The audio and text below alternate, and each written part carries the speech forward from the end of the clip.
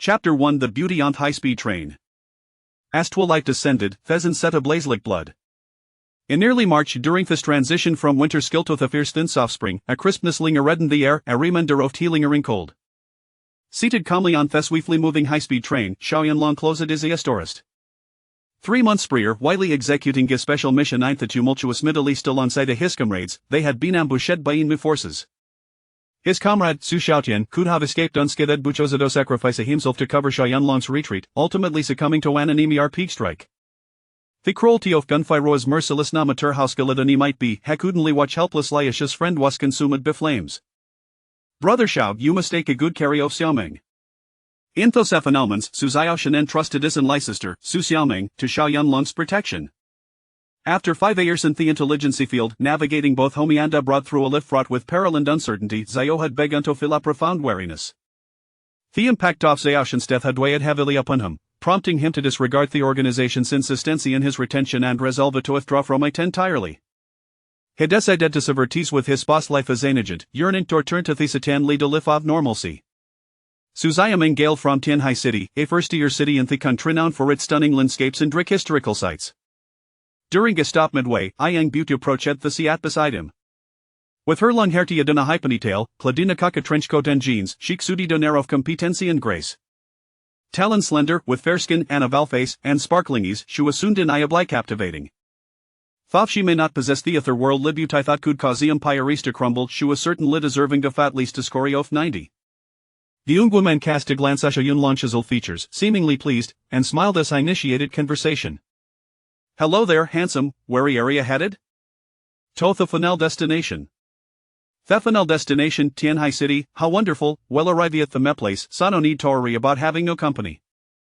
Indeed, with such a beauty accompanying, this journey feels much less lonely. Xiao Yunlong chucked led softly and resumed his meditation. However, mere moments later, a harsh mule voice suddenly shattered the calm. Hey soldier, I'll pay out what house and to swap seats. What a ridiculous request, he was perfectly comfortable in his seat we want earth who you want to change? Xiao Yunlong's brows furrowed as she appeared dizzyest to offend a portly young man, radiating arrogance, standing before him. Donning gogerish floral shirt and adorned with a gold chain weighing at least 50 grams around his thick neck, he epitomized the newly wealthy. Ike was no your price you would offer bribe it was clear he had decided on the beautiful woman beside him. Not interested. Damn it, young grateful brat till Javea 5,000. Ivial red estated in not interested. Movie aside I wish tourist, Xiao Yunlong disregarded Hyman Shuthesis again. 10,000. This new Richman, prideful and indignant after losing face in front of the other passengers, refused torment. Whatever. He praised Xiao Yunlong, a look off disdain unapologetically on his face. Xiao Yunlong sat a black t-shirt, camouflaged military pants, and especially his dusty half-calf boots did lit to inspire respect.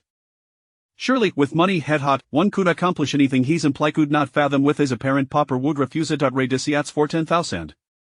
My brother said no trade did doyola care sort the comprehension of basic conversation? You rube Ifeova got some skills, stand du panfasim.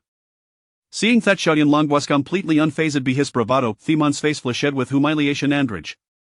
He reached out, intending to grab Xiao Yunlong's shoulder and force a bly yank him from his Arrogant semi-dignity. You're in a position to pull me around. With a cold sneer, Xiao Yunlong swiftly seized Themon's wrist in a flash. Chapter 2 The Robbery, utterly unprofessional rube, let go of me.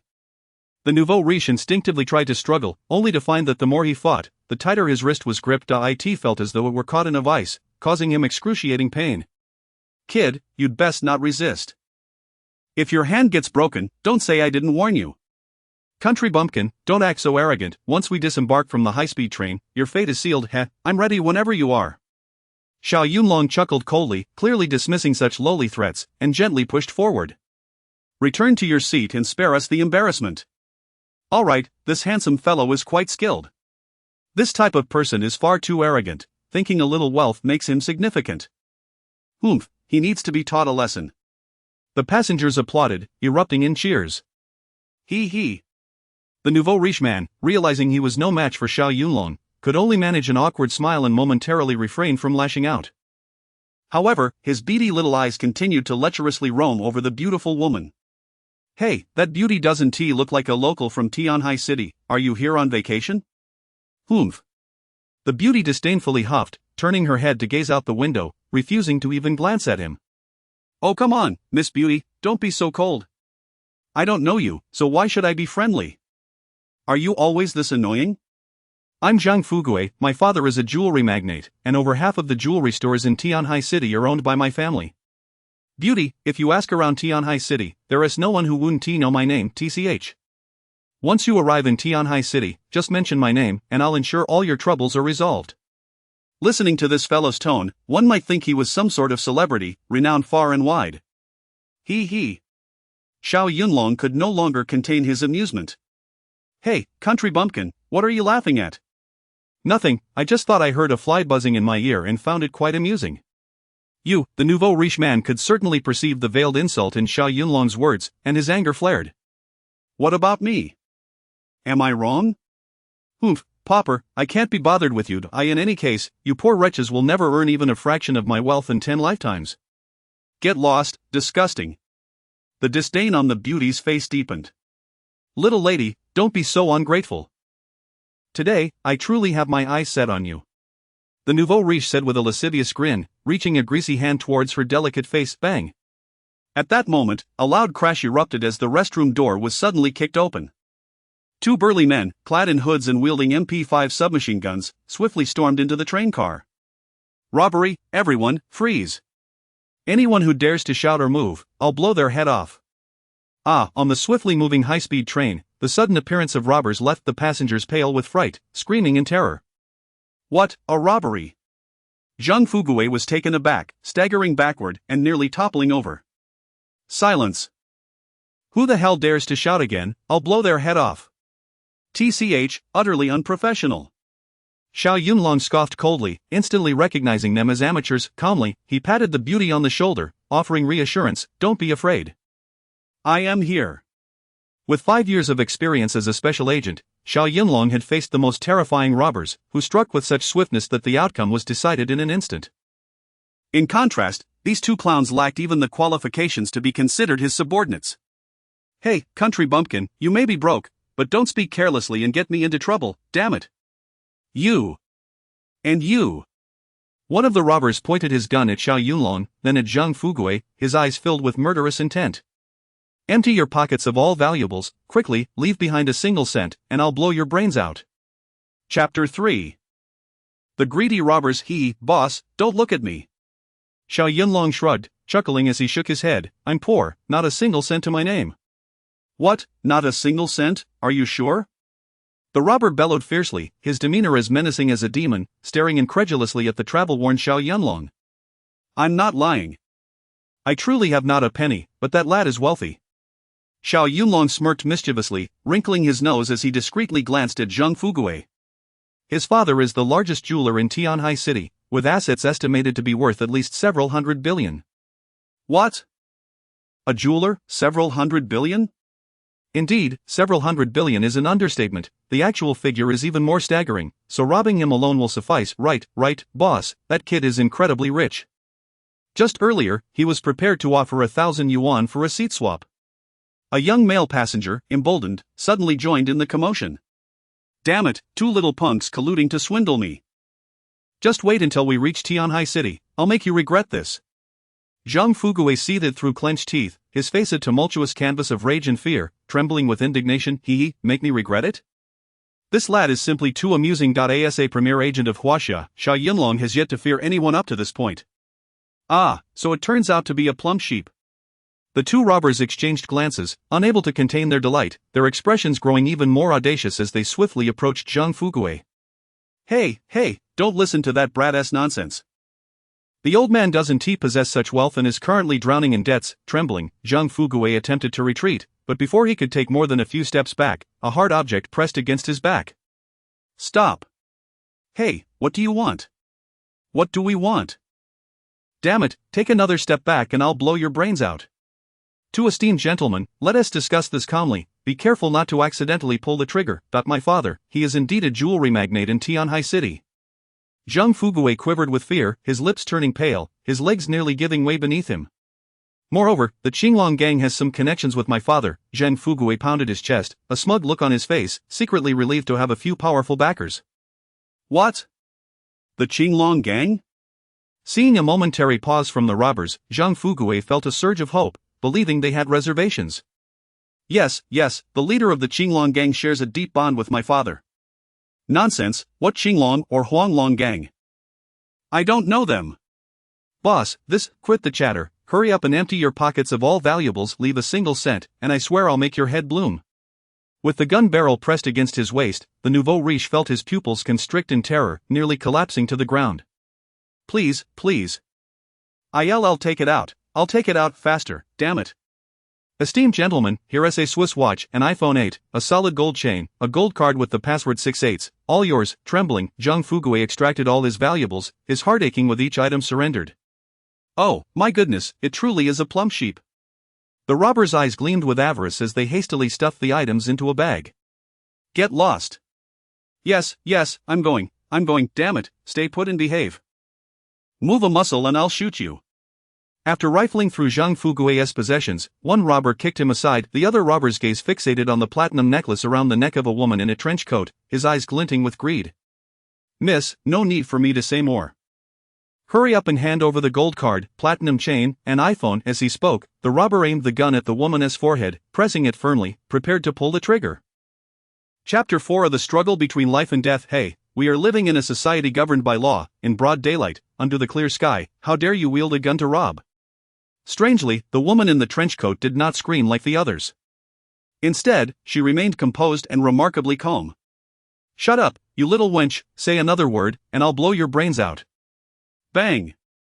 Suddenly, a loud sound echoed as the robber's gun clattered to the ground. His body, like a kite severed from its string, was propelled backward in an instant. At that critical moment, Xiao Yunlong had made his move. With a mere flick of his palm, it appeared as though he had not even shifted his stance, yet the robber was sent flying. Ah! Zhang Fuguei was taken aback. This country bumpkin was truly audacious, daring to act heroically under such perilous circumstances. Surely, his mind could not have been addled by a kick from a donkey? How dare you push me, you're courting death. The robber, humiliated and furious, lunged for the fallen gun. Too late. Xiao Yunlong swiftly struck first, his right foot gently hooking the firearm, causing it to trace a graceful arc through the air before landing securely in his grasp. Bang! The gun discharged, striking the robber squarely on the forehead. He did not have time for even a muffled groan before collapsing to the ground like a lifeless pig. Damn, this little brat has some skills? The second robber hesitated, momentarily flustered. By the time he regained his composure and attempted to return fire, it was already a second too late. In a duel of masters, every moment counts. Crack! The bullet zipped through the silencer, and in the next heartbeat, Xiao Yunlong's aim was unwaveringly fixed on the other robber's brow. Bang! Ah! In a flash, the thug screamed in agony, his body arching backward before he fell, lifeless, into a pool of blood. Good heavens, how fierce! In less than half a minute, this young man had completely subdued the two armed robbers. Had he not witnessed it with his own eyes, he would have never believed it. Zhang Fuguei stood frozen in shock, his mouth agape, as if he could swallow an egg whole. Handsome, well done. The woman in the trench coat silently praised him, yet she did not exhibit much surprise, as if everything was well within her expectations. Xiao Yunlong cast a discreet glance at the beauty. Throughout the ordeal, she had shown not a hint of panic, her calmness astonishing. Who was this woman? What was her background? How could she remain so composed? At that moment, several significant questions loomed in Xiao Yunlong's mind. Regardless of her identity, she is undoubtedly a remarkable individual, he mused inwardly. Click, click. Xiao Yunlong shrugged his shoulders, holding a gun in each hand, two submachine guns dismantled in his grasp as easily as if they were mere toy firearms. Cold, hard components and bullets scattered across the floor, and the air inside the car was suddenly filled with the acrid scent of gunpowder. Dismantling the guns was the swiftest means to eliminate the threat. Simultaneously, it delivered the most jarring blow to his opponents. Did he really just dismantle that gun? Zhang Fuguei, having lived nearly 30 years, had never witnessed such a ferocious scene. He cowered in the corner of the car, trembling and muttering to himself. What a freak! Thankfully, he didn't unleash his wrath upon me. You took apart the gun? The trench-coated beauty gasped, her eyes widening in disbelief at the astonishing speed with which Xiao Yunlong had disassembled the weapon, far beyond the realm of ordinary comprehension. Indeed. Xiao Yunlong clapped his hands, a relaxed smile adorning his face as if nothing had transpired. Otherwise, leaving the guns intact would frighten the passengers. That would be quite a damper on the atmosphere. Chapter 5 of The Enchanting Policewoman. Indeed, your words resonate. The woman in the trench coat nodded, her profound gaze seemingly able to penetrate his very soul. Handsome, you are quite the intriguing individual. Ha, dear lady, you are no less fascinating yourself. Xiao Yunlong chuckled heartily, casting a glance at the other passengers. Ladies and gentlemen, I apologize for the minor incident earlier that may have startled you. Rest assured, all is well now. Shoo, shoo. My goodness, it appears this dashing gentleman is not only handsome but also possesses extraordinary martial skills. Indeed, I have never witnessed such remarkable prowess. Handsome, it would be a grave waste of talent if you do not pursue a career in action films. Ah, my dear friends, you flatter me, there are countless individuals far more skilled than I in this world. Wow, simply stunning, extraordinarily impressive. A stylishly dressed female passenger gazed at the scene, her excitement palpable. Clearly, she was a person of spirited temperament, her eyes sparkling with admiration and affection as she fixated on Xiao Yunlong, utterly captivated. So engrossed was she that she didn't even notice her phone slip from her grasp, and when she finally regained her composure, she couldn't help but exclaim, "Handsome, you are remarkable. I love you." No, no, dear lady, it is merely a bit of rudimentary skill, certainly an overestimation. Handsome, do not be so modest, I am quite taken with a man of your social prowess. I wish to become your woman tonight. Ah? Xiao Yunlong stared at her in astonishment, taken aback by her boldness. My lady, what did you just say? I said I love you, handsome. Let's exchange numbers and add each other on WeChat, I want to bear your children. Ha, in this worldly realm, beauty embraces boldly, how amusing, how delightful. Xiao Yunlong, with his naturally generous spirit and charming demeanor, was quite taken by the encounter. Having traversed much of the globe during his 5 years as an undercover agent, he had encountered women of all types, yet, this young lady's audacity was remarkable, her unabashed proposition spoke volumes of her allure.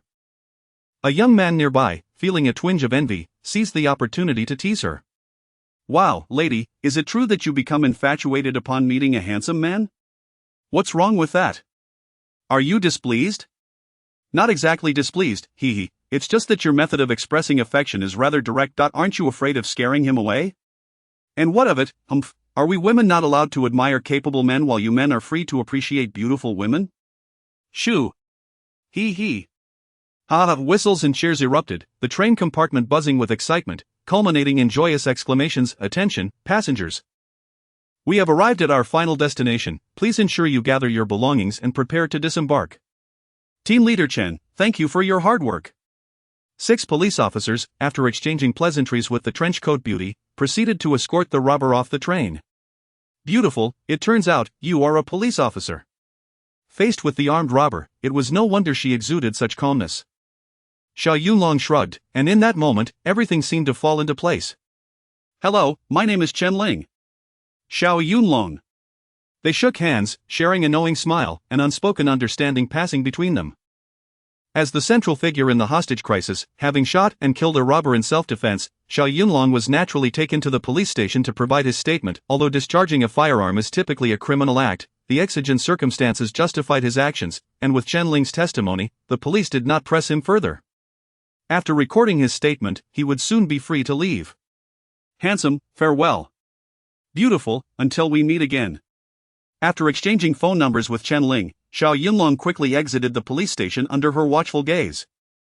Chapter 6. The tempting braised pork. Tianhai City lies at the estuary of the Yangtze River along the mainland coastline, boasting the largest foreign trade port and serving as the operational hub for the economic and financial trade of Huaxia. As the sun gradually descends, twilight envelopes the surroundings, and the chilly wind grows increasingly biting. The weather in the homeland is indeed a bit damp and cold. Xiao Yunlong adjusted his black leather jacket and dragged a worn-out suitcase along the desolate street. He retrieved a pack of inexpensive Zongnanhai cigarettes, flicked one out, and lit it, smoking in the wind while striding forward. He exuded an indescribable air of nonchalance and melancholy. Xiao Tian, I have arrived in your city. I will take good care of Xiao Meng, may you rest in peace. Below, navigating through 2 shadowy alleys, turning left and right, he soon arrived at the front of a somewhat dilapidated 2.5-story house on Xinning Street. 3 years prior, he had visited this place once alongside his comrade Su Xiaotian, yet now, with Xiaotian having sacrificed himself, the world had changed, the house remained, but the brother who had vowed to share life and death could never return. Yes, this is the place, Tianhai City, number 18 Xinning Street. Xiaotian, rest assured, I have found your home, but if anyone dares to bully Xiao Meng in the future, they will have to step over my dead body. Xiao Meng, are you home? It is your brother Yunlong. I have come back to see you, Xiao Meng. Please respond if you hear me. However, after calling several times, there was no reply. Could it be that Xiao Meng is not at home? Never mind, it's freezing outside. I'll go inside first. He fished out the key left behind by Xiao Tian and unlocked the security door, the wooden door, and a series of barriers before finally stepping into the living room. This bungalow was the ancestral property of the Su family. Xiao Tian's parents once ran a small business, leading a warm and happy life. Who would have thought that fate would take a cruel turn? 3 years ago, during an outing, his parents tragically succumbed to a car accident, leaving behind the brother-sister duo of Xiao Tian and Xiao Meng to rely on each other, a heart-wrenching sight. Though the exterior of the bungalow appeared somewhat aged, the interior was tastefully decorated, simple yet elegant, warm and clean. In the living room, a cream-colored sofa was piled high with everyday items, women's clothing, personal belongings, and cosmetics. What a delightful aroma! Just as Xiao Yunlong placed his suitcase in the corner, he caught a whiff of a rich, meaty fragrance. With his keen sense of smell, he easily identified it as the scent of braised pork, simmered for quite some time, perfectly cooked. Could it be that Xiao Meng and I share a telepathic bond, knowing of my arrival and specially preparing braised pork to welcome me? Xiao Meng, you were so kind to your brother Yunlong, thank you. With this thought, a smile spread across his face as he hurried to the kitchen, discovering indeed a pot of braised pork bubbling away on the gas stove. Clearly, it had just been extinguished, as steam was still rising from the pot's lid. Glug, glug. After sitting on the train for over 10 hours, his stomach was already growling with hunger. The delectable sight of the food was irresistibly tempting. Xiao Yunlong's Adam's apple bobbed as he involuntarily swallowed. Ah, what aromatic braised pork! Without further ado, he decided to indulge. Wow, this is absolutely delightful. He ladled out the braised pork, and to his astonishment, it filled an entire large bowl. On the round wooden table, there was even a bottle of unopened fine white wine. How thoughtful of the host. Laughing heartily, he savored the meat and drank deeply. What a joyous and pleasurable experience! After satisfying his hunger and thirst, he sat at the dining table for over 10 minutes, yet Xiao Meng had still not returned. Being an emotional person, Xiao Yunlong pondered, hey, why hasn't that little girl come back yet? Chapter 7 of the Rose Petal Bath. Xiao Meng.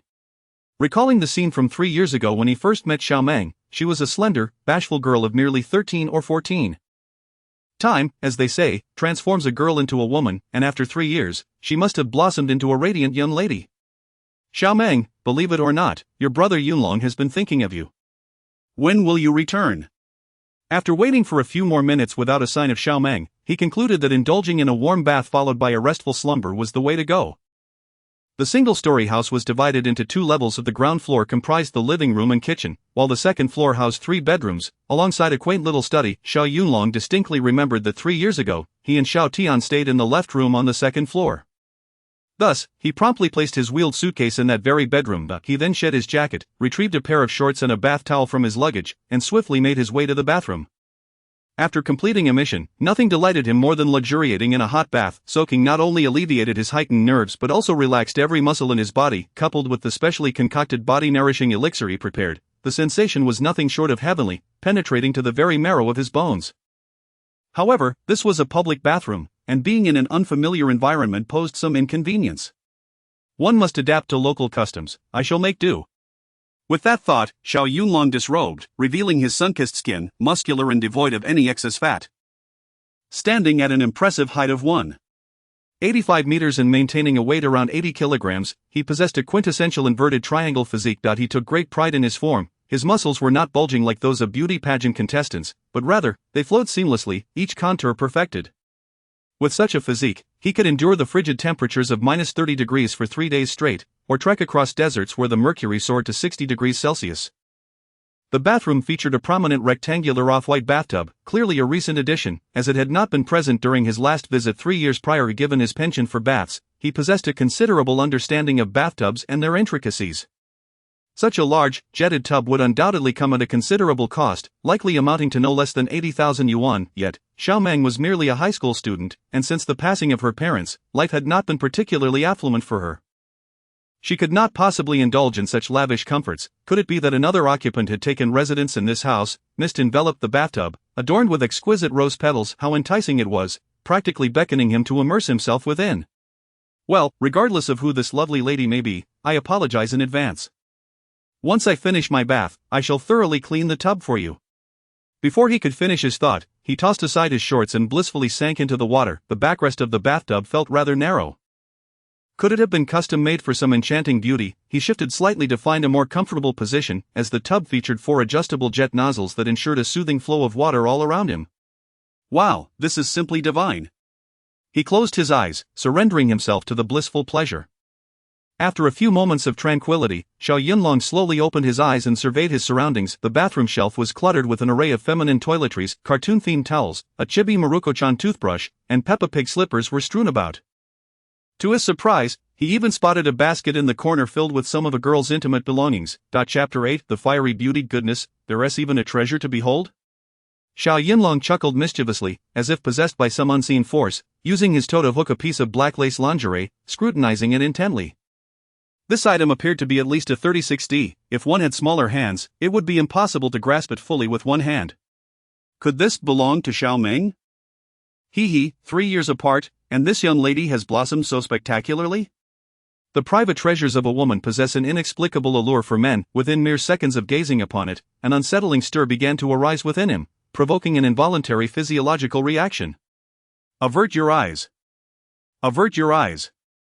Flushing with embarrassment, he broke out in a cold sweat, hastily returning the delicate item to the basket. Goodness, was this an intended gift for me? Yet, why did it provoke such a visceral response?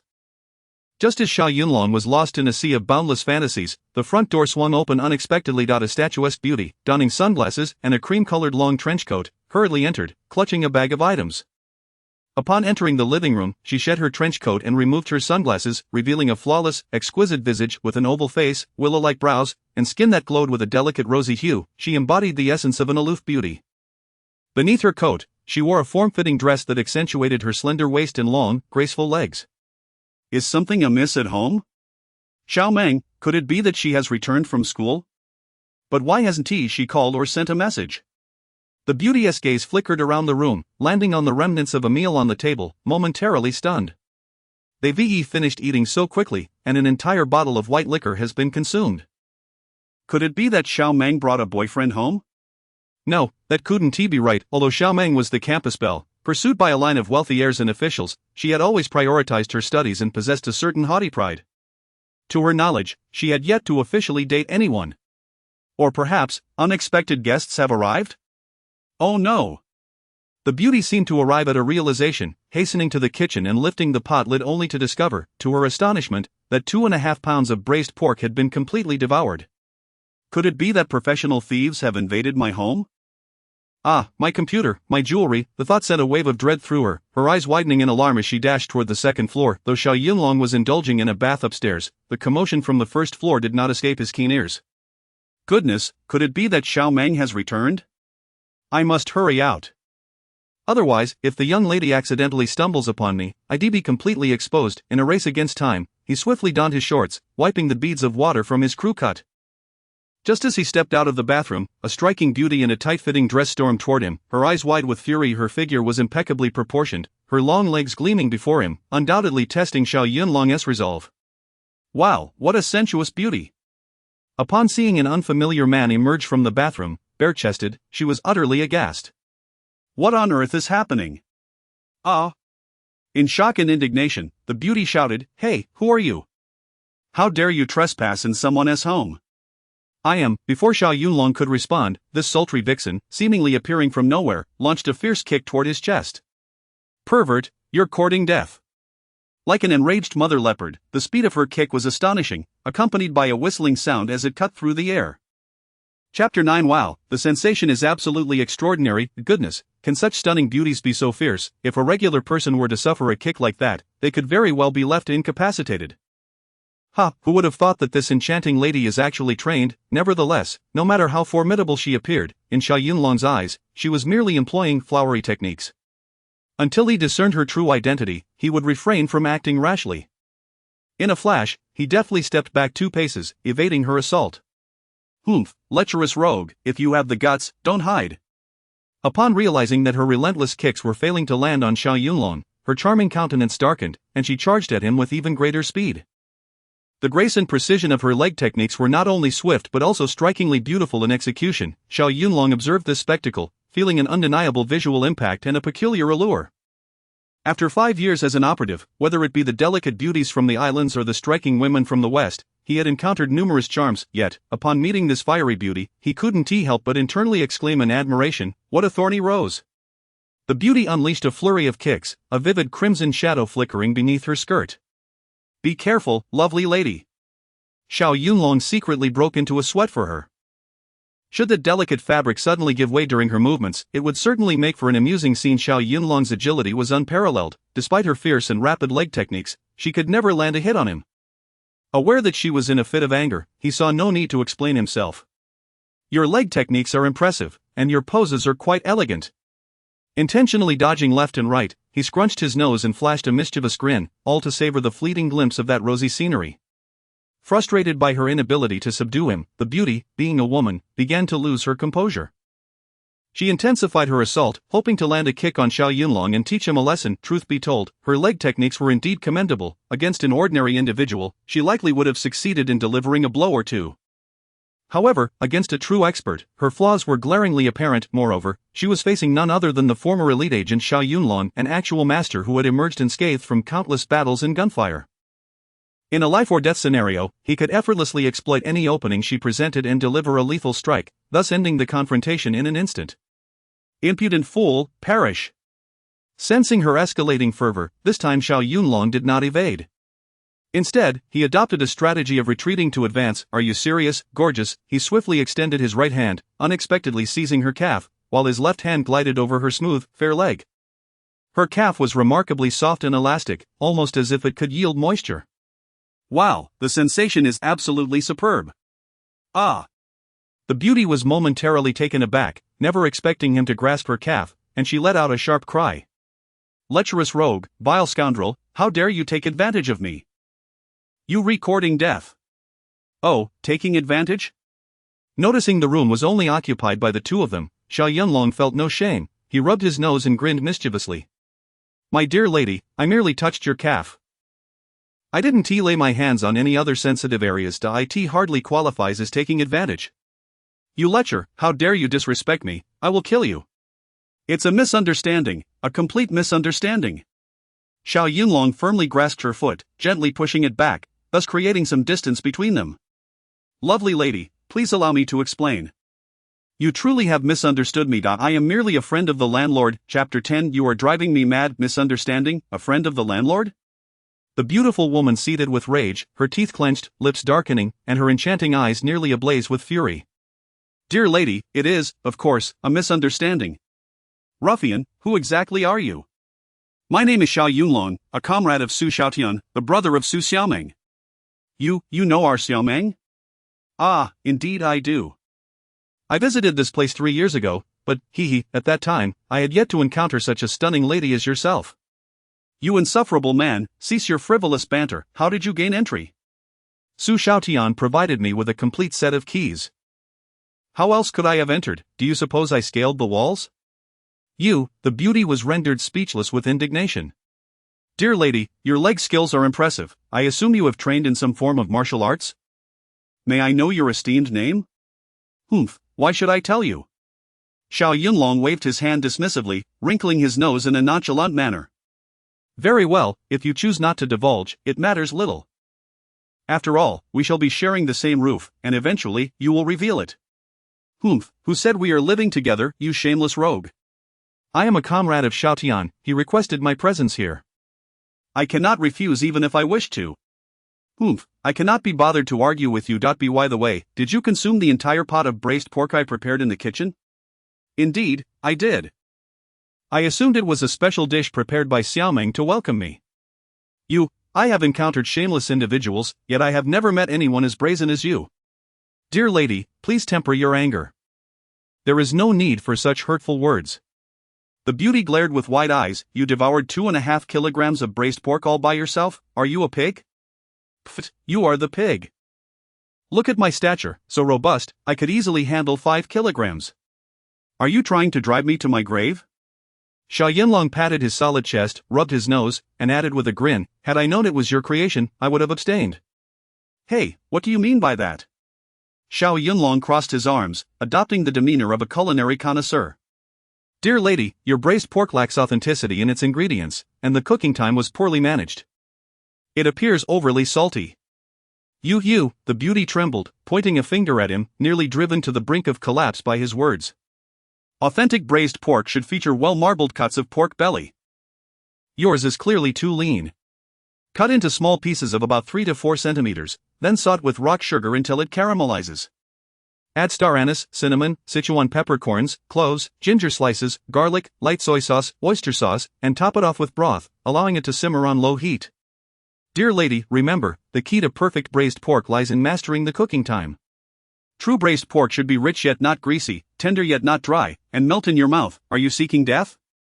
The beauty's complexion deepened with anger. Had Xiao Yunlong been a dish, she would have devoured him whole by now.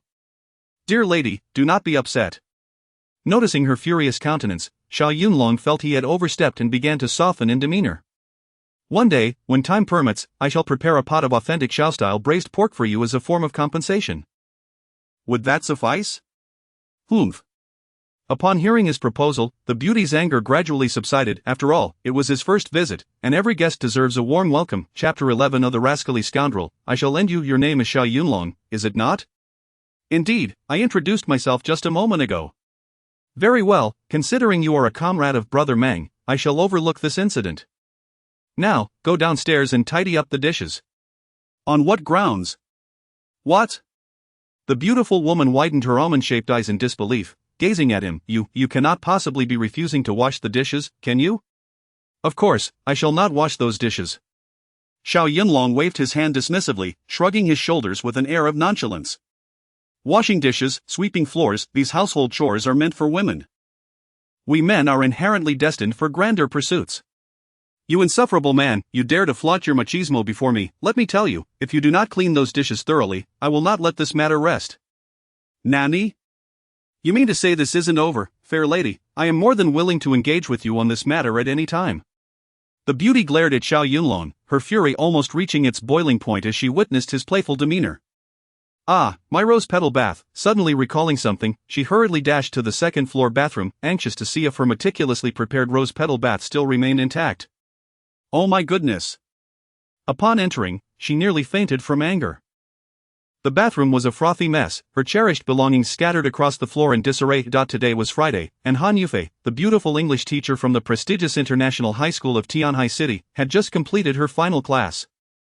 She returned home early, having made a special trip to the market to purchase 2.5 pounds of pork belly to prepare her beloved braised pork for Brother Meng. The young girl was slender and often suffered from insomnia, her monthly cycle seemingly out of sync. With the college entrance examination approaching in a few months, she frequently made nutritious meals to bolster her health. Brother Meng was her favorite student, not only for his excellent academic performance but also for his striking good looks. Widely regarded as the school's belle, this compassionate teacher felt deep sympathy for the girl, who had lost both parents and whose only brother was absent, leaving her all alone. Thus, she provided considerable care and support in both studies and daily life, cultivating a relationship that was both mentor and friend. In high spirits today, Han Yufei had even prepared a luxurious rose petal bath, hoping to indulge in a soothing soak to alleviate the week's accumulated tension. However, at a critical moment, she discovered she had run out of shampoo and was compelled to make a quick trip to the supermarket. In the brief hour it took to go and return, her home had devolved into this chaotic state. That insufferable man. So what if you devoured 2.5 pounds of braised pork? I shall take it lightly, considering it a form of dieting, but to think that my meticulously arranged rose petal bath would also be ruined, this is something I can endure, but I shall not tolerate it any further. Ah, you scoundrel! Did you just bathe in my bathtub? Fair lady, this is a misunderstanding. Xiao Yunlong honestly admitted, I assumed this was prepared by Xiao Meng to welcome me. Han Yufei trembled with rage, at a loss for words. As a seasoned practitioner of martial arts, she had never found herself in such a disheveled state. You consumed my braised pork, I can tolerate that. You flirted and touched my leg, I can also overlook that. Yet this scoundrel before me, with his roguish smirk and brazen demeanor, exuded an air of arrogance as if he were the center of the universe. Even more infuriating was the way his mischievous eyes roamed over her face and body, his gaze unashamedly fiery, as if it would ignite her very essence in an instant. Ah, you rascally scoundrel, you shall meet your end today. Chapter 12. The beautiful woman's forceful takedown. Beautiful lady, allow me to explain, this is all a misunderstanding, you say, go to hell. Han Yufei, consumed by rage, had completely lost her reason and was unwilling to hear his explanation. All she desired was to confront this detestable man with fervor, this enchanting teacher was evidently indignant. Her proud leg techniques had failed to even graze the hem of Xiao Yunlong's clothing, which was utterly humiliating. Die! Overcome with fury, she unleashed a series of relentless kicks, advancing upon him with the force of a tempest. Beauty, I have already explained myself. Must you be so barbaric? As Xiao Yunlong dodged her kicks, he retreated step by step. Die at once. In her fit of rage, Han Yufei swung her palm violently towards his face. Her palm strikes were no less formidable than her kicks, slicing through the air with a whistling sound, exuding an unwavering determination to incapacitate her opponent. Seeing her fierce demeanor, Xiao Yunlong thought it was time to stop enduring. Who could fathom when this madwoman's incessant onslaught would cease? Rather than squander time entangled with her, it would be far more expedient to subdue her in one swift move, compelling her to yield. Forgive me, fair lady.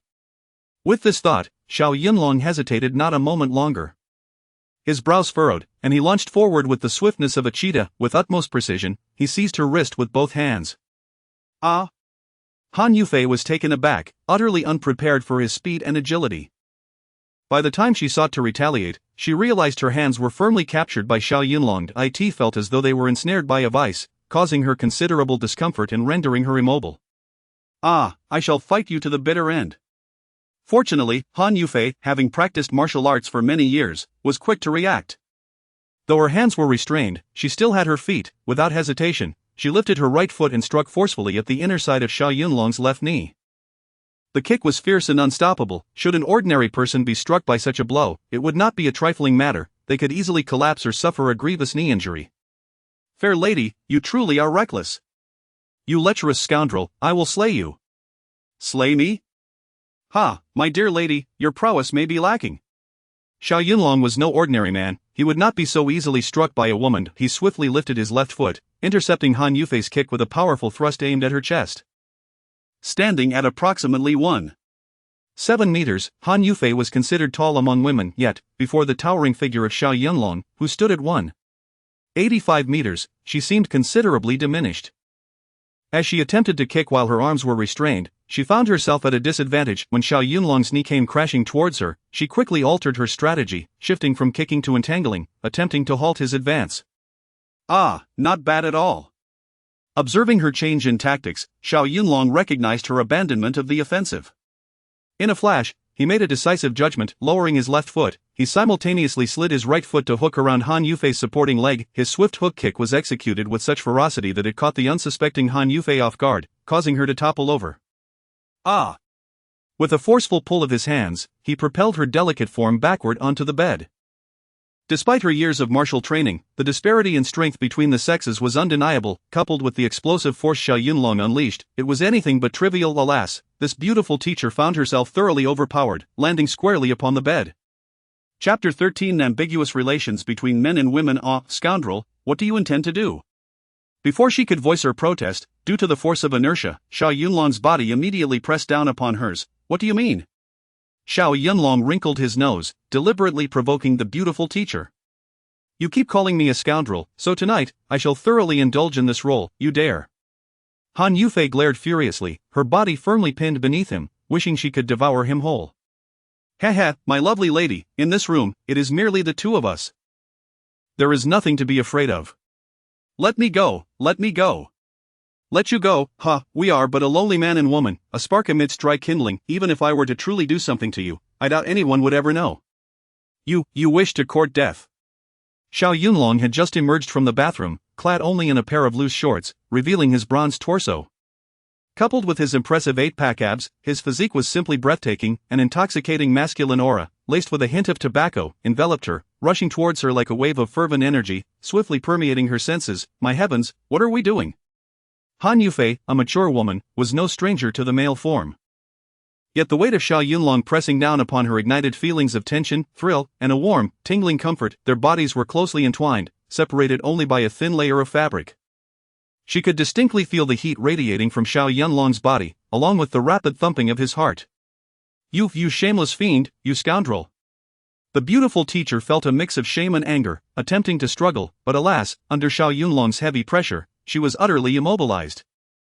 With no other option, she resorted to shouting, "Scoundrel, let me go, quickly let me go, may you meet a terrible fate. Beautiful lady, if you cease your cries, I will release you. If you dare to have any ill intentions towards me, I will call the police. Rest assured, I would never do anything indecent to you, you shameless, unprincipled rogue. Xiao Yunlong sensed that the woman in his embrace posed no immediate threat, having thoroughly subdued her. Pressing his forehead against hers, he was about to patiently offer yet another explanation. Just then, the front door downstairs was flung open, and a young girl clad in a school uniform walked in. Approximately 17 or 18 years of age, with a high ponytail and a pink backpack slung over her shoulders, she was tall and radiantly pure. She was none other than the owner of the apartment, Su Xiaotian's only younger sister, Su Xiaoming. In the afternoon, Han Yufei had sent her a message informing her that dinner, braised pork, was prepared at home, inviting her to return for the evening meal. After dinner, she could enjoy a fragrant petal bath, filling her heart with delight. Since the passing of her parents, Xiaoming had lived alone, her only brother returning home for a visit once every year or two, leaving her in solitude, evoking sympathy. However, everything changed 3 months ago when this beautiful teacher began renting a room in her home. Han Yufei, her English teacher, was exceptionally knowledgeable and eloquent. Moreover, her stunning appearance made her a prominent figure at school, with suitors lining up to win her favor. Yet, this proud beauty looked down upon them all, earning the title of Ice Queen. For reasons unknown, she treated Xiaoming with utmost kindness, and the two shared deep conversations, becoming both teacher and friend. Chapter 14. The beautiful girl Su Xiaoming. This enchanting teacher, during her weekends, prepared some simple home-cooked meals, enveloping the young girl in the warmth of familial affection. Xiaoming often daydreamed about the day she could introduce Han Yufei to Su Xiaotian. If only she could become my sister-in-law, it would be utterly perfect. Xiaoming's gaze drifted towards the leftover food on the table, and she felt a twinge of surprise. Where is Teacher Han? Could it be that she finished her meal alone ahead of time? That's impossible, she texted me, saying she would wait for me to return to dine together, and mentioned that we would enjoy a candlelit dinner tonight. Could it be that the teacher had other matters to attend to and left after finishing her meal? Just as her mind was clouded with uncertainty, a sudden cry from upstairs pierced the air. You scoundrel, let go of me, or I will make you regret it severely. A scoundrel? How could there be a scoundrel in our home? Oh no, could Teacher Han be in danger? With this alarming thought racing through her mind, Xiaoming, without a moment's hesitation, dashed up to the second floor. Teacher Han, what is happening? Before she could finish her sentence, the young girl froze, her cheeks aflame with embarrassment, her heart pounding fiercely. The door to the room upstairs was ajar, revealing a man and a woman in an intimate embrace on the mattress. Their physical positions were so suggestive that it was almost unbearable to witness. The man was clad only in a pair of loose shorts, his cropped hair glistening with either droplets of water or beads of sweat. His muscular back suggested that he was pinning the woman down on the bed. Their heads were nestled closely together, their bodies entwined, resembling a pair of love-struck couples deeply engrossed in each other, seemingly poised for the next step. Oh my, who is this man? Is he Teacher Han's boyfriend? Brother-in-law, gigolo, thief, scoundrel? Xiaoming stood frozen, a whirlwind of thoughts flashing through her mind. This man possessed an impressive physique, muscles well-defined, his back strong and powerful, yet, upon a closer look, Xiaoming realized that his face was somewhat unfamiliar. What are you doing? The woman on the bed was no stranger to her. It was the beautiful Han Yufei, her English teacher in her senior year. Teacher Han, is he your boyfriend? Oh dear, I just returned and accidentally stumbled upon your private moment. I did not mean to intrude. I'm sorry for the interruption, truly. Having not yet turned 18, Xiaoming was still innocent and naive, lacking any formal experience with romantic relationships. She found herself at a loss regarding matters of love, her heart filled with an indescribable shyness.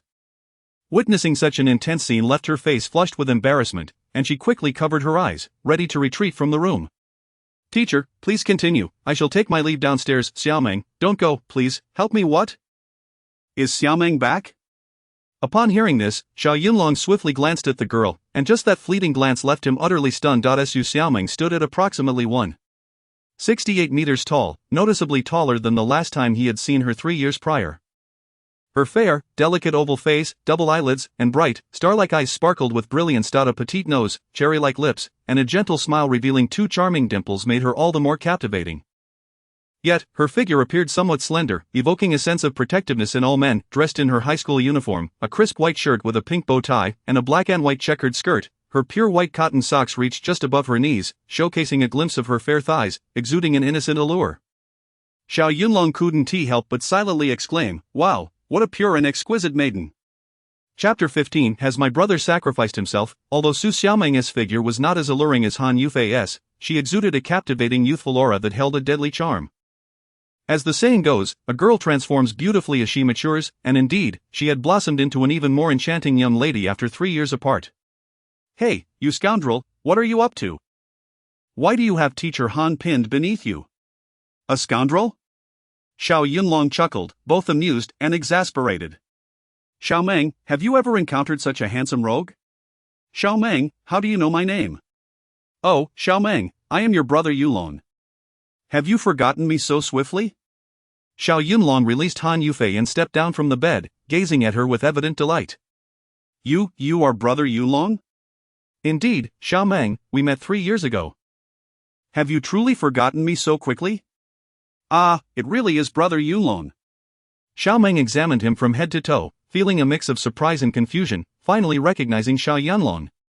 "Your face seems somewhat familiar. Brother Yulong, why have you suddenly come to my home?" "Xiao Meng, I have retired and wish to return to the city for a while to lead a more ordinary life." "Your brother asked me to look after you in the meantime. What about my brother, hasn't he returned from his service?" "Brother, big brother, are you back? Where are you? Come out." Xiao Meng's gaze swept around the room, her eyes filled with hope as she called out, yearning to see the figure of her dearly missed brother. However, disappointment washed over her as she found no trace of Su Xiaotian in the vicinity. "Ahem." Xiao Yunlong cleared his throat, a hint of bitterness in his tone. "Xiao Meng, you must understand, Xiaotian has achieved great feats in battle, and the commander holds him in high regard, which is why he has chosen to keep your brother here," Xiao Yunlong told a benevolent lie. Xiao Meng was still young and on the brink of her college entrance examinations. How could she possibly endure the blow of learning that her only brother had sacrificed himself? Sigh, it was better to conceal the truth for the time being.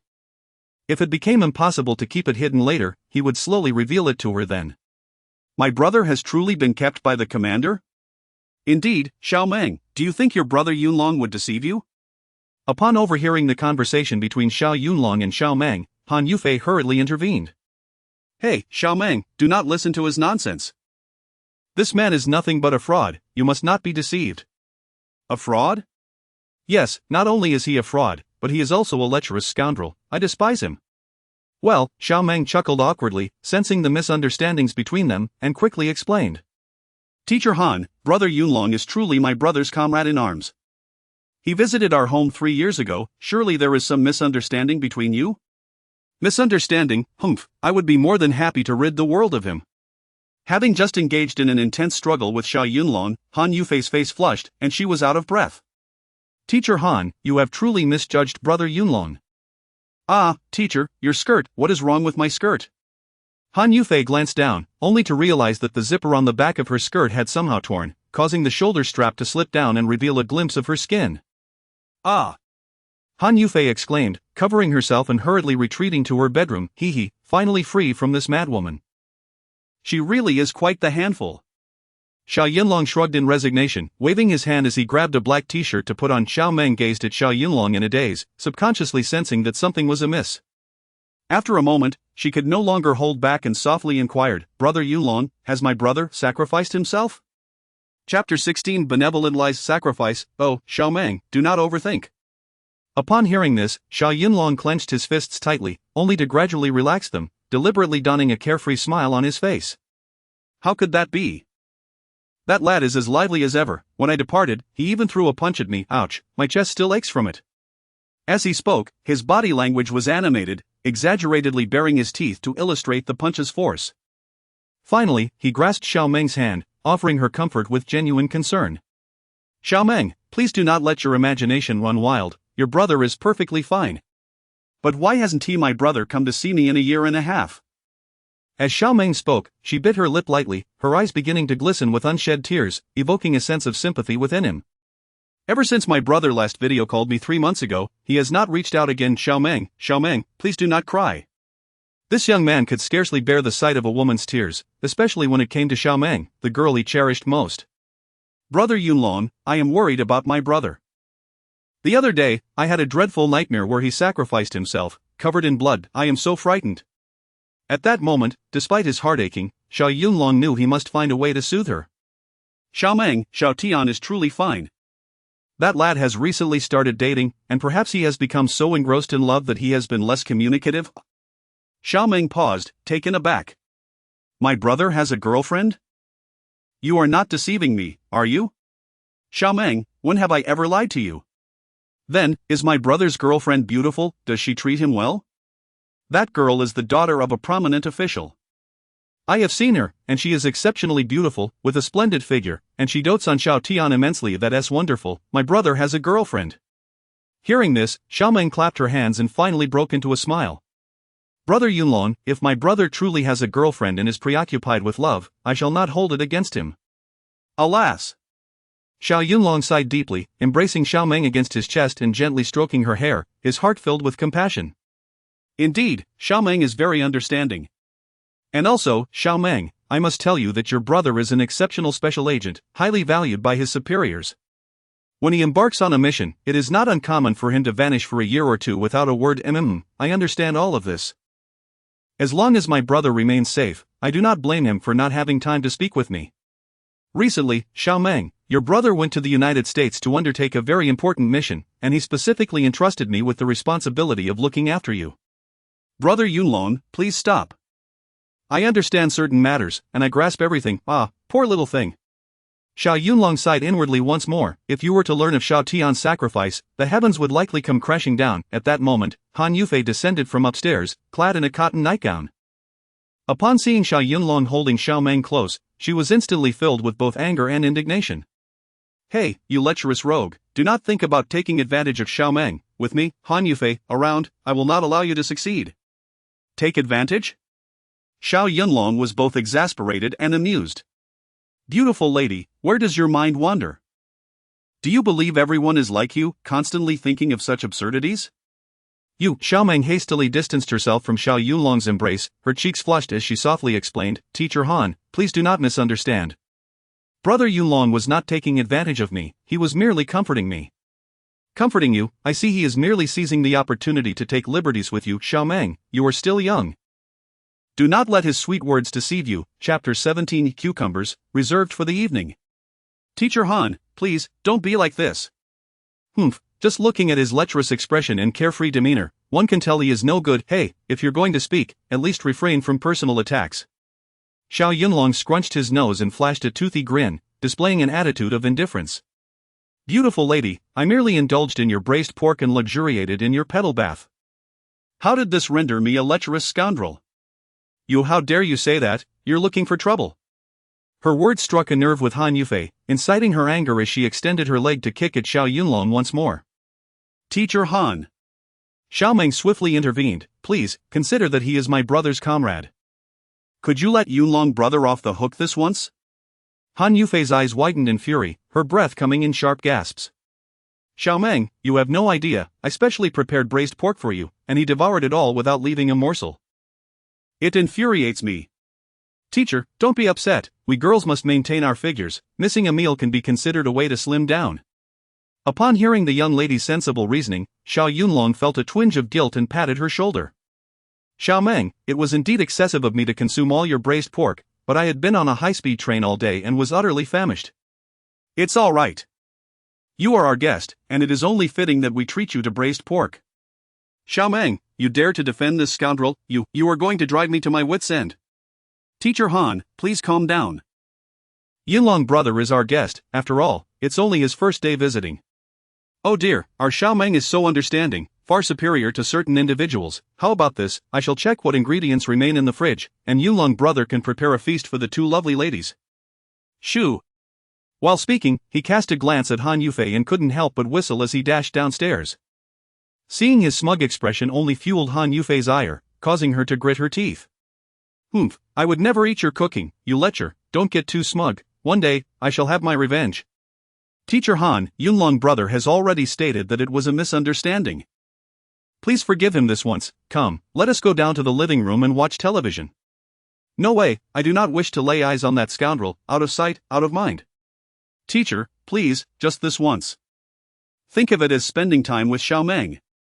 Hey, Xiao Meng, you are about to turn 18, so do not always cling to your teacher like that. Who told the teacher to be so kind to Xiao Meng?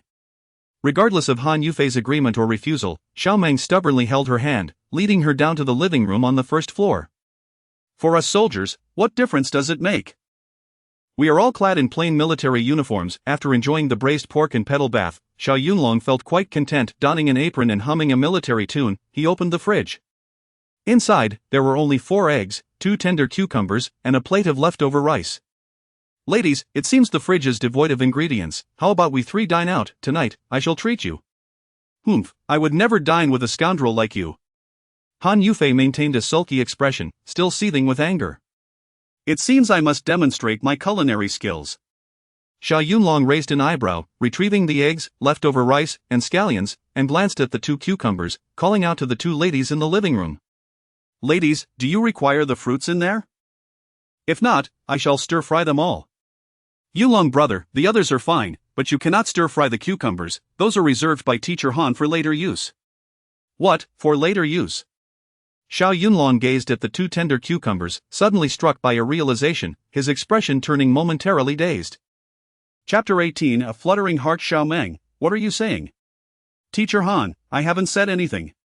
What do you mean by saving it for later? Such words can easily lead to misunderstandings. Han Yufei's delicate face inexplicably turned crimson, a sensation akin to a fluttering heart, as she reproached him with feigned annoyance. Snatching the potato chips from Xiao Meng's hand, she hastily shoved 2 pieces into her mouth to alleviate the awkward tension. Misunderstanding what? Xiao Meng, still under 18, remained blissfully unaware of the nuances between men and women, pouting her lips in confusion. Hey, do you dare to speak further? Han Yufei's face flushed an even deeper shade of red. Little girl, how did I notice that you have become rather lewd recently? How have I become lewd? Teacher, weren't you saving that cucumber for a face mask tonight? Oh dear. Han Yufei covered her face with both hands, torn between laughter and tears, her cheeks growing even more flushed. Little girl, I implore you to refrain from speaking half-truths. Do you not realize how such statements can lead to misunderstandings? Xiao Meng still wore a bewildered expression, innocent and naive. Teacher, I still don't quite understand. Xiao Meng, just stop it, you will understand in due time, shoo. In the kitchen, Xiao Yunlong overheard their conversation and deliberately leaned out, shrugging at Han Yufei while letting out a playful whistle. Hee, so that cucumber is for Teacher Han to use tonight? Perverse man, how shameless. You truly crack me up. Lecherous rogue, just wait. One day, I shall have my revenge. Han Yufei gritted her teeth in vexation. Xiao Meng glanced towards the kitchen, then back at Han Yufei, suddenly exclaiming, Teacher Han, actually, Brother Yunlong is quite handsome. When he first returned, I thought he was your boyfriend. What, my boyfriend? Just look at his lecherous appearance, how could he be handsome? Really, he is rather handsome, with defined features, a tall stature, and even 8-pack abs. Hee, you two are a match made in heaven, you should consider dating. You little rascal, daring to tease your teacher, you better brace yourself, you won't sleep tonight if I don't give you 100 spanks. Teacher Han, Xiao Meng won't do it again. Humph, it's too late to beg for mercy now. Brother Yunlong, hurry, and come save me. On the sofa, the 2 beauties, one big and one small, were entangled in a playful tussle, their laughter ringing out like melodious chimes. They frequently whispered to each other, sharing secrets unknown. Though they maintained a teacher-student relationship at school, they were as close as sisters in private, sharing everything without reservation. In the kitchen, Xiao Yunlong was entirely focused, his wrist flicking as the knife danced elegantly in his palm. Then, with a flash of cold light from the blade, he continued his rhythmic chopping without interruption. In less than 5 seconds, a tender cucumber was neatly sliced into uniform pieces. He held one slice between his fingers, so thin it was nearly translucent, and nodded in satisfaction. The cucumber was then further diced into even smaller pieces, each slice varying in thickness and size, as if crafted by a machine. Despite not having cooked for so long, my knife skills have never dulled. Next, he poured beaten eggs through a sieve into the hot oil. With a swift motion, he struck the stove, causing the stainless steel pan to soar into the air. Xiao Yunlong smiled slightly, catching the handle mid-flight and deftly shaking the pan. Instantly, the rice and egg mixture fused together, swirling rapidly like a flowing river. My goodness, this was not merely frying rice, it was a visual feast. Xiao Yunlong had come to regard cooking as a form of practice, and after years of dedication, his skills had reached an impressive depth. Chapter 19 Yijiao's fried rice, how delightful the aroma is. The enticing fragrance wafted through the air, causing Xiao Meng's nostrils to twitch as she closed her eyes, wearing an expression of sheer ecstasy. Although Han Yufei was still simmering with residual anger, the fried rice was simply too delectable to resist, prompting her to secretly praise it. Indeed, it is truly fragrant. How could such ordinary fried rice be so exquisitely aromatic? The fiery beauty found herself intrigued, despite her initial skepticism about Xiao Yunlong's culinary skills.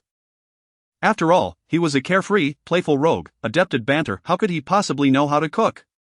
The fried rice is ready, Xiao Yunlong announced, presenting a large platter of fried rice adorned with delicate cucumber slices, a true testament to the harmony of color, fragrance, and flavor. Freshly cooked and aromatic, the Xiao's fried rice is served. Ladies, do come and indulge. After all that fuss, it's merely a plate of fried rice. I expected something more gourmet. Han Yufei scoffed, yet she couldn't help but swallow hard. Her gaze involuntarily drifted towards the glistening golden fried rice, which, when complemented by tender cucumber and fragrant scallions, was utterly mouth-watering. Gurgle, gurgle. The beautiful teacher feigned disdain, but her stomach betrayed her with loud growls, prompting her to hastily clutch her abdomen. Xiao Meng's eyes sparkled as she beheld the fried rice, realizing for the first time in her 18 years that even a seemingly simple dish could be elevated to such heights. Even a five-star chef might struggle to replicate this perfect balance of color, aroma, and taste.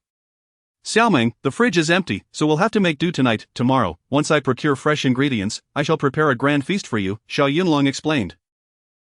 How insincere. Han Yufei huffed, deliberately turning her face away. Brother Yunlong, your fried rice is the most fragrant and visually appealing I have ever encountered. Hey, Xiao Meng, can you not be so easily swayed?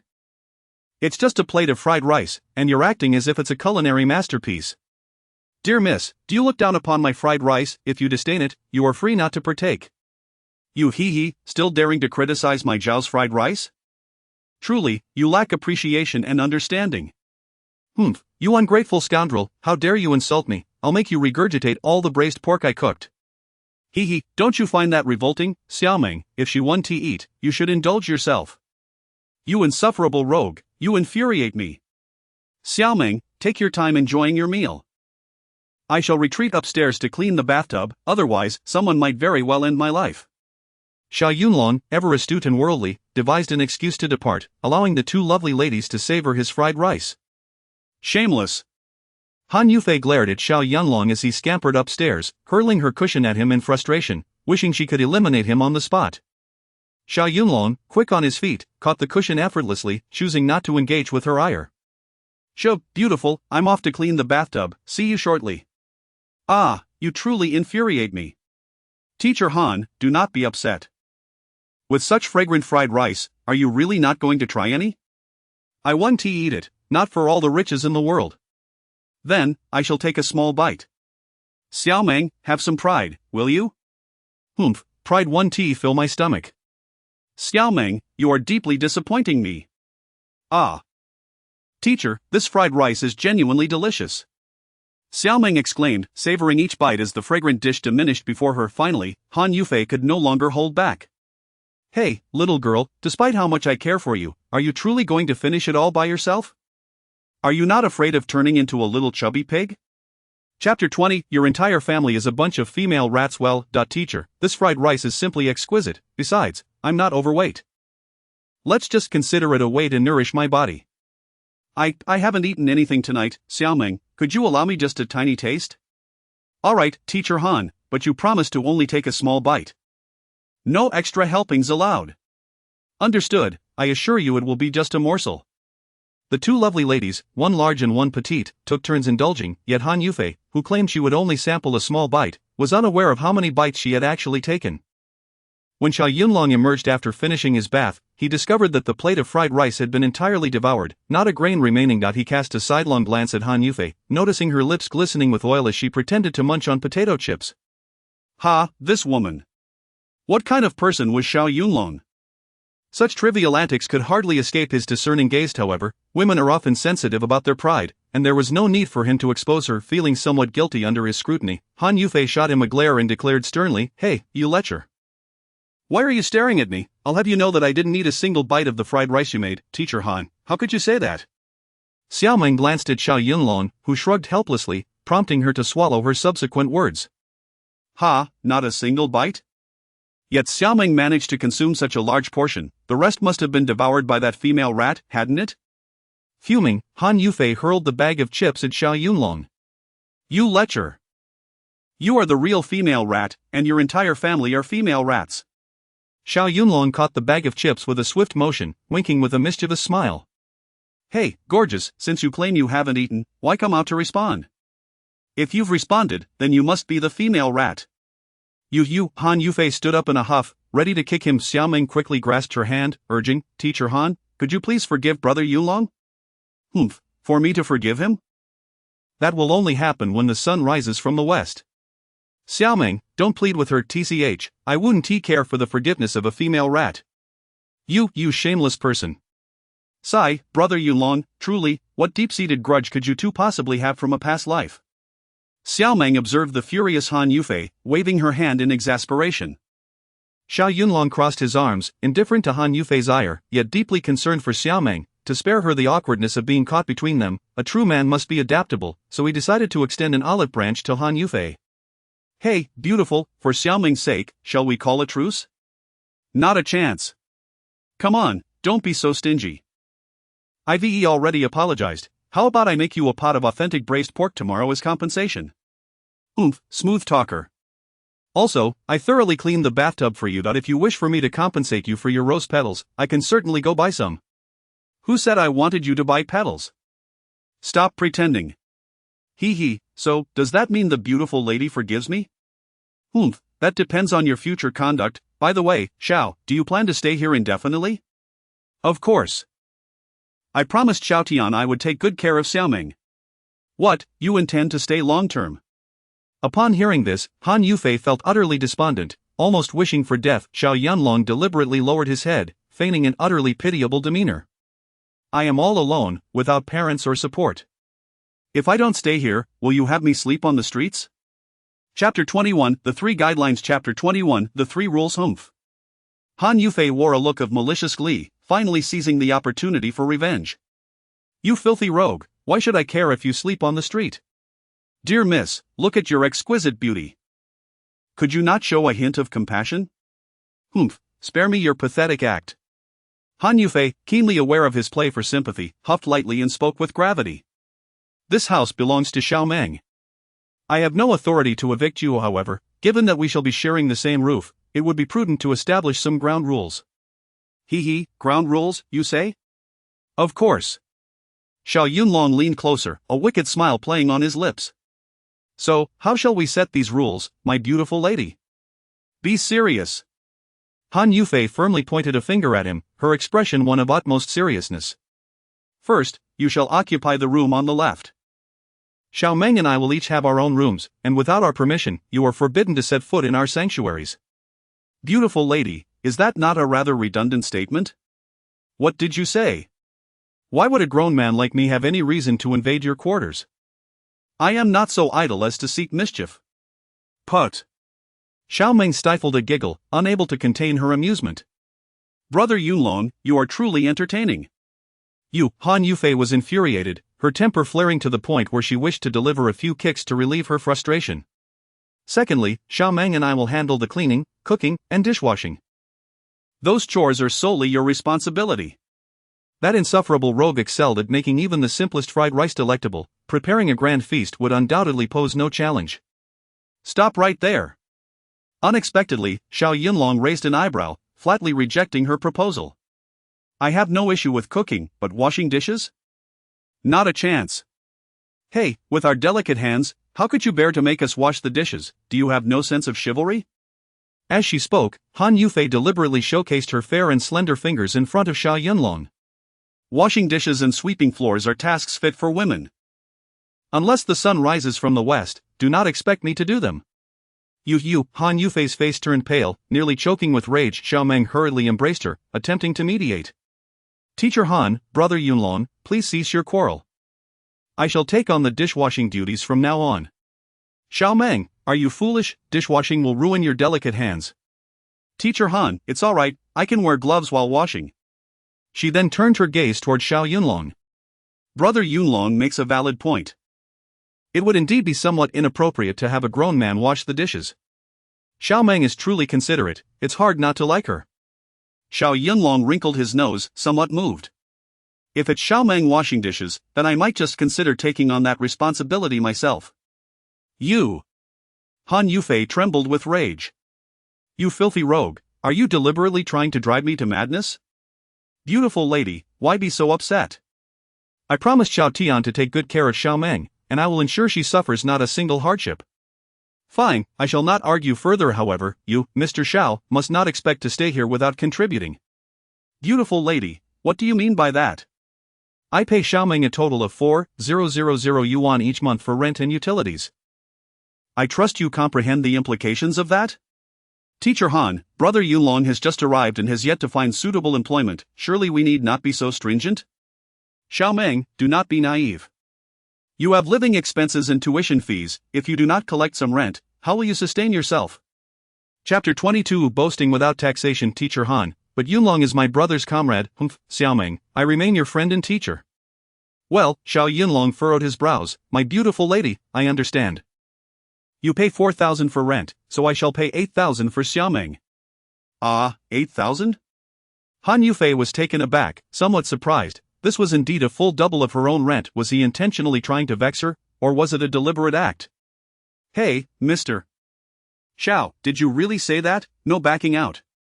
A gentleman's word is his bond, as unyielding as a team of 4 horses, plus 9 incense burners. 9 incense burners? What on earth? Xiao Yunlong felt a surge of self-satisfaction. These 9 incense burners are my brother's original classic sayings, haha. Cut it out. Han Yufei shot him a glance of disdain. You're just a braggart, smooth-talking, clearly a rustic bore. Brother Yunlong, please, that's too much. I absolutely cannot accept that. Xiao Meng felt a bit embarrassed upon hearing that Xiao Yunlong willingly offered to pay 8,000 for the rent. You haven't even found a job yet, there's truly no need to pay such a hefty rent. When you have time, just cook for us. Xiao Meng, it's all right. Xiao Yunlong gently stroked her head, his expression filled with affection. Your brother Yunlong is a man, I can afford this amount. I promised Xiao Tian to take the best care of you. Brother Yunlong, you should just pay 4,000 like teacher Han. Xiao Meng, I said 8,000, so it shall be 8,000. A gentleman's word is his bond, as unyielding as a team of 4 horses, plus 9 incense burners. Ha! Xiao Meng understood that the 9 incense burners were a play on words signifying a solemn promise. Brother Yunlong, you truly are amusing. I have never met someone as entertaining as you. Xiao Meng, as long as you are happy, Brother Yunlong is willing to do anything for you. Thank you, Brother Yunlong. Subsequently, Xiao Yunlong wrinkled his nose, waved his hand, exuding the demeanor of a chivalrous hero. 2 lovely ladies, I possess both literary and martial skills, endowed with wisdom and bravery, well versed in the celestial and terrestrial, capable of gracing the parlor and mastering the kitchen. Cut it out, Mr. Xiao, boast as much as you like, after all, there's no tax on hot air. I assure you, this is no mere boasting, you should have witnessed my fried rice earlier. Miss does not recall ever having tasted your fried rice, so what should I be impressed by? Xiao Yunlong chuckled, choosing not to engage further. If ever you encounter any bullies or ruffians, do not hesitate to call upon me. I shall certainly be a gallant protector for both young ladies. Han Yufei regarded his self-satisfied demeanor with a look of disdain. Cut it out, I know martial arts, have trained in taekwondo, do I really need your protection? Beauty, with your modest skills, you might intimidate an ordinary person. Hey, what are you saying? Do you dare to underestimate taekwondo? It's not that I look down upon it. When faced with a true master like me, your skills are merely flowery punches and embroidered kicks, easily subdued with a single move. You infuriate me, you shameless rogue, narcissist, utterly shameless. Shoo! Xiao Yunlong whistled at her and nonchalantly strolled back to his room. Young lady, I am too weary to explain myself to you. Words are futile, and one day you shall understand. Good night, my 2 lovely ladies. Narcissist, unashamed. Teacher Han, please do not be like this. Xiao Meng, look at his smug appearance, he is clearly trying to provoke me. Sigh. Xiao Meng shook her head helplessly. Teacher Han, I truly do not understand the deep-seated grudge you and Brother Yunlong must share from your past lives. Chapter 23 Xiao Yunlong, you owe me a life. Xiao Yunlong entered Xiao Tian's room, which had remained uninhabited for an extended period, resulting in a rather sparse decor. A comfortable mattress lay upon a simple bed, accompanied only by a somewhat worn wardrobe.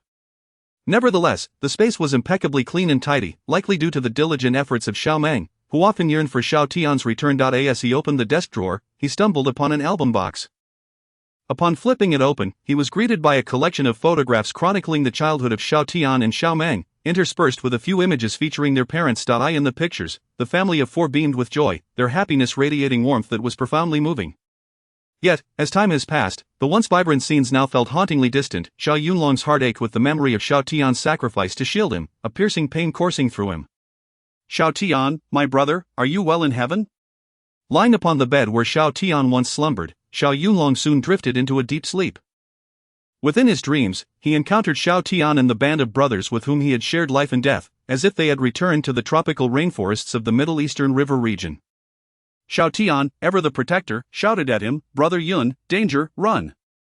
As he spoke, he rose with his weapon drawn, charging forward to confront the enemy, undeterred by the peril that loomed. Xiao Tian, don't be foolish. It is too dangerous, come back. Yet, driven by a fierce desire to save him, Xiao Tian disregarded Xiao Yunlong's pleas, pressing onward. Within less than a minute, the area where he stood was struck by an RPG rocket. No, Xiao Tian. Xiao Yunlong screamed in horror, helplessly watching as his comrade was engulfed by the merciless flames. Xiao Tian. Xiao Tian. In the next moment, a bloodied visage of Xiao Tian appeared before him, eyes wide and face contorted in anguish as he bellowed, "Xiao Yunlong, you owe me, Su Xiao Tian, a life. Take good care of Xiao Meng, or I shall not forgive you." The urgency in Xiao Tian's voice diminished, his features becoming increasingly indistinct, until he gradually faded away. "Xiao Tian, come back." Xiao Yunlong cried out in desperation, reaching out in an attempt to grasp Su Xiao Tian's hand, only to find nothing but emptiness. Ah! He jolted upright in bed, realizing he had merely been dreaming once more. In pursuit of vengeance, he had devoted an entire month to annihilating each enemy involved in the ambush. Huff, he clenched his fists tightly, taking 3 deep breaths to calm his racing heart. His entire body was drenched in cold sweat, the dampness clinging to him uncomfortably. "Xiao Tian, rest assured, I shall take excellent care of Xiao Meng. From this day forth, she shall be like a sister to me. Should anyone dare to harm her, they shall have to step over my dead body." Awakened by the nightmare, Xiao Yunlong found sleep eluding him. Glancing at his phone, he was startled to discover it was already 5:30 in the morning. Deciding to wash away the remnants of his distress, he opened the door, heading towards the bathroom, his face flushed with urgency as he made a beeline for the restroom, hastily swinging the door open. However, in the next instant, he stood frozen like a marionette. The bathroom light illuminated the space, and as he focused his gaze, he beheld Han Yufei rising from her crouched position. Oh heavens, what is this woman doing in here? Xiao Yunlong felt a rush of heat flood his cheeks, his breath quickening with an impulse that bordered on overwhelming.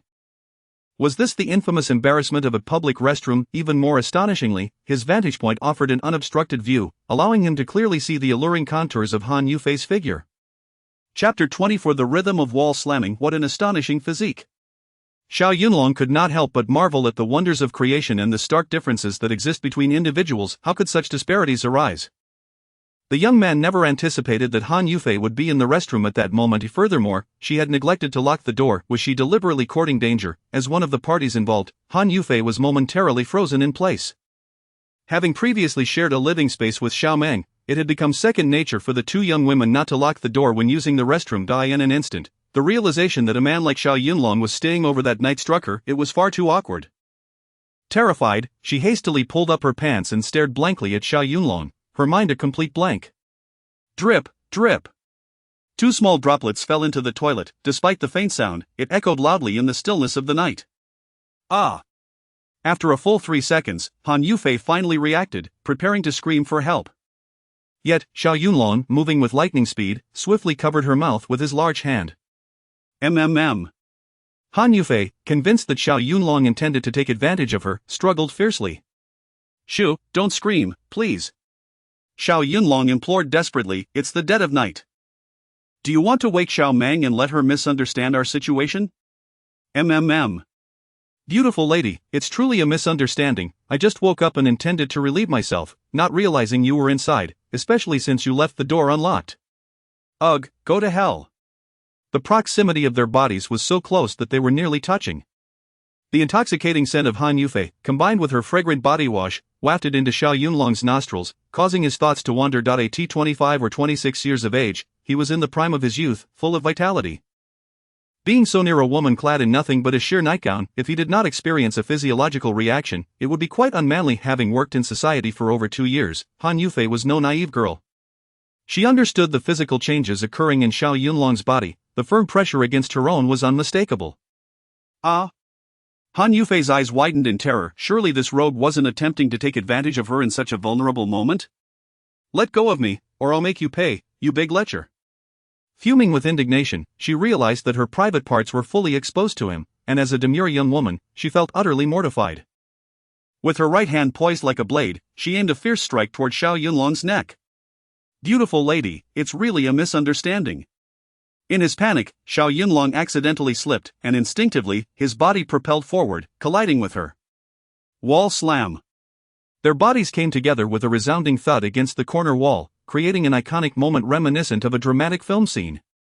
However, neither felt the romance of the moment. Instead, they were engulfed in sheer embarrassment. As Han Yufei sought to resist, she glanced up to find Xiao Yunlong breathlessly fixated on her form. Clad only in loose shorts and a form-fitting black tank top, his sculpted abs were barely concealed. The urgency of the situation led to beads of sweat accumulating on his forehead, amplifying the aura of masculinity that filled the room.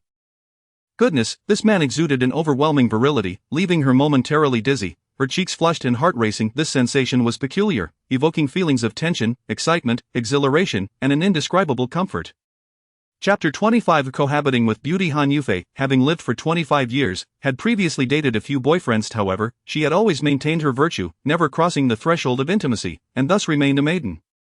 Though her exterior exuded warmth and openness, and her figure was alluring, she was, in essence, a woman of traditional and conservative values. This evening marked her first experience of being held so closely by a man. Xiao Yunlong embraced her tightly, lowering his voice as he implored, "This is truly a misunderstanding. Not if I let you go, please refrain from screaming." A panic surged within Xiao Yunlong, as the urgency of nature grew more pressing. He squeezed his legs together, fearful of embarrassing himself before this enchanting woman. "Fair lady, I believe you too would not wish to awaken Xiao Meng, lest she witness us in this predicament and misinterpret our situation." Xiao Yunlong's words, intended to soothe, nearly shattered Han Yufei's composure. "You bully me, you scoundrel! How shameless you are!"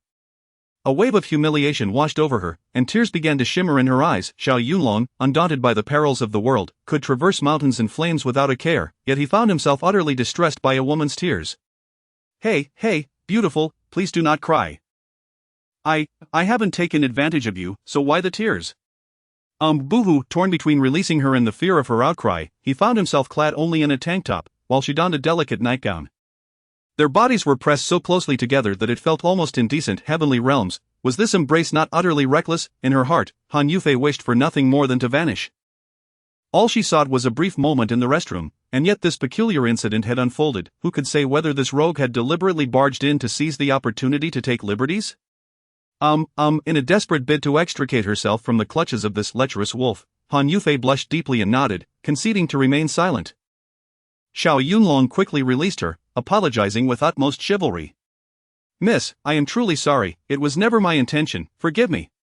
How dare you utter such words? Next time I need to use the restroom, regardless of urgency, I shall knock first. Otherwise, it could lead to dire consequences. Scoundrel, perish!" Han Yufei, feeling a mix of shame and anger, delivered a swift kick to his foot, her eyes blazing with fury. "Ouch, are you attempting to commit murder, my lady?" That kick was somewhat excessive. "Scoundrel, vile scoundrel, how dare you act so disrespectfully towards me? Remember, this is not over." With that, she flung open the restroom door and fled like a startled rabbit, hastily retreating to her own chamber. The vengeful spirit of a woman is quite formidable. Xiao Yunlong mused, rubbing his foot, knowing full well that Han Yufei's slight strength could not truly harm him. What a thrilling night this has turned out to be. With a resigned chuckle, he murmured, "Yet, amidst the revenge, the allure of this woman's figure is enough to make one's heart race." As he spoke, he inhaled deeply, catching a whiff of the lingering fragrance that enveloped the air, a subtle yet captivating aroma. Goodness, this woman's essence was indeed unforgettable. After such a tumultuous encounter, sleep eluded Xiao Yunlong. Since daily morning exercises were a mandatory regimen, he decided to venture outside for practice. With that thought in mind, he completed his ablutions, donned a set of athletic attire from his suitcase, and quietly stepped out. Chapter 26. Practicing. Before long, Xiao Yunlong arrived at a large park situated a kilometer from his home. At this moment, the sky was just beginning to brighten. The eastern horizon revealed a faint glow, adorned with scattered morning hues, heralding the dawn of a new day. As the saying goes, a year's plan starts in spring, and a day's plan begins at dawn. This was indeed the prime time for early risers to engage in their morning exercises. He removed his sports top, donning only a tight-fitting black tank top, and took a deep breath, facing the direction of the rising sun. Practitioners of chi cultivation draw in the essence of the universe with each inhalation and exhalation, absorbing the vital energies of heaven and earth. Particularly, the yang energy encapsulated in the morning sunlight, combined with a whisper of yin from the midnight hour, creates a harmonious cycle of yin and yang, perpetually renewing itself. Whoosh! He exhaled evenly, continuing this rhythmic breathing for 3 minutes, expelling all the stagnant air from his chest and abdomen.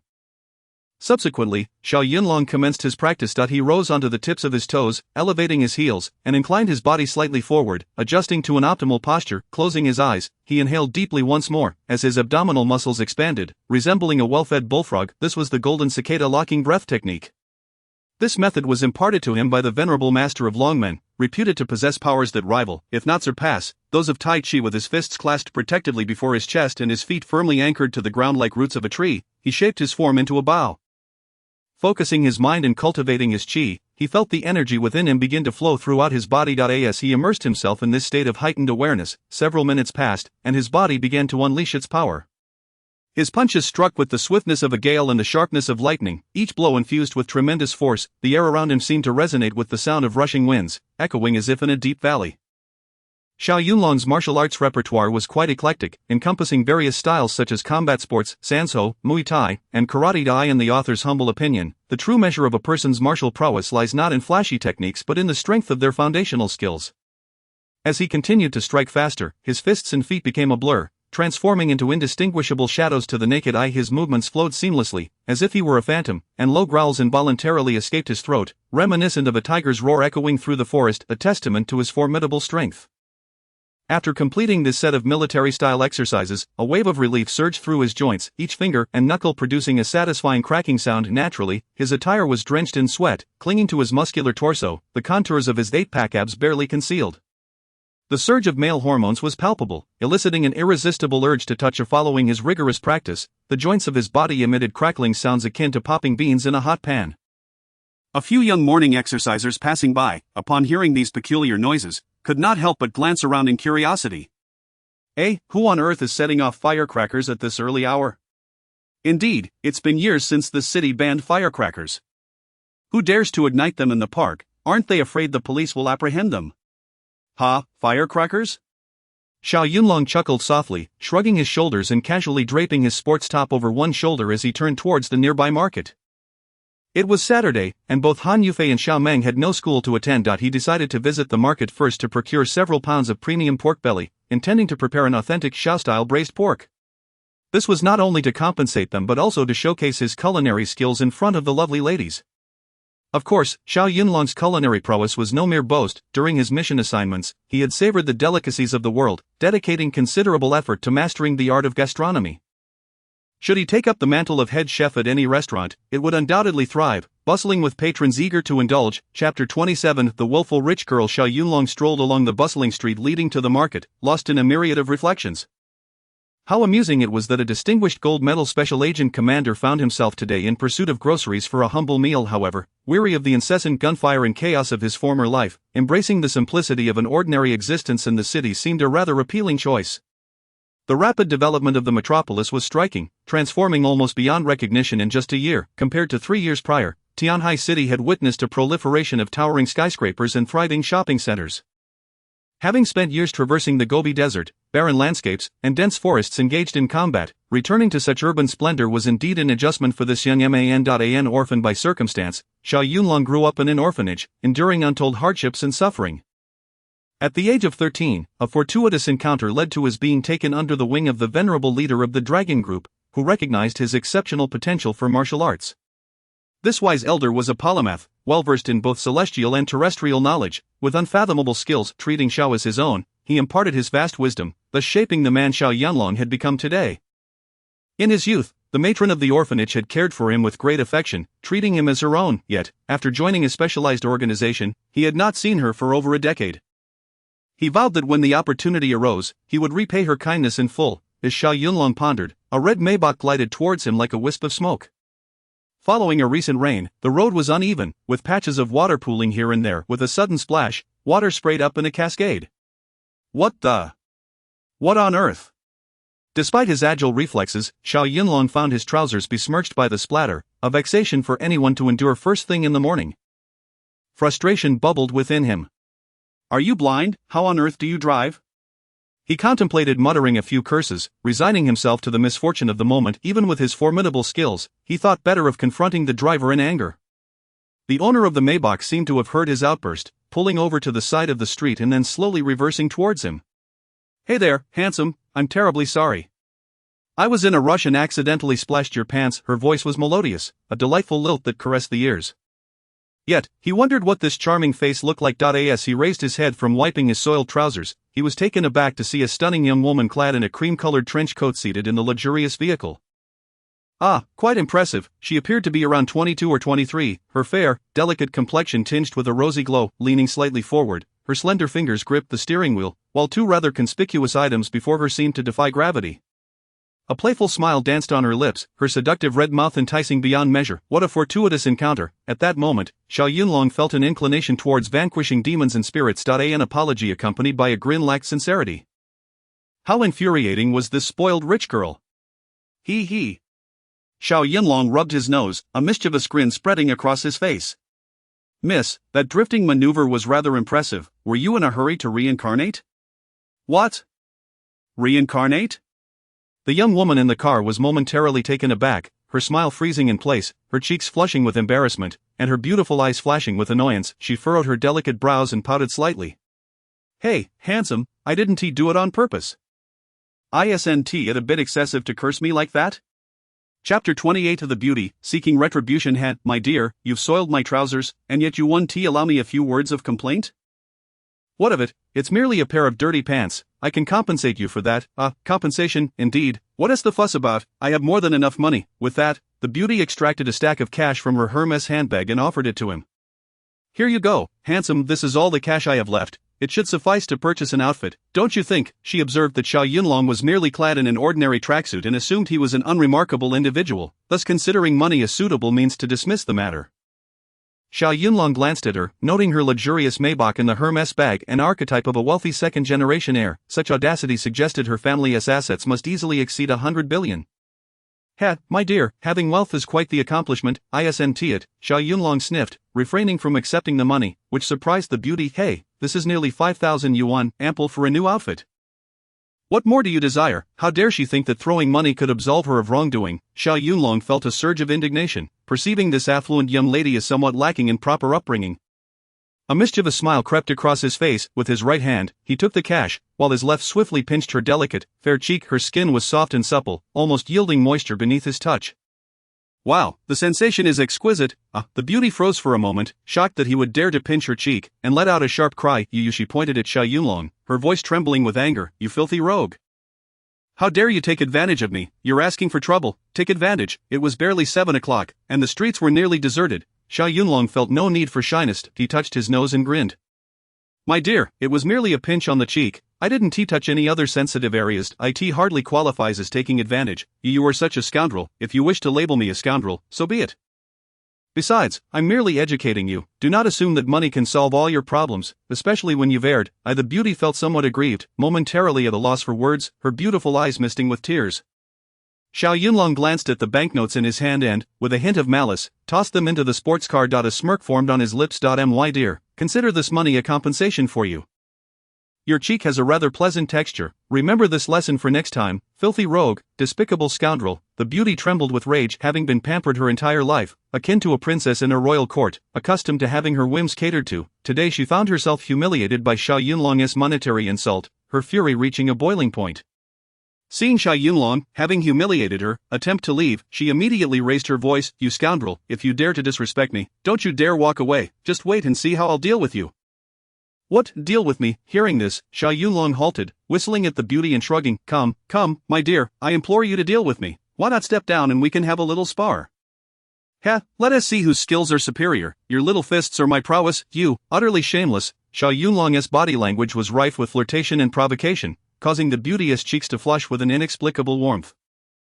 The earlier incident left her apprehensive, fearing another unwelcome advance, prompting her to hastily raise the car window. With a defiant pout, she glared at Xiao Yunlong with a look of indignation, vowing silently, "You scoundrel, you wretched rogue, I swear I will have my revenge one day." Chapter 29, A Grudge with Beauty Shu. Xiao Yunlong exhaled, no longer wishing to entangle himself with the beautiful woman. He whistled and turned towards the market. The beauty, feeling humiliated, was understandably indignant and quite vexed. Yet, she dared not ram her car into him and, in a fit of frustration, chose to follow him instead. Xiao Yunlong seemed to sense something amiss, suddenly turning around and halting, a mischievous grin spreading across his face. "Beautiful lady, why are you trailing behind me? Hee hee, could it be that you find me handsome, with a splendid physique, and have taken a liking to me? You shameless scoundrel! Then why do you follow me?" The beauty's cheeks flushed crimson. At this moment, it would be quite absurd to retaliate. After all, resorting to violence was clearly out of the question, especially considering Xiao Yunlong's imposing stature, which was easily over 185 meters. Standing at only 168 meters herself, she felt utterly diminished in comparison. Engaging in a brawl would be nothing short of self-deprecation, yet, being subjected to his insolence left her deeply unsatisfied. This man, with his lewd demeanor and carefree attitude, was evidently no gentleman. The more she pondered, the angrier she became. Pouting her lips, she raised her phone and declared, "You lewd scoundrel, don't get too cocky. If you have the guts, don't walk away, I'll call someone to deal with you." "What, deal with me?" This beauty was truly amusing. As a top-tier agent from Huaxia, Xiao Yunlong had never feared anyone thus far. Unless you summoned a squad of heavily armed special forces, he certainly had no reason to be concerned. At that moment, Xiao Yunlong's phone rang. Upon opening it, he saw it was a call from Xiao Meng. "Hello, Xiao Meng, good morning. What's up? Brother Yunlong, where have you gone so early in the morning?" The young girl's voice was filled with concern. Having just arrived in Tianhai City and feeling quite out of place, she worried he might disappear without a word after their unpleasant encounter with Han Yufei the previous night. "Don't worry, Xiao Meng. I'm at the park for some morning exercise, and I'll head to the market for some groceries before returning home." "Okay, Brother Yunlong, come back soon, we'll be waiting for you at home."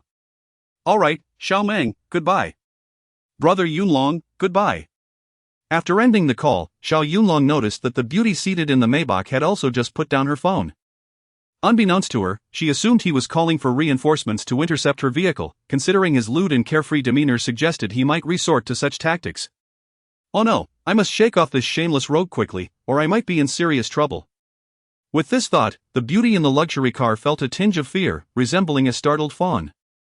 However, to bolster her courage, she leaned out of the window and shouted fiercely, "Shameless rogue, don't get too smug, if you cross my path again, you'll regret it. Dear lady, let us not be so fierce. I look forward to our next romantic encounter."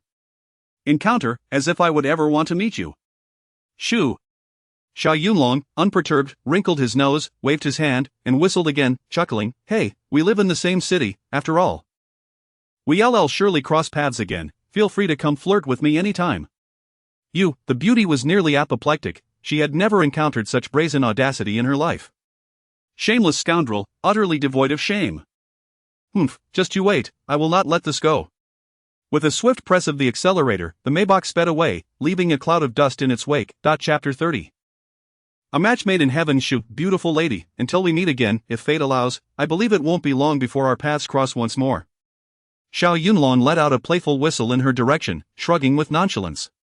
He brought his hand to his nose, inhaling deeply. To his surprise, the lingering fragrance of the enchanting woman still clung to his fingers. This wealthy young lady is indeed quite intriguing. A sense of satisfaction swelled within him. Known for his charm and self-assured demeanor, he had never doubted his appeal to women. During his service, countless beauties had thrown themselves at him, yet he had chosen to rebuff their advances. Last night, however, he fortuitously encountered the stunning Han Yufei, and a series of romantic and intimate moments unfolded throughout the evening. This morning, after merely stepping out for a quick workout, he unexpectedly encountered another headstrong heiress. Should fate bring them together again, what sparks might ignite? With a chuckle, Xiao Yunlong shook his head, stretched his body, and turned towards the market. He procured 5 pounds of prime pork belly, an assortment of ingredients, a bass fish, beef, shrimp, fresh vegetables, and a selection of seasonal fruits. Upon reaching the breakfast shop, he ordered 3 portions each of fried dough sticks, buns, and soy milk. With his usual training and efficiency, he accomplished his tasks with remarkable speed. Before long, he was hurrying toward Xiao Meng's home, carrying 2 hefty bags brimming with provisions. At 7 o'clock in the morning, Xiao Meng awoke promptly from her slumber. After a quick wash and brush up, she made her way to the kitchen to prepare breakfast. Despite her tender age, the young lady was remarkably mature. In terms of daily living, even the ambitious Han Yufei, propelled by the proverbial rocket, would find it hard to keep pace. Of course, this could hardly be attributed to the beautiful teacher herself, rather, it was a consequence of her privileged upbringing, with a father who owned a company and a mother who was a university professor. She, as the sole child, had been raised in the lap of luxury, embodying the quintessential rich girl. Approaching her 26th birthday next year, she had been through countless matchmaking encounters, yet remained without a suitable partner for marriage. Regardless of a woman's beauty, once she crossed the threshold of 30, she risked being labeled a leftover, and in a few more years, she would be but a distant memory. Unable to endure her parents' incessant pressures to marry, Han Yufei had moved out 6 months prior, becoming Xiao Meng's tenant. This beautiful teacher had developed a habit of sleeping in, rarely rising before 10 unless class beckoned. However, when Xiao Meng came into the living room with breakfast in hand, she was surprised to see Han Yufei descending the stairs. "Oh, Teacher Han, you're up quite early today. It's as if the sun has risen in the west." Han Yufei stretched her arms and replied, "Oh, I went to bed early last night, so waking up early today is nothing unusual." "Teacher, your eyes are so red. You seem rather lethargic." "Really?" "Yes, your eyes are quite bloodshot." "Perhaps I simply didn't sleep well. I was plagued by nightmares last night, dreaming that my parents were dragging me around on blind dates to find a husband." "Teacher Han, your parents only have your best interests at heart. Why not acquiesce to them and find a proper boyfriend?" "Xiao Meng, you know I am a perfectionist. I would rather remain single than settle for less." "Hee, I think Brother Yunlong is quite a catch." "What are you talking about?" "Teacher, you two are a perfect match. It would be wise to consider dating." As soon as Xiao Meng uttered those words, Han Yufei recalled the awkward encounter from the previous evening, and her cheeks flushed with embarrassment. "You little rascal, daring to tease your teacher so early in the morning?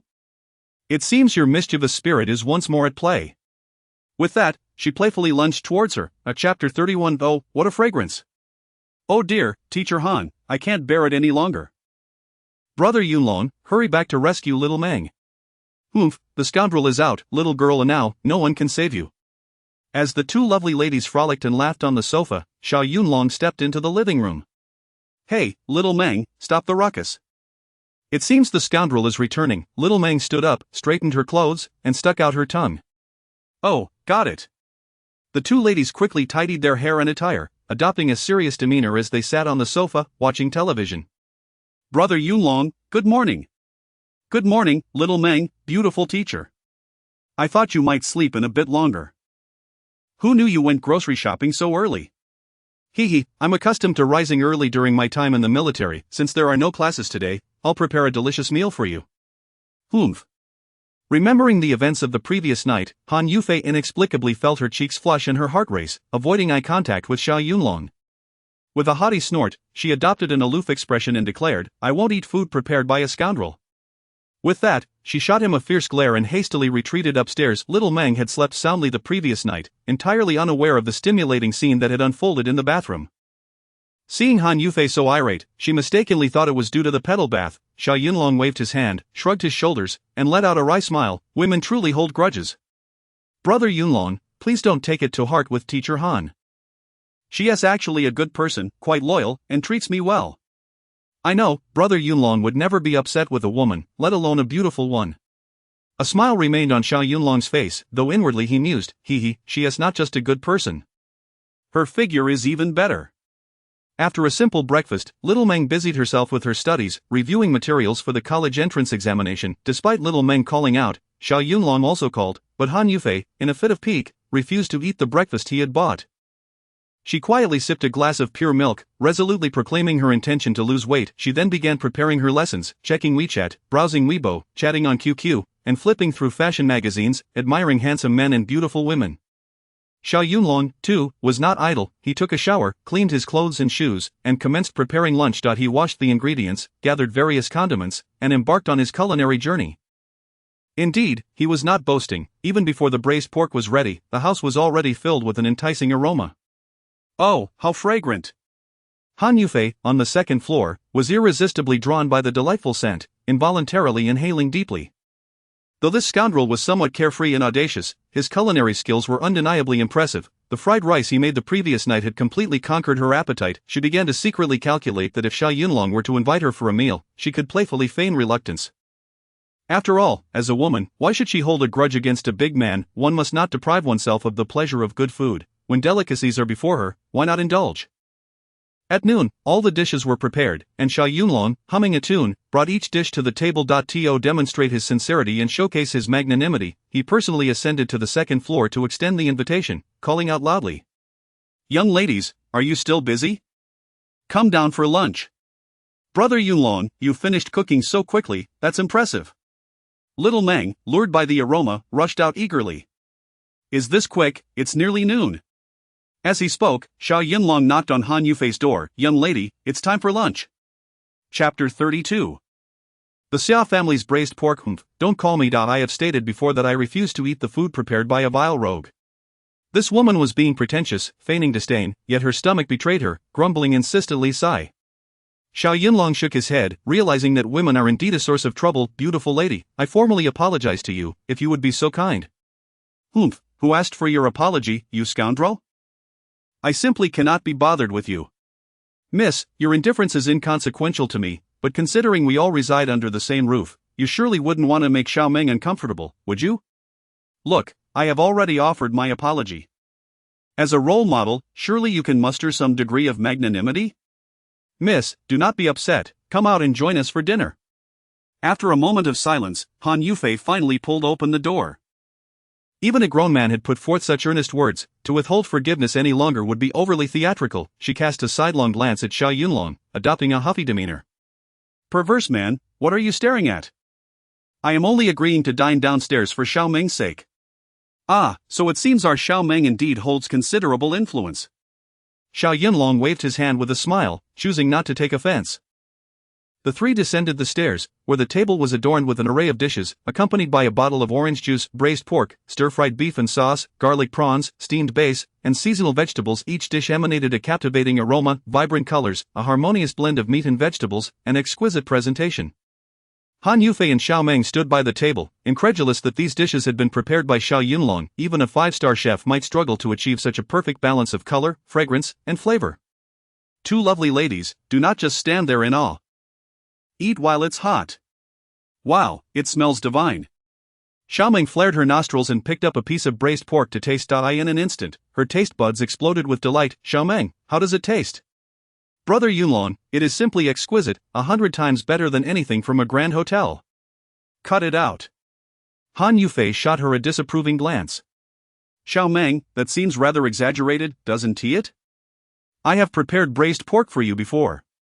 No, Teacher Han, this braised pork is on an entirely different level, 100 times more delectable than yours." The meat was so delicious that Xiao Meng could not contain her enthusiasm, disregarding Han Yufei's potential embarrassment. "Little girl, if it was indeed 100 times better than her own, did that mean her previous attempts at braised pork were utterly dismal?" "Teacher, I sincerely apologize, but I speak the truth." Xiao Meng stuck out her tongue playfully, making a silly face that was utterly charming.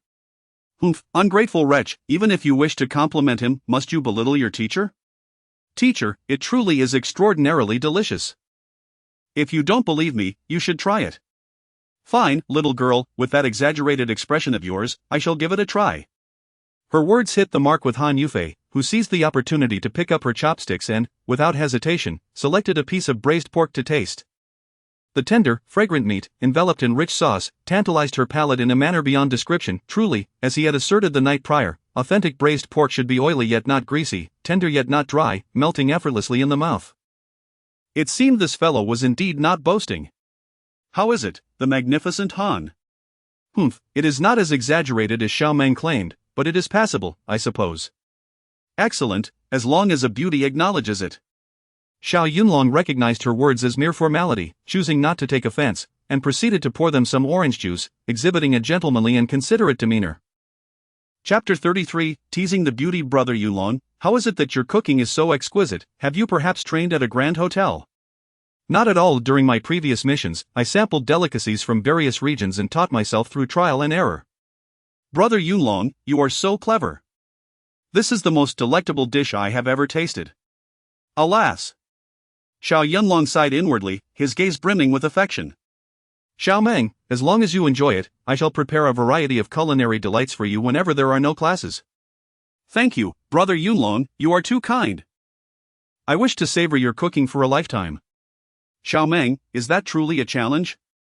Xiao Yunlong deliberately cast a sidelong glance at Han Yufei. As long as the two lovely ladies are willing, I, Xiao Yunlong, would gladly cook for you both for eternity. Humph, what a smooth talker. Han Yufei shot him a glance before hastily shoving a piece of beef into her mouth. As the three of them conversed while dining, Han Yufei's ire gradually dissipated. Xiao Yunlong certainly knew how to charm a lady. Not only did he serve dessert after the meal, but he also took the initiative to wash the dishes. This man, though carefree, silver-tongued, and somewhat lecherous, indeed possessed remarkable culinary skills. Han Yufei felt a surge of gratitude, a twinge of guilt washing over her. She speared a small piece of apple with a toothpick and slowly approached the kitchen doorway. Hey, Mr. Xiao, in light of your sincerity and your commendable cooking, I shall overlook what transpired yesterday. Ah. Xiao Yunlong looked up, mildly astonished. Fair lady, does this mean you forgive me? Humph, we all reside under the same roof. I did not wish for Xiao Meng to feel caught in the middle.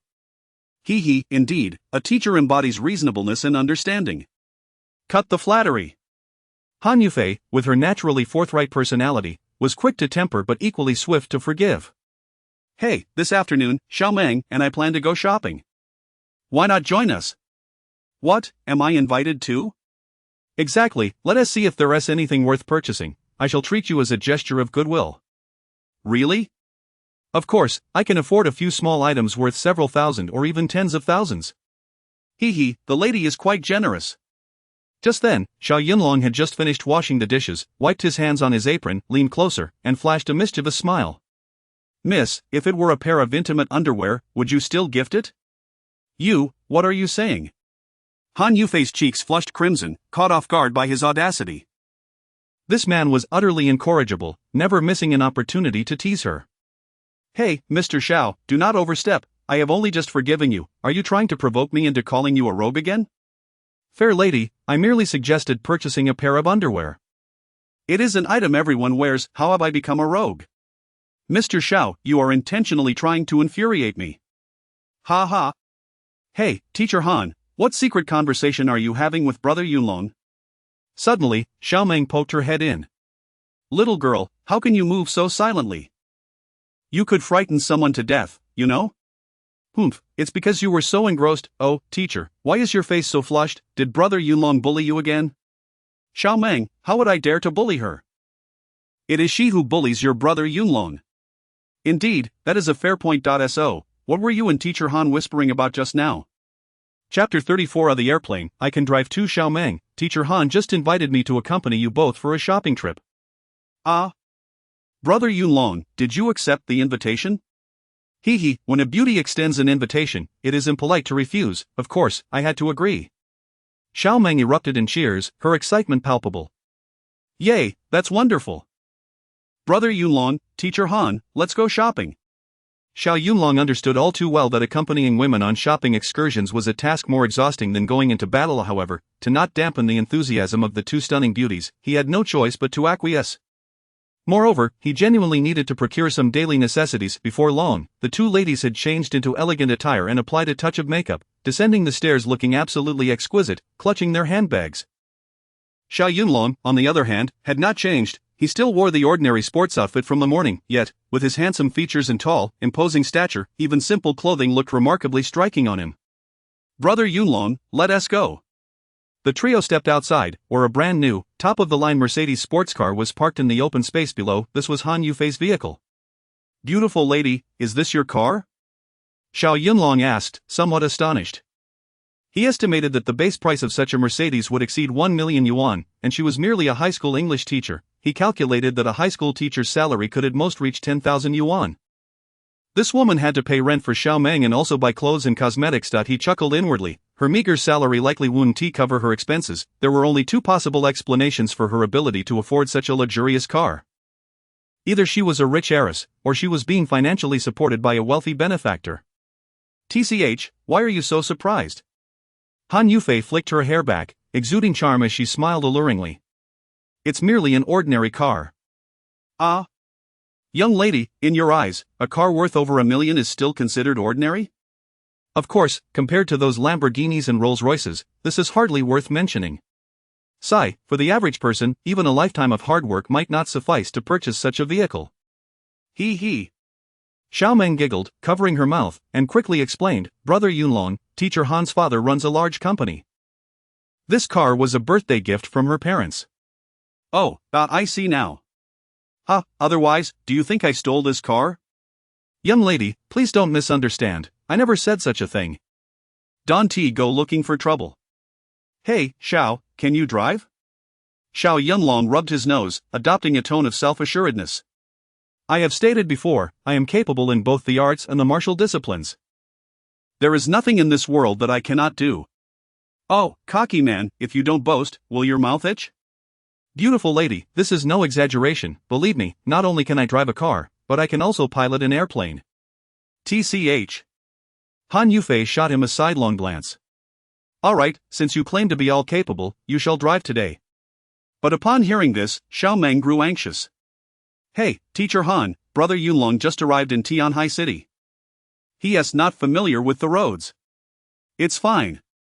Xiao Yunlong reassured her with a pat on her shoulder. Xiao Meng, as long as there is a navigation system in the car, we'll be alright. Rest assured, there is indeed a navigation system. Excellent, my lovely companions, please get in the car. With the navigation system, I'll take you wherever you desire. As he spoke, Xiao Yunlong opened the car door and took his place in the driver's seat. Chapter 35. Your entire family sees things amiss. The Mercedes sports car, undoubtedly a fine vehicle, boasts exceptional performance, low noise levels, spacious interiors, and a smooth ride. Come on, Xiao Meng, let us get in. Han Yufei and Xiao Meng settled into the back seat, elated by the prospect of a complimentary chauffeur for the day and a companion to carry their shopping bags. The lovely teacher was positively beaming. Driver Xiao, we're headed to the New World department store. Understood, alright, Xiao Meng, beautiful lady, let us embark for the New World shopping plaza. He he. Xiao Meng giggled, covering her mouth. Brother Yunlong, you seem quite mature and composed on the outside. I never expected you to have such a lively side. Accompanying two stunning ladies on a shopping spree certainly calls for some excitement. With that, Xiao Yunlong input the destination into the navigation system and started the car, the three of them chatting and laughing as they made their way. Xiao Meng resided in an older part of the city, where the roads were poorly maintained and rather narrow. Furthermore, the occasional misparked vehicle exacerbated the frequent traffic congestions. Consequently, the government had announced plans to renovate the area within 3 years. However, just as Xiao Yunlong had driven less than 500 meters, he found a BMW blocking their path. For reasons unknown, the driver had left the engine running yet remained stubbornly stationary. To complicate matters further, a large SUV was parked to their left, creating an impasse that left Xiao Yunlong unable to maneuver around. Assuming the driver was simply in a hurry, he patiently waited for 2 minutes. Yet, 3 minutes had passed with no sign of the BMW moving. What on earth was the driver doing? Honk, honk. Xiao Yunlong pressed the horn several times, signaling for the driver to clear the way so he could proceed. Yet, a minute later, the BMW remained indifferent, unyielding in its obstruction. Growing frustrated, Xiao Yunlong leaned out of the window and called out, "Hey, BMW driver, your car is blocking the road. Could you please move it?" The BMW driver showed no intention of budging, exuding an air of defiance as if to say, "I'm not moving, what are you going to do about it?" From the back seat, Han Yufei frowned, muttering her discontent. What is the driver thinking? Does he believe this road belongs to him? Xiao Yunlong peeked ahead, offering a resigned chuckle. Perhaps the driver up ahead is engaged in some rather romantic activities with a lover. Xiao, what nonsense are you spouting? Han Yufei's cheeks flushed with embarrassment, misinterpreting Xiao Yunlong's comment as a reference to something more scandalous. She shot him a glare, reproaching him. How could that be possible in broad daylight on the street? Realizing her misunderstanding, Xiao Yunlong quickly clarified, "My dear lady, please do not misconstrue my words. I merely meant they might be sharing a kiss, nothing like what you're imagining." Humph, shameless, you're the one thinking improperly, your entire family must be seeing things amiss. Sigh. Xiao Yunlong shrugged helplessly. Alas, in these times, even speaking the truth seems to earn disbelief. What more can I say, my lady? What nonsense, Xiao, you must be more mindful of your words and their impact. After all, Xiao Meng is not yet 18. Yes, your wish is my command, my lady. Han Laosher, please, let us not continue this. The young girl, newly awakened to the complexities of romance, felt a mix of confusion and embarrassment, hastily lowering her head upon overhearing their exchange. Chapter 36. The lecherous driver. Humph, this driver is utterly exasperating. The temperamental beauty teacher, already prone to bouts of anger, felt her irritation surge upon encountering the BMW that brazenly obstructed their path. Xiao Meng, hold on tight, I'm going to check the situation. With that, she flung open the car door and leaped out, striding directly to the front of the BMW, rapping on the tinted window with urgency. Hey, driver! What on earth are you doing? Move your car so we can pass. Before Han Yufei could finish her sentence, she caught a glimpse through the darkened glass of the vehicle. Inside, a man and a woman were locked in a passionate embrace, oblivious to their surroundings. My goodness, it seems Xiao Yunlong was indeed right. The couple appeared completely absorbed in their kiss, disregarding the cacophony of honking horns and bustling traffic as if it were mere background noise. Ah! Han Yufei was momentarily taken aback, her cheeks flushing crimson with embarrassment. What on earth, in broad daylight, these two were far too brazen and passionate. How presumptuous of them to treat the public road as their private domain. Stuck in a quandary, she stood frozen, unable to advance or retreat, overwhelmed by the awkwardness of the moment. Who's banging on my window? Damn it! The couple, interrupted by Han Yufei's outburst, abruptly lost their romantic ambience. The man, seemingly as hot-tempered as Han Yufei, kicked open the car door, his face a mask of fury as he shouted profanities. What the hell? I was in the middle of kissing. What's all the noise for, you crazy woman? Are you looking for trouble? The man, appearing to be in his 20s, sported a tight pink shirt and a brown jacket, paired with flamboyant patterned skinny pants. His flamboyant red hairstyle rendered him ambiguously gendered and utterly ridiculous, yet, the fact that he could flaunt a BMW at such a young age suggested he was yet another lazy heir living off his family's wealth. His good time had been ruined by Han Yufei, and his pent-up anger was ready to explode. However, upon noticing her stunning beauty, his demeanor shifted instantly, his eyes sparkled with lustful intent, nearly drooling at the sight of her. Shoo! He leered at Han Yufei, letting out a sharp whistle, and began to flirt shamelessly. Oh, so it's a beautiful lady. Miss, are you longing for a man? You've come right to my door. Let me tell you, I'm quite skilled. You, Han Yufei, startled, took a few steps back, never expecting to encounter a lecherous driver. Frustrated and incensed, she furrowed her delicate brows and muttered under her breath, crazy lunatic. The red-haired scoundrel twisted his neck, whistling as he appraised Han Yufei from head to toe. Wow, so the lovely lady is a rose with thorns? TSK, I quite like this fiery temperament. Everyone calls me young Master Shind. I have a house and a car, and my father runs a public company, he boasted. Hee, if you become my girl, I promise you'll live the high life, dining and wining luxuriously, and will flaunt it everywhere. As he spoke, the brazen youth reached out with his hand, intending to pinch Han Yufei's cheek. Just as his hand was about to make contact with her delicate face, beep, beep, beep.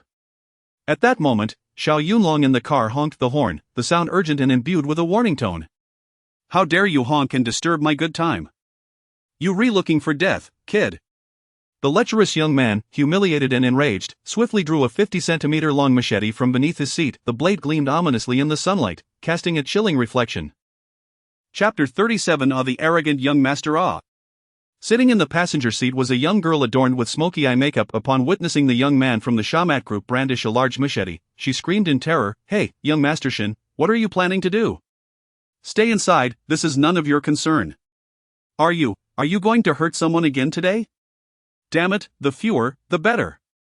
The man known as young Master Shin exuded an air of arrogance, speaking of violence as though it were as mundane as eating or drinking. He abruptly shoved the girl's head back inside the vehicle and then strode purposefully to the front of Xiao Yunlong's Mercedes, unleashing a torrent of curses. "Press your damn horn again, you country bumpkin. Go ahead, honk that horn a few more times and see what happens. What the hell, has this kid taken leave of his senses? How fierce." Xiao Yunlong had no intention of instigating trouble. He merely wished to honk his horn to prompt the driver to move his car so that he could pass. Little did he expect to encounter such a hot-headed, unruly driver. Naturally, Xiao Yunlong was unperturbed by this second-generation rich kid. With a mere punch or kick, he could easily bring him down. Having just arrived in Tianhai City, he was accompanying two beautiful ladies on a shopping excursion and preferred to avoid unnecessary conflict. However, the audacity of this young master was too egregious to overlook, and he resolved to teach him a lesson. With a slight wrinkling of his nose, he opened the car door and descended slowly. The Shamat young master stood before the Mercedes, brandishing his machete and shouting vulgarities. Damn it, you filthy country bumpkin, daring to honk your horn in front of me, do you believe I won't slice you in half? The root of his ire lay in the fact that Xiao Yunlong was dressed in simple athletic attire and canvas shoes, which made his appearance seem modest. Yet, seeing that the car he drove was more luxurious and eye-catching than his own, stirred feelings of envy within him. He twisted his neck a few times, a sneer of disdain flickering in his eyes. With the machete swinging through the air, he sought to project an image of grandeur before the ladies. However, his slight frame wielding a 50-centimeter blade created a stark sense of incongruity. You country bumpkin, you've interrupted my moment with the beauties. Today, you shall taste the sharpness of this machete. With each curse, Xiao Yunlong's temper flared. The second-generation master had truly overstepped his bounds. If he did not teach him a lesson, would he really think him a pushover? Kid, if you wish to threaten me, you better ask my fist for permission first. With a cold chuckle, Xiao Yunlong rolled up his sleeves, revealing his muscular physique, his fingers cracking ominously. At that moment, the girl from the BMW stepped out, swaying her slender waist as she approached to assess the situation. The girl appeared no older than 17 or 18, flaunting a head of golden waves. Her alluring red lips and smoky eye makeup gave her a rather garish appearance. In such chilly weather, she wore only a tight-fitting tank top and leather pants, accentuating her long, fair legs. Draped casually over her shoulders was a trench coat, and in her hand, she held a lady's cigarette. Exhaling delicate pink smoke rings, she posed provocatively by the car door, exuding an air of seduction. Shoo! Upon noticing Xiao Yunlong's well-defined arms, her eyes sparkled with excitement, and she let out a whistle. Hey, handsome, your muscles are quite impressive. The shamat young master, witnessing his girl fawning over another, felt his pride wounded. Infuriated, he turned and lashed out. Shut your mouth, you flirt, get back in the car, or you'll regret it. Pfft, young Master Shen, it's just the truth that this handsome guy has a well-built physique. You can't silence me for speaking honestly. Chapter 38, a kick that sent him flying. Impudent wretch, do you dare to speak again? The scion of the killer Mat faction glared with bloodshot eyes, brandishing the long knife in his hand menacingly before her. By all that is holy, you brazen harlot, utter another word and I shall cleave you in two. Oh dear, young Master Shen, do not be so fierce. I would not dare, you frighten me to death. Get lost back to your car, you shameless harlot. In the face of the scion's menacing demeanor, the young delinquent displayed little fear, disdainfully curling her lip. Handsome, if fate allows, we shall meet again. Moi. As she entered the vehicle, she flirtatiously tossed her lustrous golden locks, sending a grand kiss towards Xiao Yunlong. My heavens! Han Yufei observed this spectacle, a wave of inexplicable displeasure washing over her, and she could not help but mutter under her breath, "Humph, this woman is utterly shameless." Meanwhile, the red-clad killer Mat Thug wielded his hefty blade, leering at the elegant and beautiful Han Yufei. "My fair lady, you have interrupted this young master's affairs today. Come here and grant me a kiss, and I shall allow you to pass. You vile scoundrel, do not approach." Han Yufei retorted, her face a mask of cold disdain. I am not afraid of you. Should you continue this insolence, I shall show you no mercy. Well versed in taekwondo, Han Yufei felt no trepidation in the face of the threat. You dare to act so brazenly before me? If you persist, I shall smash your car.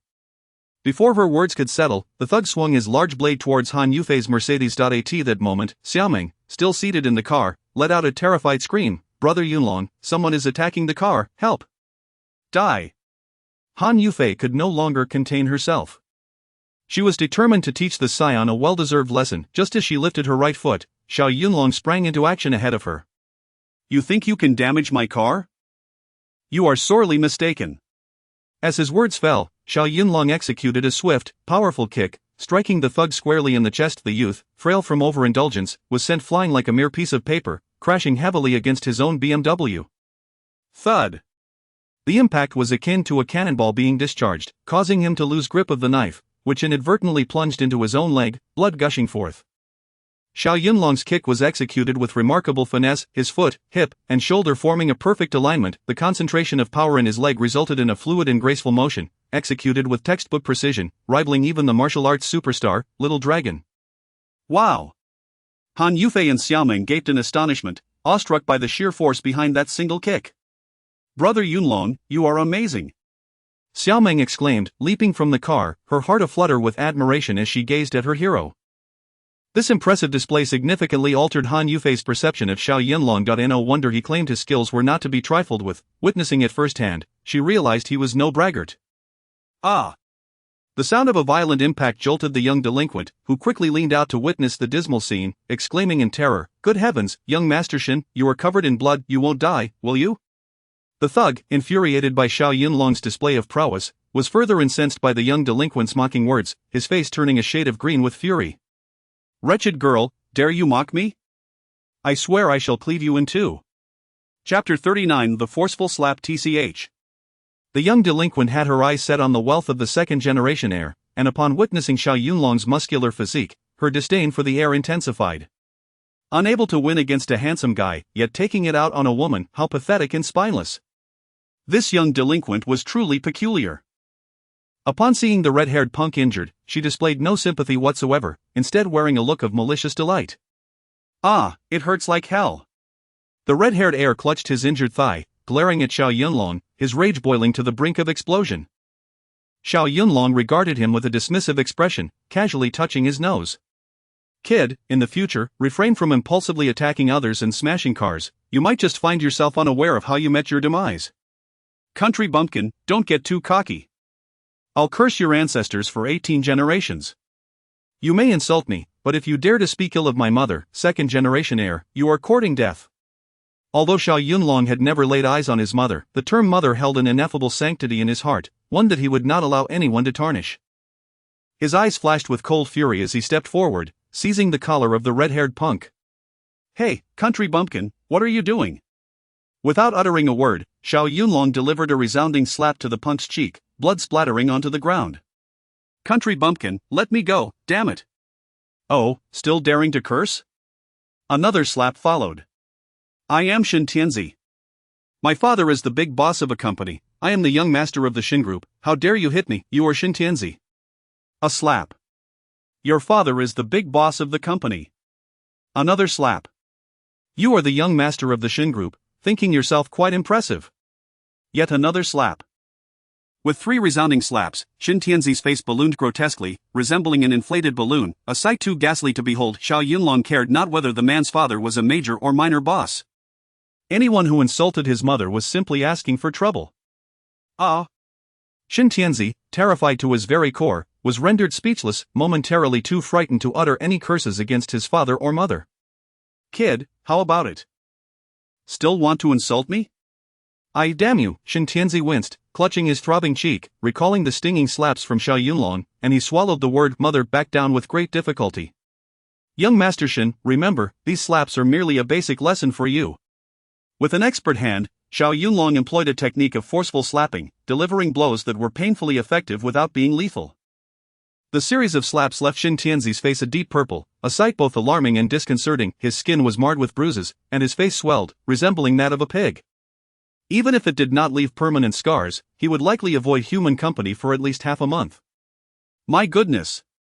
The display of forceful slapping left Han Yufei and Xiaoming utterly astonished.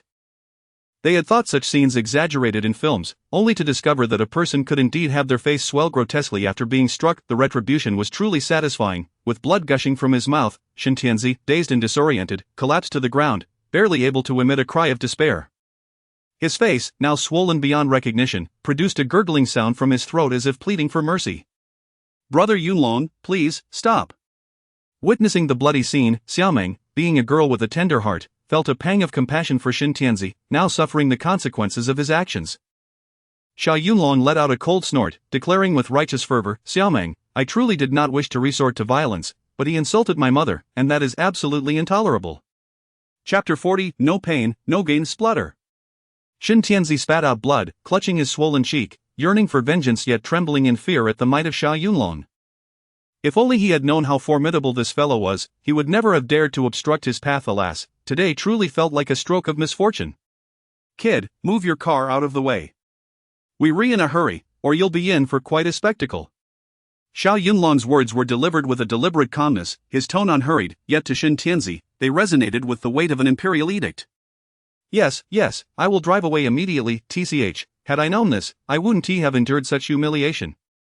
Shin Tianzi, aware of his inferiority to Xiao Yunlong, grasped a knife in one hand while shielding his injured face with the other, scrambling to the driver's seat.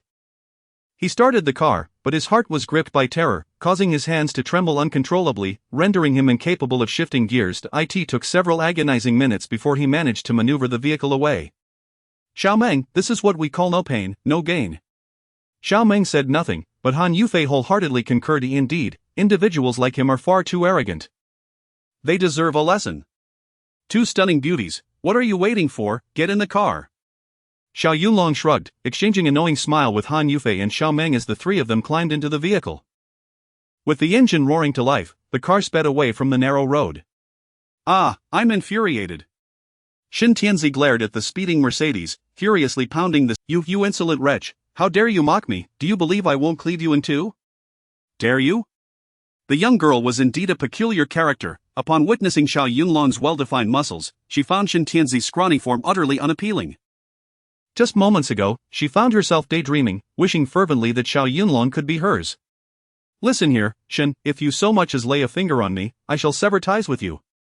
Shin Tianzi was seething with rage, having already been infuriated by Xiao Yunlong's slap. Now, this insufferable woman dared to taunt him. What man could endure such indignity? Sever ties? Fine, then, I shall rid myself of this little harlot today. Seeing Shin Tianzi's eyes blaze with fury, the young girl realized he was genuinely enraged, prompting a terrified shriek from her. Hey, Shin, what are you doing? What am I doing? You vile creature, get out of my car, now! Shin Tianzi, still seething from Xiao Yunlong's humiliation, was pushed over the edge by the girl's taunts. He flung open the car door, forcefully ejecting her from the vehicle before speeding away. Ah!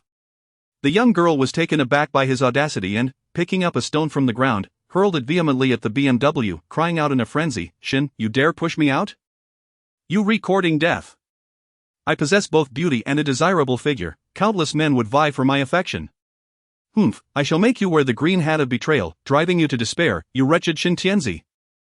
May you perish. Chapter 41 of the parking predicament. Half an hour later, Xiao Yunlong arrived at the New World Shopping Plaza.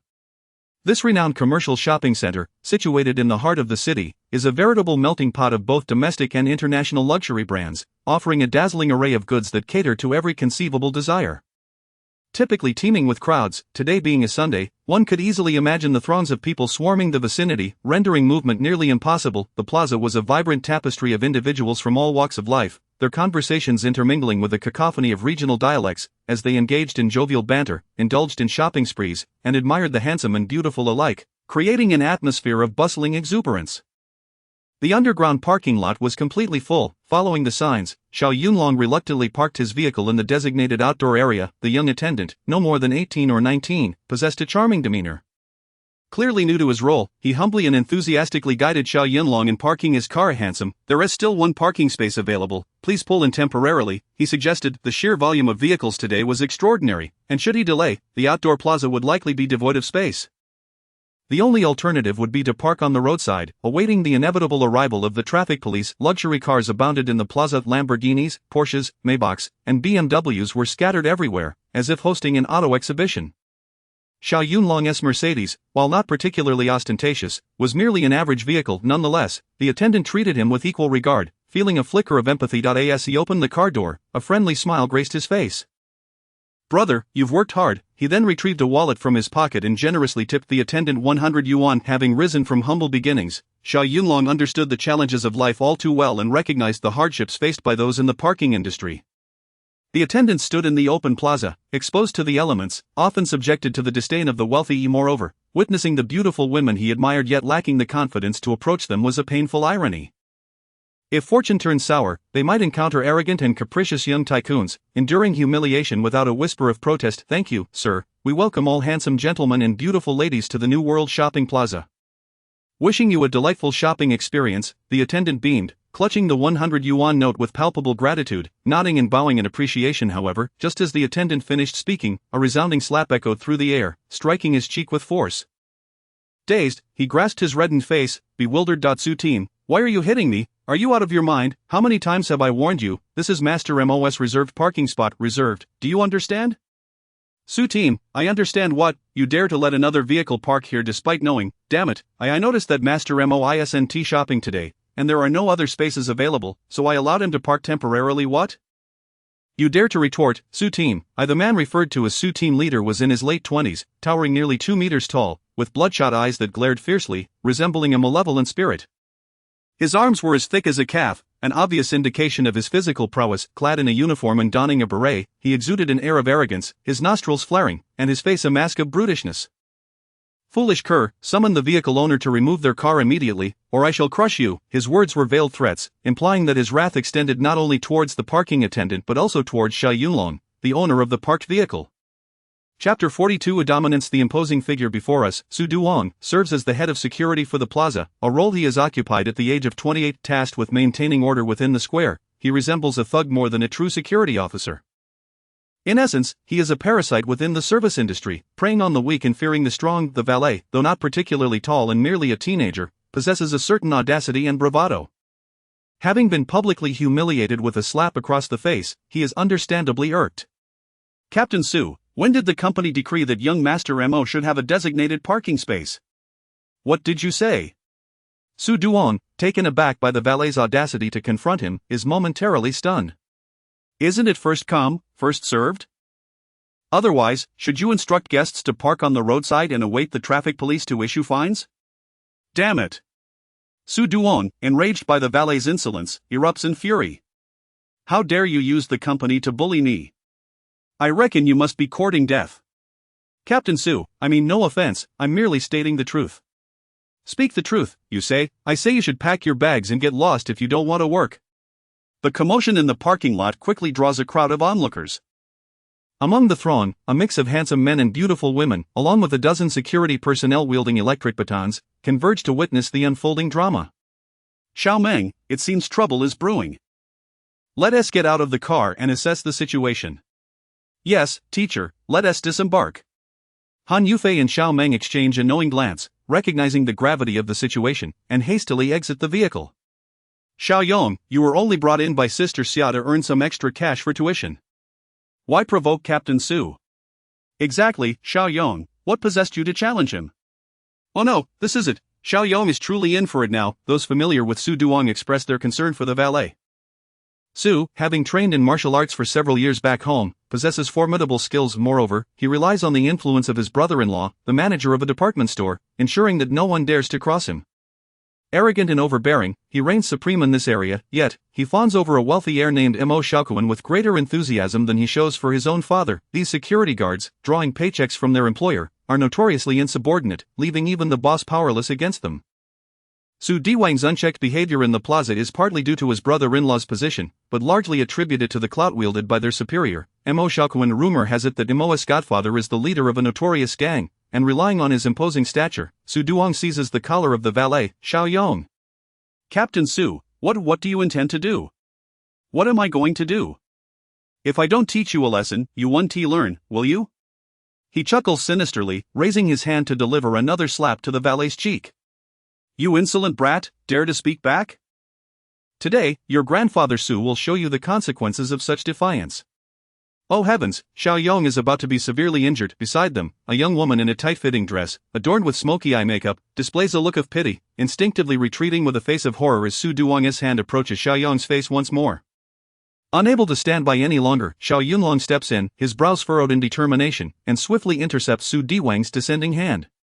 Oh, you possess a bit of skill, do you? How dare you block your grandfather Su's hand? Chapter 43, Who do you think you are? Brother, let us speak amicably. Why resort to venting your frustrations on a younger one and tarnishing your own dignity? Xiao Yunlong's words, delivered with a calm demeanor, were both firm and reasonable. Mother's curse, who do you think you are, brother? This, who do you think you are? Do you have any right to speak in New World Plaza? Goodness, this foolish giant seems rather inflated with arrogance. I am no one special, merely a customer here at New World, and I parked my car. If there's an issue, address it with me. Ha, you really don't know that is Master Mo's exclusive parking space? Every visitor is a guest, and besides, is there a sign indicating it belongs to young Master Mo? Su Duan was momentarily speechless, gazing at Xiao Yunlong, who was clad in a simple sports outfit and canvas shoes, appearing utterly unremarkable. He drove a modest car worth merely a few $100,000. What audacity did he possess to retort against him, despite standing at a height of 1 85 meters, Su Duong, nearly 2 meters tall, still towered over him with an imposing presence. He was confident that a single move from him would easily send Xiao Yunlong sprawling to the ground, begging for mercy. Ha, you dare to argue with your grandpa Su, this is quite amusing. Su Duong faltered for a moment, but soon regained his haughty demeanor. He scanned the onlookers, seemingly to showcase his own prowess and status in the plaza. Bah! After spitting disdainfully, he immediately began to hurl insults at Xiao Yunlong. Kid, do you think you're something special? How dare you show up at New World Plaza in that decrepit Mercedes? Ha! Do you think those Lamborghinis, Rolls Royces, and Porsches are just for show?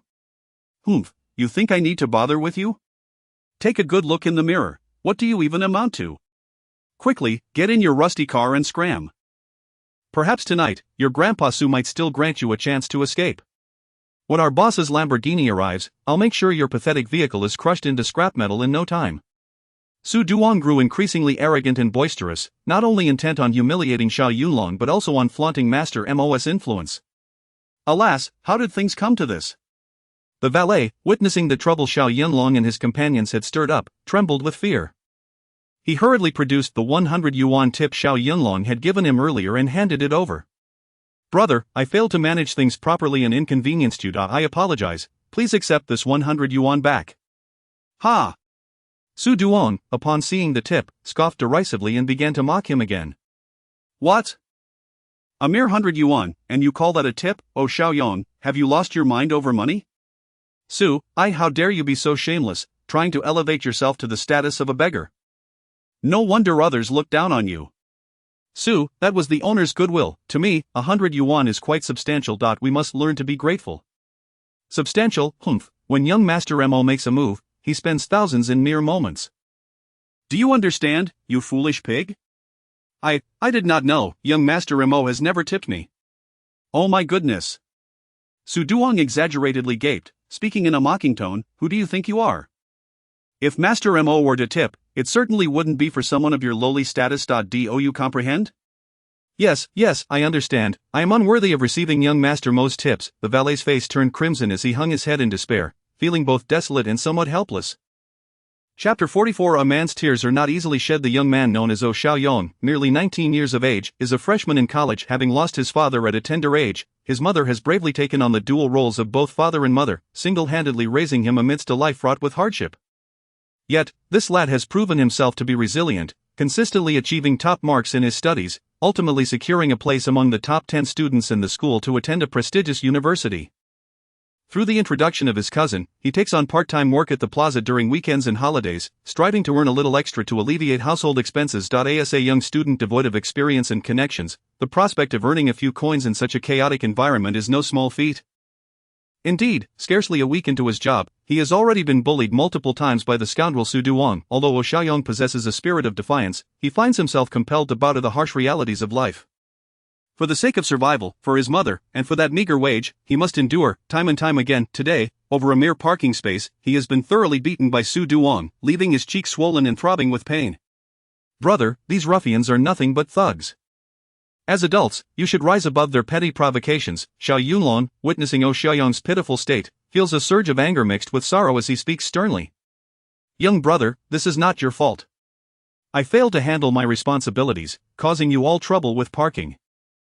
Brother, I am truly sorry. Here, take this money back. Xiaoyong's voice trembles with a blend of grievance and helplessness, but he refrains from crying, as a solitary tear trails down his cheek.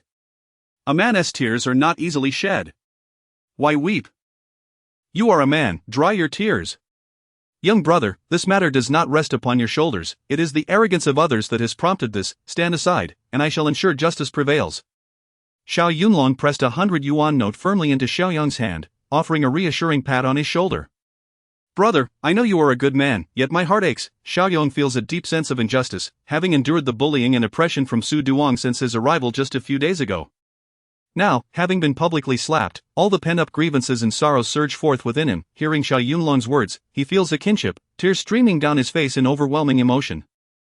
Seeing the anger in the eyes of the opposing party, Xiao Mang, alarmed, hastily clutched Xiao Yunlong's arm, urging, Brother Yunlong, these people are fierce, perhaps we should seek another shopping plaza instead. The car belongs to her, and Han Yufei does not wish for Xiao Yunlong to encounter trouble merely for the sake of parking. She calmly advises, Xiao Yunlong, we need not stoop to their level, how about we shop at another department store?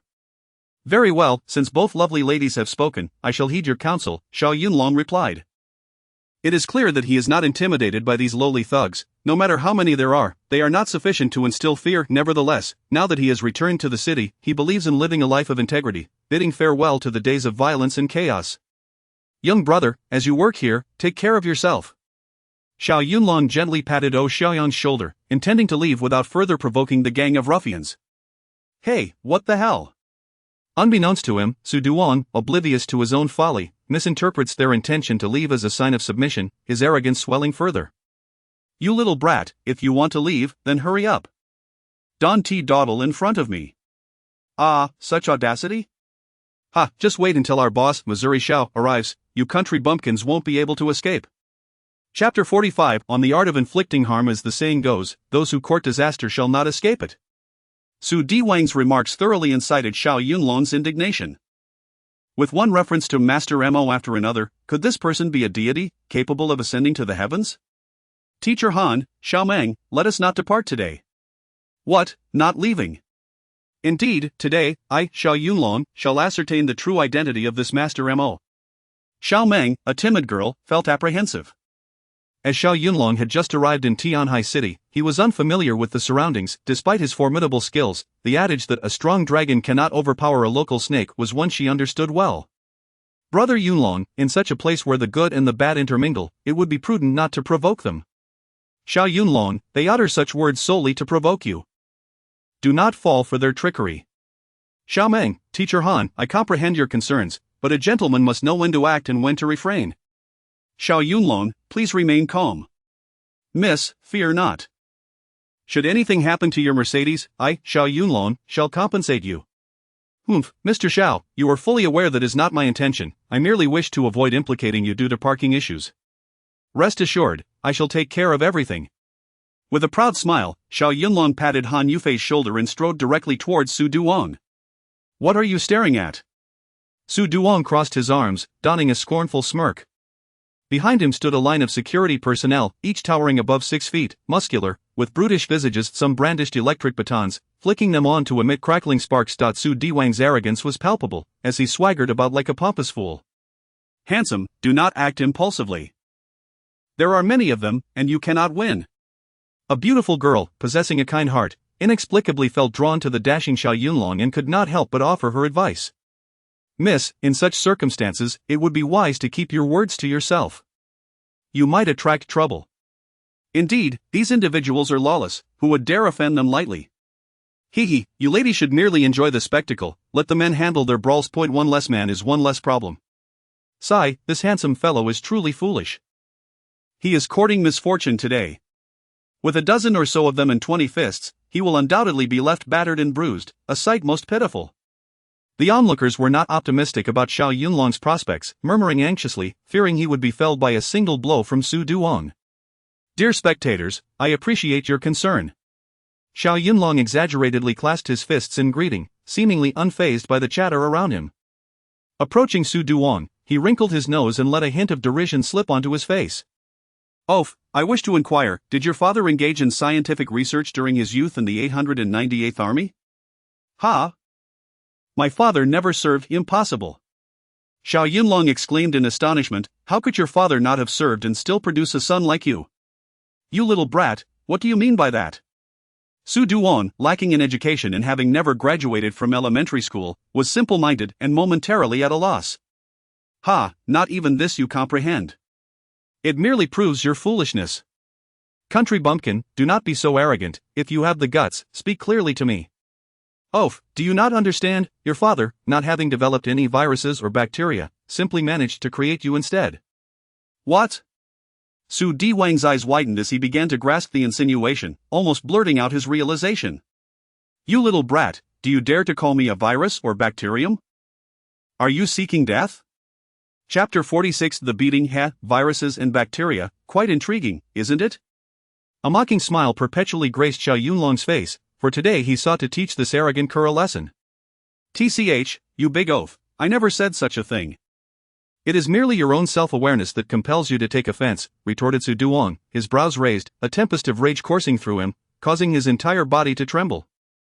How dare this little scoundrel utter such derogatory words? In his eyes, Xiao Yunlong was courting death. Fuming with anger, Su Duong pointed an accusatory finger at Xiao Yunlong, bellowing, "You ungrateful bumpkin, if you don't want to be sent packing with your tail between your legs, dare to utter another insult.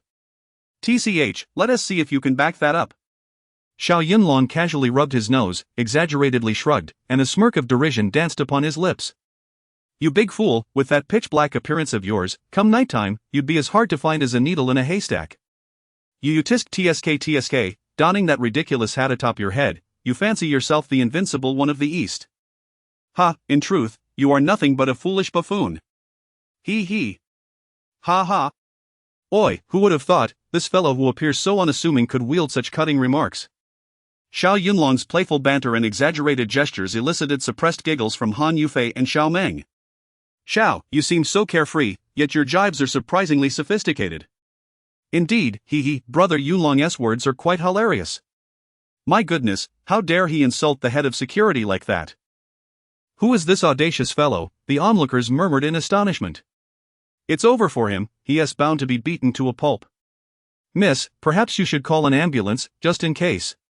The crowd, a chorus of apprehension, collectively held their breath for Xiao Yunlong. "You dare to insinuate that I am a bacterium, you hillbilly? You re as good as dead." "Heh, the victor remains uncertain as of now." Su Duong's fury manifested visibly, veins bulging as he growled, "Brothers, let us go, today, we shall deal with this pretentious fool. Legend has it that the security department's methods are ruthless. There is no such thing as one-on-one, it's always a group assault, overwhelming one individual until they are rendered incapacitated. Beat him, beat this pretentious swine. Charge, everyone." With a wave of his hand, Su Duong commanded over a dozen burly security guards, their fists resembling boulders, wielding electric batons, as they surged towards Xiao Yunlong. Witnessing this scene, the onlookers felt their hearts leap into their throats. Heavens, this bodes ill, these men are merciless, it seems a tragedy is about to unfold. Han Yufei could not help but sweat for him, especially Xiao Meng, who screamed in terror, "Brother Yunlong, they are overwhelming in numbers, be careful. Come at me. I was hoping you would, my fists have been itching for a fight." With a fierce glint in his eyes, Xiao Yunlong tightened his brow and swung his fist directly into Su Duong's abdomen. He exerted only about 60% of his strength, yet Su Duong crumpled like a boiled shrimp, curling over in agony, clutching his belly. He could not suppress a wail. "Ouch, it hurts so much, today, it is you who seek death."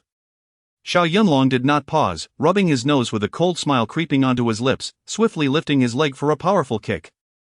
Chapter 47 is 72 consecutive kicks. After defeating Su Duong with a single punch, Xiao Yunlong unleashed a flurry of 72 consecutive flying kicks, striking with the swiftness of lightning. In an instant, a myriad of leg shadows filled the air, leaving the onlookers in a state of bewilderment, utterly at a loss. Who would have thought this young man possessed such formidable skills? Goodness, he has been hiding his talents. We were all completely deceived. Bang, bang, bang. The legendary shadowless kicks unleashed in rapid succession, their speed reaching an astonishing zenith. The crowd stood in stunned silence, as if witnessing an action blockbuster, their breaths held in awe, momentarily forgetting to cheer. The first 5 security guards who rushed forward were sent flying by Xiao Yunlong's kicks before they could even comprehend the situation. The tremendous force directly toppled several others who followed behind. As they soared through the air, bile, saliva, and snot nearly spewed forth. This spectacle vividly demonstrated the ferocity of Xiao Yunlong's leg techniques. In less than 60 seconds, the dust settled, the square was strewn with a dozen security guards, including Su Duong. Some clutched their heads, others held their stomachs, all howling in agony amidst the cacophony of despair. This guy is nothing short of a demon. Ouch, I'm in excruciating pain. My back is broken. I doubt I'll be able to get out of bed for half a year. The remaining 2 security guards exchanged glances, relieved that they had not been among those who charged forward. Good gracious, who would have imagined this young man possessed such overwhelming prowess? They were genuinely taken aback by their earlier misjudgment. This astonishing scene left the onlookers utterly dumbfounded, their mouths agape in disbelief. They could scarcely fathom that a single individual could turn the tide against 10 opponents. A seemingly ordinary young man, clad in athletic wear, had incapacitated an entire team of security guards in less than a minute? Xiao Yunlong's movements were graceful and decisive, each punch and kick landing with precision. Had they not witnessed it firsthand, they would have found it impossible to believe such a spectacle was real. Nearby patrons, who had often borne the brunt of the security guard's arrogance, were mostly too intimidated to voice their frustrations, and now, witnessing Xiao Yunlong's rampage, they felt a sense of vindication and couldn't help but raise their arms in jubilant exclamation. Wow, handsome, your martial arts skills are incredible. Indeed, those 72 consecutive kicks were executed with more flair than a soaring swan. No, it's more like he outshone international superstar Bruce Lee. Who would have thought this handsome fellow not only possesses striking looks but also exceptional martial arts prowess? Especially a young, attractive woman, her eyes wide with excitement, was so captivated that she dropped her phone without even noticing. Once she regained her composure, she couldn't help but cheer, "Wow, handsome, you're amazing." "Ha, miss, are you perhaps smitten with this handsome fellow?" What's so surprising about that? Since time immemorial, beauties have adored heroes. What's wrong with me admiring him? Handsome, your skills are remarkable, I adore you, I want to bear your children. Ugh, what a silly infatuation. Han Yufei shot a glance at the infatuated beauty, feeling an inexplicable annoyance. Just because you want to bear his children doesn't mean he'll want to have them with you. Hee, this beauty is quite intriguing. Xiao Yunlong found himself in a mix of amusement and disbelief. Having arrived in Tianhai City just 2 days prior, he had already attracted the attention of 2 beautiful women. With a chuckle, he pondered how many more would seek to bear his children if he decided to stay in Tianhai City. Chapter 48. When action is required. Everyone, please do not be modest, a mere display of martial skill is but an exaggerated compliment. Xiao Yunlong wrinkled his nose, shrugged his shoulders, and smiled nonchalantly, before patting Xiaoyong on the shoulder. Little brother, a man does not shed tears lightly. When action is required, one must act decisively. Indeed. Xiaoyong nodded, feeling much lighter-hearted upon witnessing Xiao Yunlong's formidable prowess turn defeat into victory. Remember, if anyone dares to bully you again, retaliate with a punch or kick. Show no mercy, do you understand? Understood, brother, I aspire to be as strong a man as you. Excellent, this young man speaks most wisely. Yes, a man does not shed tears lightly. When action is required, we all support you. Brother, thank you. Xiaoyong gazed blankly at Xiao Yunlong, his heart surging with fervor, and with a bend of his knees, he knelt before him with a thud. My name is Xiaoyong, a freshman. My father passed away early, and we are impoverished, which is why I must work here to earn a bit of tuition. Oh, I see. Brother, your martial skills are remarkable, I have never encountered anyone as formidable as you. My skills are rather ordinary, but they suffice to deal with these scoundrels. I do not wish to remain in this place any longer. Alas, this is truly no place for a person. Su Duong, clutching his injured body, contemplated seeking revenge on Xiao Yunlong, but was intimidated by his imposing presence. With no other recourse, he vented his frustration on Xiaoyong. Damn it, Xiaoyong, stop whining there. If you don't want to stay, then scram. Still daring to speak so arrogantly? Xiao Yunlong shot him a fierce glare and barked, You oaf, haven't you had enough of a beating yet? You little brat, don't get too cocky. Once our Mo Xiao arrives, you're as good as dead. As Su Duan uttered these words, he instinctively recoiled, recalling Xiao Yunlong's prowess, still haunted by fear. A bunch of buffoons, daring to act so high and mighty, utterly oblivious to their own demise. Xiao Yunlong furrowed his brow, yanked Xiaoyong up from the ground, and spoke with resolute conviction, brimming with heroism. A man's knees are worth their weight in gold. Xiaoyong, do not kneel on the ground, a man stands tall when he speaks. Brother, I understand, a man does not kneel easily, only before heaven, the earth, parents, and ancestors. Good, now rise. Heroic brother, today I kneel before you, as a token of my sincere admiration. Little brother, my aid to you today is driven by principle, not personal ties. Encountering such injustices, any person with a sense of righteousness cannot turn a blind eye. Yes, in any case, thank you, brother. Han Yufei, perceiving Xiaoyong's striking features and the unique spirit of resilience he exuded, felt a stirring in her heart. Gradually approaching him, she smiled and said, Little brother, if you truly wish to leave this place, I can assist you in finding a job. Xiaoyong's heart leapt with joy, as if he had glimpsed hope. Beautiful lady, really? Of course. A friend of mine owns a gym, if you would not mind, I can refer you to work there part-time. Wonderful, as long as I can escape this place, beautiful lady, I would gladly carry bricks or cement for you. Xiaoyong, I would never have you doing such labor. Simply helping out at the gym and tidying up would suffice. Alright, then thank you, beautiful lady. Xiaoyong, let us exchange phone numbers, once I speak with my friend, you can start working. Upon hearing this, Xiaoyong was elated. Beautiful lady, thank you so much. Chapter 49. The arrival of young Master Moha, still arranging work, are we? Su Duong, having suffered a blow and learned a lesson, was clearly not one to let it go easily, speaking in a sarcastic tone. I'll make a call, and when young Master Mo arrives, you all can start preparing for the aftermath.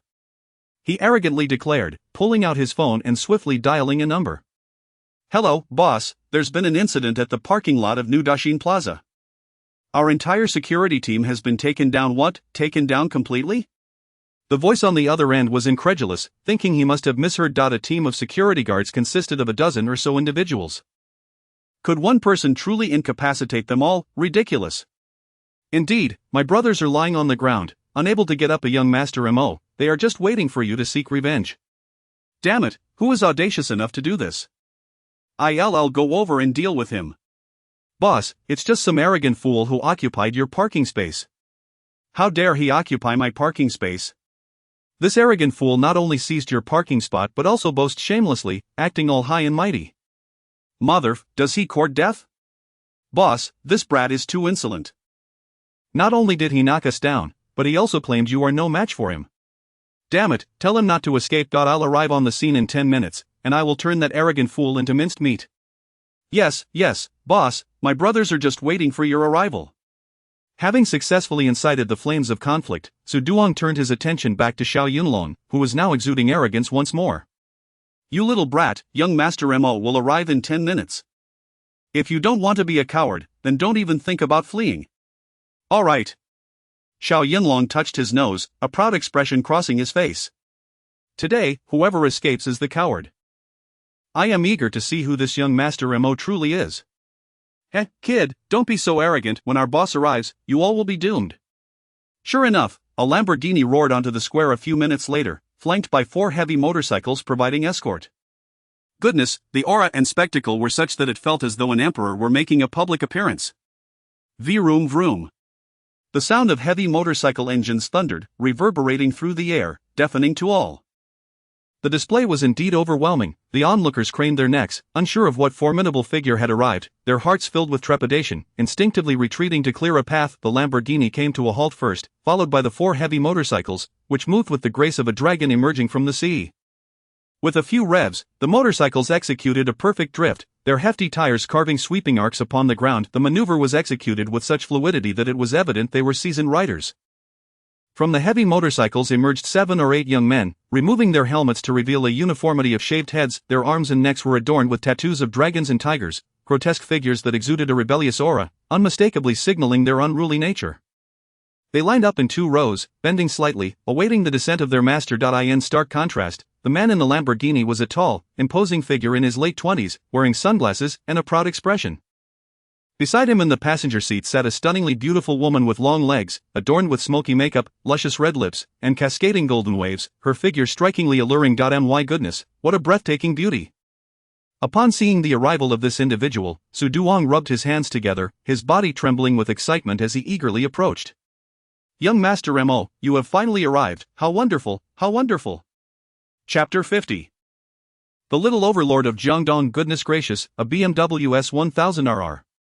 Xiao Yunlong cast a glance at the 4 heavy motorcycles, unable to suppress a heartfelt admiration. He had encountered such vehicles in his organization and was well versed in their specifications and functionalities. Of course, it wasn't the exorbitance of these heavy motorcycles that captivated him, they were merely valued at a few $100,000 at most. The price was not the crux of the matter. Rather, it was the sheer audacity and flamboyance of riding such a machine that appealed to him. With a Lamborghini leading the way, trailed by 4 BMW S1000RRs in a protective convoy whose grand display could rival this. Could this individual be the fabled young Master Mo? Master Mo, please. A bald henchman opened the car door, respectfully welcoming their leader as he alighted. The young man descended from the Lamborghini with an air of arrogance, while a stunning blonde immediately placed a lit cigar into his mouth. Master Mo, here, enjoy a smoke. The statuesque beauty flashed a flirtatious smile, teasingly accentuating her assets, her enthusiasm surpassing that of a devoted servant attending her own kin. Such splendid service, fair maiden. Serving Master Mo is my duty, of course. Ha! The young Master Mo playfully pinched her posterior, laughing heartily. Well said, I shall reward you with $1 million. $1 million. The beauteous eyes sparkled with delight. Thank you, Master Mo. I love you. She promptly planted a kiss on his cheek in a bid to curry favor. Damn it, you shameless women only care for my wealth. You're all so lewd. No, Master M.O., I love you as a person as well, but who could resist money? Ha, splendid, being rich is simply delightful. The young man donned a black leather jacket adorned with studs, paired with tight-fitting trousers, his face adorned with an exaggerated grin. A gold chain, as thick as his thumb, hung around his neck, and he sported genuine leather ankle boots. With his arm wrapped around the gaudy beauty, he strode confidently, exuding an air of superiority. This young Master M.O., known as M.O. Shaokuan, was the scion of the M.O. family conglomerate in Huaxia. The M.O. Group was a prominent real estate developer in the city, recognized as the wealthiest in Tianhai City, with assets that he claimed were second to none, as no one dared to challenge his standing. This heir was a ne'er-do-well, perpetually mingling with idle ruffians and ingratiating himself with underworld bosses, engaging in brawls, bullying the weak, and committing various misdeeds. He was the little tyrant of the Jiangdong region. With wealth at his disposal and a powerful family backing him, M.O. Shaokuan, being the sole heir, strutted about with an air of superiority that he was notorious for his numerous romantic escapades, yet the relentless pursuit of pleasure left him weary. He sought thrills in street fights, reckless driving, and drifting. These were his preferred pastimes. The New World Shopping Plaza was always under M.O. Shaokuan's protection. Customers, no matter how brazen or affluent, dared not disrupt the peace upon hearing the title Little Overlord of Jiangdong. Su Duong was well aware of M.O. Shaokuan's privileged background, recognizing his wealth, influence, and formidable connections, including a godfather rumored to be a notorious underworld figure. Hence, he treated this little tyrant with more deference than he did his own father. Su Duong, tell me, which shameless scoundrel dared to occupy your Master Mo's parking spot? Humph. Su Duong, sensing the arrival of reinforcements, grew increasingly arrogant, pointing at Xiao Yunlong as he fanned the flames.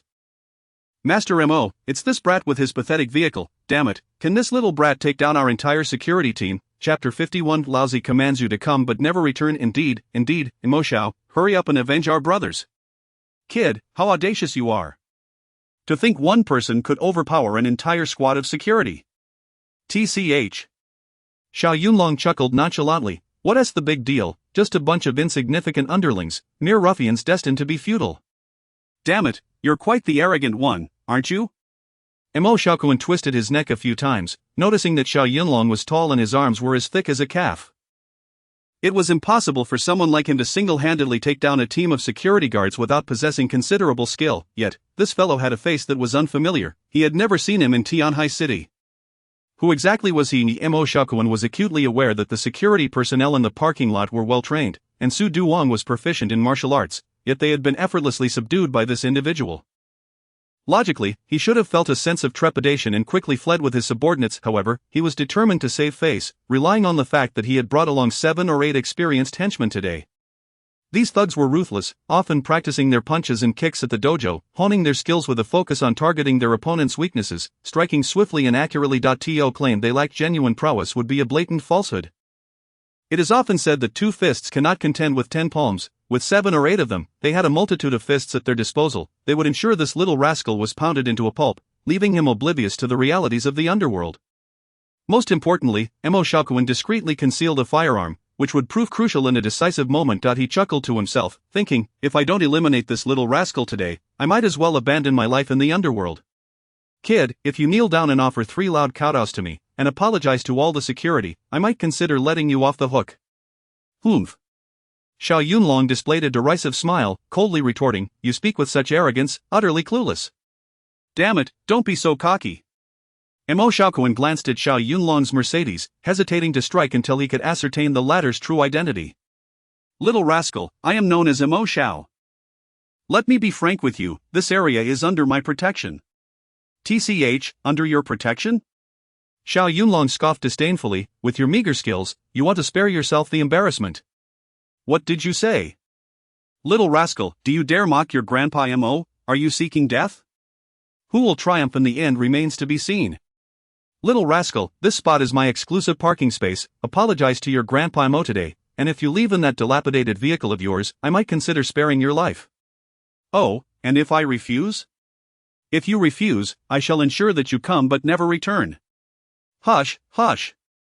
Yes, let us make sure this little rascal comes but never returns. Damn him. Damn it, let us beat this little rascal to death and toss him into the sea to feed the sharks. M.O. Xiao is formidable, M.O. Xiao is mighty. The 7 or 8 henchmen, having never witnessed Xiao Yunlong's prowess, were blissfully ignorant of the danger they faced. Emboldened by their leader's arrogance, they rallied enthusiastically, fervently praising Mo Shaokuan. Come but never return? Hee, young Master Mo, I believe that phrase is more fitting for me to say. Damn it! Mo Shaokuan, accustomed to being proud and arrogant, became infuriated upon realizing that Xiao Yunlong did not regard him with any respect. Little rascal, you are overstepping. Should you lose your life here, do not blame your grandpa Mo for being ruthless. Xiao Yunlong's cold mockery ignited the flames of anger within Mo Shaokuan. To dare mock your grandpa Mo, you shall perish. With a twist of his neck, he pushed away the beauty in his arms, his eyes gleaming like a leopard's in predation. Unbeknownst to anyone, a dagger had appeared in his hand, and with a swift motion, he lunged it towards Xiao Yunlong's chest. Chapter 52, Car smashed. The dagger whistled through the air, infused with a formidable energy. Good heavens, this young Master Mo indeed possesses some skill. Brother Yunlong, be careful. Xiao Yunlong, watch out for the dagger in his hand. As soon as Xiao Meng and Han Yufei noticed their adversary wielding a deadly weapon, they clung together in terror, both shrieking in fright. Second-generation heir, come at me. Xiao Yunlong swiftly evaded the dagger's thrust, his body shifting to the side. With utmost focus, he struck with lightning speed, firmly grasping Mo Shaokuan's wrist. Mo Shaokuan, who was typically arrogant and haughty, with his nose held high, was taken aback by Xiao Yunlong's formidable prowess. It would be a lie to claim he felt no fear deep down. How dare you, little brat, to seize the wrist of your grandfather Mo, you're courting death. His brows furrowed in anger as he exerted force, attempting to shake off Xiao Yunlong's grip. Yet, the latter's hold was as unyielding as a vice. The more he struggled, the tighter Xiao Yunlong's grip became. Mo Shaokuan's heart sank in alarm. Damn it, this kid truly has some skills. His wrist-holding technique is simply too formidable. Anyone who has undergone training understands the intricacies involved, and today he had encountered a formidable opponent. A true expert reveals their caliber upon engagement. With his wrist firmly ensnared by Xiao Yunlong, the young tyrant seethed with embarrassment and rage, yet dared not struggle recklessly, leaving him in a most awkward predicament. Let go of your filthy hands, you little brat.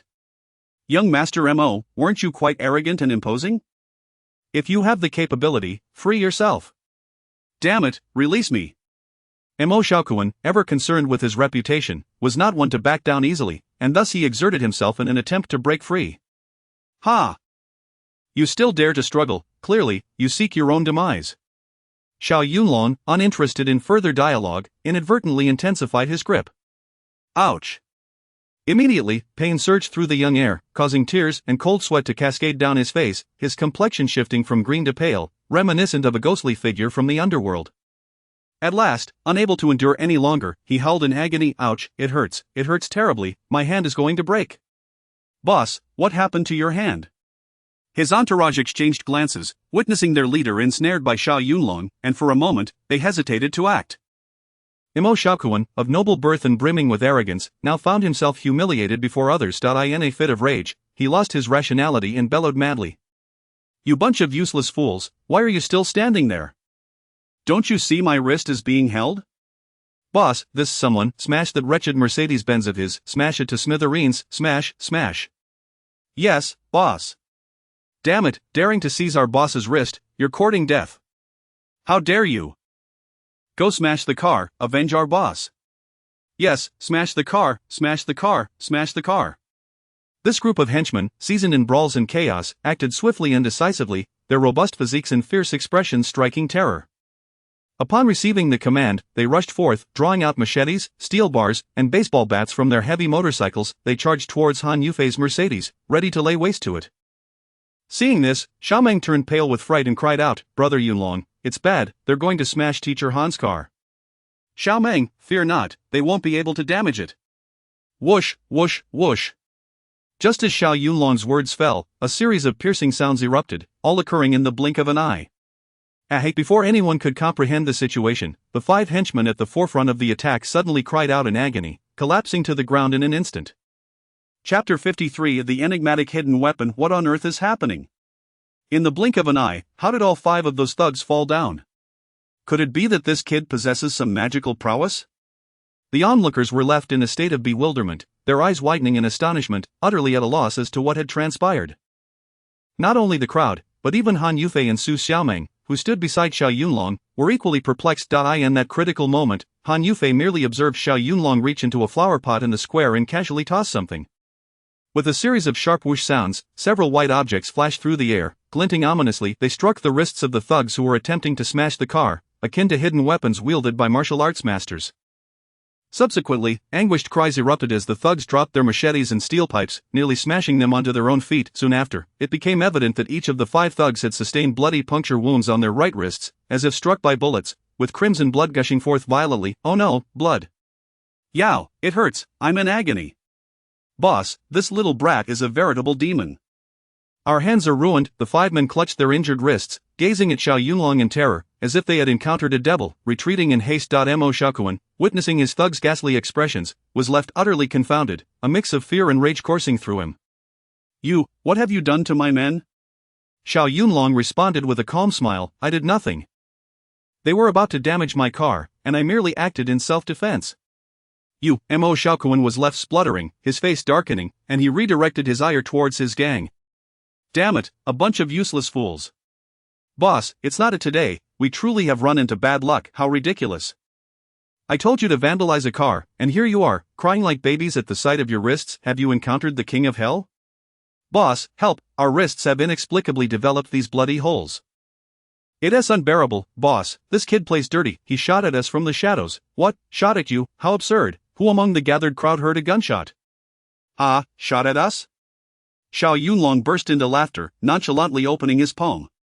Oh, so it was this. Only then did the crowd realize that in his palm lay nothing more than a few small white pebbles, roughly the size of peanuts. In that moment of urgency, Xiao Yunlong had simply seized a handful of decorative stones from the flower pot, using them as hidden weapons. The result was the pandemonium that had just unfolded. This is what is deemed a master, where the nature of the weapon is inconsequential. It is the inner strength and skill that matter. Goodness, ordinary pebbles can inflict such grievous wounds? If I hadn't witnessed it with my own eyes, I would deem it utterly preposterous. My word, just how formidable must this handsome fellow's strength be? Sir, your skills are impressive. Might I inquire if you are a martial arts champion? Impressive skills, I don't think so. Mo Shaokuan, aware of Xiao Yunlong's unfathomable abilities and seeing his subordinate sprawled on the ground, felt a mix of awe and fear. I may not be able to defeat you, but I have a gun. Suddenly, emboldened by desperation, he pulled out a handgun without warning. The ominous black muzzle was suddenly pressed against Xiao Yunlong's forehead. Chapter 54 A Matter of Life and Death. A handgun. Xiao Meng was terrified upon seeing it, and she cried out in a shrill voice, Brother Yunlong, it's bad, he has a gun. Xiao Yunlong, be careful. Han Yufei's face turned pale with fright as well. The 2 women clutched each other's hands tightly, their palms slick with sweat. The 2 beauties were acutely aware of Xiao Yunlong's exceptional martial skills, yet they understood that no matter how formidable one might be, the threat of a bullet renders all prowess futile. They recognized that someone like Mo Shaokuan, a wealthy young heir, could extinguish a life with the same ease as crushing an ant. If anything were to happen to Xiao Yunlong, what would they do? Hey, Mo Xiao, it seems you are privately harboring firearms and ammunition? Xiao Yunlong, having undergone professional training and with countless firearms experience, recognized the weapon as a genuine article. According to the laws of Huaxia, the possession of firearms and ammunition is a capital offense, he mocked, his gaze shifting subtly as he lowered his guard. After all, a handgun does not discriminate, a moment of carelessness could cost a life. You little brat, acting all high and mighty, damn your mother. Mo Shaokuan spat venomously at Xiao Yunlong, as his bodyguards and lackeys fell one by one to the ground. His fury had reached a boiling point, and he longed to dismember this little brat to alleviate his rage. The second-generation heir grinned widely, twisting his neck, his arrogance swelling even further. I warned you long ago, cross my grandfather, and you are as good as dead. Curse it, if you provoke me, I'll blow your head off. You little brat, still pretending to be tough? Let us see how you act now. With the gun in hand, he felt emboldened, pressing the weapon against Xiao Yunlong's forehead and barking menacingly. The merciless nature of bullets struck fear into Xiao Meng, who, at such a tender age, had never encountered such perilous circumstances and immediately burst into tears. Oh my God, Brother Yunlong, be careful of that gun in his hand. You mustn't let anything happen to you. Teacher Han, what do we do now? You must think of a way to save him. Han Yufei was equally anxious, wringing her hands. While she possessed some martial skills, the gravity of the situation left Xiao Yunlong's life hanging in the balance. If she were to rush in to save him, she feared it might backfire and cause more harm. Xiao Meng, in this situation, there is little I can do. My heavens, what can we do? Xiao Meng, please stop crying. Teacher, Brother Yunlong is a comrade of my brother's. If he were to tragically perish, how could I ever face my brother again? Xiao Meng sobbed uncontrollably, tears streaming down her face. Xiao Meng, Teacher Han, fret not, everything will be all right. Xiao Yunlong reassured with a nonchalant smile. With his abilities, there were countless ways to disarm Mo Xiaokuan. What, you little brat, even at this moment, you dare to act indifferent? The second-generation heir, seeing Xiao Yunlong's unconcerned demeanor despite the gun pressed to his head, felt his fury intensify. Ah! He pressed the gun harder against Xiao Yunlong's forehead, gritting his teeth and shouting arrogantly, "You little brat, I don't believe in the supernatural. Are you a deity? Can't a bullet put you down?" Pfft, what a farce! Xiao Yunlong exhibited no hint of panic, raising an eyebrow and continuing to jest. Just a pull of the trigger, and you, little brat, will be on your way to meet the king of hell. Do you believe it? Dare to keep pretending, go on, keep pretending. Chapter 55 Seizing the gun issue, wonderful, the boss is impressive. The remaining uninjured henchmen, witnessing their leader turn the tide, momentarily forgot their fear and began to boast. Boss, kill that pretentious fool. Ha, as per our usual custom, after killing him, toss him into the pond to feed the turtles. The boss is formidable. The boss is mighty, all brothers stand by you. Mo Xiaokuan, encouraged by his subordinates' cheers, twisted his neck, his demeanor growing increasingly arrogant. My brothers are right, I am eager to see whose skills are superior, his, or the might of my bullets. Boss, wait. One henchman, noticing the terrified Han Yufei and Xiao Meng nearby, smirked wickedly, saliva uncontrollably pooling.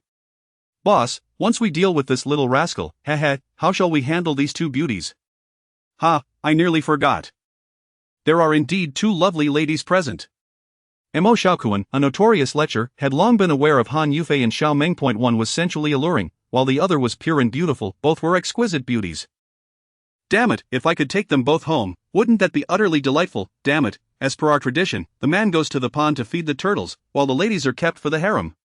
Shoo, we've been waiting for the boss to say that. These two beauties possess both looks and figure, each stunning in their own right.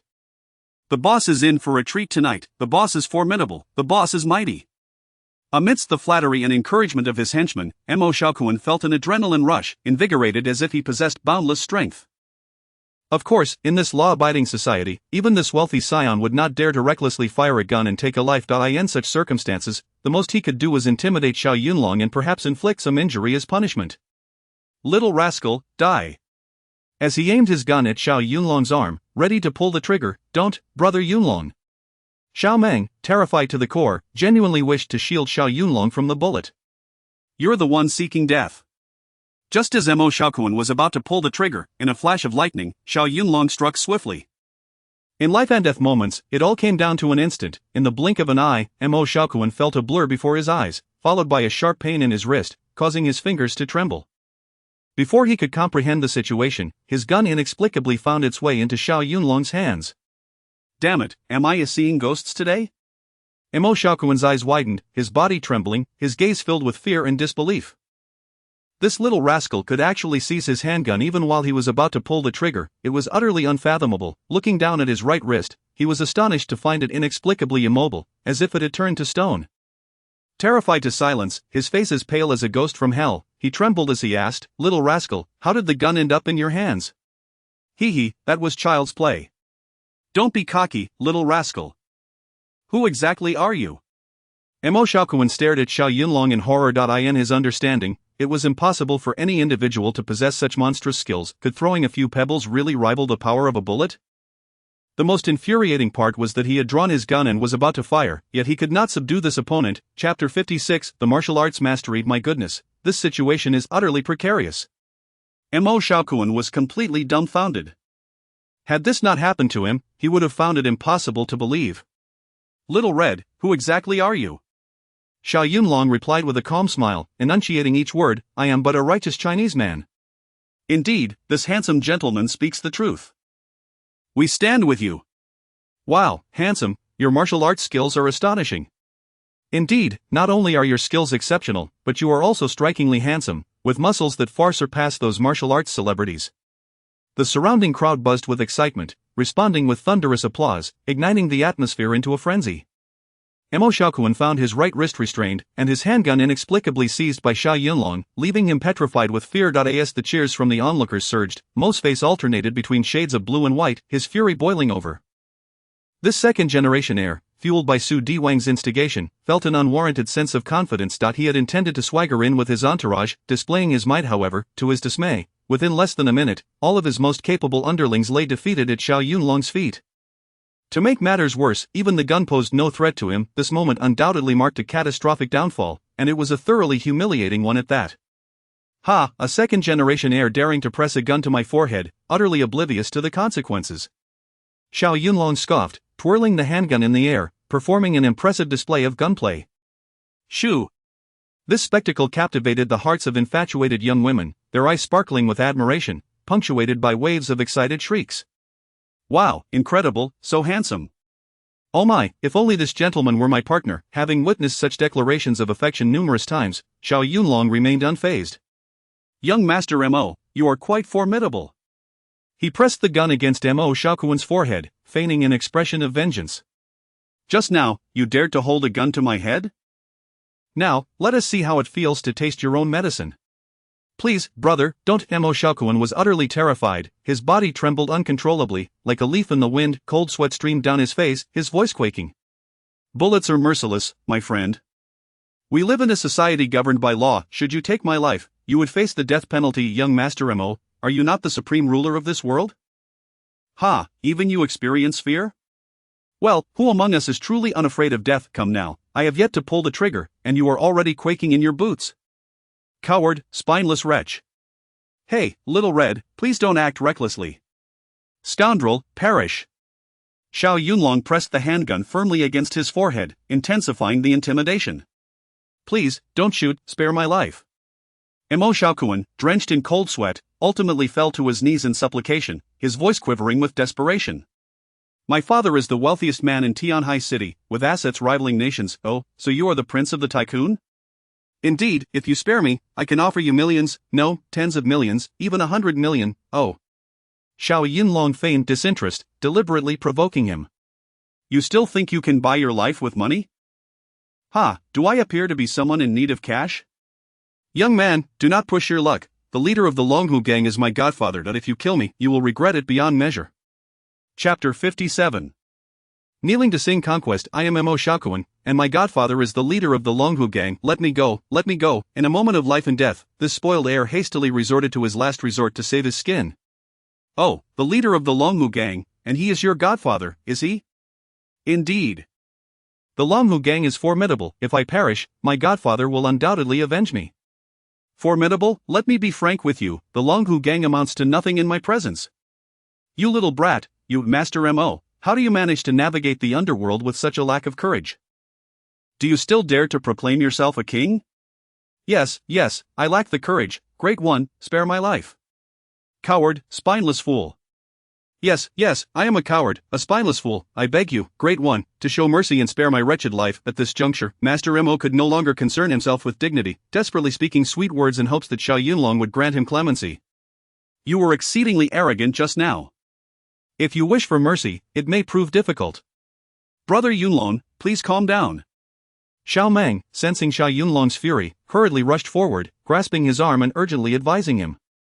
Murder is a crime. It is not worth breaking the law for a scoundrel like him. Ha! Xiao Yunlong touched his nose, a wicked smile creeping across his face as he deliberately remarked, Xiao Meng, rest assured, your brother Yunlong has always acted without shedding blood. Brother Yunlong, you truly intend to kill him? Great one, spare my life. Mo Xiaoquan, utterly terrified, fell to his knees before Xiao Yunlong, repeatedly bowing his head. Who said I am going to kill him? China is a nation governed by law. Your brother Yunlong is not foolish enough to commit a crime for such a scoundrel. Oh, in that case, I can rest easy, Xiao Meng exhaled, finally calming her racing heart.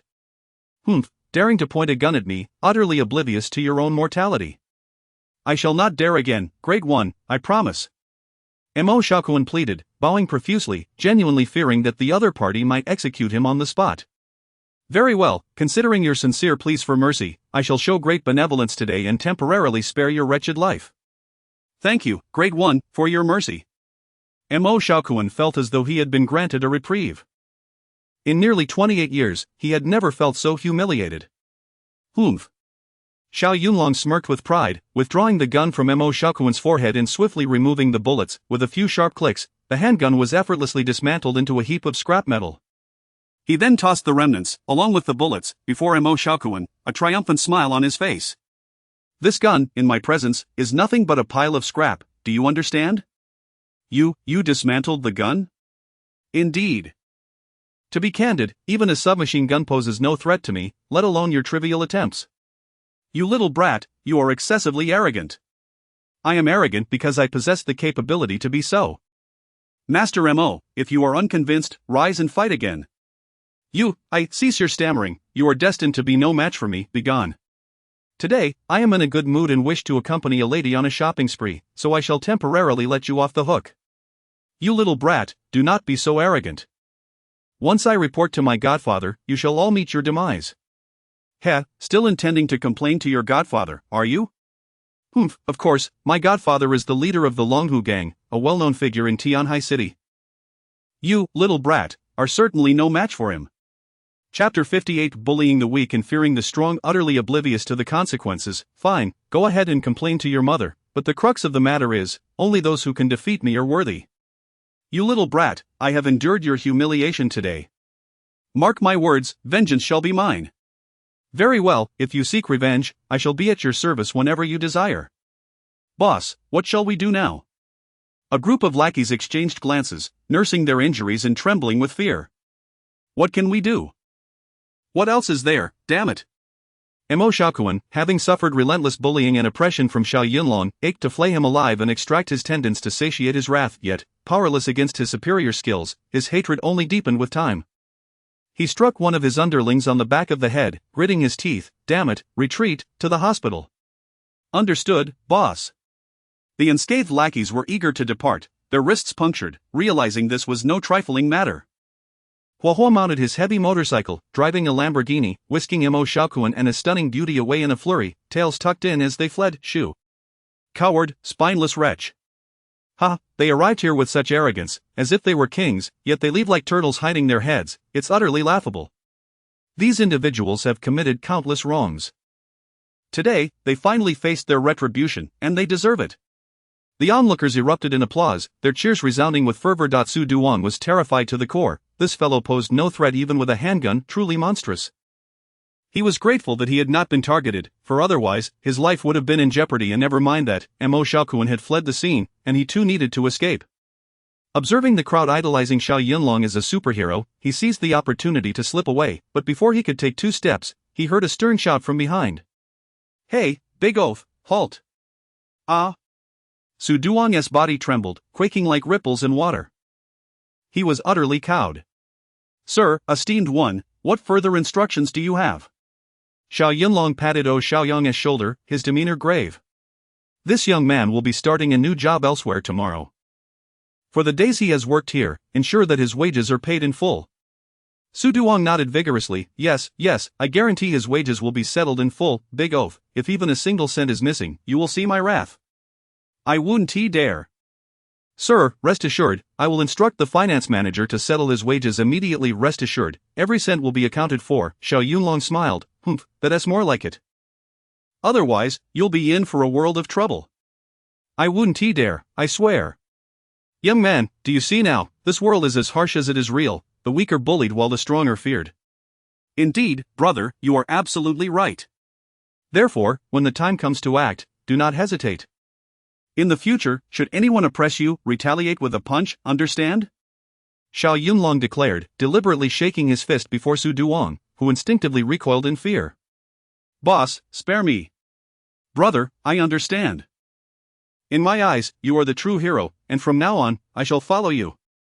Meeting Xiao Yunlong and Han Yufei marked a turning point in Xiaoyong's life. He attended the finest university in the capital, and upon graduation, he ascended from a minor supervisor to a managerial position in a publicly listed company, earning an annual salary exceeding 1 million. Of course, these events are a tale for another time, and shall remain unspoken for now. Chapter 59. A disagreement leads to conflict. Oh, Xiaoyong, come, let us exchange phone numbers in WeChat. Should you encounter any difficulties, do not hesitate to call me. Alright, I'll add you right away, brother, sister, you are truly my benefactors. Young brother, it has not been easy for you, losing your father at such a tender age and relying solely on your mother. Assisting you is the least we can do. Thank you, brother, thank you. Observing this scene, Han Yufei couldn't help but feel a surge of emotions as she added Xiaoyong's number. Do not be so courteous, young brother. Our acquaintance is fate. Indeed, the beautiful sister speaks wisely, meeting is indeed a matter of destiny. Oh, Xiaoyong, we must take our leave for now. Regarding work matters, I shall call you shortly to arrange everything. Thank you, sister. I am exceedingly grateful. Xiao Yunlong nodded at him, raising his fist and shaking it before him, instilling strength and confidence. Strike when the moment calls for it, do not hesitate. Brother, I understand. Xiaoyong, remember to collect your salary from the finance department. If there is even a penny missing, call me immediately, and I shall demonstrate how to deal with them. I comprehend, brother, sister, travel safely. I shall head to the finance office to collect my salary now. Xiaoyong's face beamed with joy as he hurriedly dashed off to the finance office. The show is concluded, everyone. You may disperse. Xiao Meng, linking arms with Xiao Yunlong and Han Yufei, waved goodbye amidst the envious gazes of the onlookers. Her brother Yulong's skills were truly remarkable, embodying the very essence of a superhero in her eyes. Brother Yunlong, you are incredible. The young girl's vanity soared, her heart fluttering with excitement and joy.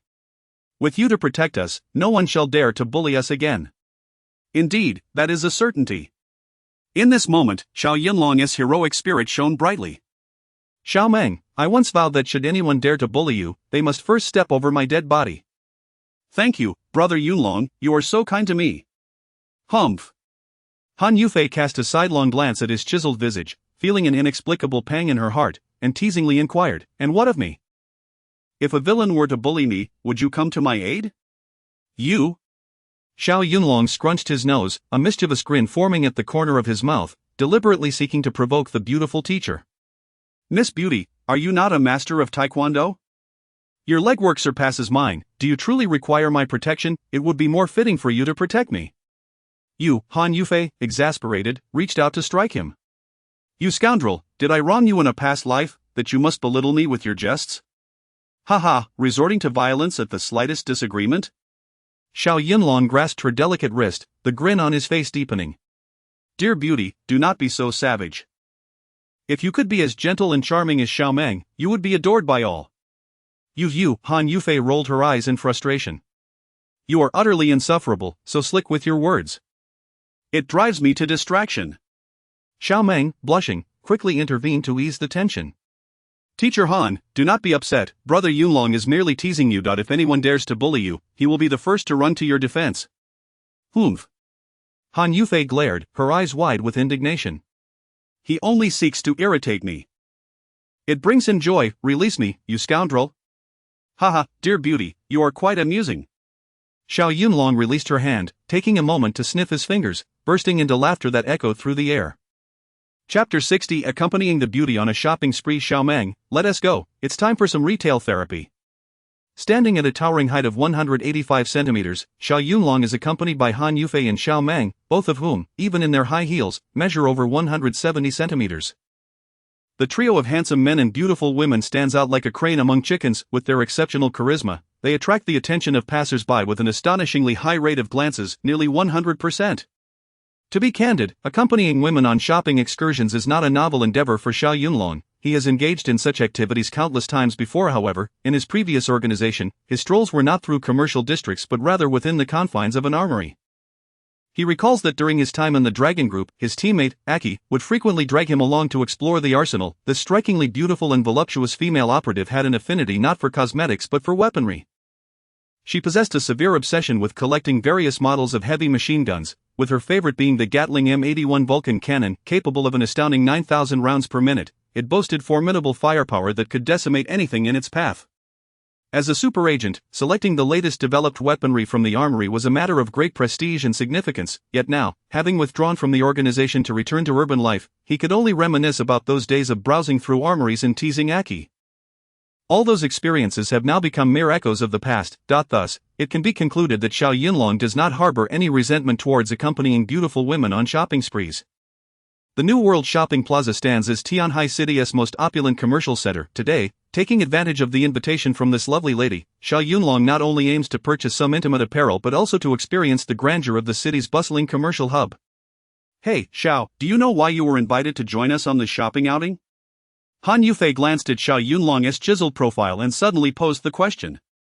Do I really need to explain? Xiao Yunlong, with an audacious demeanor and lacking in modesty, flashed a self-satisfied grin.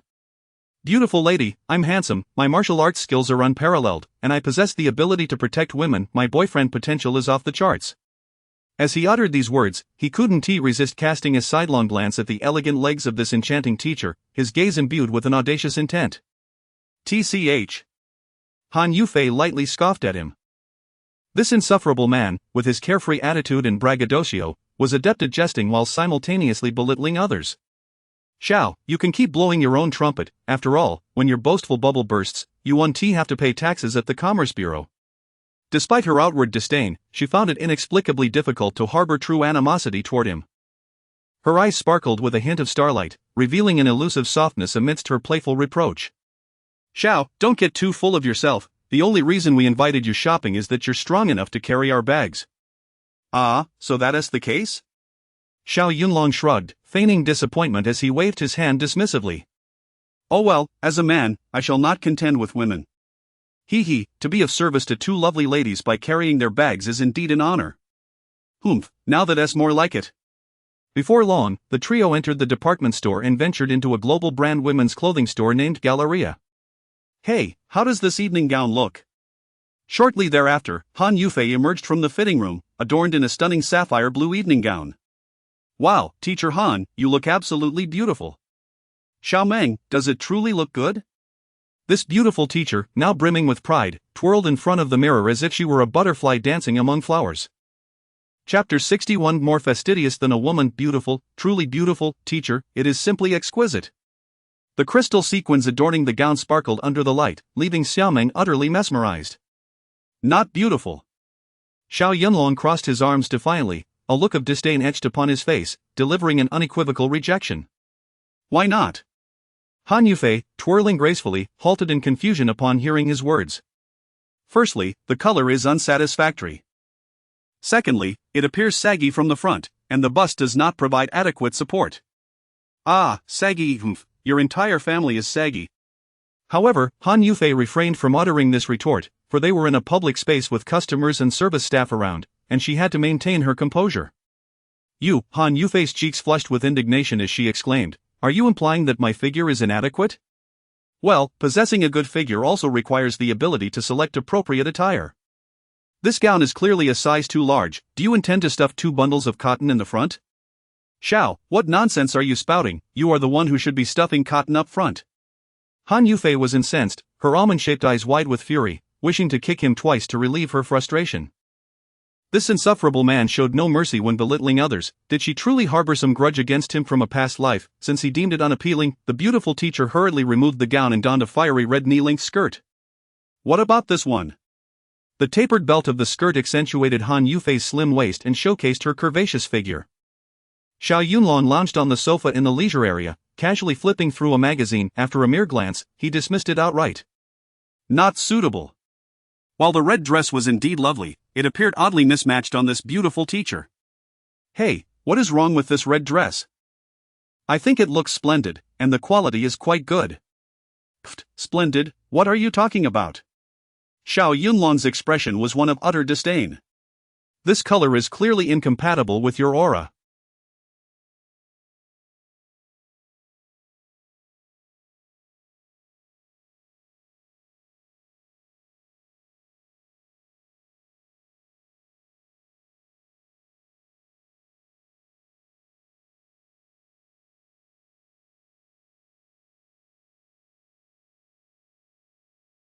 Look at this bright red, so gaudy, it makes you resemble one of those princesses from nightclubs. You are the one who resembles a nightclub princess. Han Yufei shot him a glare, hastily moving on to try another outfit. What about this one? Unattractive. Then how about this? The style is too old-fashioned, suitable for a matron. You. Hey, Xiao Yunlong, surely this one is acceptable? The color is too dull, the craftsmanship lacks finesse, and it has no highlights when worn utterly lifeless. No. After trying on 7 or 8 dresses, not a single one met his approval, each receiving a firm rejection. Now, even though Han Yufei was a teacher with commendable poise, she was thoroughly provoked by his relentless critiques. Hey, Xiao, are you doing this on purpose? Do I have some grudge against you? Why is it that every outfit I select is deemed unattractive by you? Ha, if it's unattractive, it's unattractive. Am I not entitled to speak the truth, Xiaomeng, don't you agree? Use beauty, do not be ungrateful. I say this for your own good. What, being this picky is for my benefit? Of course, otherwise, you would end up buying a heap of unappealing clothing, wasting money, and tarnishing your image when wearing them in public. He. Xiaomeng could not suppress her laughter, covering her mouth as she chuckled. Brother Yunlong, you are quite amusing. Xiao, I think you are deliberately asking for a beating. Han Yufei could no longer tolerate his antics and aimed a kick at him. Chapter 62, Standing and Speaking Without Pain. The young lady's temper has flared up again. Xiao Yunlong swiftly dodged. Hey, beautiful, could you refrain from being so savage? Be careful or you might end up unmarried. Xiao Yunlong, are you doing this on purpose? Are you trying to drive me to my wit's end? Han Yufei was nearly exasperated. One cannot say that, I am merely speaking the truth. Subsequently, the trio visited 4 more high-end women's fashion boutiques to try on garments. Without exception, every dress and skirt Han Yufei chose was met with Xiao Yunlong's disapproval. The goodness, one has encountered finicky individuals before, but never a man more fastidious than a woman. This is unappealing, and that is as well. You are deliberately trying to vex me, aren't you, Mr. Xiao? You cannot claim otherwise. The beautiful instructor was quite incensed, her almond-shaped eyes wide with fury as she hurled the clothing at him. You are infuriating me to death. Young lady, I did not initiate this outing. You invited me. I have merely offered a few comments. Why the outburst? Xiao Yunlong scratched his nose, revealing a hint of mischief as he flipped through the magazine Flower Boy in his hand. Moreover, the dresses you selected were, to begin with, subpar. I cannot simply turn a blind eye to the truth, can I? Han Yufei was so exasperated that she rolled her eyes, left speechless. Meanwhile, Xiaomeng stood to the side, stifling laughter. Her brother Yunlong was exceedingly humorous, providing the young lady with a newfound appreciation. As for me, I always speak my mind, never holding back. Beautiful lady, your eye-rolling is futile. Xiao Yunlong's eyes sparkled as he glanced at Han Yufei, paying no heed to the furious instructor. Hey, stop looking at that.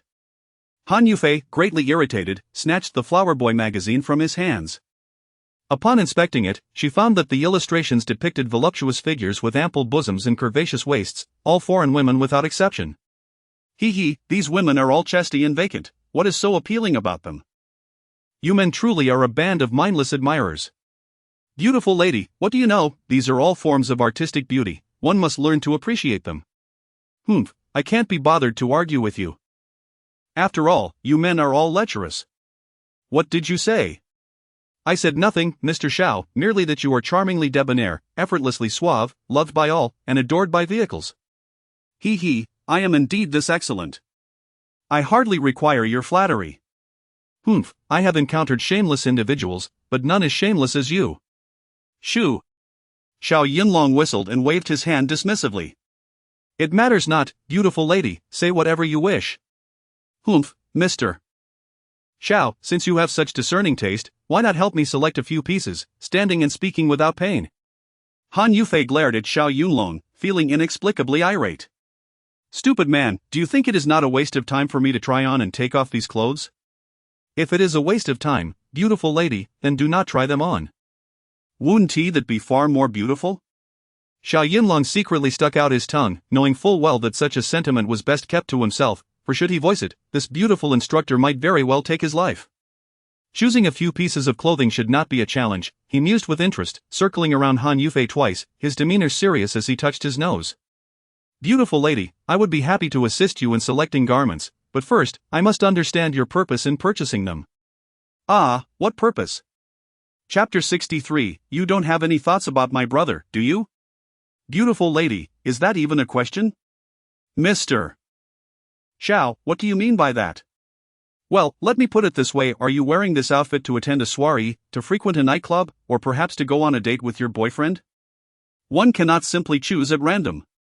Hey, Mr. Xiao, don't talk nonsense, I don't have a boyfriend. Han Yufei blurted out the words almost instinctively. What, such a stunning woman without a boyfriend, how is that even possible? Xiao Yunlong thought to himself, casting a lingering glance at her, secretly pleased. This woman is so eager to clarify, could it be that she harbors some thoughts about me? My dear, your relationship status is of no concern to me. Don't flatter yourself, I have no intention of pursuing you. You. Han Yufei was infuriated. Mr. Xiao, you are so carefree and smooth-talking, I certainly do not covet your advances. Almost all women possess an inexhaustible enthusiasm for shopping, their love for fashion is akin to a man's passion for tobacco and spirits. To be honest, although this beautiful teacher is strikingly attractive and has a sensuous figure, she lacks profound knowledge of fashion. She merely glances at new styles, tries on what catches her eye, and pays no mind to quality, color, or whether the outfits suit her role as a teacher. Consequently, the salesgirl is flustered, while Xiao Yunlong and Xiao Meng are left bewildered. Her selection process lacks both theme and purpose. How can she possibly find something to her liking? Beautiful lady, just like the dazzling evening gown you selected earlier, it is perfect for a gala. That gown is far too extravagant. It is certainly not something I would wear on a regular basis. And that fiery red strapless mini dress reveals far too much, it clearly suggests a night out at a club. I have no intention of visiting a nightclub. I am focused on self-cultivation and would never stoop to such places. Hey, don't be so quick to deny, I was merely using it as a metaphor. Mr. Xiao, stop babbling and just help us choose some outfits. Shopping without a theme. Is it any wonder you've picked so many pieces yet found none to your liking? I have a few that I fancy, it's just that you deemed them unattractive. Xiao Yunlong leaned closer to her ear, flashing a mischievous smile, and whispered, My dear, you seem quite concerned about my opinion, don't you? Get away. You disgusting man, stop grinning at me, who cares about your opinion? With a figure so splendid, I truly wonder what thoughts occupy that little head of yours all day long? Although his words were somewhat cutting, they held a certain logic that left Han Yufei little room for rebuttal. Upon hearing Xiao Yunlong compliment her figure, Han Yufei felt a surge of delight and blushed, responding, I'm not thinking about anything, I just want to find a few beautiful outfits. My dear, tell me, what are your requirements for style, quality, and color? I shall begin selecting. I only require that the styles are novel and the quality acceptable, preferably something suitable for wearing to school that is both elegant and appropriate. That is not too difficult, my dear. Watch closely, I shall select 2 pieces for you to try on. Xiao Yunlong's gaze swept over the rows of clothing, quickly zeroing in on his targets. One was a black knitted dress, and the other a silk grass-green long gown. Here, my dear, take these 2 pieces and try them on. Let us see how they look on you. Chapter 64 Stunning Figure. Alright, I shall go try on some clothes. Han Yufei first donned a black knitted jumpsuit. She gazed at her reflection in the fitting room mirror and, feeling satisfied, stepped out gracefully in her high heels. Hey, Xiaomeng, Shashan, how does this knitted dress look? Xiao Yunlong cast a fleeting glance and was immediately captivated. Despite his extensive experience with beauty, he found himself momentarily mesmerized, unable to tear his eyes away. Wow, one could easily place an apple atop that pert derriere. One could not help but marvel at the creator's artistry. This beautiful teacheress figure was truly breathtaking. Xiaomeng stared wide-eyed at Han Yufei. She had long been aware of her teacher's enviable physique, but she never anticipated it to be to such an extraordinary degree. Even as a young girl, she could not suppress her admiration. Teacher Han, you look stunning, so beautiful. Really, Xiaomeng? Absolutely, this knitted dress perfectly accentuates your figure, far surpassing the outfits you selected earlier. Simply exquisite. A nearby sales assistant couldn't help but nod in agreement. Ma'am, this dress looks absolutely marvelous on you. It exudes sensuality and grace, with a figure that is beyond reproach.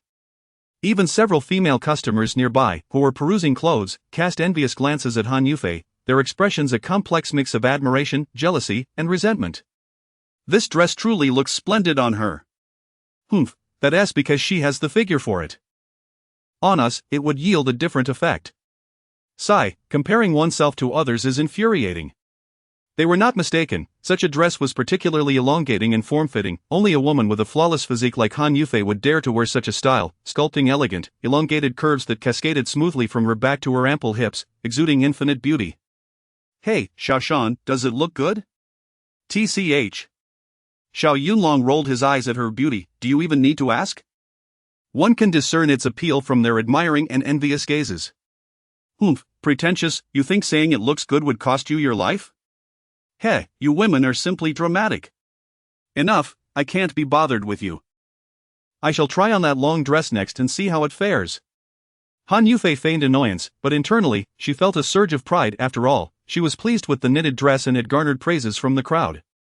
After such a prolonged search, she had finally found an outfit that resonated with her. One by one, she changed into a grass-green silk long dress in the fitting room, elegantly twirling around. Standing in front of the fitting mirror, she scrutinized herself, feeling quite pleased before stepping out once more. This long dress, crafted from silk, was tailored impeccably with exquisite workmanship. As Han Yufei glided forward, she moved with an enchanting grace. If the previous knitted dress had rendered her alluring, this silk gown undeniably transformed her into an embodiment of divinity. Wow, teacher, this is absolutely stunning, elegant and exquisite. You look just like a celestial being. Xiaomeng gazed at her, exhilarated and genuinely awestruck. Indeed, quite remarkable. Xiao Yunlong crossed his arms and nodded repeatedly. Han, both of these garments suit your temperament beautifully. You could wear them to school. I suggest you purchase them both. Alright, I concur, Xiao Yunlong, thank you for helping me select these outfits. I shall buy both. Chapter 65 of This woman is truly magnificent, as long as you agree to buy it. The service attendant finally breathed a sigh of relief. Her earnings primarily depended on commissions. After trying on numerous outfits, if nothing was purchased, she would be left to face the harsh winds of misfortune. Han Yufei stood before the fitting mirror, glancing from side to side, clearly more satisfied with the grass-green gown. Hey, Xiao, how come you are so adept at selecting clothes for women? Have you ever had a girlfriend? With someone as suave and handsome as me, charming and debonair, if I desire a girlfriend, it would be merely a matter of moments. Humph. Han Yufei shot him a glance of disdain. Spare me your vanity. A single compliment sends you soaring to the heavens. Beautiful Han, do you know why I chose these two garments for you? Why, is it not simply because they are aesthetically pleasing? Of course, the visual appeal is paramount, but primarily, these two outfits are exceptionally suited to your temperament. Oh, I see. Now that spring has arrived and the weather has warmed slightly, these garments can be worn alone. If it gets a bit cooler, a trench coat or a short leather jacket can be added, making for a versatile ensemble. Han Yufei nodded repeatedly. I believe so as well, thank you. What is there to thank me for, beautiful? Just as long as you refrain from being angry with me in the future. How boastful. Alright, now that I've chosen my clothes, can you help Xiaomeng pick a couple of outfits? No. Upon hearing this, Xiaomeng quickly declined. Teacher, I don't need to buy anything, as I wear a uniform at school anyway. Xiaomeng, there are weekends and holidays as well. Besides, after your college entrance examination this year, you'll be heading to university, and you won't have to wear a uniform anymore. Exactly, our Xiaomeng is a beautiful girl, full of youthful vigor. She should dress splendidly. Brother Yunlong, really, I don't need it. I think the clothes here are quite expensive. Don't worry, Xiaomeng, I'll gift you this outfit. Xiao, go pick out some clothes. If these garments are to be gifted, they will be from me to Xiaomeng. I almost forgot we have a wealthy lady among us. Humph, you're starting to insult again, Xiao. Do you want me to call you a scoundrel once more? Beautiful lady, spare me. Xiao Yunlong stuck his tongue out at Han Yufei and proceeded to select clothing. He chose a black knee-length puff dress for Xiaomeng, pairing it with a pink shawl of the same style. This ensemble beautifully captured the innocence and romance of youth.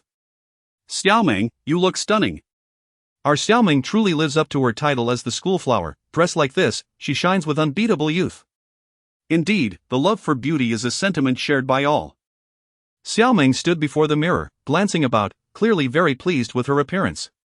Thank you, Brother Yunlong, for helping me pick out clothes. Teacher Han, how much is this outfit? You can deduct it from the rent. What are you saying, Xiaomeng? Han Yufei appeared somewhat displeased. Oh, can't even afford to gift a set of clothes without deducting it from the rent? Teacher, that's not what I meant. Xiao Meng had secretly glanced at the price tag while trying on the outfit and was astonished. This outfit is indeed rather expensive, priced at 2,480 yuan. Never mind, Xiao Meng, if I say I'm gifting it to you, then I will. Don T mentioned 2,000, even 20,000, I would still gift it to you, for our Xiao Meng is simply too beautiful. Teacher Han, this, Xiao Meng wanted to say more, but Xiao Yunlong patted her shoulder and encouraged, Xiao Meng, since the wealthy lady is willing to give, you should graciously accept it. Chapter 66. The freeloader, well, thank you, Teacher Honda, I shall go change my clothes now. Xiao Meng, do go, we all share this space like family, being overly polite might create a sense of distance. Han Yufei, with her generous disposition, genuinely cherished Xiao Meng. Furthermore, being the sole heiress of a large company, financial matters were of little concern to this young lady. Miss, we would like these 3 pieces for now, please wrap them up and let us know the total. Certainly, let me calculate the prices. The knitted dress is 1,980 yuan, the silk long skirt is 2,980 yuan, and the shawl skirt is 2,480 yuan, totaling 7,440 yuan. Alright, miss, please issue the receipt, I shall pay by card immediately. Thank you, beautiful. The saleswoman beamed, her earnings primarily reliant on commissions. At a 5 rate, this single transaction would significantly boost her income. After changing clothes, the 2 women exchanged satisfied smiles. Welcome, handsome and beautiful, we look forward to your next visit. Please walk safely. The saleswoman graciously escorted the trio out of the store. Once outside the women's clothing boutique, Han Yufei turned to Xiao Yunlong, let us head to the men's store. Xiao Yunlong paused, why are we going to the men's store, beautiful? I don't intend to buy any clothes. Mr. Xiao, if you plan to settle in Tianhai City, you ought to find a job. Of course, I must seek employment, I have no intention of living off my savings. Exactly. You should purchase a few stylish outfits to tidy yourself up, it will undoubtedly benefit your job search. Ha, we men rely on our abilities to secure jobs, fashion doesn't seem to play a significant role. Brother, we live in an era where appearances matter. This holds true for both men and women, trust me, you won't regret it. Who would have thought you were so worldly, beautiful? Do not be ungrateful, I am only looking out for your best interests. Yunlong, just heed Teacher Han's advice. With your tall and handsome stature, you will look incredibly dashing in formal attire. Xiao Meng, this is Mr. Xiao, stop being so indecisive like a woman, let us move. Han Yufei, regardless of Xiao Yunlong's reluctance, playfully nudged him towards the men's clothing store. Before long, the trio arrived at the Seven Wolves business brand men's clothing store. Xiao Yunlong, pick a suit, no matter the cost, it's my treat. Really, your tone suggests I am some sort of freeloader. What do you mean by freeloader? Hee, I never said that, you must be imagining things. Since we are here, I will buy an outfit, but I shall pay for it myself. Stop being so stubborn, just try on the clothes first. Soon, Xiao Yunlong selected a white shirt and tailored black trousers, stepping into the fitting room. Moments later, he emerged in his new ensemble, leaving Han Yufei and Xiao Meng utterly astonished. Wow, Yunlong, you look incredibly handsome, even more stylish than the model at the entrance. Humph, who would have thought this insufferable man had such a fine physique? Han Yufei gazed at him, her eyes almost transfixed, momentarily lost in thought. For reasons unknown, a rosy hue crept across her cheeks as she internally chastised herself. Han Yufei, you've seen handsome men before, why blush at this insufferable man in formal wear? Taking a deep breath to feign composure, she scrutinized Xiao Yunlong from head to toe, nodding in satisfaction. Indeed, one's appearance greatly influences perception. Chapter 67. A beautiful misunderstanding. Xiao Yunlong, your tall and statuesque figure is a natural fit for any outfit. With this change of attire, you appear as though you have transformed entirely. Hee, thank you for the compliment, beautiful. Although Xiao Yunlong is a man, he possesses a universal appreciation for beauty. Hearing the praise from 2 lovely ladies regarding his handsome looks and physique, he couldn't help but feel a swell of pride within. He eagerly made his way to the fitting room to try on the new clothes and emerged with a flourish, exclaiming, "Attendant, they all say this outfit is stunning. I shall purchase it, how much is it, please provide a receipt, and I will settle the bill." "Handsome, there's no need, your girlfriend already took care of that." "What, my girlfriend?" Xiao Yunlong was taken aback. "Who is my girlfriend?" "Well." The attendant pointed specifically at Han Yufei, "Isn't she the beautiful lady?" "Ha ha.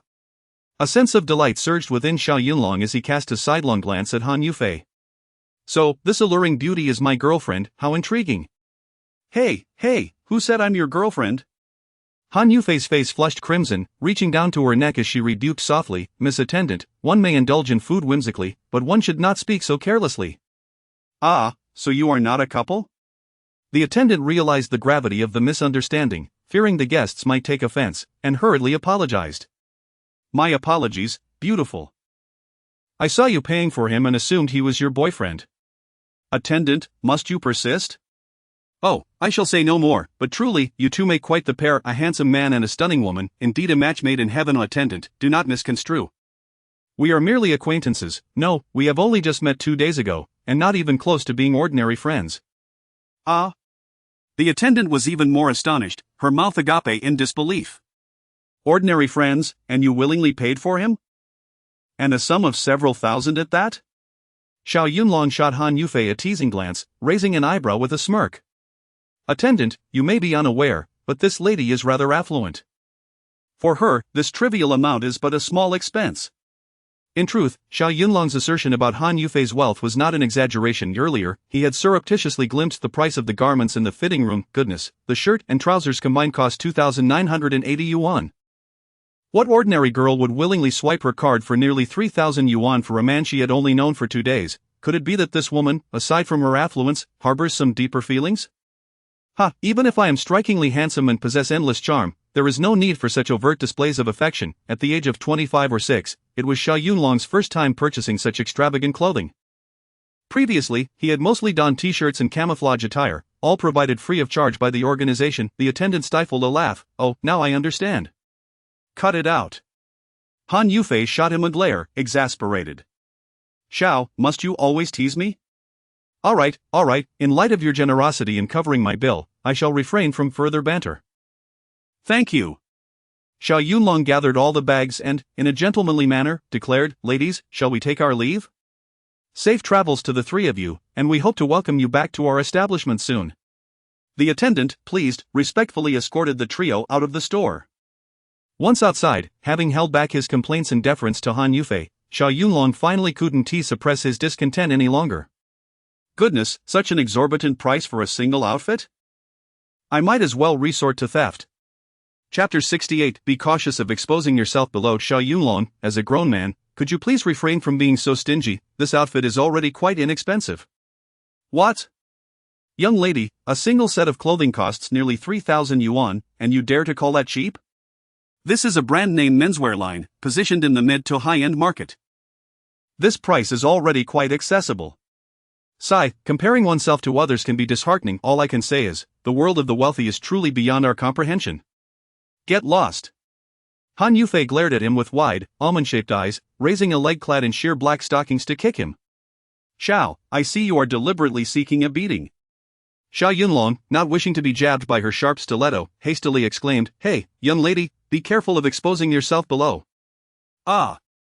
Startled, Han Yufei let out a shriek, quickly retracting her leg and hastily covering her skirt. Ha ha! Seeing himself unintentionally gain the upper hand, Xiao Yunlong beamed with pride and laughed heartily. Beauty, you are far too fierce. If you were to exhibit a touch more gentleness and charm, and refrain from kicking people at a whim, you would surely be adored by all. Humph, Xiao, do not get too complacent. One day, I shall make you pay. Shoo! In the midst of a bustling crowd, Xiao Yunlong could not overstep, so after teasing Han Yufei for a moment, he regained his serious demeanor. Beauty, do not be angry. On a serious note, when it comes time to buy clothes, I will transfer the money to you. I have already said, this is a gift for you, you need not repay me. One does not accept benefits without merit. It would be unbecoming for a man to allow a woman to bear the expenses, making me appear like a gigolo. Pfft, a gigolo, your shamelessness rivals that of a city wall. You resemble more of a judge than anything else. Hee, beauty, when did you learn to throw insults? Humph, I merely learned from you. Furthermore, as I have stated, this outfit is a gift for you, so just promise to irritate me less in the future. Ah, I see. You intend to win me over with a mere outfit. Very well, considering your sincerity, I shall refrain from mocking you as often. Such a scoundrel, so smooth-tongued. I, for one, never take advantage of others, especially not women. How about this, I shall cover all meals for the month. Ha, then do as you wish. With a free chef at home, and no need for me and Xiaoming to spend a dime on groceries, this is simply delightful. However, Xiaoming, upon hearing this, grew anxious. Brother Yunlong, do not overextend yourself, you have just arrived in Tianhai City and have yet to secure a job. Xiao Yunlong patted her shoulder, adopting a nonchalant attitude. Xiaoming, fret not. Your brother Yunlong is quite capable of earning money at a moment's notice. Brother Yunlong, the job market is fiercely competitive, it would be wise to find work first. Xiaoming, you need not worry. I shall begin job hunting first thing tomorrow, and afterward, your brother Yunlong will treat you all to a grand feast. Upon hearing this, Han Yufei's interest piqued, and she leaned toward him with a hint of provocation. Very well. I know of a seafood restaurant where the pufferfish is particularly exquisite. Xiao, do you dare to eat it? I dare. What is there to fear? What delicacies have I not tasted in this world? Humph, you may boast, but remember, no taxes are levied upon blowing hot air. Yet, upon learning that Xiao Yunlong would be paying, Xiaoming quickly interjected. No, brother Yunlong, there are plenty of leftovers at home. We can eat that and simply prepare a vegetable dish for dinner. Chapter 69 The beautiful girl in distress. Oh dear, my Xiaoming is indeed virtuous, thinking of your brother Yunlong in such a manner. Whoever marries you will surely be fortunate. Brother Yunlong, what are you saying? Xiaoming's face flushed crimson, extending all the way to her neck as she playfully pouted. She is attempting to save you money, and you mock Xiaoming? Humph, I shall ignore you from now on. The little girl is blushing, feeling shy, nevertheless, I can certainly afford to treat both lovely ladies to a meal. Put. Han Yufei shot him a glance, linking arms with Xiaoming as they began to walk away. Xiao, since you are so generous, let us go. Let us go. Off we go for a seafood feast. Though Xiao Yunlong appeared jubilant, he bore several bags in hand and was clad in a set of inexpensive athletic wear. Despite his towering stature and charming demeanor, he still resembled more of a lackey. Hee, scoundrel, this is what you get for being so smug. You are merely following behind us carrying our bags. Han Yufei and Xiaoming walked ahead, the former relishing the treatment befitting a queen. Xiaoming, let us feast. As the trio made their way toward the parking lot, they were suddenly met with a throng of onlookers gathered before the square, their heads occasionally bowing down to murmur among themselves. Additionally, faint sounds of a girl weeping drifted through the air, evoking a sense of pity. Hey, brother Yunlong, teacher Han, what is happening over there? Not sure, Xiaoming, let us go and take a look. It has become a trend for people to gather around to witness events, never shying away from chaos. It is quite common for even minor incidents to draw a crowd. Fortunately, the trio's height allowed them to stand out among the masses, granting them a swift view of the situation. It turned out that an elderly gentleman, around 60 years of age, had collapsed on the ground, with a 14 or 15-year-old beautiful girl by his side. However, these two individuals were not of yellow skin and black eyes but rather foreign friends with fair skin, golden hair, and blue eyes. Upon seeing the young girl's face, Xiao Yunlong's eyes sparkled, and he could not help but exclaim in admiration, "Wow, what a stunning loli!" Perhaps the term loli was not entirely appropriate for a girl of 14 or 15, but to Xiao Yunlong, who had not received a formal education, any girl he deemed cute could easily be classified as such. This foreign beauty possessed exquisitely delicate features, akin to a finely crafted work of art. Her petite, charming nose, luscious rosy lips, and perfectly aligned white teeth were captivating. Her porcelain-like skin was as flawless as mutton fat, leaving no trace of imperfection. A pair of bright, large eyes adorned with long lashes seemed capable of melting hearts with a mere blink. Yet, at that moment, this lovely girl was quietly weeping. Her small shoulders trembled, embodying the very essence of sorrow, evoking immense compassion from the onlookers. Particularly the few handsome young men present, who wished they could step forward to comfort the young foreign girl. However, under the current circumstances, none dared approach, as the prevalence of scam artists had risen significantly. Especially with foreign individuals, no one wished to risk losing their fortune. What exactly happened? Why is this young lady in distress? Xiaoming, feeling a surge of empathy, was the first to inquire. Immediately, someone in the crowd responded, "It seems this young beauty does not understand Chinese. Does anyone here speak English?" Chapter 70 A heart attack. Inquiries in English arose as Xiaoming, a senior high school student, displayed a modest understanding of the language. However, with Han Yufei, a genuine English teacher, present at the scene, it seemed unnecessary for Xiaoming to intervene. Upon hearing the commotion, Han Yufei promptly crouched down and kindly inquired in English, "Little sister, what has happened? Speak up, and we shall all assist you." The young girl, noticing Han Yufei's approach, eagerly grasped her hand as if she had found a savior, tears streaming down her cheeks. She nodded repeatedly, clearly comprehending Han Yufei's words, and immediately responded in English, "My grandfather has suddenly suffered a heart attack, and I have no emergency medication with me. What should I do now?" "What, a heart attack?" Yes, the hospital is not nearby. Please, elder sister, I beg you to save my grandfather." "Do not panic, little sister, we will find a way to help your grandfather," Han Yufei reassured her. "Perhaps we should call for an ambulance," suggested a compassionate bystander, wiping away tears from the corners of her eyes. Indeed, a heart attack is not to be taken lightly. It could be fatal. It seems someone has already called 120, but the nearest hospital will take at least half an hour to arrive. Yes, and it is the weekend, with heavy traffic on the roads. I fear this elderly gentleman may not endure for that long. What should we do? What should we do? The current condition of the elderly man was indeed grave, his face was flushed, and he struggled to breathe. Clutching his chest, he gasped for air, appearing as though he might succumb at any moment. His murky, yellowed eyes rolled back, resembling the gaze of a dying goldfish, which was particularly alarming. Though most of the onlookers had never experienced a heart attack themselves, they were not unfamiliar with the severity of such a condition. A heart attack, if not treated promptly, could claim a life in mere moments. Alas, I fear this elderly gentleman may not survive until the ambulance arrives. To watch a loved one perish before one's eyes, powerless to intervene, is a cruel fate. Especially poignant was the thought of this foreign grandfather dying in a foreign land, evoking deep sorrow. As she gazed into the sympathetic eyes of the crowd, the young girl realized that her grandfather might soon depart from this world. She could not help but weep louder. "Grandfather, please don't leave, but you cannot abandon me, the ambulance will arrive shortly. Grandfather, you must hold on," she cried in English. Although many could not comprehend her words, the anguish in her expression conveyed the depth of her heartbreak. She clung tightly to the hem of the old man's clothing, as if releasing her grip would cause him to slip away. The crowd, too, felt their eyes welling with tears, as they were touched by the profound sorrow of parting. "Brother Yunlong, the grandfather is fading away, you must think of a way to save him," Xiao Meng exclaimed in desperation, her thoughts immediately turning to her brother Yunlong in this critical moment. However, Han Yufei interjected, "Xiao Meng, what good will it do to call him? Your brother Yunlong is not a doctor.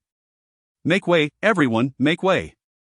Yet, who could have anticipated that Xiao Yunlong would step forward at that very moment, calling out loudly, "I am here to save him."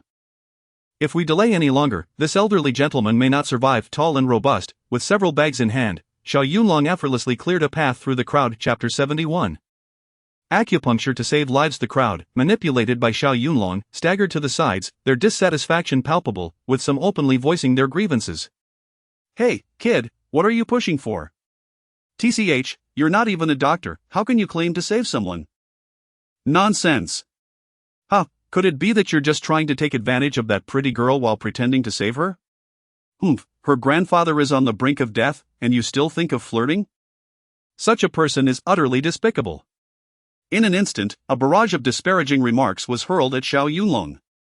Xiao Yunlong shrugged, waving his hand in exasperation. The onlookers, merely spectators, found themselves helpless.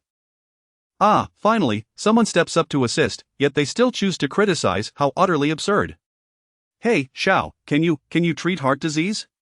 In Han Yufei's eyes, it seemed that apart from doctors, no ordinary person could possibly provide a remedy.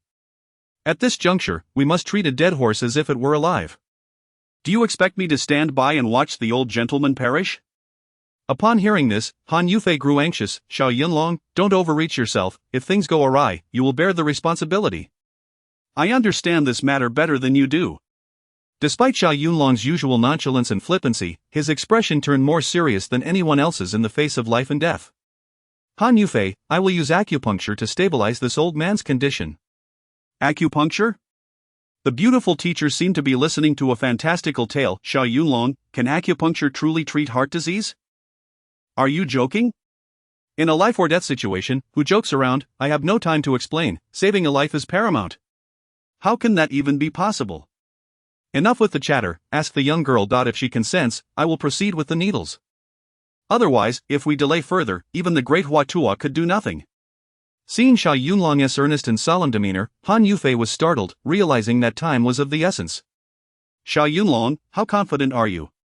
I cannot claim to be 100% certain, but I possess at least 70 to 80% confidence.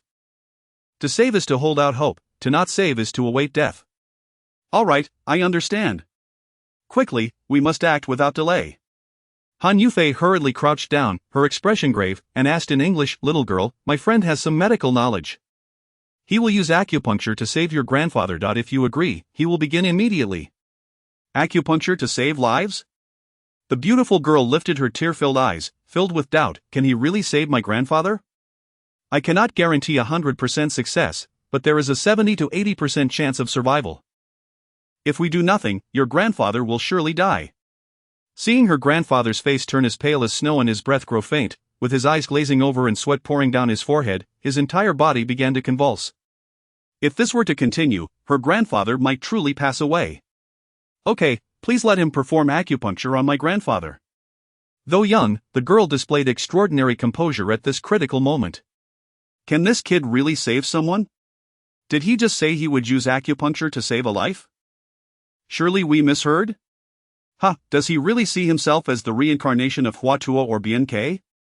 In my opinion, this fellow is merely a quack. If the old man dies under his care, we cannot let him off the hook. Chapter 72. The marvelous art of acupuncture. The onlookers, those curious spectators, began to voice their disdain once more, their words even more scathing than before. Under the collective gaze of the crowd, Xiao Yunlong set down the several bags he had been holding and crouched down. Fear not, my elderly friend, I possess the ability to save you. Xiao Yunlong disregarded the jeers and, leaning close to the old man's ear, spoke a few words in Mandarin, indifferent to whether he comprehended them. He then extended his right hand, precisely grasping the old man's pulse, remaining utterly still, and then, there was silence. Pfft. At last, someone could no longer contain themselves and burst into laughter. What is this lad doing? Is he praying? I thought he had some skill, turns out he's just here for amusement. Perhaps he has watched too many sci-fi films and thinks he can heal with sheer willpower.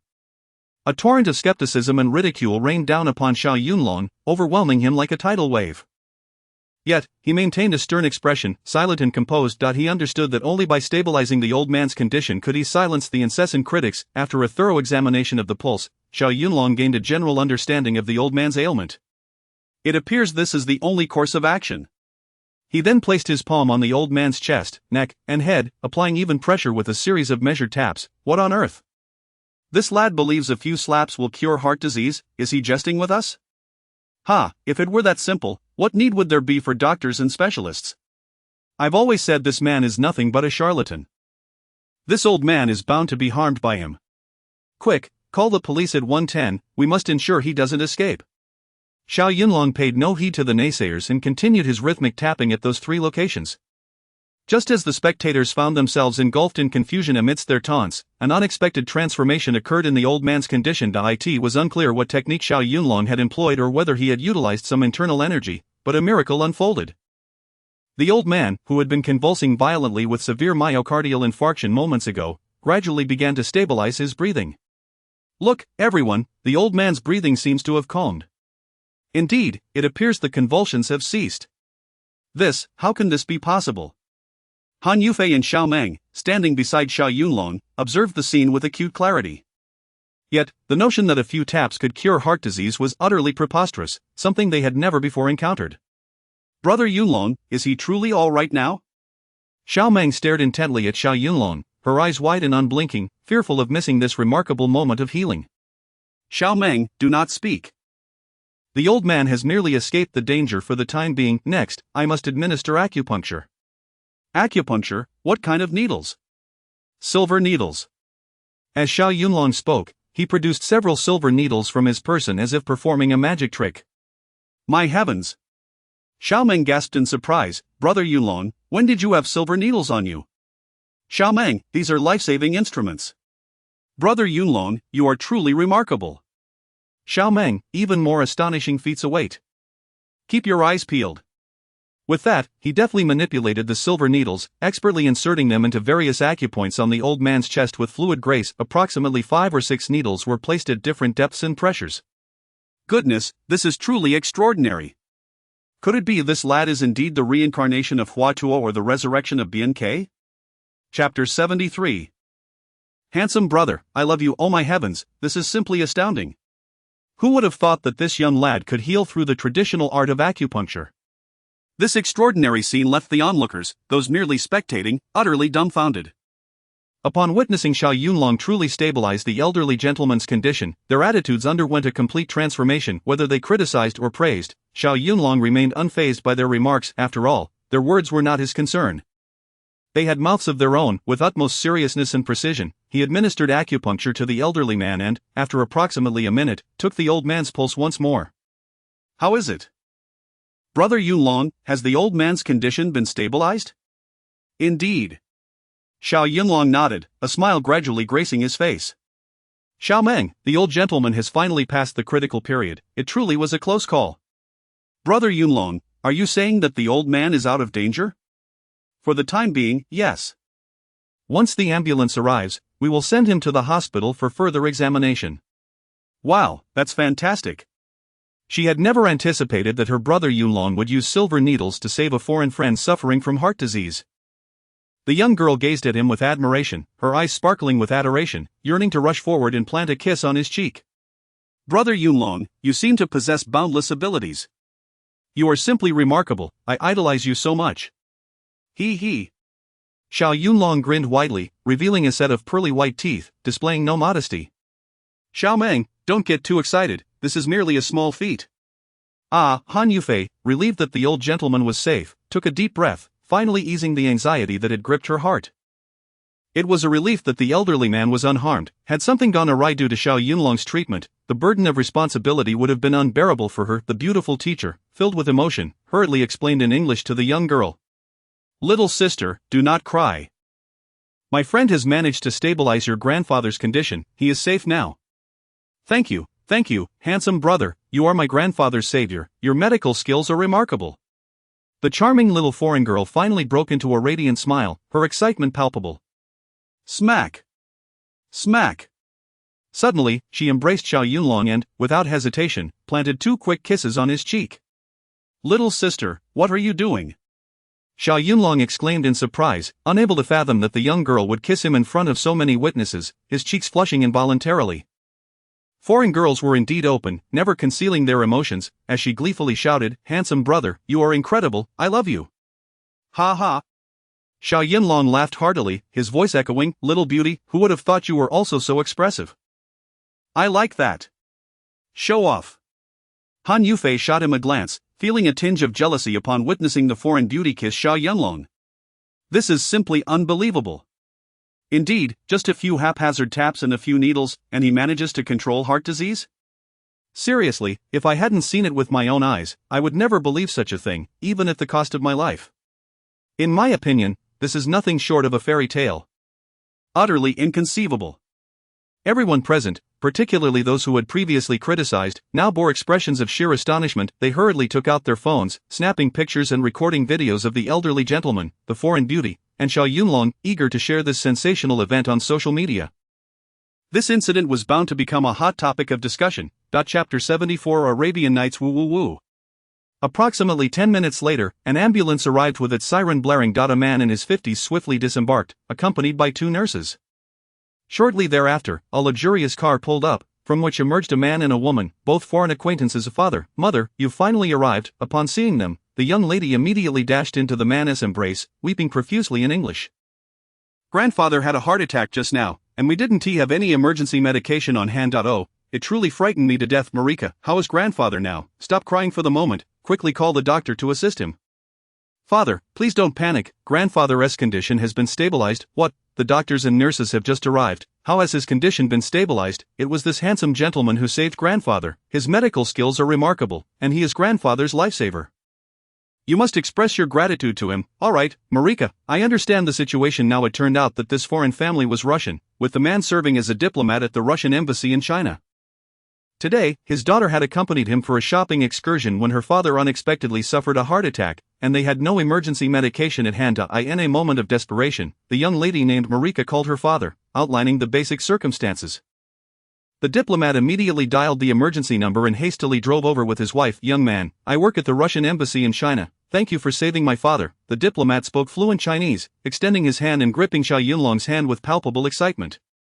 Oh, so you are the diplomat. It is a pleasure to meet you, no need to mention it. I happened to pass by and merely assisted the elderly gentleman. Regardless, our family is profoundly grateful to you. One by one, the diplomat's gaze shifted to his father, and he was taken aback to discover several silver needles inserted into the man's chest. Young man, what is that thing inserted in my father's chest? Silver needles, what are they used for? To treat ailments. What? Silver needles can actually treat illnesses, of course. Xiao Yunlong exuded confidence. Ambassador, to be candid, I utilized silver needles to stabilize the elderly gentleman's condition. My heavens, this is utterly miraculous. Meanwhile, the doctor hurriedly crouched down to examine the elderly man with medical instruments. Doctor, how is my father's condition? Ambassador, do not worry, preliminary examinations indicate that the old gentleman's condition has been largely stabilized. Goodness, his condition has truly been stabilized. Indeed, the instrument checks reveal that his heartbeat and rhythm have gradually normalized. However, he must still be taken to the hospital for a comprehensive examination, just to be safe. Very well, that reassures me, but what about the silver needles on my father? Indeed, the ambassador's wife interjected, utterly astonished by this miraculous scene. She had traveled the world alongside her husband but had never witnessed such an extraordinary occurrence. Doctor, this silver needle treatment is so incredible, it is simply fantastical. Madam Ambassador, if you had a deeper understanding of traditional Chinese medicine, you would not deem it fantastical. It appeared that the elderly doctor possessed considerable knowledge of traditional Chinese medicine and acupuncture. In such circumstances, it would be best for him to provide an authoritative explanation to quell everyone's curiosity. Chapter 75 The Profound Art of Traditional Chinese Medicine. Esteemed elders and fellow villagers, the performance of this young man just now was truly remarkable. The doctor praised Xiao Yunlong with a thumbs up, approaching him one by one and speaking earnestly. Young brother, if I am not mistaken, the techniques you employed to save that person just now were acupuncture and tue na. Indeed. At that moment, Xiao Yunlong, not one to feign modesty, nodded with a smile.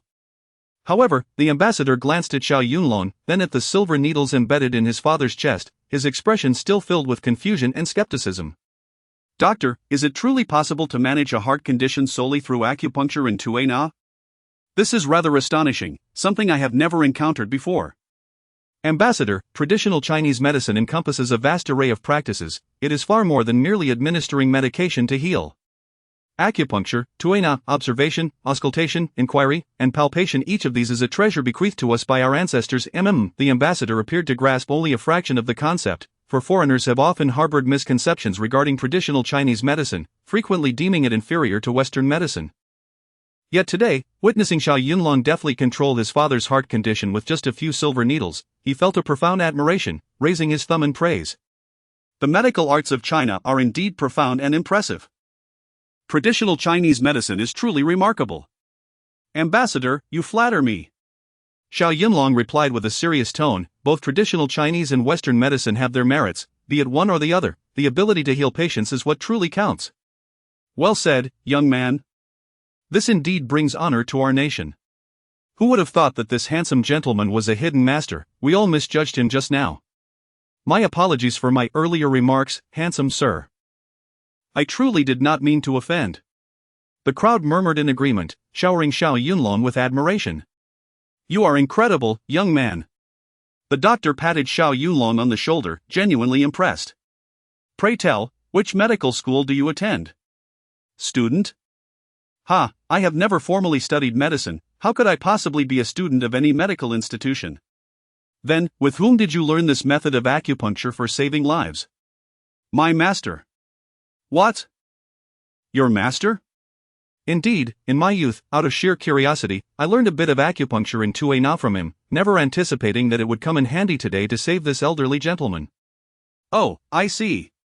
The old Chinese doctor sighed deeply. Young man, your prowess is impressive.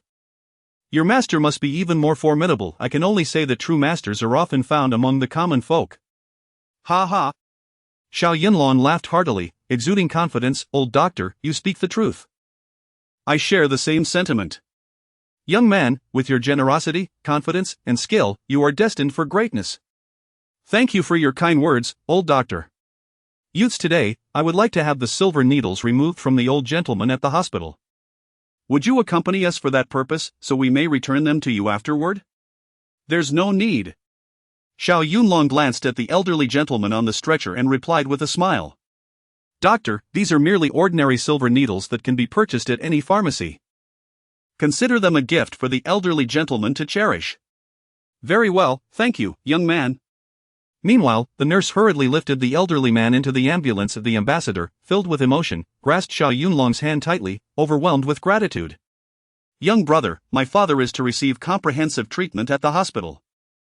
Let us exchange contact information, and our family shall certainly visit to express our thanks.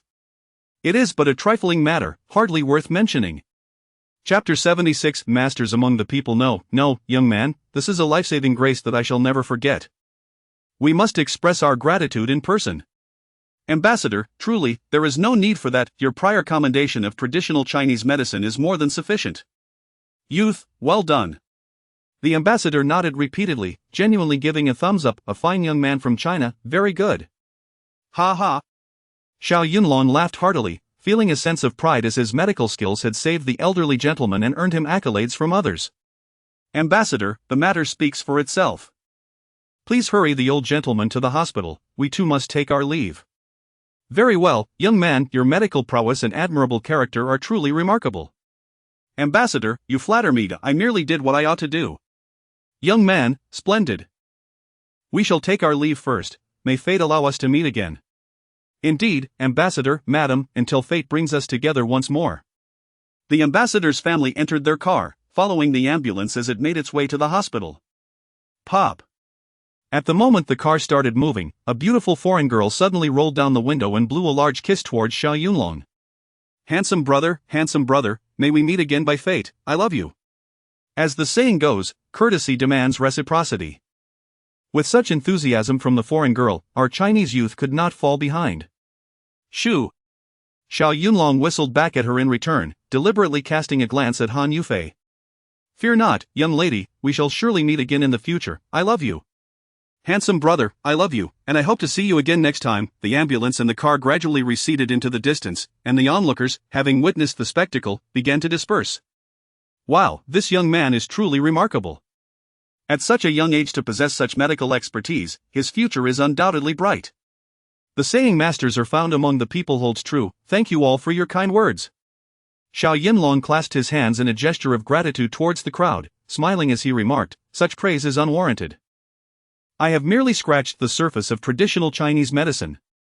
Youth, you are far too modest. To treat heart disease with acupuncture is hardly mere surface knowledge. Ha ha.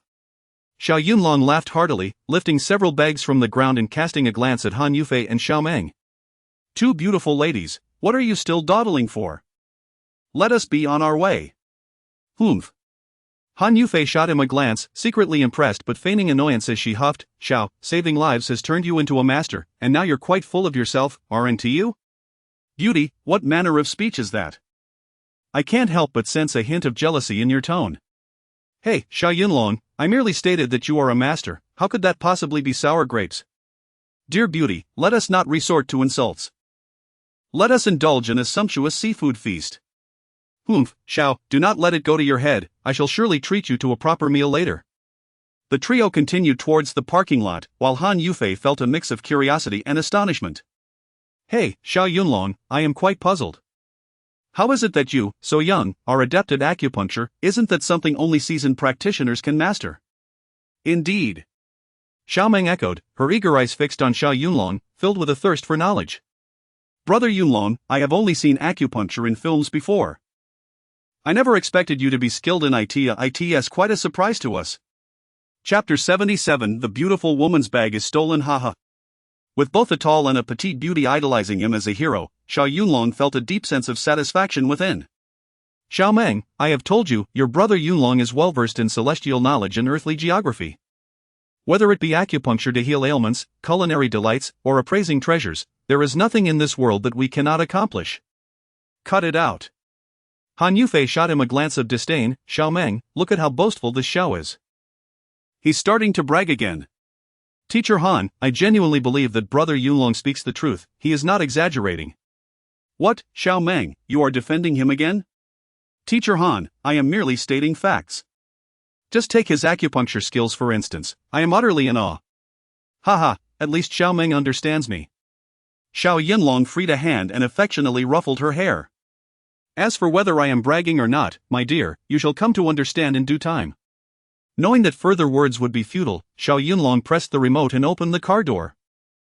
The three were about to enter the vehicle when suddenly, Han Yufei let out a piercing scream. Robbery, Xiao Yunlong, this is bad, that red-haired man just snatched my bag. What, Teacher Han's bag has been stolen? Hey, you there! Help me stop that thief, my bag has been taken and it contains important items, yet, despite her frantic cries, the surrounding crowd, upon hearing the word robbery, was paralyzed with fear. Instead of intervening, they instinctively parted to create a path, terrified that the robber might lash out at them in anger. Shoo shoo! A few young lads nearby, reveling in the spectacle, whistled sharply, their faces alight with mockery, and one even quipped, "Come on, beautiful, in this day and age, if you shout robbery, it hardly grabs attention. If you yelled nude run, now that would turn heads." In these times, theft of bags, phones, and necklaces had become all too commonplace. Everyone was preoccupied with their own safety, having neither the time nor inclination to concern themselves with the plight of others. What? A bag theft? The audacity of the thief to snatch the bag of my cohabiting female roommate was nothing short of suicidal. Xiao Yunlong's brows knitted in anger, and he bellowed, "Teacher Han, do not panic. I will retrieve your bag. Xiao Meng, you too, quickly place your belongings in the car and wait for my return. Brother Yunlong, be cautious. Xiao Meng, it will be fine." Before his words had fully escaped, Xiao Yunlong had already dashed out like a cheetah. Han Yufei was frantic, her hands fidgeting. "Xiao Meng, my phone, ID card, and bank card are all in that bag. What will we do if we can't get them back?" "Teacher Han, do not worry. Brother Yunlong's skills are exceptional, that robber will surely be no match for him." "Oh, Xiao, you must retrieve my bag." The thief appeared to be quite experienced, sprinting away with remarkable speed and displaying an intimate knowledge of the surrounding routes. He dashed across the street, weaving left and right, and swiftly disappeared into an alley right before Xiao Yunlong's eyes. Success! The robber could hardly contain his glee, his eyes gleaming with greed as he assessed the stolen bag, weighing it in his hands and tossing it lightly in the air. "Ha, what a treasure! An LV bag, this is my ticket to fortune." Chapter 78. A brother teaches you how to hold a knife. This feels great. The robber confirmed that the bag was genuine, and with the phone and bank cards inside, it seemed this heist would yield a considerable profit. "Damn it, after this, I'm heading to the nightclub to enjoy myself with some young, beautiful girls of this bag. It's the real deal. At least it's worth 100 or 80,000. What the hell is going on?" Just as the robber was reveling in his triumph, a deep male voice resonated, and Xiao Yunlong stood like a celestial being at the other end of the alley. "You, who are you?" I am just a passerby, a mere idle onlooker. I advise you to mind your own business, damn it. Kid, there are rules on the streets. It is customary to share the spoils with those who witness the deed. Since I've encountered this, you ought to give me half." "What, half for you?" The robber, basking in his self-satisfaction, was taken aback by this unexpected interloper and was furious. Seeing Xiao Yunlong dressed casually in sportswear, standing bare-handed, he mistook him for an ordinary person, which only fueled his arrogance. Fuming with rage, he swiftly drew a dagger from his person and advanced menacingly towards Xiao Yunlong, his expression twisted with malice. "Damn it, are you looking for death? I'll oblige you. TS. As the robber brandished the dagger at him, Xiao Yunlong not only displayed no fear but smiled amiably and said, "Kid, your grip on that dagger is quite unprofessional. It looks so awkward. Come here, let me teach you how to hold a knife." "Go to hell." Infuriated by Xiao Yunlong's mockery, the robber, consumed by rage, lunged the dagger towards his chest, all show and no substance. Without a trace of panic, Xiao Yunlong tilted his head slightly and effortlessly seized the robber's wrist, twisting it with ease. Crack! Ah! The robber's hand shattered instantly, emitting a scream akin to that of a slaughtered pig, causing his grip on the dagger to loosen instinctively. The glinting dagger fell effortlessly into Xiao Yunlong's hand. "Goodness, with skills like that, how dare you attempt robbery, aren't you ashamed?" The robber stared in horror at the dagger gliding ominously across his neck, letting out a shriek. Don't do anything rash." "What, scared to die?" Handsome, this dagger is incredibly sharp. One careless move could cost a life. Who wouldn't he be afraid? Knowing fear is a good thing. Handsome, spare me. Kid, pay attention, this is how a dagger is wielded. Clang! With a flick of his wrist, the dagger plunged into the wall beside the robber, reflecting a chilling glint under the setting sun. The The robber screeched again, paralyzed by fear, having never encountered someone so formidable in all his years of crime. He collapsed to the ground, gasping for breath. "Handsome, big shot, spare me, this bag, you don't need to share, it's all yours, I don't want a dime." The robber hurriedly offered the bag, genuinely terrified that Xiao Yunlong might take his life with a single stroke. "Ha, weren't you quite boastful just a moment ago? Didn't you want my life? How come you're so deflated already?" "I won't dare anymore, you are the big shot, in your presence, I am nothing." "You spineless coward." Yes, I am a spineless coward." "Humph, I'm in a hurry today, so I'll let you off this time." "Get lost." Xiao Yunlong, concerned that Han Yufei might be getting anxious, picked up the bag from the ground and left. "Don't move, everyone, raise your hands." Chapter 79. The stunning policewoman strikes. What in the world is going on? A delicate yet commanding voice echoed from the far end of the alley. Both Xiao Yunlong and the robber instinctively lifted their heads, only to be met by the sight of a policewoman with an oval face and willow-like brows. She was strikingly beautiful, her figure exceptionally alluring. Clad in her uniform and donning a beret, she exuded an air of dashing confidence, coupled with her firm grip on her firearm and her wide, almond-shaped eyes. It was impossible not to perceive her as imposing. "Ah, so the police have arrived as well. It seems we are destined to stir up unnecessary trouble." The presence of the armed policewoman indicated that she was no ordinary officer, but rather someone of considerable rank. Xiao Yunlong rose to his feet, regarding her with a nonchalant demeanor. "I must say, beautiful officer, your grip on that gun seems a bit off." "What did you say?" "Your shoulder should be raised a tad higher, and your wrist ought to be more relaxed. Only then will you achieve steadiness and agility." The policewoman, taken aback by the audacity of her interlocutor amidst such chaos, rolled her eyes in exasperation and retorted sharply, "Do not flatter yourself with your smooth words. A robber daring to act so brazenly, do you wish for me to lock you away for several years?" "What, a robber?" Realizing he had been mistaken for a criminal, Xiao Yunlong felt a wave of helplessness wash over him as he raised his hands in surrender. "Officer, I am merely acting in defense." "Have you ever seen such a handsome robber?" "Pardon, you are a defender?" "Indeed, this individual just moments ago stole my friend's bag, and I have already subdued him. Please take the real robber back to the station for interrogation." "Oh dear, beautiful officer, this is an injustice." "Hey! What do you mean by injustice?" Xiao Yunlong sensed that things were about to go awry. "This man is the genuine robber." Upon hearing the mention of the police station, the robber's eyes darted, and a cunning plan formed in his mind. He scrambled to his feet and pointed accusingly at Xiao Yunlong, exclaiming, "He tried to kill me to eliminate witnesses. Officer, I need your help." "What, I am the robber, I wish to eliminate witnesses." This was clearly a case of the pot calling the kettle black. Xiao Yunlong was infuriated by the robber's audacious claim. "You are simply spouting nonsense." "Humph, am I really? If you are not the robber, then why do you possess the bag, while I am left empty-handed?" Well, Xiao Yunlong found himself at a loss for words. Indeed, the LV bag was in his possession, in the eyes of the policewoman, that was irrefutable evidence of guilt. Alas, Xiao Yunlong, even if you were to leap into the Yellow River, you would find it impossible to clear your name. Ha! You dare meddle in my affairs, you will soon regret it. The robber, sensing that he had successfully deceived the policewoman, was filled with glee and plotted his escape. "Beautiful officer, this man is exceedingly cunning and wielded a dagger. You must act swiftly to apprehend him." "What? Oh dear, he twisted my hand, and it hurts terribly. I must rush to the hospital for treatment. What, now I have become the robber?" Xiao Yunlong was at a complete loss. Seeing the robber attempting to deceive the policewoman and seize the opportunity to flee, he could not allow the true criminal to escape. He immediately set off to apprehend him. "Robber, think you can escape? Not so easily. Stop, do not move." The policewoman aimed her firearm at Xiao Yunlong, her almond-shaped eyes glaring fiercely as she commanded, "If you take another step, I will shoot." Faced with the gun aimed at him, Xiao Yunlong raised his hands in a gesture of surrender, utterly resigned to the situation. Chapter 80. The embarrassment of the female officers. "Thank you, beautiful. I shall now head to the hospital to have my bones set." The robber, filled with secret delight, dashed forward and soon vanished from sight. Xiao Yunlong gazed at the retreating figure of the thief, rolling his eyes in exasperation. "Stop. Raise your hands above your head and do not even think about escaping." "Alas, I say, beautiful, you released the robber. Do as you please, it is not my fault," he retorted. "Enough of your nonsense, accompany me to the police station."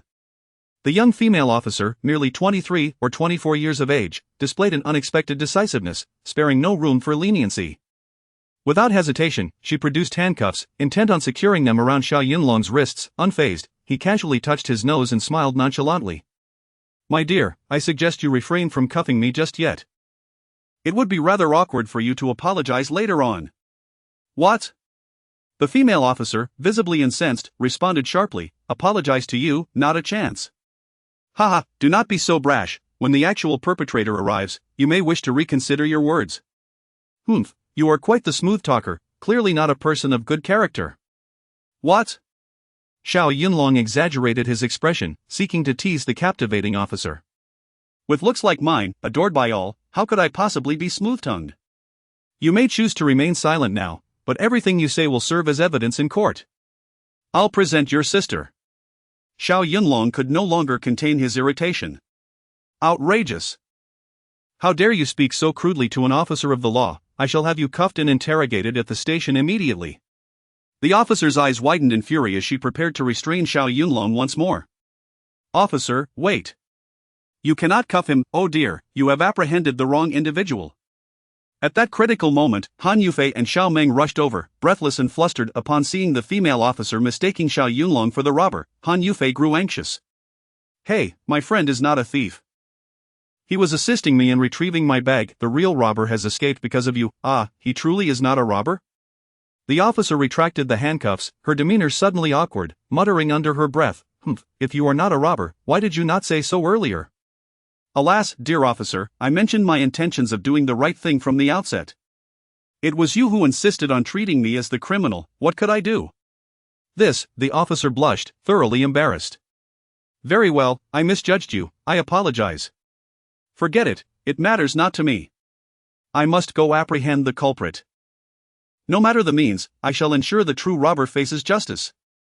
The officer, clearly possessing a fiery temperament, displayed her passionate resolve. Just as she took a few steps away, she turned back, her expression serious. "My badge number is 03688. Should you have any grievances, feel free to lodge a complaint at the station." "Complaint?" Xiao Yunlong chuckled wryly. He was no coward and had no intention of filing a complaint against the officer. "Here you go, Teacher Han, your bag." Xiao Yunlong handed her the LV bag. "Thank you. Check if anything is missing inside." "I doubt there is, as the robber never had the chance to open it." "All right, let me take a look." Han Yufei received the bag and opened it, discovering all its contents intact, her heart swelling with joy. "Nothing is missing at all.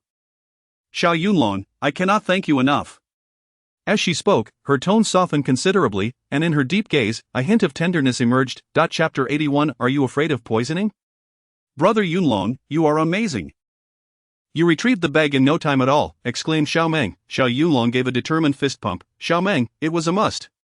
This time, Han Yufei did not criticize him. After all, this man truly possessed such capability. "Teacher Han, is the security in Tianhai City really that poor? How dare they commit robbery in broad daylight?" Sigh. Han Yufei shook her head, a wry smile gracing her lips. "This is a big city, a melting pot of people from all walks of life.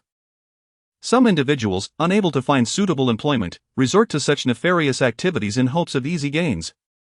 "I see. Alas, it seems that navigating life in a big city is no simple task." "Hey, you surnamed Xiao, why the sigh?" "I was pondering whether my job search in Tianhai City will also be fraught with obstacles." "Stop lamenting. Have faith in yourself. As long as you possess skills and are willing to work hard and take risks, you can carve out a successful career in Tianhai City." "Indeed, beautiful lady, I understand." "Good, then let us go, Xiao Yunlong. I shall treat you all to a splendid seafood feast." "Ah?" Xiao Yunlong was taken aback. "But beauty, didn't we agree that I would treat tonight?" "Xiao Yunlong, you helped me retrieve my bag, so this meal is certainly on me." "Fine, after all, you are the affluent one. We, the impoverished, have no reason to contest with you." "What, are you starting to mock me again? Should I force myself to call you a scoundrel?" "Ha, considering you are treating us to a grand feast, I shall endeavor to tease you less in the future." "Show off." "Let us go, it's currently the prime season for pufferfish, and we shall indulge in it." Xiao Yunlong was taken aback. "Hey, Miss Han, you dare to eat pufferfish?" What is there to fear? I've often dined on it with friends before. Why, are you afraid of poisoning? Ha, me, afraid of poisoning? Xiao Yunlong could not help but burst into laughter. Even if pufferfish were truly toxic, I would still dare to eat it. Since that is the case, what are we waiting for? Let us go and enjoy a pufferfish feast. Alright, my lovely, tonight, we shall feast on pufferfish. The trio boarded the car, and Xiao Yunlong drove towards the seafood restaurant designated by Han Yufei. Being the weekend, the streets were bustling with pedestrians and an abundance of vehicles, all in a lively commotion. As he was new to Tianhai City and unfamiliar with the roads, Xiao Yunlong gripped the steering wheel firmly, his expression serious, driving with utmost caution. Despite his carefulness, an unexpected incident occurred midway at an intersection. Suddenly, a figure on a bicycle surged from the sidewalk, careening toward the front of Xiao Yunlong's car without warning. Oh no, this is clearly a collision waiting to happen. Not good, someone is about to crash. Xiao Yunlong reacted swiftly, slamming his foot on the brake. With a screech, the car came to a sudden halt.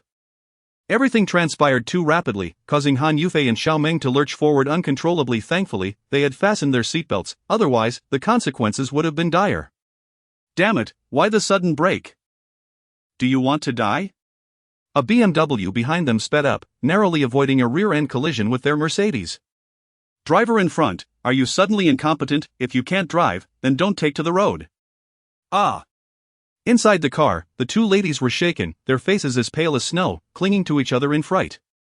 Xiao Yunlong, what on earth is happening? Brother Yunlong, did we just have an accident? Chapter 82. Oh no, someone has been hit. Mr. Han, Xiaomeng, are you both alright? We're fine, Xiao Yunlong, what has happened? I'm not entirely sure, it seems someone has collided with the front of the car. What, a car crash? The two stunning women were utterly horrified. What are we going to do? Please remain calm. Let us disembark and assess the situation. The three swiftly flung open the car doors and leapt out. Driver, my sincerest apologies, there has been an incident ahead, and I assure you, I did not brake abruptly for no reason. The driver of the BMW continued his tirade, and in desperation, Xiao Yunlong turned back to offer an explanation. Oh no, someone has been hit. It hurts so badly. Help, I might not make it, the pain is unbearable.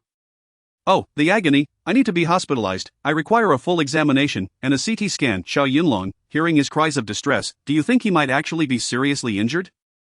Han Yufei gazed at him with wide, terrified eyes. Having just arrived in Tianhai City, the thought of causing grave harm to someone was truly alarming. Brother Yunlong, what should we do? Oh no, someone has been hit, it's excruciating. Someone has been hit. Xiao Yunlong's eyes sparkled with insight as he scrutinized the scene, immediately sensing something was amiss. Xiaomeng, Mr. Han, did you not hear him wailing louder than a pig being slaughtered? His voice is robust, it's evident he is not genuinely injured. Nearby, a robust man in his 30s was clutching his calf, howling in agony. In front of him lay a half-destroyed bicycle, its wheels mangled beyond recognition. Despite his dramatic cries, curiously, there was not a single drop of blood on the ground. Looking again at the man, he continued to grip his calf, bellowing as if to ensure everyone heard his lament. Oh, the pain! I am gravely injured, someone, please save me.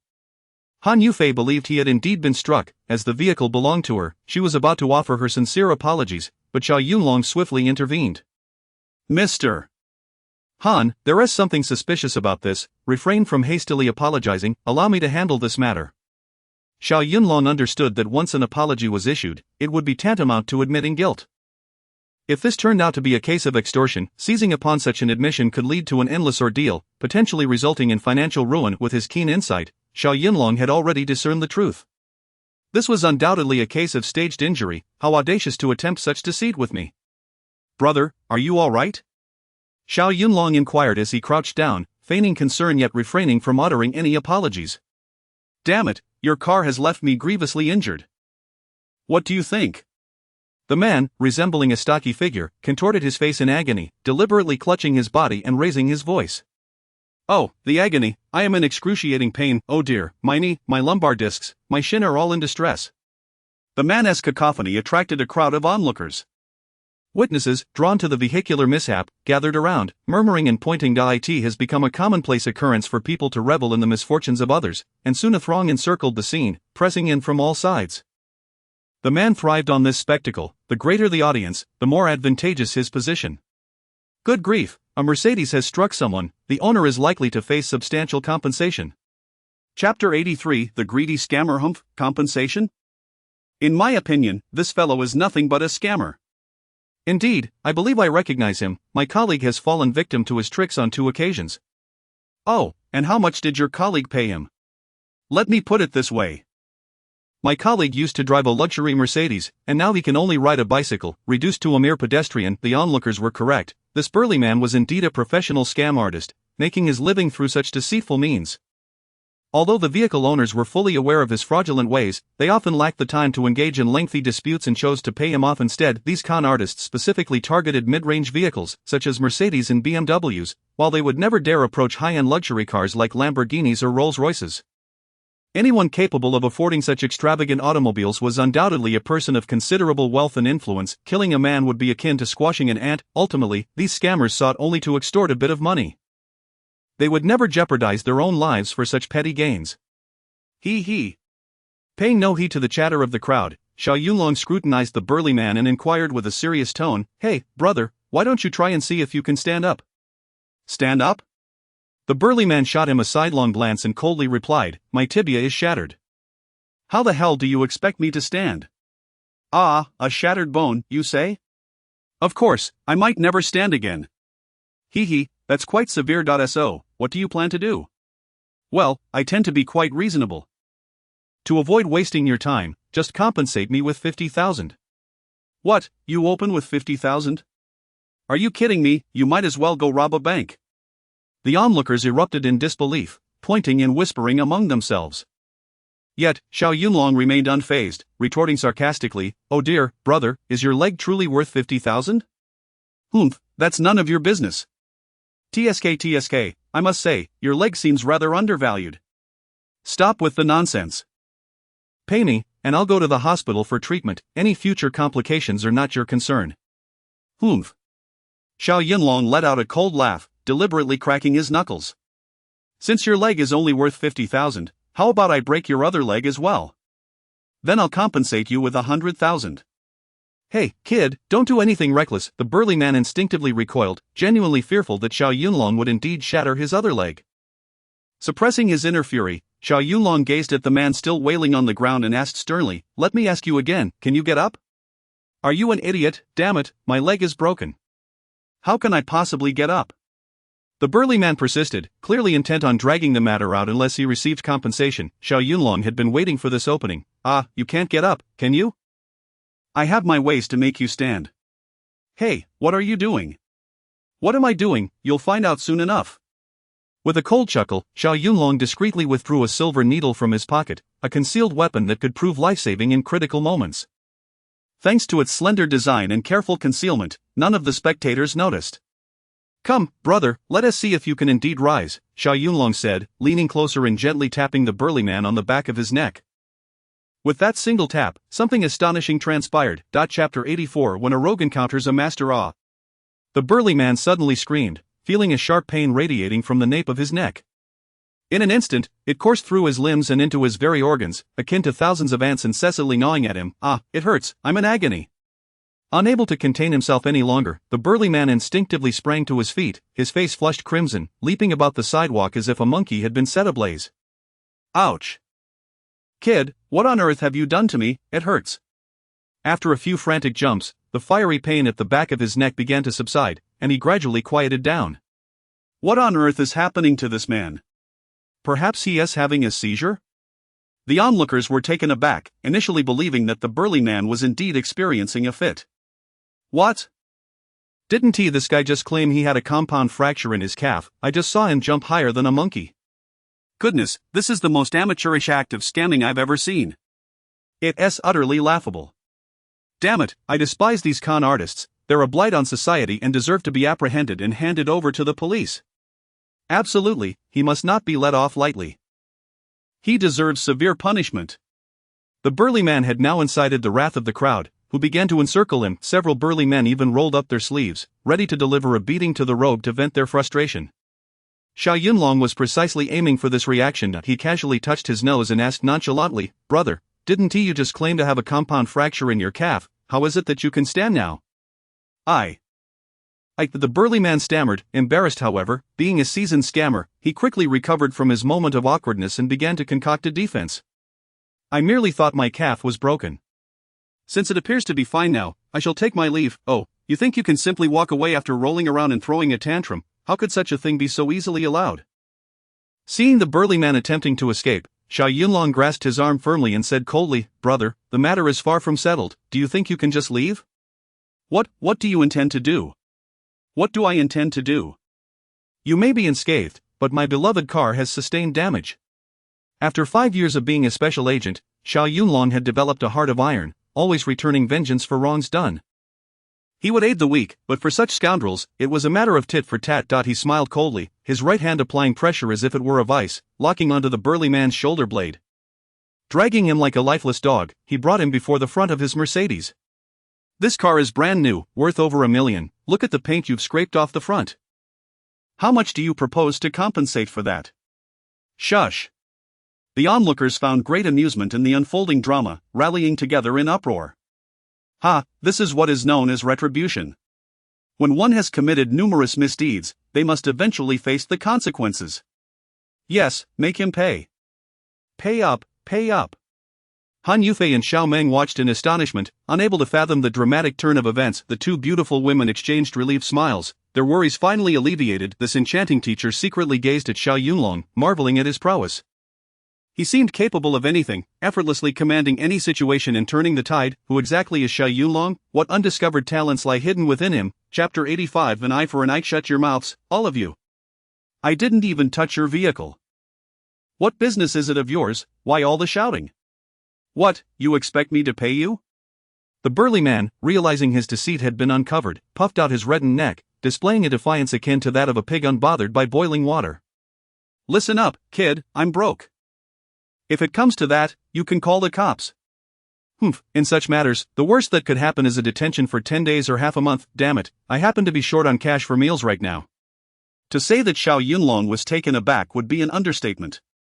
It was his first encounter with someone even more shameless than himself. Today, this burly man had truly stumbled upon misfortune, as he had chosen to target Xiao Yunlong for his nefarious scheme. Was he not courting disaster? Having navigated the world for over a decade, Xiao Yunlong had encountered all manner of unscrupulous characters. The idea of him suffering a loss was utterly preposterous.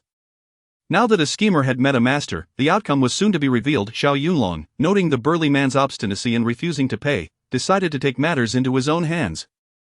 With a grip as unyielding as a vice, he seized the man's collarbone, inflicting waves of agony that caused the burly man to wail like a slaughtered pig. Ouch, it hurts. I'm dying of pain. Let go of me, or I'll start throwing punches. The burly man began to threaten. Xiao Yunlong mimicked the man's local accent, outdoing him in sheer audacity. I won't release you. Since childhood, I've suffered from a peculiar affliction. If someone damages my belongings without compensating me, my strength increases tremendously, and I won't stop hitting until they agree to pay. Ha! Han Yufei could no longer contain her laughter. This insufferable man, amidst his jests and fury, had managed to subdue the burly man entirely, earning her admiration. The burly man realized he had encountered a formidable opponent.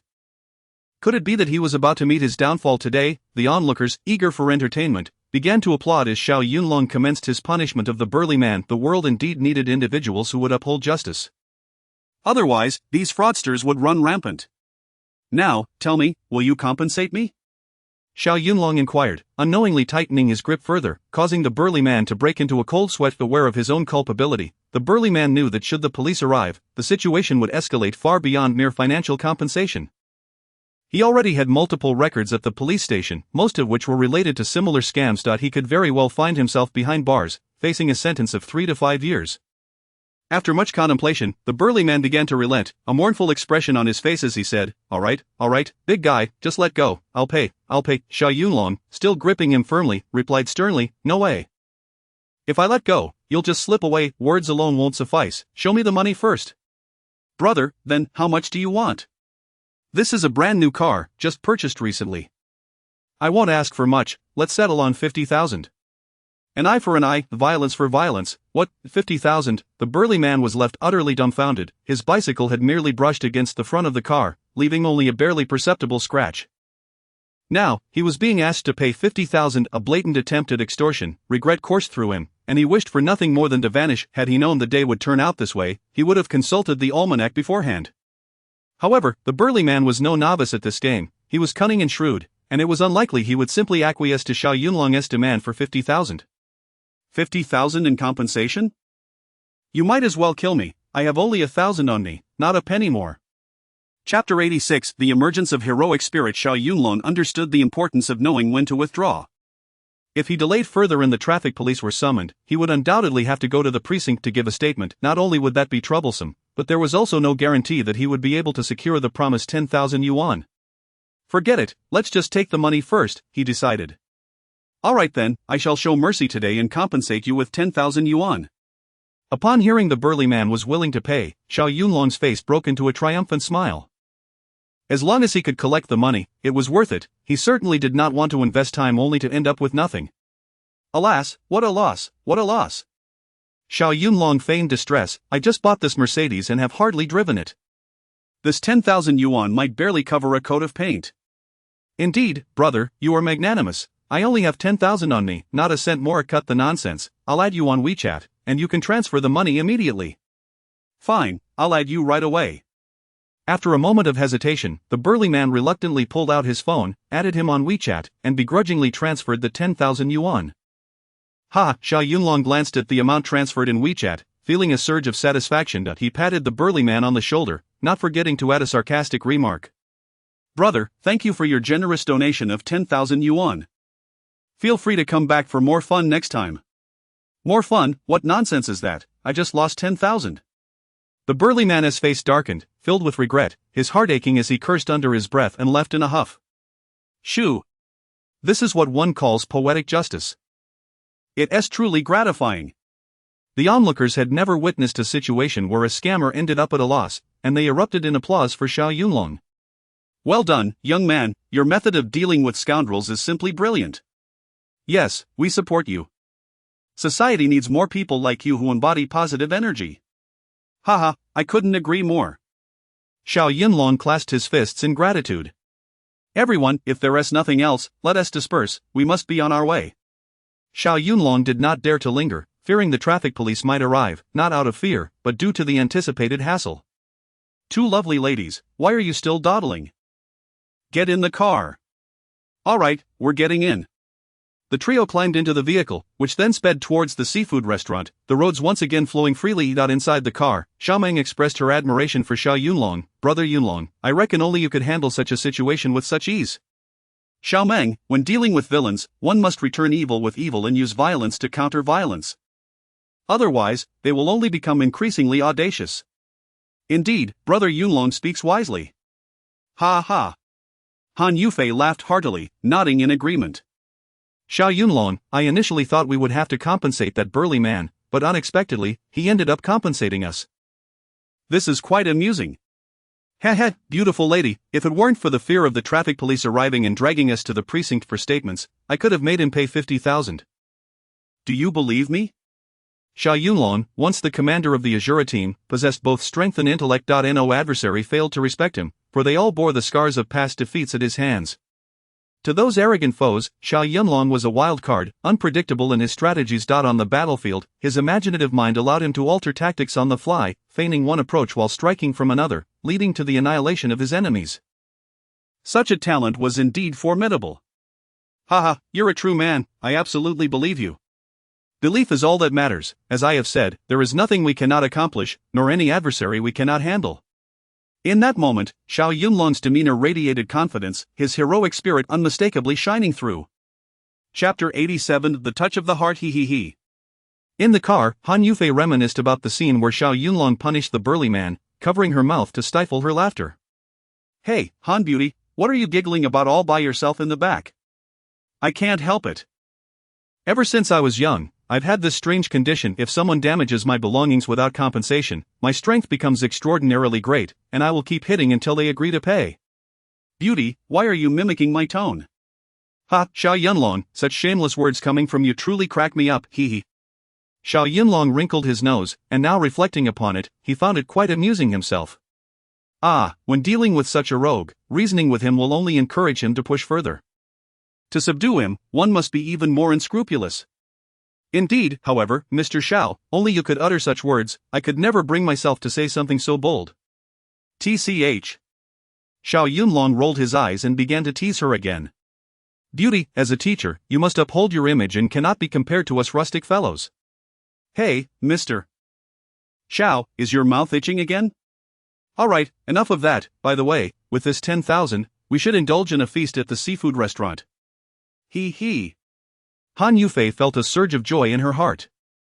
With this sum, she wouldn't have to spend her own money. Half an hour later, the car came to a halt in front of a seafood restaurant named Longding. It was the peak dinner hour, and the establishment buzzed with lively chatter and bustling energy. Guests poured in wave after wave, and the owner was enjoying an exceptionally prosperous business. This restaurant specialized in seafood, with pufferfish being their signature dish, attracting many diners. It was the weekend, and the trio finally managed to find an empty table. Almost immediately, a waiter approached to take their orders. Han Yufei, a regular at this restaurant, smiled brightly and spoke in a tone befitting a host. Xiao Yunlong, Xiao Meng, feel free to order whatever you like. The dishes here are delightful and reasonably priced. Xiao Yunlong smiled and, with utmost courtesy, placed the menu in front of Xiao Meng. Xiao Meng, come now, see what you fancy, order freely. We aren't short on cash. Xiao Meng, merely a high school student, seldom dined at such upscale establishments. With a shy smile, she quietly replied, I rarely eat seafood, and I'm not sure what's good. Brother Yunlong, Teacher Han, I'll leave it entirely to your discretion. Sigh. Xiao Yunlong sighed inwardly, gazing at her with affection. Xiao Meng, you're too polite, we're all like family here, so don't feel so constrained. Alright, then I'll order a steamed fish and a plate of greens. Oh my, Xiao Meng truly is considerate. Whoever marries you in the future will be incredibly fortunate. Brother Yunlong, you're teasing Xiao Meng again, huh? The little girl's face is all flushed. Xiao Meng remained modest, but in the face of fine cuisine, Xiao Yunlong held nothing back. He ordered crabs, scallops, pufferfish, and a massive 4-pound lobster. Han Beauty, these are the dishes I've chosen. Do you wish to add anything? That should suffice. Xiao Yunlong, how about we get a bottle of white wine as well? What? Beauty, you want to drink white wine? No, I rarely drink white wine. I mainly thought of you, as a man, a bit of wine at the table adds to the atmosphere. Oh, so you were considering me. Although Xiao Yunlong often appeared carefree, he was, in fact, a person who valued emotions deeply. Han Yufei's words touched him, stirring something soft and profound within his heart. Chapter 88, Testing Poison with a Needle. Xiao Yunlong is an orphan who has never known his parents, not even the name he bears, which was bestowed upon him by the director of the orphanage. Now, at the age of 25, aside from the director, his master, and his teammates, who in this world has ever truly cared for him, despite his seemingly carefree and nonchalant demeanor, he yearns for affection and concern more than anyone else. Teacher Han, there's no need for that. Drinking alone is rather dull, and besides, I have to drive home later. Not at all, you drink to your heart's content. I will take the wheel afterward. No, with me here, how can a beautiful lady be the one to drive? I have promised to be the gallant protector for both lovely ladies. Very well, if that's the case, let us indulge in orange juice. Alright, just orange juice then. Waiter, please bring us another bottle of orange juice. Certainly, please hold on for a moment. Your dishes will be served shortly. In such a grand restaurant, with a bustling clientele and a well-equipped kitchen, it took less than half an hour for the dishes to be presented in their entirety. Xiao Meng gazed in astonishment at a large platter brimming with a 4-pound lobster. Brother Yunlong, I have never seen a lobster this enormous. Xiao Meng, this is merely a modest size. As Xiao Yunlong spoke, he poured orange juice for the two ladies. In the ocean, there are lobsters weighing over 10 pounds. What? Xiao Meng exclaimed, even more astonished. There are lobsters that heavy? How many people would it take to finish one? It must cost a fortune. Don't worry about the money, Xiao Meng. Once Brother Yunlong earns enough, I will treat you both to a 10-pound lobster. Brother Yunlong, you are so generous. Thank you in advance. Han Yufei looked at her fondly. Xiao Meng, you are so slender, please eat plenty of this lobster. Thank you, teacher, I can serve myself. You all should eat as well. Very well, we shall eat. Let us enjoy ourselves tonight. Xiaomeng, come, try this pufferfish meat, it is exceptionally delicious. No, no, Teacher Han, I cannot bring myself to eat that, why not? Xiaomeng shyly replied, I have heard others say that pufferfish is poisonous. I am too afraid to eat it, you all should be cautious as well. Xiaomeng, while it is true that pufferfish contains toxins, it becomes safe to eat after special preparation by the chef. Furthermore, these chefs are rigorously trained, and the pufferfish they prepare cannot possibly be toxic. You can eat it without worry. No, I still cannot bring myself to do so. Xiaomeng, why are you so timid? Teacher, why are you so bold? Ha! I find it curious, teacher, how a beautiful lady like yourself dares to eat pufferfish. Ha, I used to be afraid too, but after hearing everyone rave about its exquisite flavor, I took a gamble with my life and tried it once, and now I am hooked. Goodness, teacher, you are quite daring. Xiao Yunlong spoke earnestly. In truth, one can determine whether pufferfish is poisonous without consuming it. What? How can one discern without eating it? Xiaomeng, would you like to know? Yes, I am very curious. Alright, then Brother Yunlong will demonstrate for you right away. As Xiao Yunlong spoke, he produced a silver needle from his person as if performing a magic trick. A silver needle? The two beautiful ladies were taken aback, unsure of his intentions. Xiao Yunlong, what are you about to do? It is time to witness a miracle. Watch closely, my lovely companions. With a tissue, Xiao Yunlong wiped the silver needle and then plunged it into the steaming pufferfish meat. Brother Yunlong, what are you doing? You can't be testing for poison with that needle, can you? Chapter 89. Pufferfish poisoning, indeed, it is a test with a needle. So, what is the current situation? Right, Mr. Xiao, is the pufferfish meat toxic or not? The silver needle hasn't changed color, indicating that the pufferfish meat is safe to consume.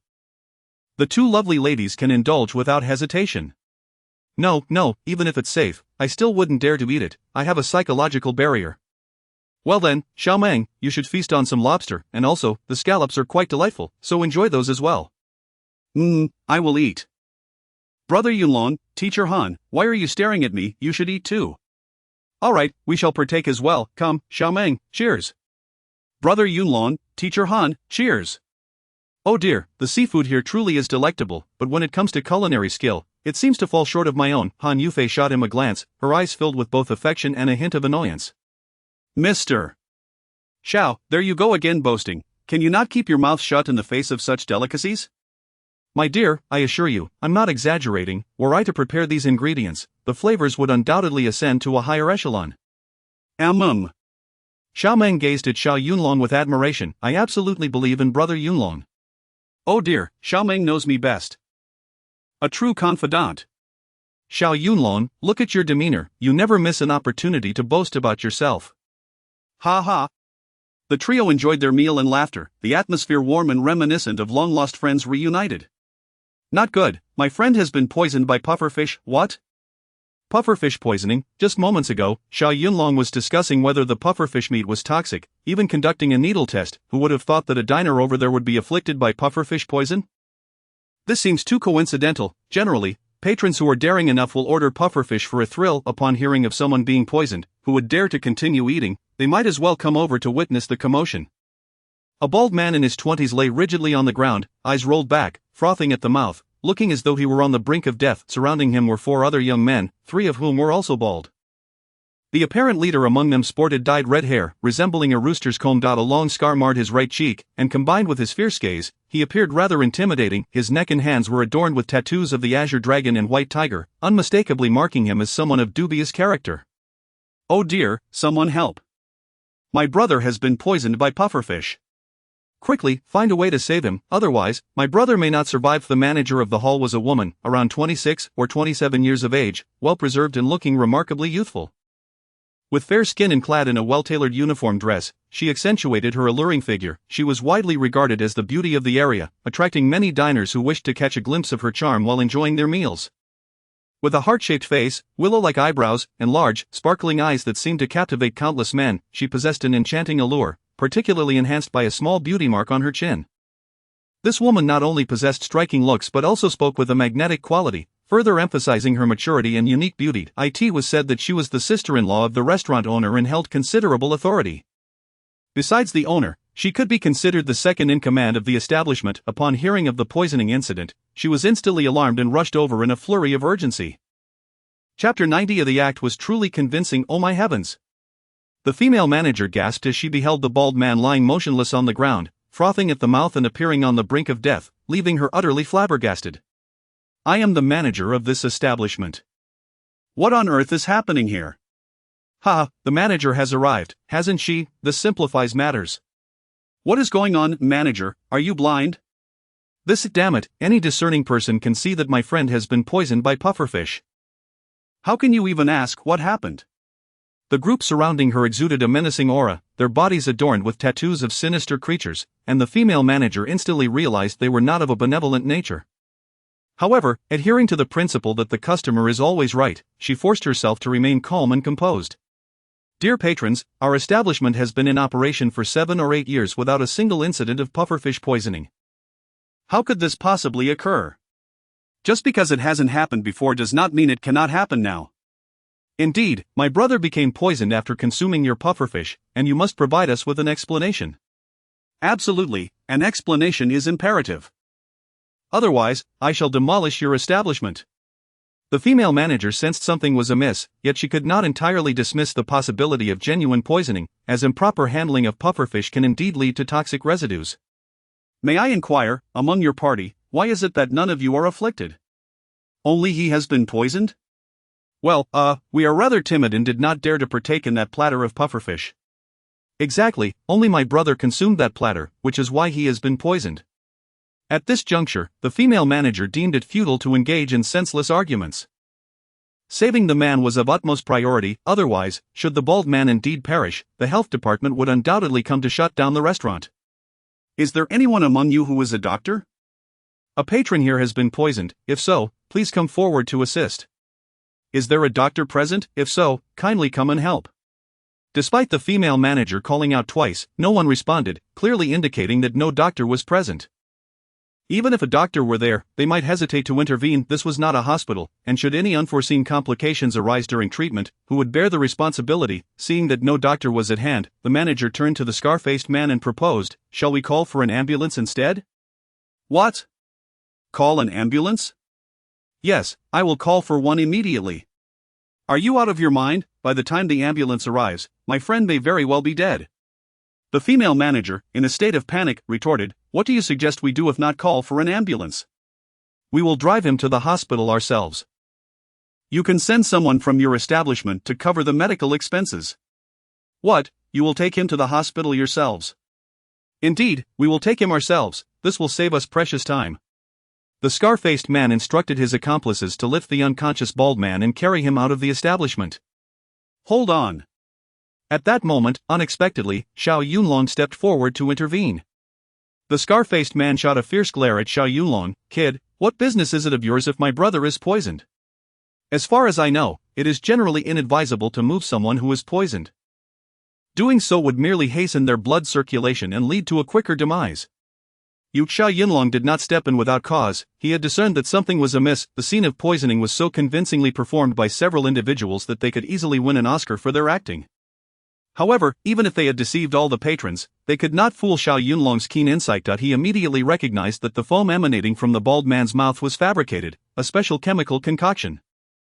Chapter 91 The truth revealed. Moreover, while the patrons were gathered to witness the spectacle, Xiao Yunlong discreetly inserted a silver needle into the bowl of pufferfish meat they were consuming. The unchanged color of the needle confirmed the absence of poison in the pufferfish, further substantiating that this group was indeed a cadre of professional extortionists. Kind-hearted Xiaomeng, believing the bald man had truly been poisoned, urgently tugged at Xiao Yunlong's sleeve in search of assistance. "Brother Yunlong, this man appears gravely ill from poisoning. You must devise a way to save him." "Indeed." Han Yufei, equally frantic, chimed in, "You, Mr. Xiao, can treat heart conditions. Surely this pufferfish poisoning should pose no challenge." "Humph." Xiao Yunlong chuckled derisively, responding with nonchalance, "I could indeed cure this poison, but I have no desire to assist such a person." Ah. Upon hearing this, the onlookers began to lose their composure. "Humph, he claims he can cure poison yet refuses to help. Is he not deliberately causing chaos? In my view, this fellow is merely a pretentious show-off, seeking to bask in the limelight. Life and death are at stake. If you cannot help, then step aside. Yes, you are jeopardizing the timely treatment of this individual. Can you afford the cost of a life? Young man, move aside, and do so quickly. Seeing the crowd's ire rising, Xiao Yunlong merely touched his nose, smiling rather than fuming. Everyone, please, do not be hasty. You shall soon witness an intriguing performance. His words were laden with implications, leaving the gathered diners bewildered, uncertain of Xiao Yunlong's true intentions. The scar-faced man's expression darkened as he leaned towards Xiao Yunlong, whispering menacingly, "Kid, you best refrain from causing trouble here. Otherwise, I'll ensure you regret it." "Humph, am I the one instigating chaos? I believe it is you who are intent on creating a ruckus." The female manager, perceiving the escalating tension, intervened swiftly to avert further conflict. "Sir, since you are not a physician, it would be prudent to refrain from interference. Should a life be lost, can you imagine the repercussions for our establishment?" "Manager, fret not, there is not a soul here who is actually poisoned." "No one is poisoned, then why is he lying on the ground, frothing at the mouth?" "Humph, that froth is merely a ruse. In other words, it is a specially concocted chemical substance." "What, a fabrication, a chemical substance?" The audience erupted in astonishment. The scar-faced man's face turned an icy shade as he ceded. "Kid, I advise you to silence yourself. Otherwise, should my brother perish, I will annihilate your entire family." "Annihilate my family?" "Scar-faced scoundrel, you are far too arrogant. I shall soon expose your true nature." The audacity of his adversaries ignited Xiao Yunlong's fury. He resolved to teach this band of bullies a lesson that very night. One by one, he retrieved a teapot from the table, approached the bald man, and slowly crouched beside him. The scar-faced man, noticing this, grew anxious. "Hey, kid, what do you think you are doing?" Xiao Yunlong ignored the question, directing the spout of the teapot towards the bald man's head, leisurely proclaiming, "This tea is freshly brewed. It is not merely boiling, but at least 99 degrees. "What do you mean by that?" "Ladies and gentlemen, do you think if I were to pour this over him, his bald head might blossom?" Upon hearing Xiao Yunlong's words, the bald man, who had been lying motionless on the ground, suddenly executed a complete turnaround. "Oh my goodness," he exclaimed, startled, as he shot up from the ground. Chapter 92, Extortion and Deception. I can't believe I managed to sit up. Xiao Yunlong feigned an exaggerated expression. "Hey, kid, you better not mess around." Watching this scene, even the simplest minds could discern the truth. "Shoo!" The crowd of onlookers erupted once more, unable to fathom the idea that the bald man's poisoning was a ruse. "Goodness, I thought he was genuinely poisoned. Who would have imagined it was all a trick?" So, these individuals are fraudsters, deliberately attempting to extort money from the hotel of this. How could that be possible? Xiao Meng was taken aback. Han Yufei was stunned. The female manager was left completely speechless. As it turned out, the red-haired man was named Lu, known colloquially as Lord Lu. At 32 years of age, he hailed from a background steeped in the underworld. Relying on his meager martial skills, he had long been accompanied by a few lackeys, extorting protection fees and living a life of deceit. Forceful and tyrannical, he had earned the deep-seated hatred of the local residents. Despite his age, he had yet to marry, largely due to his lack of ambition. It was rumored that the hotel's female manager was a stunning beauty and the boss's sister-in-law. Enchantingly alluring, the scarred man had long coveted her, yet had never found the opportunity to act. On this particular evening, seizing the moment during dinner, he accused her of serving poisonous pufferfish. This not only allowed him to extort money but also provided an opportunity to lure the manager outside, where he could take advantage of her. Hence, he forbade anyone from calling for an ambulance, insisting on personally transporting the victim to the hospital. Naturally, the scarred man had no intention of taking the poisoned individual to a legitimate hospital, as that would risk exposure. Instead, he directed them to a private clinic, where they had already reached a consensus with the doctors. For each extortion scheme, the doctors received a 30% cut of the benefits. This scheme had been executed numerous times in other establishments, rendering them quite experienced and consistently successful. In the aftermath, even if some owners harbored suspicions, they chose to turn a blind eye for the sake of maintaining peace and profit. The scarred man, sensing that the owners were too intimidated to report him, became increasingly audacious. "You brat, are you trying to stir up trouble?" The scarred man, infuriated that his meticulously crafted scheme had been unveiled by Xiao Yunlong, turned various shades of green and white. "I have no intentions of causing trouble. I merely cannot abide such despicable deception and wish to act as a voice of reason." "Voice of reason, my foot," the scarred man bellowed, his eyes nearly ablaze with fury. Observing Xiao Yunlong dressed in casual athletic wear, he assumed he was merely an ordinary individual, confident that a single strike would leave him prostrate on the ground. Humph, scarred one, I advise you to watch your tongue. If you don't, you might just find yourself with a sore jaw, and don't say I didn't warn you. The female manager, sensing the escalating tension, realized that a confrontation was inevitable. In truth, she was well aware of the scarred man's extortion tactics at the hotel. Regardless of who was right or wrong, a brawl in the establishment would ultimately lead to her own downfall. In such a situation, one would expect the manager to call for assistance. However, given the minor yet troubling nature of the affair, even if the police arrived, they would merely detain the culprits for a brief spell before releasing them. Should the bullies harbor any lingering resentment, the repercussions for her hotel would be incessant. Chapter 93 is shameless, utterly shameless. Alas, the female manager sighed inwardly, weighing her options multiple times before reluctantly conceding. Handsome, let them go. What, let them go? Xiao Yunlong thought he had misheard, gazing at her in astonishment. Manager, did I hear you correctly? Her words not only left Xiao Yunlong flabbergasted but also astonished the onlookers dining nearby. Goodness, this manager is far too accommodating. Why wouldn't she call the police? Indeed, such leniency will only embolden others. Future patrons follow suit. Alas, the female manager sighed once more, feeling somewhat helpless. I believe there are still good people in this world. In business, harmony fosters prosperity. As long as they do not disrupt my restaurant again, I shall overlook this incident. The scar-faced man, sensing the manager's reluctance to confront him, grew increasingly audacious. Manager, I just recorded a short video of that poisoning incident. Imagine if I were to accidentally release it. Hey, I'm already letting this slide. Do you still intend to release a video?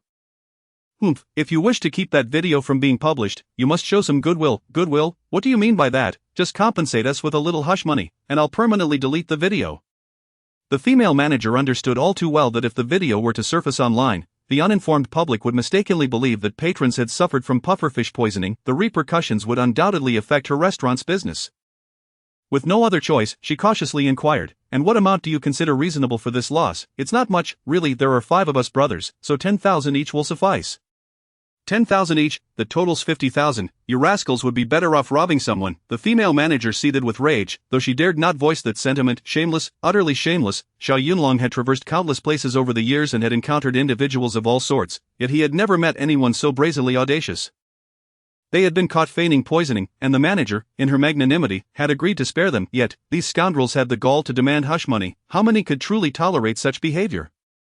Hey, don't push your luck. The female manager was infuriated. Our restaurant operates on a tight budget. We might not even earn 50,000 in a month. Spare me your tales of poverty. Ive already inquired, and it's evident that your restaurant is the most successful seafood establishment in this area. What success? After deducting rent, utilities, and wages, how much do you think we actually earn? Manager, if you don't want to pay, I have another proposition. What proposition? A glimmer of hope flickered in the female manager's eyes, thinking perhaps the scar-faced man would let her off the hook. Our Lord Lu is quite forgiving, especially towards a captivating beauty like yourself. What do you mean? The female manager's expression turned to one of revulsion. Beauty, come here, let me enlighten you. The scar-faced man leaned in, leering at the female manager's bosom. His primal instincts ignited that if you spend the night with me, I'll overlook everything. If anything happens to your restaurant in the future, I'll protect you. What did you just say? My lovely, I'm saying that I intend to have you tonight. As he spoke, his wicked hand reached out towards the female manager. As front. Chapter 94. Strike when the moment calls for it. Don't do that. The female manager swiftly evaded his lecherous advance and admonished sternly, Mr. Lu, please conduct yourself with dignity. I am a married woman. And what of it? Married women possess the most allure.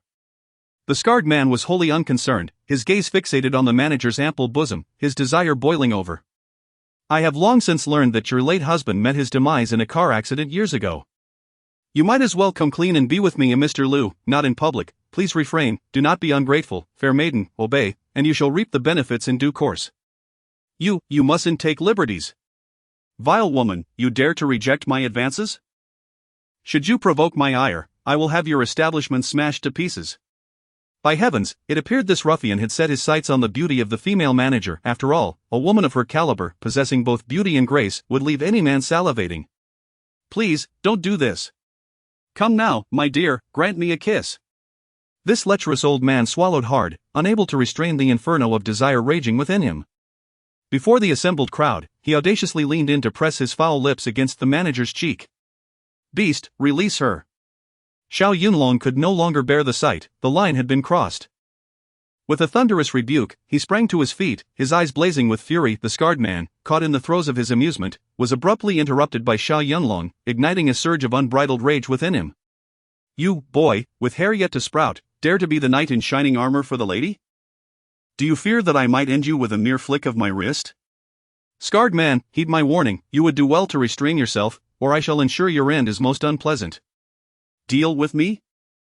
You, who are still wet behind the ears, think you can handle me? How absurd!"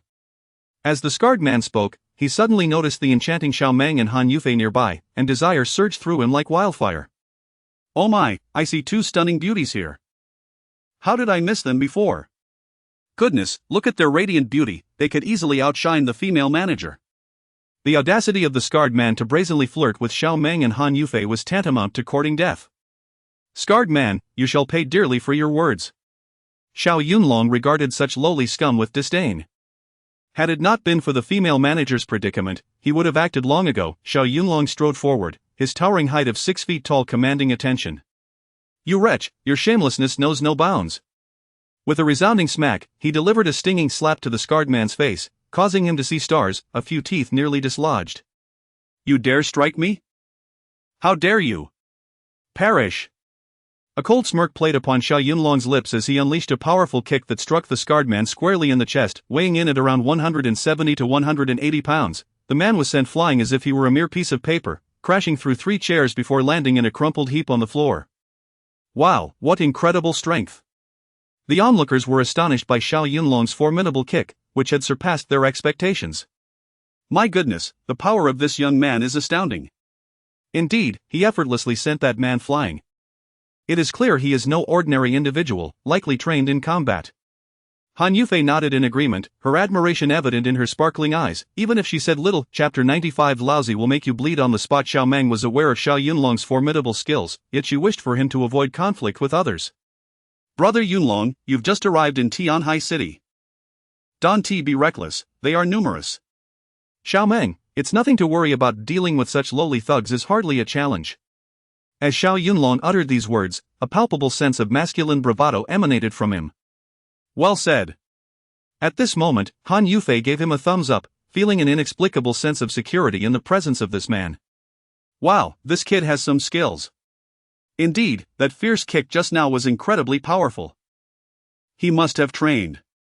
Shoo, it seems these thugs have met their match today. These fools, daring to kick our Lord Lu, they're seeking death." The 4 lackeys glared at Xiao Yunlong with predatory eyes, their fierce gazes as if they wished to tear him apart. Seeing Xiao Yunlong effortlessly send their leader flying with a single kick, it was hard to deny the fear that crept into their hearts. Yet, amidst the raucous cheers of onlookers, even if they recognized the opponent's prowess, they had to salvage their pride. Otherwise, how would they navigate the streets in the future? Pfft, what nonsense! Xiao Yunlong cast a disdainful glance at the few thugs, completely disregarding them. "Hold your horses." As his lackeys prepared to strike, the scar-faced man scrambled to his feet, his face alternating between green and white. This young man, barely 24 or 25, possessed such formidable strength. What was his background? "You brat, still wet behind the ears, and you think you can play the hero? Humph, I stand for justice.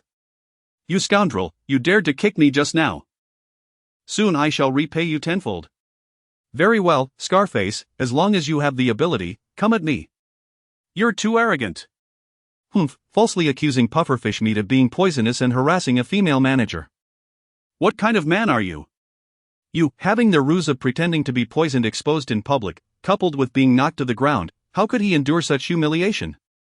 You brat, you're looking for trouble tonight, aren't you?" "Indeed, I'm looking for trouble. If you dare to harass the female manager again, I'll ensure you meet a grim fate." Xiao Yunlong, having no ties to her, nonetheless stood up against the dark forces, moving the female manager deeply. At the same time, she did not wish to drag this handsome man into her troubles. "Young brother, I appreciate your defense of justice on my behalf, but let us all take a step back and resolve this peacefully." "Lord Lu, you are magnanimous.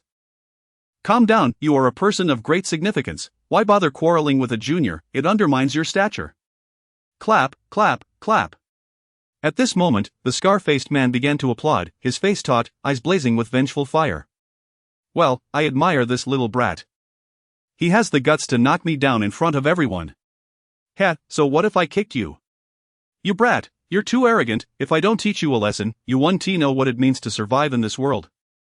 "Lord Lu, don't joke." The female manager, sensing the scar-faced man's ominous words, wore a forced smile, fearing a renewed brawl.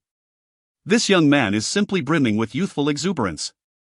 "Lord Lu, you are a person of great stature, there is no need to lower yourself to the level of juniors. Shut your mouth, you wretched woman."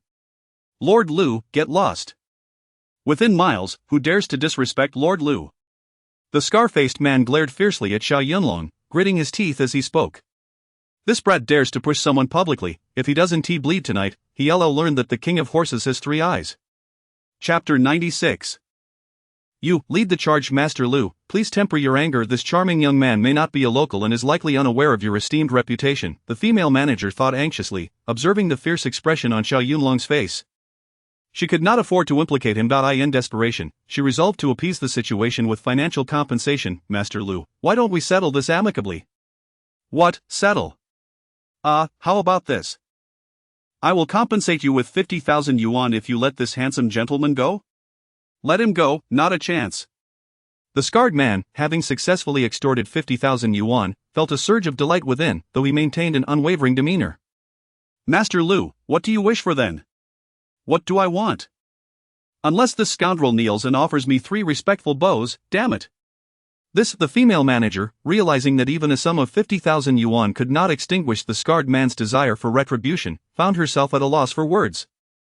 Upon hearing that the scarred man demanded Xiao Yunlong to bow 3 times in submission, Han Yufei's temper flared. Despite being a woman, she was fiercely protective of justice and could not abide such insolence. "Xiao Yunlong, these ruffians have gone too far. Do they not recognize the law? There are limits to what one can endure, and even the usually gentle and good-natured Xiao Meng could no longer stand idly by. Indeed, brother Yunlong, if we do not show them our strength, they will think we are mere sickly cats." "Xiao Meng, you speak wisely." Xiao Yunlong's fists clenched tightly, a glint of lethal resolve flashing in his eyes. The scarred man, being petty and vindictive, could not swallow the humiliation of being publicly bested by Xiao Yunlong. The affront to his pride was intolerable. "You, lead the charge." He glared fiercely at Xiao Yunlong and signaled one of his henchmen. "Understood, Master Lu." The burly man clad in a black jacket quickly grasped the situation, having consumed a few drinks that evening, his intoxication beginning to take effect. Ignorant of the danger, he swung his massive fist towards Xiao Yunlong's chest, intending to establish dominance. Humph, utterly reckless. Having reached his limit, Xiao Yunlong let out a cold laugh, seizing the black-clad man's hand and twisting it at an unnatural angle. "Ow, it hurts." Let go, it's broken, ha, you were the one who claimed it was broken, I might as well grant your wish." With a resounding crack, the sound of a bone fracturing echoed through the air, and the black-clad man emitted a wail akin to that of a slaughtered pig. Xiao Yunlong, maintaining his calm demeanor, remarked, "No worries, it's merely a dislocated hand, I shall fix it for you." With another audible crack, he indeed rejoined the man's dislocated limb. "Ow, I'm dying of pain," the black-clad man cried out once more, nearly losing consciousness from the agony. "Hey, is there anyone else who desires a complimentary massage?" Xiao Yunlong scanned the remaining henchman with a mocking gaze, adding, "However, I must warn you, this technique is one I have just recently mastered. It may be a tad painful, indeed, it was more than a tad painful, as evidenced by the black-clad man's near collapse from the torment. Damn it, this guy has some skill." The scarred man twisted his neck and bellowed at the remaining 3 henchmen, "What are you 3 waiting for? Attack all at once and incapacitate this big fool for me." Chapter 97. Mars collides with Earth. Yes, Master Lu. The 3 henchmen exchanged glances, fully aware they were no match for Xiao Yunlong, yet they could only muster the courage to charge at him. Bang! Before they could close the distance, Xiao Yunlong unleashed a powerful punch aimed at the chest of one henchman. The sheer force propelled the foremost thug backward, shattering a nearby chair upon impact. Following this, he seized another henchman by the collar and yanked him back, subsequently bringing their heads together in a brutal clash. Thud! With a forceful press, Xiao Yunlong executed a move that was nothing short of a cosmic collision. The 2 bald heads made the closest of contact, sending both henchmen reeling with stars dancing before their eyes. Utterly disoriented, they howled in pain, their teeth gritted, struggling to discern direction. Ah! Xiao Meng covered his eyes, unable to bear the sight. My heavens, those 2 heads colliding must be excruciating. Xiao Meng, what is this? To deal with such bullies, one must respond with violence. Releasing his grip, Xiao Yunlong sent the two henchmen sprawling to the ground like empty sacks, drenched in cold sweat and trembling, moaning, "Ouch, it hurts, I might die from this pain. Damn it, this kid is a devil. Go to hell." At that moment, the henchman who had previously dislocated his wrist and had it reset was now consumed by a desire for vengeance. With a grim expression, he roared and launched a kick aimed at Xiao Yunlong's face, who was Xiao Yunlong, a warrior forged in the crucible of life and death battles, a veteran of the dragon team. His reflexes were lightning fast. He countered with a swift kick that struck the henchman's abdomen. Bang! The sound echoed as the henchman was propelled like a cannonball, crashing into another thug. The onlookers gasped in astonishment, hardly believing their eyes. Wow, this kid is incredibly formidable. Who is he? How can he so effortlessly send someone flying with a mere kick? It's unbelievable. If I hadn't seen it with my own eyes, I would never have believed it to be true. In just a minute or two, Xiao Yunlong had effortlessly taken down 4 henchmen without breaking a sweat. He glanced disdainfully at the 4 thugs sprawled beneath him and casually inquired, "Now that you all lie defeated, do you still wish to fight?" "We're not fighting anymore, we concede." "You, kid, you're a devil." "We won't fight again." The 4 henchmen, trembling in fear, lay on the ground, pleading for mercy, their noses running with a mixture of snot and blood. "Ouch, I'm in agony. My back feels like it's breaking, damn it, what a useless bunch. Master Lu, this kid is too powerful. We truly are no match for him. Usually, you all swagger around like kings, yet when it matters, you turn into cowards? Master Lu, we can't handle this, why don't you step in and teach this brutal lesson for us?" "Damn it." Scarface knew this was merely the henchman's attempt to provoke him into becoming their scapegoat. Fuming, he felt the pressure mounting, yet he steeled himself to confront the challenge. "You scoundrel, tonight, I will make you bleed. Die." Filled with rage and hatred, Scarface suddenly pulled a sharp dagger from his person. The blade glinted ominously under the light, sending a chill through the crowd. Chapter 98. No pain, no gain. He has a knife. The onlookers, upon witnessing the scarred man's weapon, instinctively recoiled in fear, seeking refuge in every direction. "Brother Yunlong, be careful."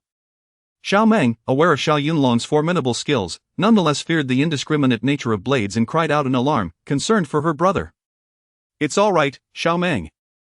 I doubt they have the courage to leap at me," he reassured her. The female manager, seeing the dagger brandished by the scarred man, gasped in terror, fearing for the safety of all present. "Master Lu, please show mercy." She knew that if her establishment became the scene of a fatality, it would inevitably face closure and investigation, resulting in immeasurable losses. "This is none of your concern, woman. Get out of my way. Master Lu, this is my establishment. If a death occurs here, the police will shut us down for good. Whether your establishment remains open is of no concern to me. I am solely focused on avenging my grievances. Please, Master Lu, I implore you, stop, we must avoid any loss of life. Vile wench, step aside, if you provoke me, I will demolish your hotel." The scarred man, emboldened by his weapon, became increasingly arrogant. He deftly maneuvered the dagger, akin to a juggler in a circus, striking a pose that suggested he was quite the expert. His thoughts were consumed with the desire to incapacitate Xiao Yunlong and then indulge in a night of revelry with Han Yufei and Xiao Meng. "Tch. Xiao Yunlong, touching his nose, scoffed disdainfully, "Such bravado, so utterly foolish. You won't even realize how you meet your end. Pretty boy, you were quite arrogant earlier, daring to kick your grandpa Lu tonight. I'll make your blood spill." "Spill my blood, scarred man? That phrase would sound better if it were uttered by me. Rotten scum, die." Without a hint of self-preservation, he lunged forward, aiming the dagger viciously at Xiao Yunlong's chest. The assault was ruthless, revealing a genuine intent to take his life. "Ah!" The female manager gasped, her complexion paling as she shouted, "Handsome, be careful." Who was Xiao Yunlong? A highly trained agent, emerging unscathed from the crucible of gunfire, a super soldier. He was hardly a target for the likes of the scarred man. "Humph, bringing a dagger to dinner? Scarred man, you are courting death." In an instant, Xiao Yunlong furrowed his brows, slightly shifting his body and deftly sweeping his foot to hook the scarred man's right leg. "Ouch, are you trying to deceive me?" The scarred man stumbled, losing his balance and teetering forward, perilously close to a faceplant. Bang! The next moment, his nose collided forcefully with Xiao Yunlong's fist. Fueled by rage, Xiao Yunlong's strike was formidable, sending the scarred man crashing to the floor. Ah, blood! The scarred man clumsily rose, only to find a stream of liquid flowing from his nostrils. Alarmed, he touched his face, realizing his hands were drenched in blood. "You!" Shock and fury mingled in his voice as he pointed at Xiao Yunlong, fear evident in his shout. "You dare to retaliate? You dare strike your grandpa Lu?" "Ha, I did not retaliate, your own nose collided with my fist, no harm, no foul." You, what about me? If you're unconvinced, scarred man, stand up and we can continue this." Xiao Yunlong crossed his arms, wearing an expression of disdain. Such petty thugs were inconsequential, they were destined to be of no use. Had it not been for the potential repercussions for the establishment, his nature would have compelled him to obliterate the scarred man with a single punch long ago. Chapter 99 The Insulter Must Be Punished. The scarred man could hardly believe how formidable Xiao Yunlong was, causing a wave of anxiety to wash over him. "Lu Yi, what's the matter? Can't you even defeat him with a dagger?" A young lackey, in his navette, dared to mock the scarred man in such dire circumstances. "Damn it!" The scarred man, seething with rage, kicked the lackey, snapping, "Dare to utter another word, and I'll take your life." "Lu Yi, I won't dare again, I promise." That arrogant fellow was quite impressive. "We are no match for him. What should we do now, Lu Yi? Let us leave, unless you enjoy further humiliation?" The scarred man glared fiercely at Xiao Yunlong, a sardonic smile plastered on his face as he remarked, "Damn it, your skills are quite remarkable." Xiao Yunlong merely chuckled, maintaining an air of humility. "I apologize. It's merely luck. You've got guts, kid. We'll take our leave. Remember this grudge, you fool. Lu Yi, will not let you off easily, until we meet again." The scarred man spat out his threats, seething with anger as he and his 4 lackeys attempted to exit the tavern. "Wait." At that moment, Xiao Yunlong interjected, speaking leisurely, "Scarred man, do you think you can come and go as you please in this establishment?" "Hey, you insolent brat, what do you mean by that?" The scarred man halted, glaring menacingly at Xiao Yunlong, sensing that this young man was intent on stirring up trouble once more. "Go settle the bill for your food and drinks." "What?"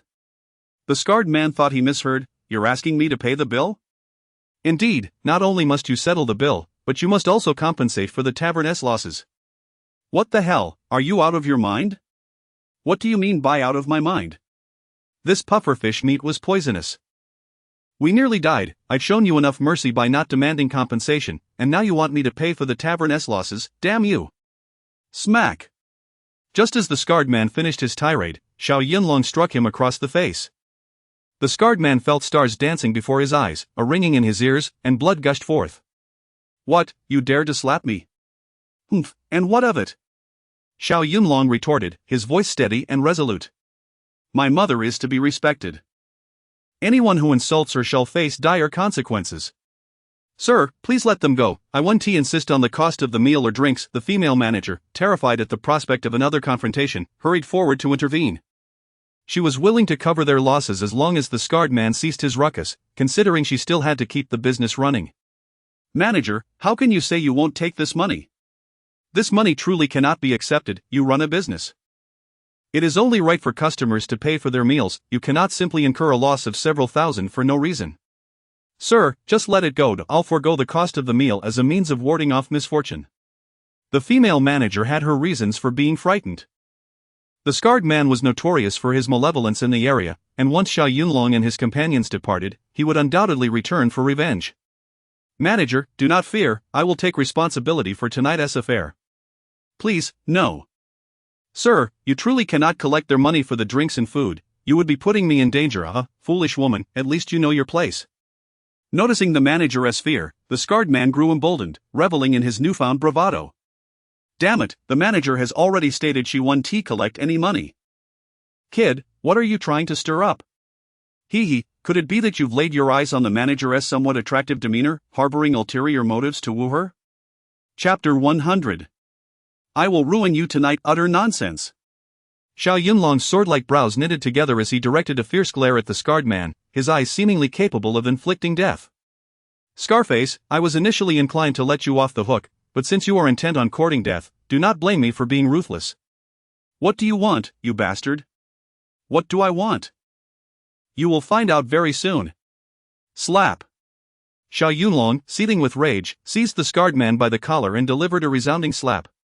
"Ouch, that hurts like hell." "Scarface, while dining, you dare to claim that pufferfish is poisonous? Are you even human?" Let go of me, or you will regret it deeply. Full of empty threats, engaging in such despicable deeds, are you not deliberately seeking your own demise? Slap. Slap. Xiao Yunlong's fury escalated with each word, and the sharp, crisp sound of slaps echoed once more. Ah, the scarred man, reeling from the blows, felt stars in his eyes. His cheeks were swollen beyond recognition, his face resembling that of a pig's head, blood mixed with saliva and mucus splattered everywhere, and he crumpled to the ground once more. Damn it, don't be too brutal. As he spoke, two blood-stained teeth suddenly fell from his mouth, leaving him dazed and unable to rise. Spare me. Having been entrenched in the underworld for years, the scarred man had encountered many formidable figures, yet none were as ruthless as Xiao Yunlong. Brother Yunlong, look, he has learned his lesson. Let it go, Xiao Meng, soft-hearted, pleaded as she noticed the scarred man's plight. Meng, your heart is too kind. You must understand, if they succeed in extortion tonight, the female manager will suffer 10 times worse than this. Boss, I won't dare again. I promise, please let me go. The scarred man, fearing further punishment from the furious Xiao Yunlong, fell silent. Xiao Yunlong pressed his foot down on the man, coldly demanding, Scarface, tell me, what is the truth behind the pufferfish poisoning? Do I really need to explain?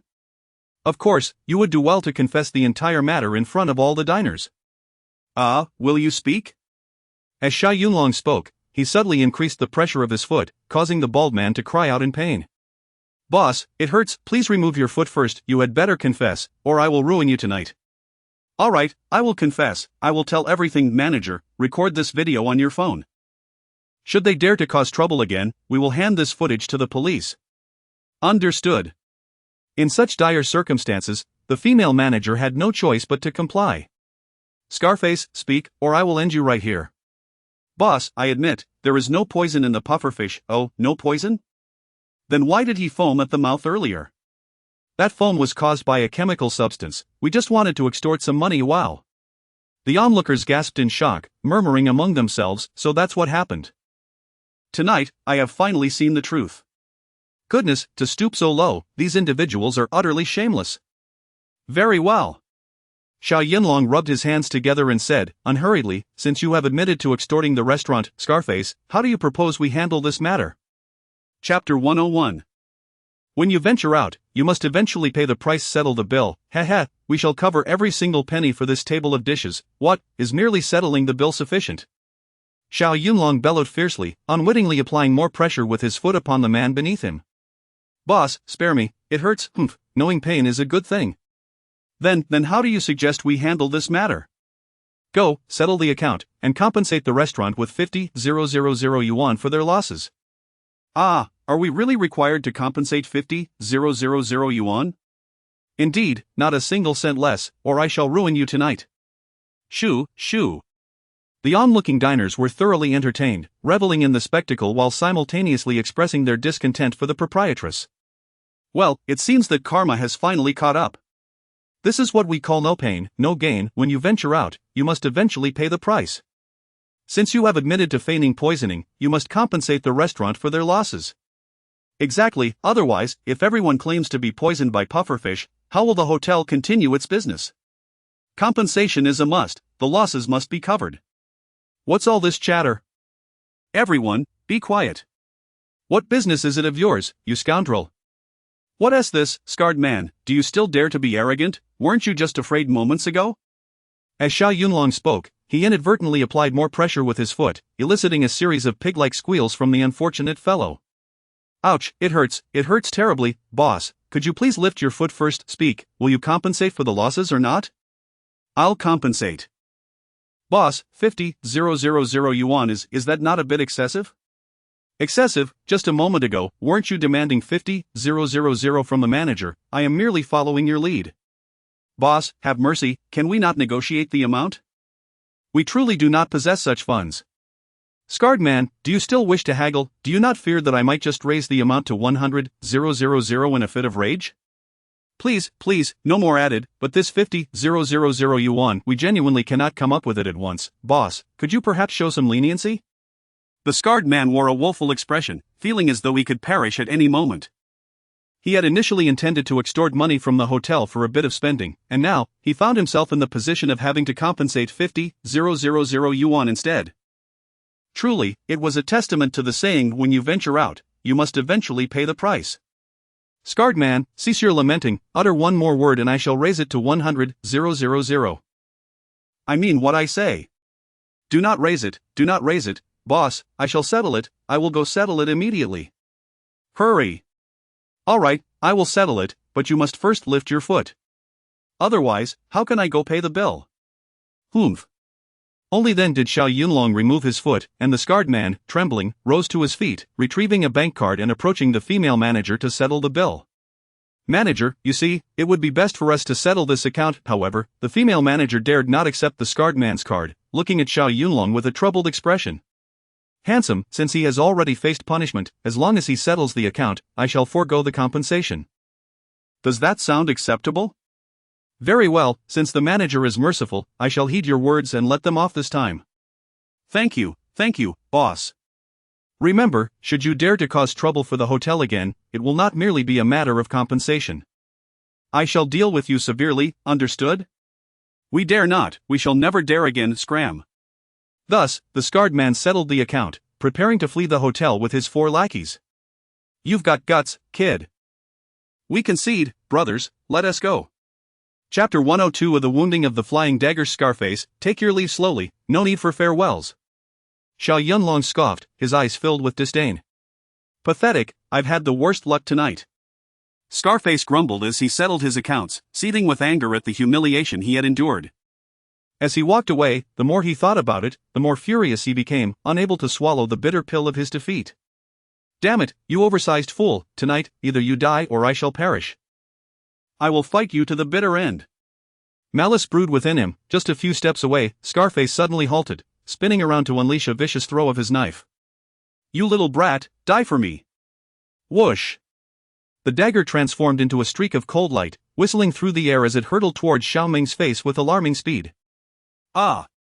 Xiao Meng gasped in horror upon seeing the dagger approach, paralyzed with fear and uncertainty.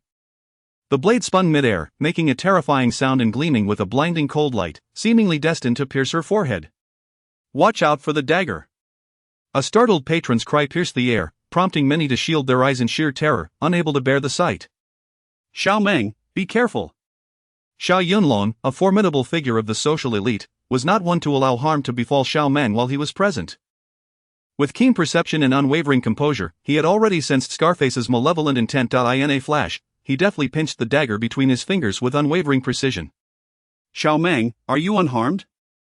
Han Yufei, her face drained of color from fright, hurriedly embraced Xiao Meng, exclaiming, "Heavens, are you all right?" Teacher Han, he just tried to kill me.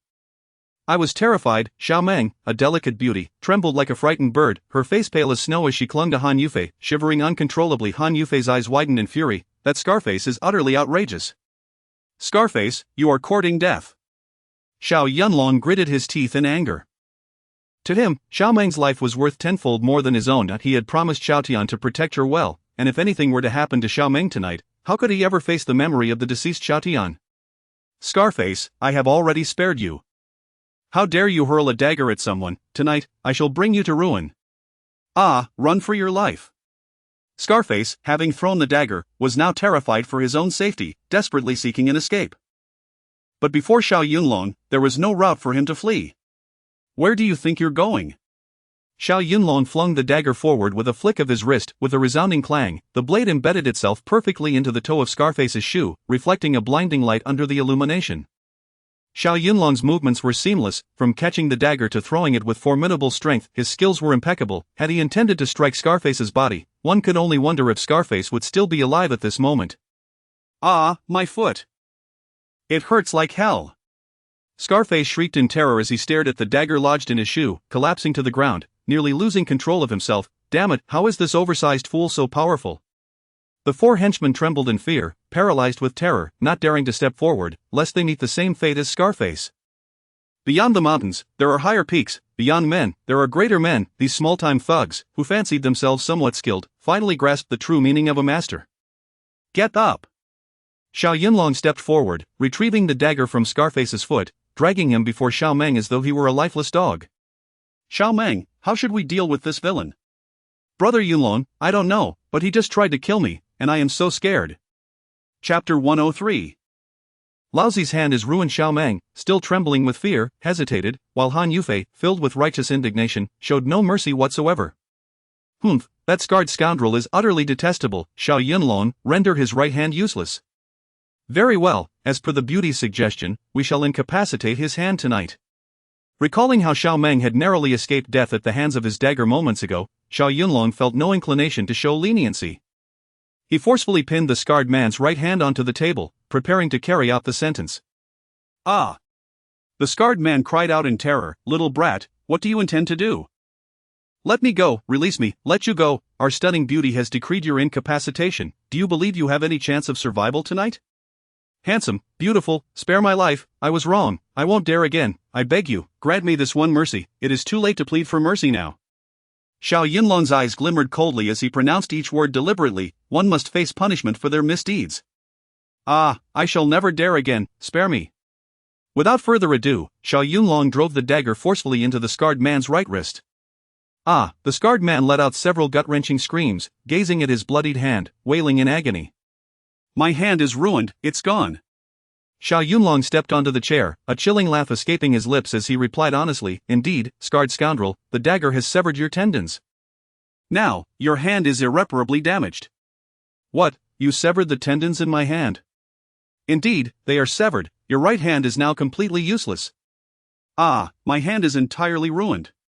The scarred man, injured on his foot and with a dagger embedded in his hand, collapsed to the ground, his face contorted in pain. "Ouch, it hurts so much. I'm dying from the pain." Beads of sweat glistened on his forehead as his complexion shifted from pale to flush, his features twisted in agony. The lecherous scarred man gritted his teeth, gasping in pain, his left hand gripping the dagger's hilt, yet he dared not pull it out. Fearing a ruptured blood vessel would hasten his demise, he could only shiver in agony, his cries unending. "Ouch, you little brat, you've gone too far, it hurts, I'm dying from the pain." Xiao Yunlong planted a foot firmly on him, issuing a stern reprimand. "Scarred scoundrel, still contemplating an ambush on Xiao Meng? You are courting death and have no one to blame." "Ouch, it hurts, it truly hurts, knowing pain is a good thing, scarred scoundrel. Do you still wish to wield your knife before me?" The scarred man remained silent, his gaze fixed on Xiao Yunlong, filled with a deep-seated hatred. His teeth chattered, as if he could devour Xiao Yunlong in his companion's whole. "Ouch, my hand is ruined, I'm in excruciating pain." The scarred man cried out in despair, truly confirming the adage, if one does not court death, they shall not die. "Ah!" The onlookers murmured in astonishment. While the act of severing tendons was undeniably brutal, the scarred man had brought this upon himself. "Humph, scarred scoundrel, the loss of your hand is but a minor punishment, I have spared your life, which is already a gesture of mercy." During his time as a special agent, Xiao Yunlong had committed countless brutal and ruthless acts, viewing this punishment as mere child's play. He showed no mercy to those who disrespected him, they must be eradicated. "Scarred scoundrel, I have now severed your tendons, if you wish to report this to the authorities, so be it. If you seek revenge, that is also acceptable." "And no." The scarred man, terrified, trembled like a leaf in the wind. "I don't want to report it, nor do I dare seek revenge." "Handsome, I implore you to spare us a chance at survival." Chapter 104. A lesson learned. I could grant you a chance for redemption, but listen closely, Scarface, to what I have to say. "Please, go ahead, handsome. If you dare to cause trouble at this hotel again, the dagger will not merely pierce your hand. It will plunge directly into your heart. Do you understand?" "I understand, I fully comprehend. We will never dare to cause trouble at this hotel again." Scarface appeared genuinely terrified, his face streaked with tears and snot, pleading for mercy. "Moreover, handsome, should we encounter you again in Tianhai City, we shall definitely take a detour, so as not to sully your eyes." Scarface, a notorious bully with a history of misdeeds, seemed to have truly capitulated under the weight of those words. Xiao Yunlong shot him a disdainful glare and barked, "Get lost." This minor punishment served as a stern warning. After all, one cannot take a person's life for the sake of false accusations and extortion. Scarface, having lost face before the onlookers and now suffering from a severed tendon, seethed with rage, his teeth clenched. He yearned to leap forward and slay Xiao Yunlong and his companions to quell his fury. However, outmatched and impotent, he could only unleash his anger on his subordinates. "Get the hell out of here, retreat." "Where to, Boss Lu?" "To hell." With a grim expression, Scarface, resembling a malevolent specter, kicked one of his lackeys in the rear and shouted, "Use your pig brain." Can't you see the dagger stuck in my hand? Of course, we're going to the hospital to have it removed, you worthless fool, stupid pig. Yes, boss, you're the smartest. His lackeys were eager to leave the hotel, fully aware that their boss's skills were no trivial matter. Let's go, boss, we must retreat swiftly. The five of them stumbled away, supporting each other, wailing as if they were lost dogs, tails tucked between their legs. This is hilarious. Unable to stand against him, they've finally admitted defeat. Scarface, you and your gang are nothing but a bunch of cowards. Spineless. This group has committed many wrongs, and tonight they finally faced their comeuppance. They deserve it, truly a delight to witness. Few of those bullies have finally left. Watching Scarface and his cronies flee from her establishment, the female manager finally breathed a sigh of relief. Dear guests, I apologize for the unfortunate incident that occurred in our establishment. It is entirely our fault. Manager, how can you say this is your fault? Indeed, it is evident that Scarface harbored ill intentions and deliberately slandered your hotel. The blame lies entirely with them. Though that may be true, such an incident has affected your dining experience, and we bear some responsibility. No, manager, you need not feel burdened. Your hotel has done nothing wrong in this matter. Yes, we stand by you, otherwise, if everyone resorts to extortion, who would dare to run a restaurant or hotel? Thank you. The female manager was deeply moved, her eyes glistening with unshed tears. Despite the chaos caused by a bully like Scarface, there were also heroes like Xiao Yunlong who stood up for justice, along with a group of understanding patrons. Thank you all for your support and understanding. Please, gather yourselves and resume your meals. She instructed her male staff to tidy up the tables and chairs that had been damaged during the skirmish, then approached Xiao Yunlong's table. Handsome, I am immensely grateful for your chivalrous assistance. A rosy hue spread across her cheeks, and her beautiful eyes fluttered downward, her demeanor exuding a mix of shyness and allure, so captivating that one could hardly bear to gaze directly upon her. Chapter 105 of The Jealousy of the Beautiful Teacher. Behold this scene, as if lifted from the pages of a cinematic narrative, where the hero, upon witnessing injustice, unsheathes his sword to lend aid. The beauty, touched by the heroism, seems to be on the verge of offering herself in gratitude. Alas, the female manager is already wed, and beside her are two enchanting maidens. What a beguiling gaze she possesses. Observing the manager's sultry eyes fixated on Xiao Yunlong, an inexplicable pang of jealousy flickers in Han Yufei's heart. TSK, look at how this woman gazes with such affection. Could it be that she wishes to offer herself in gratitude? Ahem, manager, please, do not hold back. Xiao Yunlong dismissively waves his hand, exuding the very essence of heroism. Who amongst those with a modicum of righteousness could stand idly by in the face of such extortionist bullies? Handsome, regardless of the circumstances, I must express my gratitude to you. In this tumultuous society, individuals of your integrity are indeed a rarity. It is nothing, I merely did what was right. The kind-hearted manager suddenly sighs, her heart heavy with compassion. Handsome, my concern is that those ruffians may seek retribution against you. Manager, are you worried that the scar-faced man will come after us? Indeed, what you do not know is that the scar-faced man, Lu Debiao, is a local, powerful and notorious for his villainy. And what of it being local? Xiao Yunlong responds nonchalantly, while the manager grows increasingly agitated. It is said that he has a notorious background in organized crime, ruthless and vengeful. Who dares to offend him in this vicinity? So he is a gang member? At this revelation, Xiao Meng grows anxious. Manager, will he send people to vandalize your hotel after we leave? That is difficult to ascertain. The manager, upon hearing Xiao Meng's inquiry, is overcome by a wave of inexplicable fear.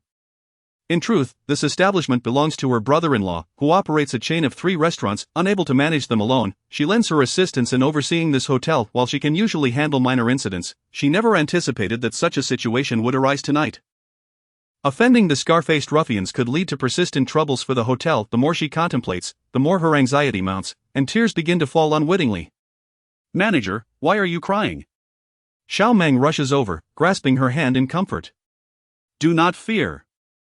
Since we have encountered this situation, my brother Yunlong will surely see it through. Thank you, young lady. Sigh, I dread that the scar-faced man will return for vengeance, endangering not only my brother-in-law's hotel but also putting you at risk. Xiao Yunlong gazes at her earnestly and states, rest assured, after this lesson, that scar-faced man will undoubtedly think twice before seeking trouble with you again. Indeed, let us hope for that. The manager wipes her tears, her spirits lifting somewhat. To be candid, this hotel belongs to my sister and brother-in-law. I am merely assisting in its management. Oh, I see. Sigh, should the scar-faced man retaliate and wreak havoc upon this hotel, I would be bringing ruin upon my sister and brother-in-law. Manager, do not be afraid. Should they dare to disturb the peace again, simply call the authorities. Call the authorities? Yes, precisely. Do you not have a video recording of them slandering your hotel? When the time comes, you can present that footage to the police? Ah, handsome, so you had anticipated all of this beforehand. I cannot thank you enough. Chapter 106 You treat, I pay. Manager, this is ultimately a society governed by law. No matter how rampant the wicked may be, righteousness shall always prevail. Indeed, handsome, you are absolutely right. Manager, should they dare to act recklessly, do not hesitate to call the police. They will bring them to justice. Understood. If this group dares to cause trouble again, I shall report them. I will no longer be afraid of them. That's the spirit. After a thorough encouragement from Xiao Yunlong, the female manager finally felt at ease, her tears transformed into laughter, and her spirits considerably lifted. Handsome, I sincerely apologize for the delay in your meal. No worries. The dishes have gone cold, allow me to summon the chef to prepare them anew. Oh, no need, manager. We've nearly finished our meal. Xiao Yunlong turned to Han Yufei and Xiao Meng. Ladies, have you had your fill? Yes, I'm full, though I'm not certain if Xiao Meng is. Brother Yunlong, teacher Han, I've been full for quite a while. In truth, the three of them had only eaten to about 70% of their capacity, but after the earlier commotion, the food had grown cold. To avoid further inconvenience, they resorted to a kind-hearted fib. Well then, since everyone is satisfied, let us settle the bill and head home. Agreed. Han Yufei nodded, recalling how he had retrieved her handbag. Thus, she resolved to treat them. Xiao Yunlong, Xiao Meng, please wait here while I take care of the bill. Xiao Yunlong swiftly intercepted her, stating earnestly, Beautiful lady, with a gentleman like me present, it is not fitting for a woman to pay the bill. Xiao Yunlong, I have already stated that since you helped me reclaim my handbag, I must repay you by treating you tonight. He. Xiao Yunlong suddenly leaned closer to her ear, half serious and half jokingly whispering, Dearest, there is no need to rush your gratitude. There will be ample opportunities to repay me in the future. Hey, what do you mean by that, Xiao? Han Yufei's cheeks flushed inexplicably. Ah, beautiful lady, I didn't say anything. Tonight you treat, and I will settle the bill. Xiao Yunlong, are you truly intent on insisting on paying? Of course, Miss Han, have you forgotten about that 10,000 yuan? Han Yufei covered her mouth, stifling a laugh. How could I forget that 10,000 yuan? Xiao Yunlong checked his phone. It was nearly 9 o'clock, and tomorrow, Xiao Meng and Han Yufei had to return to school, so they couldn't stay out too late. Manager, the dishes at your hotel are genuinely delectable. Thank you for your kind words. Look, we've finished our meal. Perhaps I should go to the front desk to settle the bill. Handsome, this meal is on me, you need not pay. What? No need to pay. Indeed, you chased away those bullies and salvaged our establishment's reputation. I am truly grateful, so this meal is my treat. No, that is not how it works, meals must be paid for, that is only right, please have the cashier calculate the total. It is more appropriate for us to settle the bill. Really, there is no need, it's just a few dishes, and the cost is minimal. Manager, as you mentioned earlier, this hotel belongs to your sister. You are merely managing it on her behalf. Though I am a manager, I still have the authority to make such small decisions. How can I accept such kindness? Handsome, had it not been for your noble assistance, our hotel would have suffered significant losses tonight. Ah, if I were to charge you for this modest meal, I would truly be lacking in decency. Chapter 107. In the bustling city, surrounded by beauties, very well, in that case, I extend my gratitude to the manager. Xiao Yunlong, a man of genuine temperament, recognized the persistence of the female manager. To insist on paying would only seem pretentious, besides, he was fortunate to save a bit of money, what could be more delightful? No need for thanks, I simply hope that you handsome gentlemen and beautiful ladies will frequent our establishment in the future. Supporting you is an absolute must. Thank you, handsome. You truly possess a silver tongue. Manager, please attend to your duties, we shall take our leave now, farewell. The trio waved as they exited the restaurant. Handsome, beautiful ones, allow me to see you off. The female manager, overflowing with gratitude, escorted Xiao Yunlong and his companions to the hotel parking lot. Farewell, my friends. Should the opportunity arise, do remember to visit us again. That is certainly the case. With such delectable dishes at your hotel, we may very well return tomorrow night. That would be absolutely wonderful. The manager's enchanting gaze fixated on Xiao Yunlong, as though this parting signified an insurmountable distance between them. Had it not been for Han Yufei and Xiao Meng, two captivating beauties present, she might have shamelessly requested Xiao Yunlong's contact information. Manager, you have matters to attend to, please return to your duties. Goodbye. Farewell, handsome. Are you truly leaving just like that? Will we have another chance to meet? As she watched Xiao Yunlong and his companions enter their vehicle, an inexplicable sense of loss washed over the female manager. Inside the car, Han Yufei gazed at the composed Xiao Yunlong, his chiseled profile captivating her with its allure. The day had unfolded with a plethora of extraordinary events, encounters with unscrupulous drivers, parking lot altercations, a robbery of her handbag, a staged accident, and the tumult at the hotel. This man was remarkable, compelling her to reassess her perceptions. It seemed he was capable of overcoming any challenge that arose. What manner of man was he? As she contemplated cohabiting with him in the future, the prospect of their shared outings filled her with anticipation for the unpredictable adventures that lay ahead. As night descended, the cityscape shimmered with vibrant neon lights, illuminating the bustling streets. Ah, what a beautiful Tianhai city! The urban splendor momentarily entranced Xiao Yunlong, enveloping him in a dreamlike haze. Have I truly severed ties with my past? Is everything that once was now utterly disconnected from me? Today had been filled with joy and peculiar experiences. From departure to return, he had engaged in numerous skirmishes, as if he had returned to his former life as a secret agent. The allure of the city, with its enchanting beauties, presented a lifestyle that was undeniably appealing. He felt fortunate to have returned to urban life, embracing the existence of an ordinary person. No more bloodshed, no more traversing desolate deserts, barren wastelands, or primeval forests in combat. Xiao Tian, how I wish you were still alive. The memories of those brothers in arms, transformed into ruthless machines of war, always on the brink of sacrifice, weighed heavily on his heart.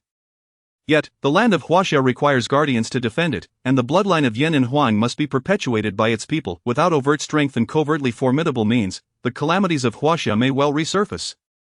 For the sake of the people's peace and happiness, those valiant warriors who safeguard the homeland must shoulder this monumental responsibility. He offers his blessings and pays homage to those super agents living in the shadows. Chapter 108. The pervert. On the bus the following day, Xiao Yunlong returned from his morning exercise in the park, only to find that Han Yufei had already taken Xiao Meng to school.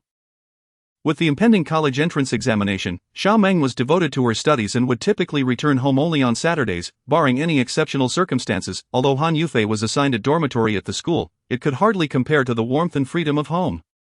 This beautiful teacher chose not to stay in the dormitory, opting instead to return to her rented accommodation each day, as the school was conveniently close and she drove herself. Ha ha! With both lovely ladies off to school, this house is now my kingdom. After a light breakfast, Xiao Yunlong took a quick shower, donned a pair of jeans and a leather jacket, and set off in search of employment. Lacking a car, an electric bike, or even a bicycle, he had no choice but to take the bus to the job market. Initially, as he boarded the bus, it was relatively spacious with plenty of seats available. He found a comfortable spot to sit and closed his eyes to rest, relishing the advantages of traveling in the morning. However, as more passengers boarded, he eventually vacated his prime seat for an elderly lady who had just entered. "Here, madam, please take this seat," he offered kindly. The elderly woman, with a gentle demeanor and a warm smile, expressed her gratitude. "Young man, thank you for giving up your seat. Your kindness will surely reward you with a beautiful wife in the future." "Haha, thank you for your kind words." Xiao Yunlong felt uplifted by her compliment and willingly stood in the aisle, jostling with the other passengers. The bus continued on its route until suddenly, a woman's piercing scream pierced through the bus cabin. "Ah, pervert. What the hell, how could a pervert appear out of nowhere on the bus?" Upon hearing the cry, the driver hastily pulled the bus over to the side of the road. All eyes turned towards the source of the commotion, revealing a young woman in her 20s standing in the aisle.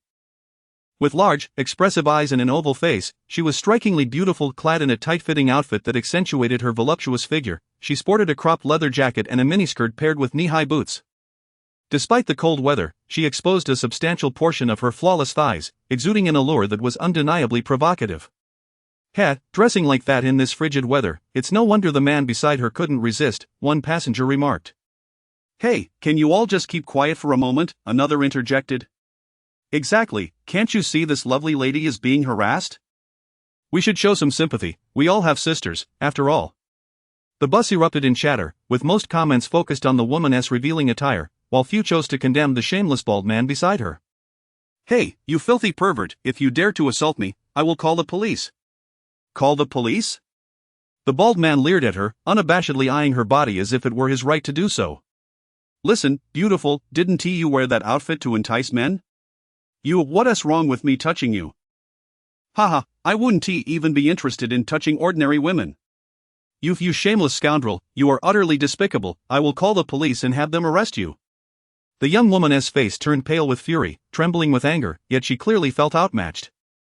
With no other option, she furiously pulled out her phone, preparing to dial for help. You filthy woman, stop acting like this. The bald man was no pushover either, he swatted her phone from her hand, his demeanor menacing as a beast. Damn it, don't flatter yourself. I only touched you because I found you worthy. Chapter 109. And to strike you is to hold you in esteem. Aha, what a pretentious act. The bald man exuded arrogance and audacity, utterly disregarding the presence of the police. Listen here, little lady, I warn you, if you dare to call for help today, you can forget about living in peace ever again. Help. Encountering such a shameless rogue early in the morning left the beautiful woman in utter despair.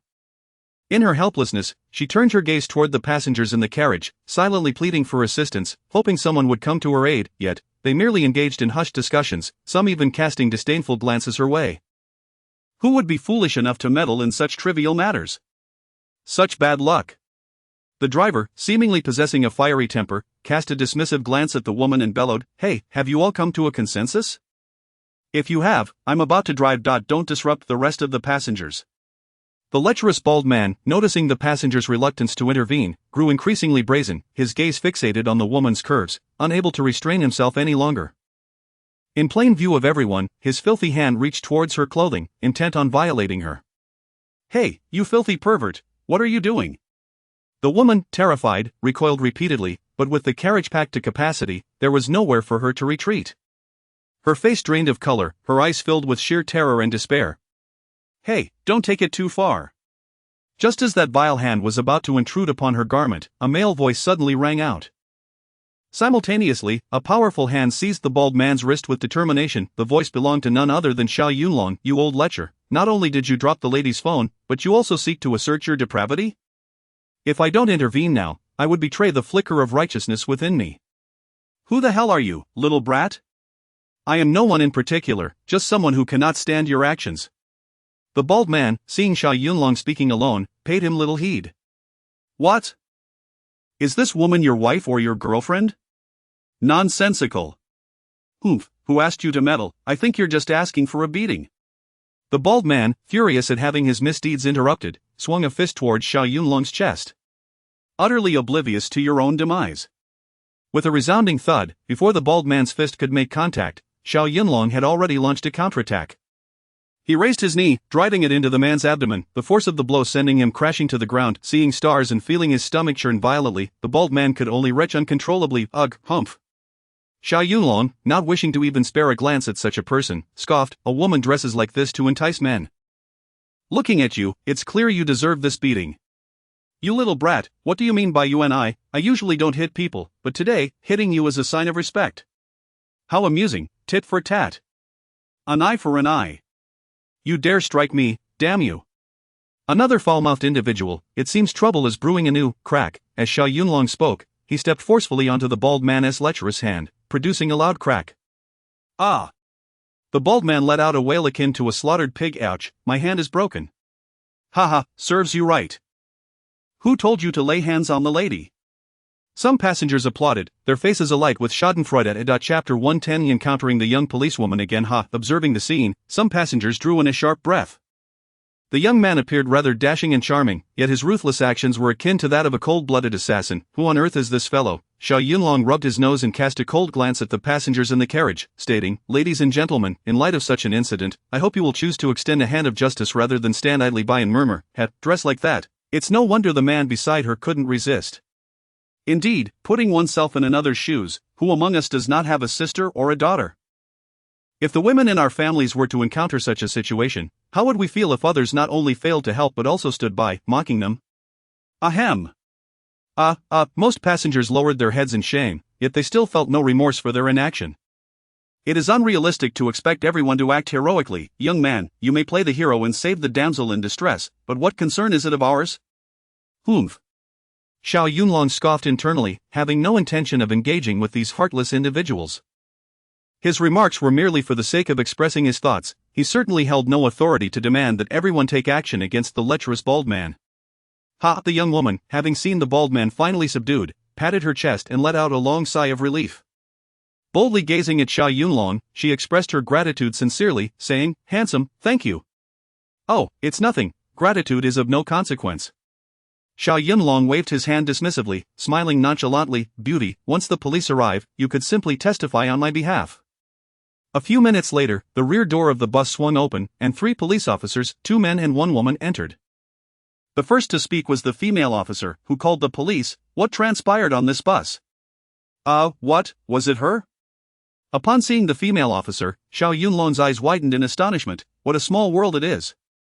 This officer was none other than the stunning policewoman who had nearly apprehended him as a robbery suspect just yesterday. The female officer recognized Xiao Yunlong immediately. "What, it's you again?" Beautiful policewoman, what a coincidence it is to meet again," he replied with a grin. "What happened on the bus?" The female officer's expression darkened. "Did you cause trouble again?" "Hey, what do you mean by causing trouble? Please, get your facts straight before you speak." "Humph, don't you dare talk back." Xiao Yunlong, with a serious demeanor, retorted, "I helped you apprehend a robber yesterday. Today, I'm merely assisting you in subduing a pervert." "Oh, is that truly the case?" The female officer furrowed her brow, recalling how she had almost mistaken him for a criminal the previous day. She must not misjudge him again today. Whether that is the case or not, the witnesses will corroborate my account. Beautiful policewoman, in truth, I was merely joking with this young lady." The bald man, upon seeing the police arrive, quickly sought a way to exonerate himself. Otherwise, if he were apprehended and taken to the station, it would spell disaster for him. He bore the pain of his fractured wrist and rose from the ground, determined to shift all blame onto Xiao Yunlong. "This man is nothing but a violent lunatic. He attacked me without provocation, causing internal injuries and even breaking my wrist. Quickly, apprehend him." "What the hell, another case of the thief calling out to catch the thief. I wonder how this beautiful policewoman will handle the situation this time." "Hey, what exactly transpired?" The female officer turned her gaze towards the young woman who had been victimized, her eyes filled with inquiry. Chapter 111. Cuffing the scoundrel. "Humph, beautiful, that brute broke my wrist. You better speak the truth." Simultaneously, the bald man's malicious gaze was directed at the woman, as if issuing a warning. "Do you recall what I previously told you?" he sneered. "Even if I receive a life sentence, I will strip you bare." The vicious threat from the bald man rendered the woman's complexion as pale as snow, and her body trembled involuntarily. Alas, how frightful you look." Xiao Yunlong observed the woman, unable to press her further under such intimidation. "In this situation, I merely hope you will speak honestly. Handsome, if your fear leads to my arrest by the police today, this matter will spread among all the passengers, and when you find yourself in a similar predicament next time, no one will come to your aid." The woman cast a glance at the bald man, perhaps overwhelmed by terror and fearful of retaliation. Ultimately, she bit her lip and remained silent. Seeing that the involved party would not speak, the female officer could not force her and turned her attention to the other passengers. "What exactly transpired? Whose account is truthful?" "Officer, I was too far away to see anything." "Hey, don't look at me, I only heard them arguing, I have no idea what happened." Fearful of the lewd man's intimidation, none dared to step forward to speak a word of justice. "Enough of the noise. Silence, everyone." The driver, exhibiting a fiery temperament, could not tolerate any nonsense. "There are surveillance cameras on the bus, the previous events were all recorded, the truth will be revealed upon reviewing the footage." As he spoke, the driver tossed a memory card to the female officer. "Everything you need is here. I hope you thoroughly investigate this case, ensuring that no innocent person is wronged while also ensuring that a wrongdoer is not spared." "Rest assured, driver, we will clarify right from wrong."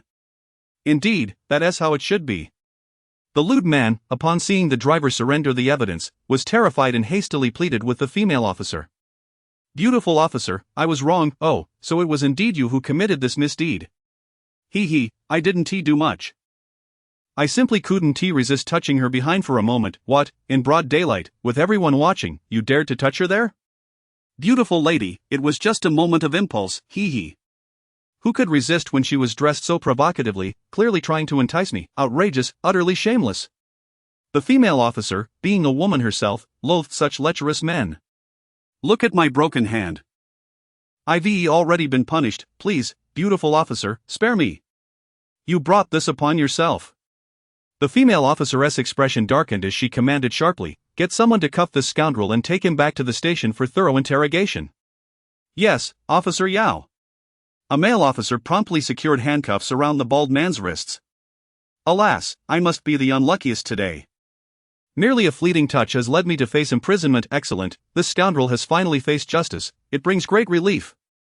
Indeed, such individuals deserve to be locked away for life. The passengers murmured in agreement, applauding the outcome. Handsome, I'm sorry.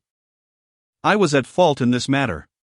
The young woman glanced at Xiao Yunlong, feeling ashamed for not speaking the truth earlier due to her fear of retaliation, her head bowed in embarrassment. Chapter 112, teasing the female officer. Never mind, I can't be bothered to argue with you. Xiao Yunlong certainly would not let himself be riled by a woman, yet he harbored a tinge of indignation within. But remember, should such an incident occur again, don't expect anyone to assist you. Handsome, the beautiful officer, flustered and embarrassed, felt her cheeks burn crimson as she lowered her head in silence. Alas, in this day and age, it is a challenge to be a good person. Xiao Yunlong gazed at the female officer, letting out a resigned sigh, his heart stirred with emotion. What are you complaining about? It's not so much a complaint, beautiful officer. Have you seen what has become of this world? I have acted heroically twice, only to nearly be apprehended as a criminal by you. Humph. The female officer, sensing Xiao Yunlong's dissatisfaction, rolled her eyes at him, both exasperated and amused. Who told you to look like someone who could hardly be a good person, with that cheeky grin and an air of insincerity? Hey, I apprehended a lecture for you. Surely you wouldn't further kick me while I'm down. Xiao Yunlong's expression darkened as he retorted seriously. My dear, didn't your instructors at the police academy teach you that one cannot judge a person's character solely based on appearance and first impressions? Humph, what is it to you? The female officer shot back, I nearly wronged you twice. Perhaps next time I might actually arrest you. Ha ha. Xiao Yunlong feigned a grave demeanor. Beautiful officer, I trust there won't be a next time. I certainly hope so, and it would be best if we do not meet again. Humph. The female officer glared at him with piercing eyes. We both reside in Tianhai City. We may very well cross paths again tomorrow. My lady, your eagerness to encounter me again must stem from your admiration of my striking looks and charm. Shoo. Ha ha. Goodness, this lad dares to flirt even with a policewoman. How intriguing. Hey, what nonsense are you spouting? Laughter erupted from the car, causing the female officer's face to flush. She scolded, smooth talker. Fall in. After casting Xiao Yunlong a resentful glance, she escorted the bald lecher out of the vehicle, heading towards the police station. 20 minutes later, Xiao Yunlong alighted from the bus and arrived at the job market. The bustling talent market was filled with job seekers and numerous employers. However, after circling the market extensively, he failed to find a suitable position. Nowadays, reputable companies not only scrutinize appearance, height, and demeanor, but also prioritize educational qualifications. Even for a security guard, a diploma from a college or above was required, and preference was given to veterans.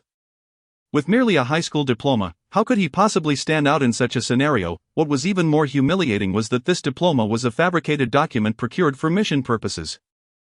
Xiao Yunlong believed his culinary skills were exceptional and that he could easily work as a 5-star chef. He was confident that any restaurant he joined would flourish, yet, when asked, handsome, do you possess a chef's certificate?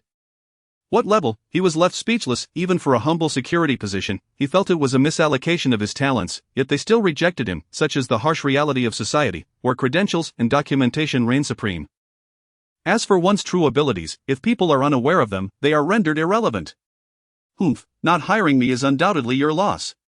Chapter 113, Job Hunting Sigh.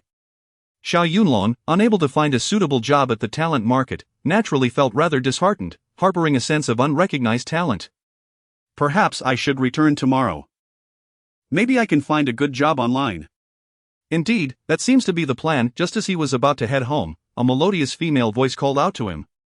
Hey handsome, looking for a job? Who is calling me handsome? Upon turning around, Xiao Yunlong was greeted by a stunning recruiter, a woman in her late 20s, clad in a professional suit, embodying the essence of a modern urban beauty. Yes? Our company is hiring. Would you be interested in applying? As she spoke, her gaze fixated on his chiseled features and robust physique. Oh. A spark of enthusiasm ignited within Xiao Yunlong. After all, someone had taken notice of him, and he felt a flicker of joy. What kind of company are you? An entertainment company. Ha, an entertainment company sounds promising. What positions are you recruiting for? Handsome, we are looking for a marketing director, with an annual salary of 1 million. Marketing director, what does that entail? Essentially, the marketing director oversees the marketing sector and promotes the packaged products to the market. Oh, I see. Upon hearing this, Xiao Yunlong's spirits began to wane. He couldn't comprehend a word of what she was saying. Heh, beautiful, such a prestigious position seems ill-suited for someone like me. I am but a simpleton. Handsome, one must have confidence in oneself. How can you know your capabilities if you do not try? One should possess self-awareness. I never force myself. Farewell, beautiful. Xiao Yunlong chuckled to himself, feeling somewhat self-deprecating, and turned to leave. Hey, handsome, wait a moment. Beautiful, is there something else? It appeared that this enchanting lady had indeed taken an interest in Xiao Yunlong, casting him a lifeline. Our company seems to be in need of a security captain. Do you have the confidence to give it a try? Security captain, I am quite confident I can manage that. Well, handsome, I believe your appearance is quite fitting for this role. However, I must clarify beforehand that I do not possess a university degree, only a high school diploma. This position does not place much emphasis on academic qualifications. It is your abilities that matter. As she spoke, her eyes remained glued to Xiao Yunlong's face. With his chiseled features and profound gaze, it was clear that this man possessed stories untold abilities. Which aspects do you refer to? You are so tall and imposing, when you stand out, you are a living advertisement. Indeed, that is not untrue. So, what is the monthly salary? Ha, quite direct in your inquiry. Of course, I seek employment primarily for financial gain. The beauty smiled, though her expression grew serious. The standard salary for a security captain is a base salary of 9,000 during the probation period, transitioning to a base salary of 10,000 after 3 months, excluding the 5 insurances and 1 fund, with overtime paid separately. Will you accept? Earning 10,000 a month, and after paying 8,000 in rent and utilities, he would be left with merely 2,000. What could one accomplish with 2,000 in this first-tier metropolis? In the past, when he worked as a spy and mercenary, each assignment brought in millions or tens of millions, and now, he had fallen to the point of working as a security guard for a mere 10,000 monthly salary. Xiao Yunlong, are you still that legendary super agent, capable of conquering all the Chapter 114 Tianyu Entertainment Company? However, the man I once was, Xiao Yunlong, is no longer the same. Everything has changed. Now that I have returned to the city, I shall content myself with living as an ordinary person. Nevertheless, one must acknowledge that seeking employment is merely a means to achieve temporary stability. It is evident that earning a substantial income will not come from a security position, thus, I must explore alternative avenues. I firmly believe that with my unique abilities and a touch of cunning, making money will be exceedingly effortless. For instance, in the realm of gambling on stones or playing cards, it is not uncommon to earn hundreds of thousands, even millions, within just an hour. Handsome, have you made your decision? The alluring woman gazed at him with a smile, resolute in her desire to recruit Xiao Yunlong for her company. The salary is 10,000, which, while not exorbitant, is still considerable. Additionally, the company offers year-end bonuses and performance incentives, which together amount to a respectable sum. Most importantly, we are an entertainment company, surrounded by stunning beauties. You will surely be dazzled. All right, it's a deal. Upon hearing the woman's terms, Xiao Yunlong did not deliberate for long and quickly acquiesced. Handsome, you agreed so swiftly? Efficiency is paramount in work, dear lady. When do I commence my duties? If you have no other obligations, you may start today. Very well, I shall head to the company immediately. Thus, half an hour later, Xiao Yunlong followed the recruitment officer into a business vehicle, arriving at Tianyu Entertainment Company. Tianyu Entertainment Company is an independent edifice, standing 18 stories tall. The scale of the company is not excessively vast, yet it is certainly substantial. The first 10 floors serve as the offices for employees, while above them lie photography studios, recording rooms, and live broadcast halls. The top floor features an expansive outdoor swimming pool, utilized for filming purposes. Naturally, individuals of authority and status within the company are also permitted to indulge in its waters. Handsome, this is our company. What do you think? The scale is quite decent, wouldn't you agree? Xiao Yunlong surveyed his surroundings, evidently content with his future workplace. Indeed, the company is quite large. It must be publicly listed? Certainly, our company has been listed in Hong Kong for several years now. Once the formalities are completed, congratulations, you will officially be a member of Tianyu Entertainment Company. Well then, thank you, dear lady. The recruitment officer escorted Xiao Yunlong into the office, opening the door to reveal a flurry of activity, as a group of individuals appeared frantically agitated. The manager responsible for this floor is named Lin Xian, a 30-year-old female manager, possesses a tall and elegant stature, and is known for her decisive and efficient approach to work. In addition to her competence, she is also exceptionally beautiful, particularly with her captivating eyes that ensnare the souls of all men. Manager Lin, the male model we discussed 2 days ago has unexpectedly backed out. Assistant Su, what are you saying? Well, the male model did not arrive as promised, and it is quite difficult to find a suitable replacement on such short notice. This is utterly unacceptable. Manager Lin, would it be possible to postpone today's cover shoot by a few days? Smack. Lin Xian slammed her palm on the table, her face contorted with rage, causing her subordinates to tremble in fear.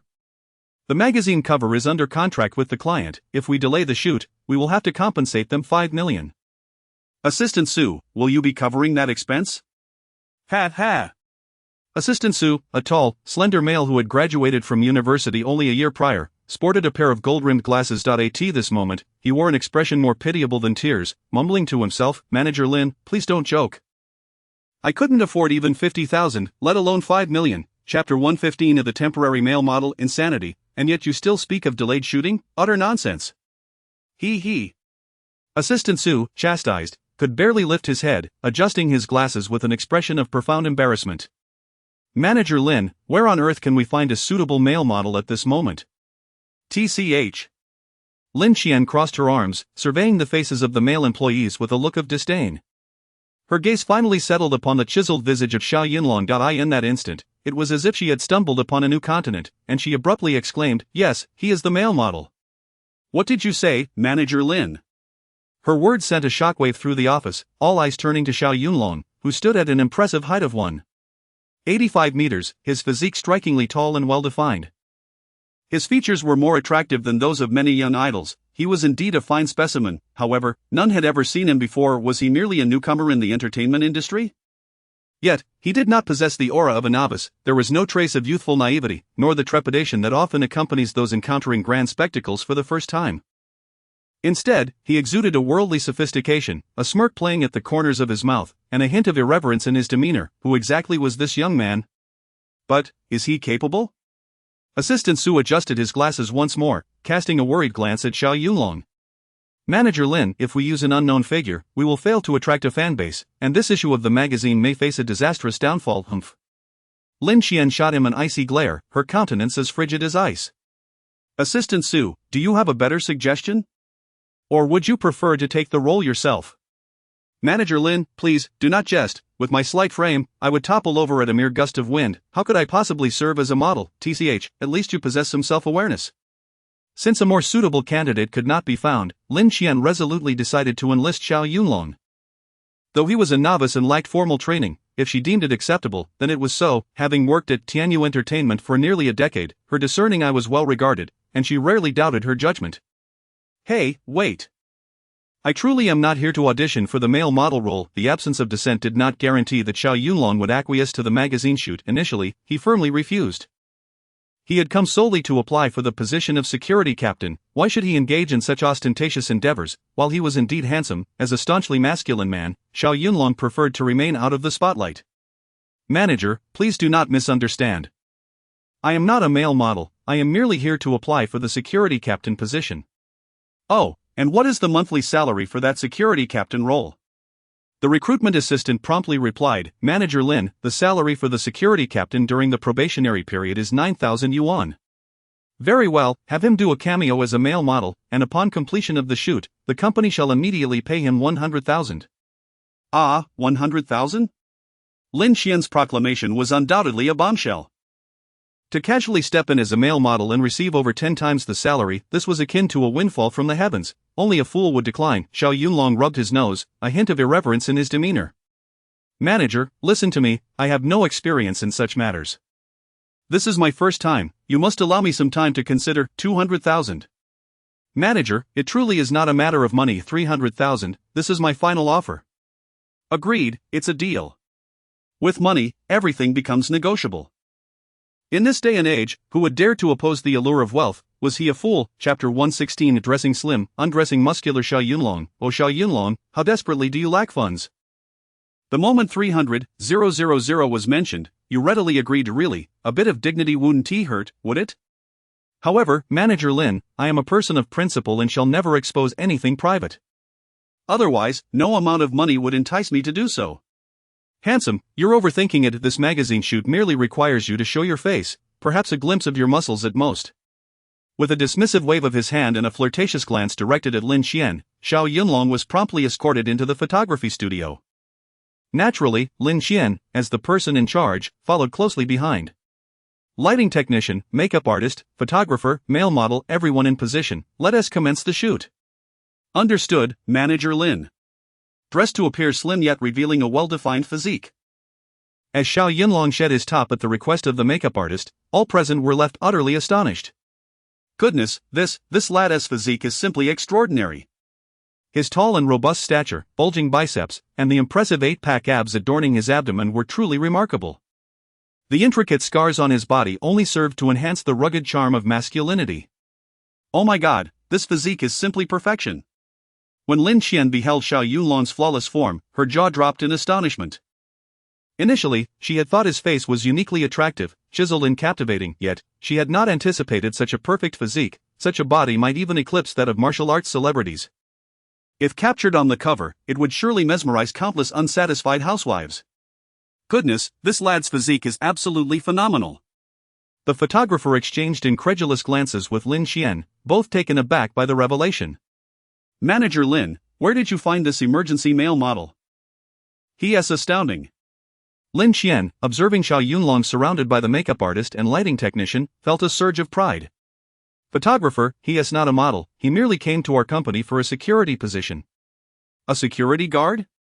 Manager Lin, you must be joking. Please, who has the time for jokes? Oh my god, such a perfect physique. If he doesn't venture into the entertainment industry, it would be a colossal waste of talent. Well, I share the same sentiment, but who knows if he is willing. Lin Xian gazed intently at Xiao Yunlong's 8-pack, her eyes instinctively drifting lower. Suddenly, a rather embarrassing image flashed in her mind, causing her cheeks to flush crimson. Startled, she mentally scolded herself. Humph, Lin Xian, have some decorum. Ugh. As the party in question, Xiao Yunlong noticed the female staff members gazing at him with starry eyes and couldn't help but roll his own. Come on, ladies, could you at least exhibit a modicum of restraint? Your drooling is rather unbecoming. Sure, I might be a tad handsome and possess a commendable physique with those 8-pack abs, but please refrain from looking at me with such insatiable longing. I am a man of principles. Sigh. Xiao Yunlong sighed inwardly. Sometimes, being overly handsome isn't necessarily a blessing, it brings about its own set of troubles. Handsome, are you ready? I've been ready for ages. Photographer, we can commence at any moment. Okay. Following the photographer's instructions, Xiao Yunlong struck several alluring poses with ease. However, the scenes were somewhat eye-watering, prompting Assistant Su to turn away in discomfort and exit the studio. Chapter 117. The Enchantress's Embrace. Ah, he's so handsome, his physique is simply perfect. Lin Xian's eyes sparkled with an insatiable admiration, her crimson lips slightly parted as a trickle of saliva began to escape. Oh my, those arms, those biceps, that chiseled abdomen, and just below lies a rather private area. One can only imagine what kind of scenery resides there. How shameless. At 30, a woman has long surpassed her youthful naivete and is now in her prime, as fierce as a tigress. Gazing at Xiao Yunlong's breathtaking figure, the female manager felt a slight tremor in her body, waves of excitement coursing through her heart. Meanwhile, Xiao Yunlong remained unfazed, merely posing for a few photographs while clad in his oversized shorts. Wow, so stunning. Good heavens, that physique is truly out of this world. The audacious female staff members erupted in a chorus of ecstatic exclamations. Well, it seems that a body like this is quite popular. Such reactions left Xiao Yunlong feeling somewhat bashful.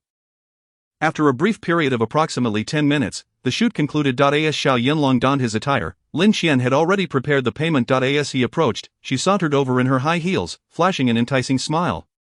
"Handsome, here is your labor fee of 300,000. Manager Lin, so quick to settle the payment? Of course, I promised to pay you immediately upon completion of the shoot. I always keep my word. Oh my god." Xiao Yunlong rejoiced inwardly, marveling at how effortlessly he had earned this sum, having merely posed a few times for the camera. Why even continue as a security captain? Perhaps he should pursue a career as a male model instead. "Here you go, a check for 300,000, redeemable at any major bank." "Thank you, Manager Lin." "What are you thanking me for?" "This is merely the reward you deserve for your talent." "Well, if there is nothing else, I'll head to the HR department to report in." "Ah, handsome, don't rush off." Lin Qian gazed at him intently, her alluring eyes casting a spell, her breath fragrant as orchids. This woman was as enchanting as a siren, leaving even Xiao Yunlong feeling slightly unsteady. "Oh, Manager Lin, is there something else you need? Today happens to be my birthday, and it's been ages since I've had a man to celebrate with. Handsome, why not keep me company tonight?" Goodness, that tone, those beguiling glances, it was unmistakably an invitation. Yes, he was handsome, with an extraordinary physique, but they had only known each other for less than an hour. "Dear lady, do you not think this is a tad too hasty?" Manager Lin, don't you have a husband to celebrate with? What place do I have in this?" "Humph." Lin Qian shot him a glance, her lips curling in discontent. "Oh dear, how can you speak like that? I am not yet married, you know what, at 30, still unmarried, tsk, clearly an old maid who cannot find a husband." Yet, this was a thought Xiao Yunlong dared only to entertain in his mind. Voicing it would surely invite his demise. Standing nearly 1.7 meters tall, Lin Qian in her high heels was eye level with Xiao Yunlong. The way she intentionally brushed against him made him acutely aware of her softness. Goodness, such an overt display of affection. Having navigated the social scene for over a decade, Xiao Yunlong had encountered all manner of women.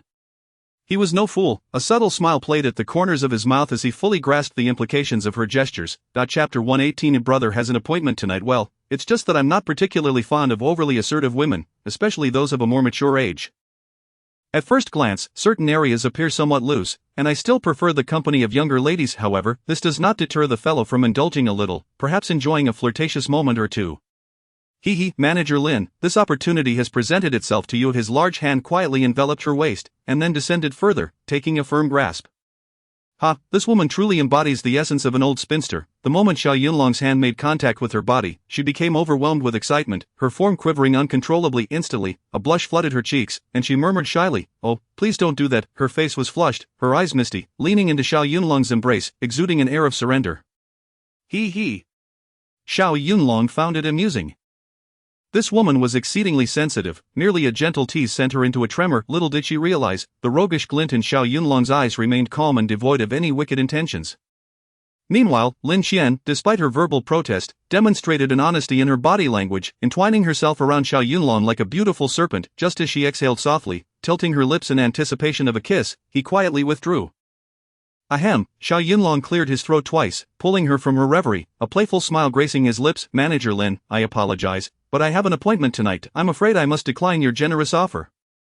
Lin Qian's face flushed with embarrassment. This man had outright rejected her, leaving her to question her allure. "Ahem, Manager Lin, this is the company, you see, many eyes are upon us. It would be prudent to maintain some decorum." "What is there to fear? The company doesn't prohibit friendly interactions among colleagues. Let us discuss this matter another time. I must go report in." Xiao Yunlong felt compelled to excuse himself from the older woman, lest he ignite her interest further, which would likely lead to her becoming even more forward. "And, Manager Lin, should such a delightful opportunity arise again, do remember to seek me out." As he took a few steps away, he waved to her, already anticipating the next encounter. After all, this was indeed a lucrative venture. That insufferable man. Lin Qian gazed forlornly at Xiao Yunlong's retreating figure, an unexpected emptiness settling within her. Her plans to savor a new experience had been dashed. This man was utterly ungrateful. Little did he know, at Tanyu Entertainment Company, countless men were eagerly waiting in line for a chance to win her favor. Insufferable man, you may have slipped away this time, but as long as you continue to work in the company, our paths will cross again, and I shall seize my opportunity. Fuming, Lin Xian clenched her teeth, a cold smile gracing her lips as she silently vowed, "You arrogant man, don't get too comfortable. One day, I, Lin Xian, shall have you." "Handsome, let us go. I'll take you to report in." Alright. Under the guidance of the recruitment assistant, Xiao Yunlong made his way to the Human Resources Department, submitted his documents, and swiftly completed the onboarding process.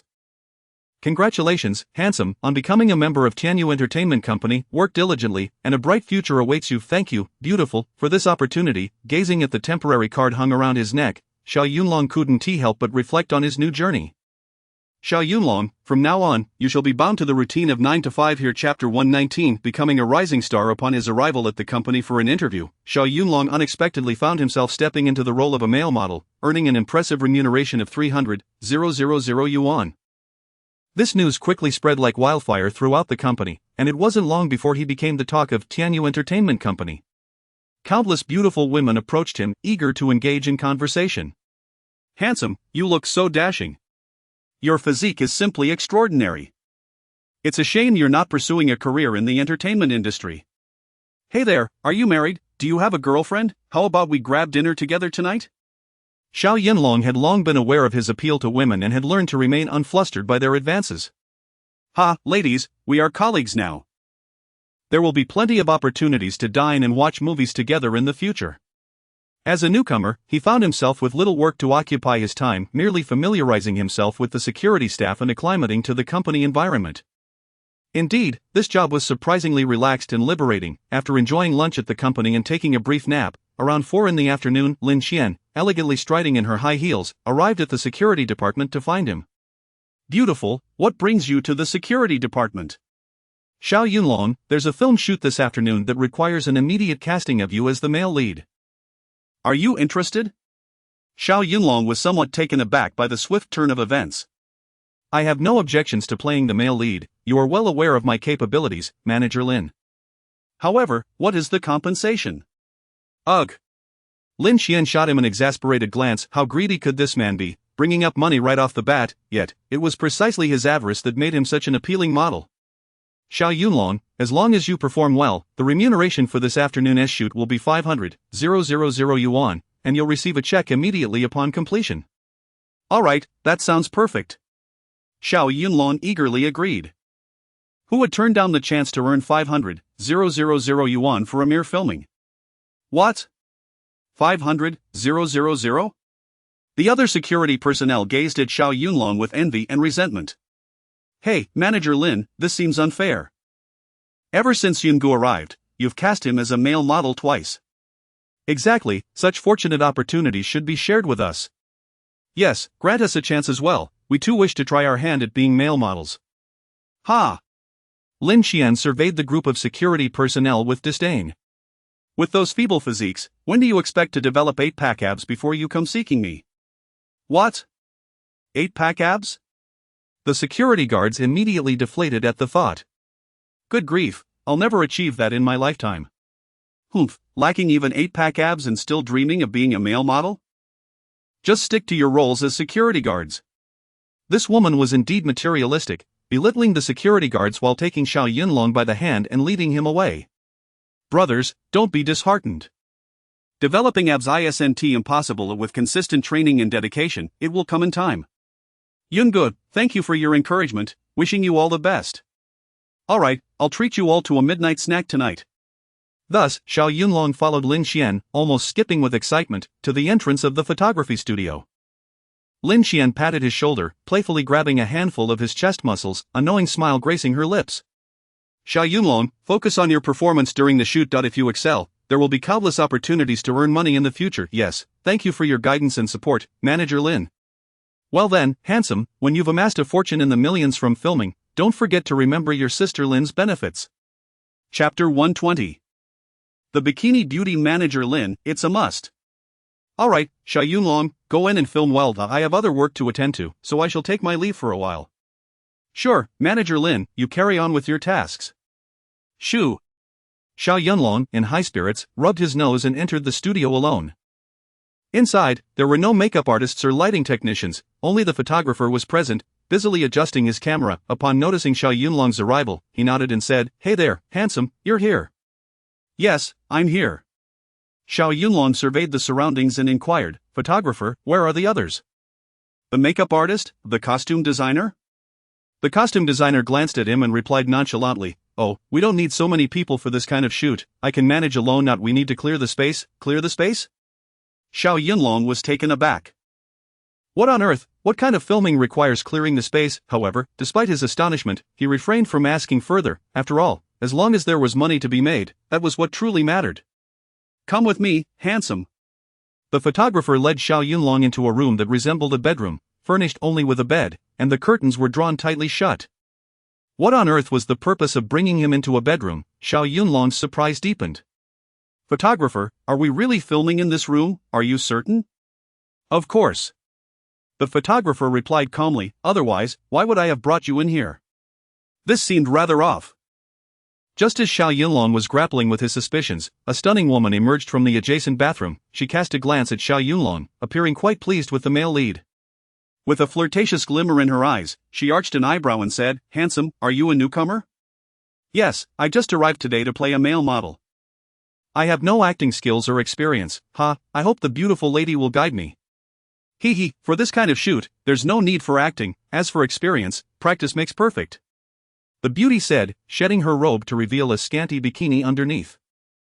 Her figure was indeed exquisite, perfectly proportioned, resembling a model of the highest caliber. At 25 or 26 years old, Xiao Yunlong was in the prime of his youth, and he felt his throat dry as he gazed at her. "Beautiful lady, why are you taking off your clothes?" "To film, of course. How else would we shoot? Filming swimwear?" Xiao Yunlong's mind raced to the worst-case scenario that if he was merely exposing his upper body while partnering with a bikini beauty for a few swimwear shots, that might be acceptable. After all, Lin Xian had promised him a remuneration of 500,000. In this day and age, money was not easily earned. "Filming swimwear?" The beauty rolled her eyes at him. "Swimwear is naturally shot by the seaside." "What are we filming in a room? How ridiculous." Xiao Yunlong was taken aback. "Then what is the situation now?" "Handsome, we're all adults here, why pretend?" The beauty flirtatiously tossed her hair, her alluring figure undulating like a siren as she moved closer to Xiao Yunlong. "Hey, beautiful, please have some self-respect." Xiao Yunlong firmly pushed her away, his expression stern, forbidding any contact with his body. "Handsome, if this is your first time filming such scenes and you feel shy, look, there's a bottle of Viagra on the nightstand. Take a couple of pills, and I guarantee you'll be bursting with enthusiasm. Your acting skills will shine." With such a blatant suggestion, even Xiao Yunlong, no fool, could discern the implications. "What the hell, so they actually called me here to shoot this kind of sleazy film?" Chapter 121. Boundaries of a Man. TCH. The photographer's displeasure was palpable upon hearing this, as he shot a dismissive glance at him and replied nonchalantly, "Hey handsome, what you're referring to cannot simply be labeled as crude. It is more aptly described as an adult film, understand?" Xiao Yunlong rolled his eyes, inwardly thinking, "Dude, I'm not a eunuch, do I really need you to enlighten me?" Noticing Xiao Yunlong's lack of cooperation, the photographer exchanged glances with the bikini-clad beauty and continued his attempts at persuasion. "Heh, brother, loosen up a bit. Our film is destined for overseas markets, those foreigners have no idea who you are. Heh, aren't you worried that the police might haul you off to prison for filming such content? The sky is high and the emperor is far away. Our boss has powerful connections, even the police cannot meddle too much." "Outrageous." Xiao Yunlong furrowed his brow and admonished sternly, "Fine, I won't interfere with what you choose to film, but I am a man of principles, and I will not partake in such indecent productions." "Hey, handsome, if it's the remuneration that is inadequate, I can discuss it with manager Lin to increase it." "Everything is negotiable, oomph." Xiao Yunlong scoffed, resolutely stating, "No need for that. Even if you offered me 500,000, 5 million, or even 50 million, I still wouldn't shoot such vile content." With his firm declaration made, Xiao Yunlong stormed out of the studio in indignation. "How dare they try to coerce me into filming such trash, truly absurd. What an idiot." The photographer rolled his eyes in frustration, muttering to himself, "You have the chance to earn money and be surrounded by beautiful women, yet you refuse. This guy must be a complete fool." Resigned, he decided to call Lin Xian to report the situation. "Hello, Manager Lin, that guy is being obstinate, and we're at a loss. Alright, I will handle this. TCH, what a show-off. Fool! The bikini-clad beauty seemed quite displeased with Xiao Yunlong, her anger flaring as this insufferable man refused to acknowledge her. Hey, where did you find this male lead? Why is he so uncooperative? This is infuriating. Ugh! Xiao Yunlong was exceedingly vexed, hastening his steps towards the exit, eager to escape this contentious place. However, just as he stepped out of the studio, 5 towering men blocked his path. Sporting dark sunglasses and clad in black suits, their imposing figures stood over 6 feet tall, unmistakably the type of formidable bodyguards. Kid, you think you can just leave before we finish filming? Xiao Yunlong rubbed his nose and let out a cold laugh. What, do you intend to force me to shoot this abhorrent material? Indeed, Sister Lin instructed that unless filming is completed, you shall not exit the premises of Tianyu Entertainment today. Humph, just the 5 of you? Xiao Yunlong's gaze hardened as he surveyed the menacing 5, snorting dismissively, what a joke.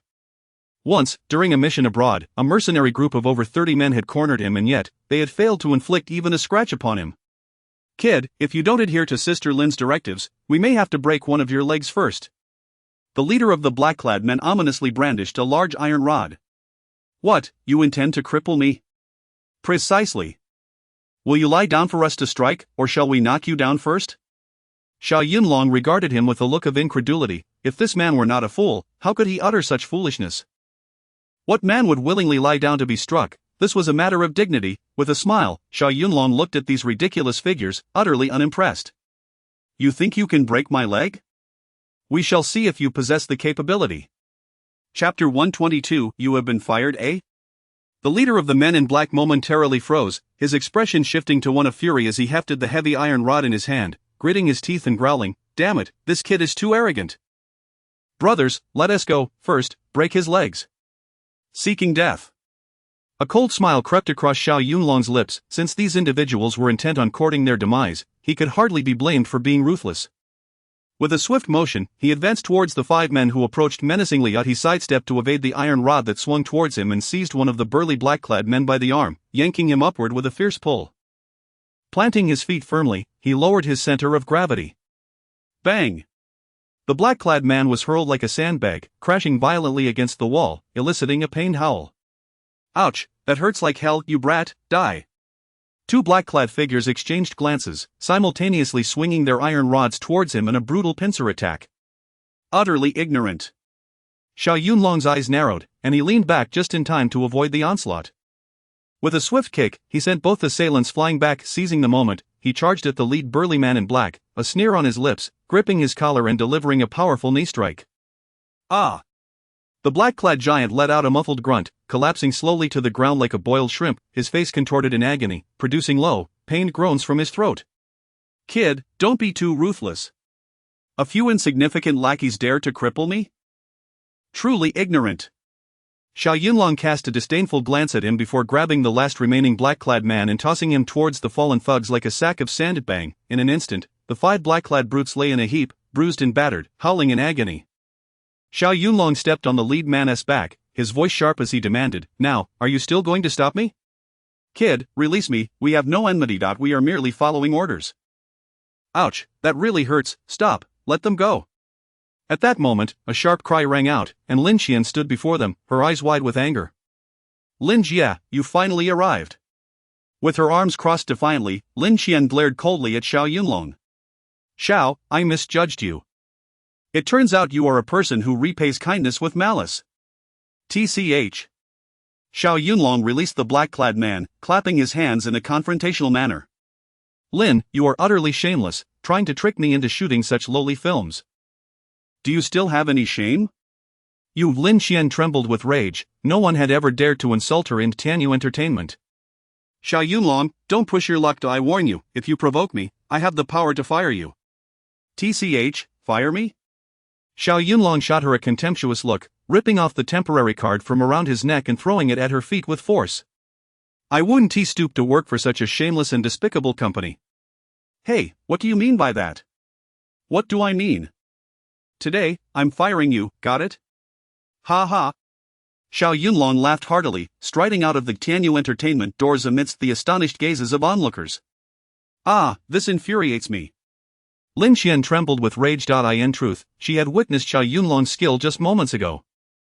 She hated him to the core yet loved him deeply. However, she understood in her heart that this man would never belong to her, not now, nor ever. Chapter 123. The promise of life and death. Xiao Yunlong emerged from the Tianyu Entertainment Company as twilight descended, the evening breeze carrying a subtle chill that swept over him. Gazing at the bustling metropolis, memories long buried within him surged forth like waves.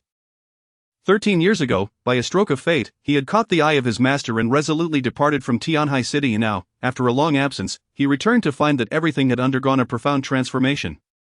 An orphan raised in an orphanage, he knew not the identities of his parents, nor had he ever experienced a parent's love. For Xiao Yunlong, Tianhai City was merely a fragment of his past. He had once believed he would be a lifelong spy, never to return to the city, yet, the unpredictable nature of life had brought him back. The return of a wayward son to his homeland would typically be a joyous occasion, but at this moment, Xiao Yunlong was consumed by sorrow. After leaving Tianhai City, he had joined the most clandestine intelligence organization in Huaxia. Following 7 years of grueling training, he ultimately ascended to the position of captain within the Azura team. That he had gallantly traversed battlefields, vanquishing countless foes, and had become Huaxia's most formidable warrior.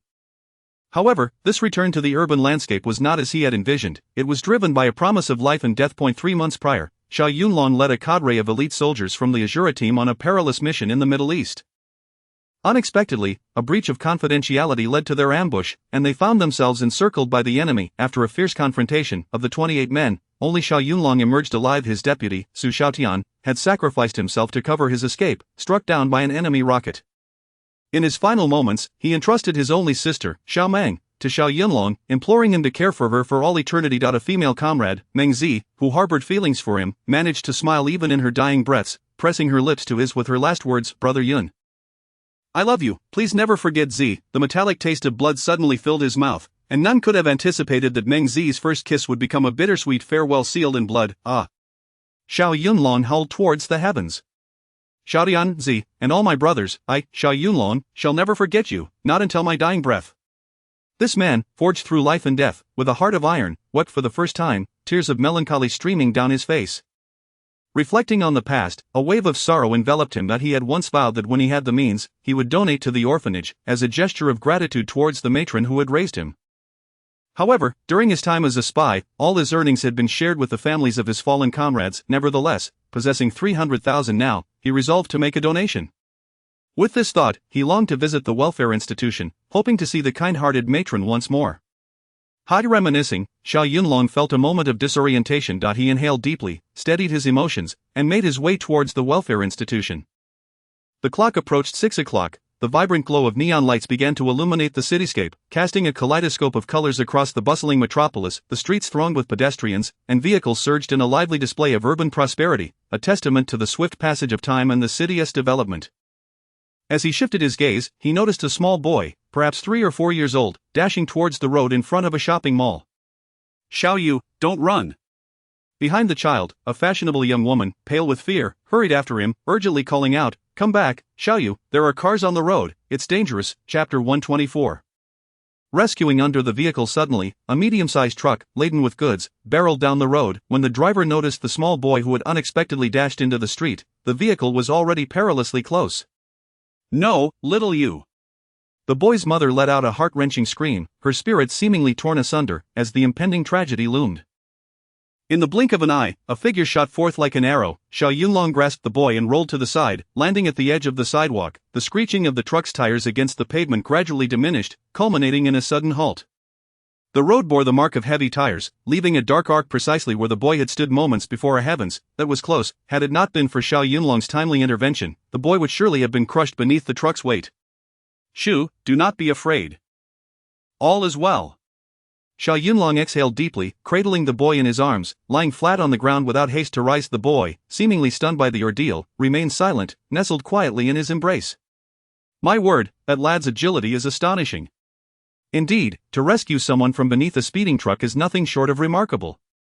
The roadside was bustling with shoppers from the nearby mall, their curiosity piqued by the commotion. With the incident unfolding, no one cared about purchasing goods any longer. They gathered around to witness the spectacle. "Ha, look at the crowd gathering, it seems I shall be heralded as a hero once more." Xiao Yunlong chuckled, preparing to lift the boy and rise, only to realize he had rolled next to a strikingly beautiful woman. Instinctively glancing up, he noticed the evening breeze lifting her skirt, revealing a glimpse of pink beneath her sheer black stockings. Goodness, is this a reward for me? Xiao Yunlong found himself momentarily dazed, the tension of the previous moments leaving his mind blank. Ah, what are you staring at? The woman suddenly became aware of his gaze, tightening her legs in embarrassment, her cheeks flushing a deep crimson. Xiao Yunlong finally regained his senses, intending to offer a hasty explanation. What about you? The woman snapped back, anger flashing in her eyes. You lecherous scoundrel. Initially, she had assumed he was a paragon of virtue, willing to sacrifice himself for another, but now she felt betrayed, realizing he had been ogling her. Perverted rogue, utterly shameless. Alarmed, she quickly pressed her hands against her skirt and retreated a few steps.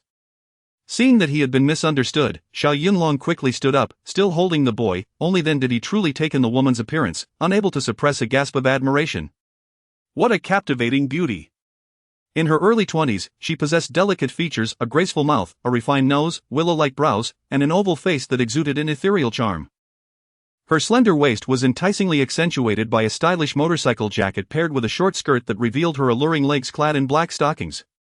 My apologies, miss, it was not my intention, Xiao Yunlong stammered, scratching his head, feeling a twinge of embarrassment. How dare you even say that? The woman regarded him with an odd expression. Although he appeared handsome and had risked his life to save someone, she could not overlook the fact that he had been staring at her for far too long. Humph, you shameless rogue, utterly devoid of decency. With a final glare, her face still flushed, she turned and walked away. Ugh, Xiao Yunlong shrugged helplessly, a sheepish smile playing on his lips as he grappled with the awkwardness of the moment. Chapter 125 The Passage of Time. Xiao Yu. At this moment, the little boy in her arms had been embraced by the beautiful young woman, who felt a mix of joy and fear, tears streaming down her face in a torrent of emotion. Mom, don't cry. Look at this beautiful glass bead I found. The little boy said as he slowly opened his palm, revealing a shimmering orb that radiated a kaleidoscope of colors. It turned out that the boy had dashed into the street to retrieve the glass ball. Only 3 or 4 years old, he was blissfully innocent, completely unaware of the peril he had just faced. Had it not been for Xiao Yunlong's courageous intervention, he might have been forever separated from his mother. Alas! The stunning woman felt a surge of anger, initially wanting to reprimand the child, but upon seeing his innocent smile, her heart melted instantly. All her anger and scolding transformed into a mere sigh. Xiao Yu, you have no idea how dangerous that was. Thankfully, this big brother saved you. Mommy, I didn't mean to scare you. I promise I won't run off again. Yes, my dear, you mustn't wander off like that. Sir, thank you for saving my child. I am truly grateful. Not at all, ma'am. Xiao Yunlong replied seriously. However, you must keep a close eye on your child. A moment's negligence could lead to a lifetime of regret. Understood. I will be more vigilant in watching over him from now on, the beautiful woman said, pulling out a business card from her handbag and handing it to Xiao Yunlong. Handsome, this is my card. They all call me Sister Hong, but if you have the time, do come find me. I will be sure to reward you generously. Certainly, I shall visit when I have the opportunity. Xiao Yunlong responded, glancing at the card. General Manager of a certain group, Wang Hong. Sir, I have matters to attend to, so I shall take my leave now, until we meet again. The beautiful woman said as she embraced her son and stepped into a luxurious extended Mercedes-Benz. Sis, what's wrong? A handsome young man of 16 or 17 approached the previously glimpsed beauty. What happened while I was buying drinks? You look flushed. Did someone bully you? It's nothing, just some pervert. What, there was a rogue, where? Over there. The woman's gaze shifted, her mind replaying the moment of being leered at, her teeth nearly grinding in fury. Yet when she turned back, she realized Xiao Yunlong had long since departed. For some inexplicable reason, she felt a sense of emptiness in her heart. With his hands tucked into his pockets, Xiao Yunlong walked alone down the bustling streets. In early March, during this season of transition from chill to warmth, the cold wind blew against him, still carrying a hint of frost. The last time he returned to Tianhai City was 3 years ago, when Xiao Tian's parents had tragically perished in a car accident. Upon learning of their demise, Xiao Tian was on the brink of despair, and according to the organization's decision, he had accompanied Xiao Tian back to manage the aftermath. In the fleeting 4 days of leave, he barely had time to visit the orphanage before hastily returning to the organization with Xiao Tian. Now that he was back in Tianhai City, he felt compelled to visit the orphanage at least once. He hoped to see the kind-hearted matron once more and to donate the 300,000 he held in his hands. Xiao Yunlong adjusted his collar and, relying on the fragments of memory, sought the address of the orphanage. I remember it being in this area when I was a child. However, all that greeted his eyes were towering skyscrapers, a far cry from the orphanage he remembered. 13 years had passed, and it was indeed a case of the world having changed beyond recognition. Chapter 126. Old friends. In an instant, a myriad of childhood memories surged forth, causing this stalwart man to shed tears unexpectedly. Excuse me, sir, would you like a flyer? Just as Xiao Yunlong was engulfed in melancholy, a melodious voice reached his ears. The voice was enchanting, akin to a yellow oriole emerging from the valley, bringing a delightful sensation to the ears. What a lovely voice! Xiao Yunlong was taken aback, regaining his composure as he turned to the source of the sound. Before him stood a tall and beautiful woman, smiling radiantly, her cheeks flushed with a delicate hue. The woman sported a low ponytail, her simple jeans paired with an off-white trench coat, yet her ethereal grace remained unmistakable. Wait a moment? Xiao Yunlong gazed at her, feeling an uncanny familiarity. It seemed he had encountered her somewhere before, though he could not quite place it. The woman, equally captivated, stared back at Xiao Yunlong, pondering if he was the person she had been searching for. To quickly dispel her confusion, she tentatively inquired, "Sir, may I ask, are you Xiao Yunlong?" "Ah!" Xiao Yunlong exclaimed in surprise, "How do you know my name, beautiful? Then it is true that you are my brother Yunlong?" "Ah, brother Yunlong?" The woman exclaimed with delight, her excitement palpable. "Yunlong good, take a good look at me. I am Xiaoting, Mu Xiaoting." "Mu Xiaoting, which Mu Xiaoting?" "Oh, I used to go by Qin Xiaoting at the orphanage after my adoptive father took me in. I changed my surname to Mu Xiaoting. It really is you." Xiao Yunlong fixed his gaze upon her intently, and upon confirmation, he finally recognized the beauty before him. It turned out that this enchanting woman named Mu Xiaoting was his childhood companion from the orphanage, a year his junior. Mu Xiaoting could hardly believe her fortune in encountering the old friend she had yearned for, her eyes glistening with tears of joy. "Brother Yunlong, how could you not recognize me?" Cough, cough. Xiao Yunlong felt a twinge of embarrassment. "Women change so much, Xiaoting, you have transformed remarkably, becoming ever more beautiful, no longer the frail little girl I once knew." "Yunlong gu, this is wonderful. Finally, Xiaoting has found you." Upon confirming his identity, her excitement erupted within her. Ignoring the curious gazes of the surrounding crowd, she leapt into Xiao Yunlong's embrace, tears streaming down her face. The evening breeze swept by, carrying the flyers from Mu Xiaoting's hands high into the sky, drifting toward the horizon where memories reside. "Woohoo!" Mu Xiaoting nestled in Xiao Yunlong's arms, weeping uncontrollably, her face a picture of sorrow. "Brother Yunlong, it has been 13 years. I have waited for you for 13 long years. For these 13 years, I have come here almost every day, hoping to see you return one day. I wished for you to remember the orphanage, to remember me, to remember the times we shared. Xiaoting, please do not cry. Your brother Yunlong has returned, has he not?" Mu Xiaoting's heartfelt lament stirred a whirlwind of emotions within Xiao Yunlong. The fleeting years had flown by, and now both had grown into adulthood. Yet some people, some feelings, do not fade with the passage of time, they only deepen with longing. Xiao Yunlong and Mu Xiaoting had grown up together in the same orphanage, both bereft of parents and sharing a bond of empathy. In those days, Xiao Yunlong was slender yet possessed a remarkably resilient spirit. Mu Xiaoting had always been beautiful, gentle, and endearing, garnering much affection. Chapter 127 of the Changing Tides. Yet the beauty remains. At that time, the slightly older boys in the orphanage took pleasure in bullying and teasing Mu Xiaoting for their amusement. Whenever she found herself a victim of their cruelty, Xiao Yunlong would gallantly step in to defend her. It goes without saying that he would emerge from these encounters with a bruised face and a body covered in wounds. Xiaoting. Listening to Mu Xiaoting's heartfelt lamentations, a wave of inexplicable sorrow washed over Xiao Yunlong. 13 years prior, upon leaving Tianhai City with his master to join the Shura battle team, all ties to his past were severed. This was the most clandestine of spy organizations, where no one knew their true identities, and communication with the outside world was strictly forbidden. "Brother Yunlong, where have you been all these years? How could you leave without a trace?" Mu Xiaoting's beautiful eyes glistened with tears, crystal clear yet tinged with a hint of resentment and reproach.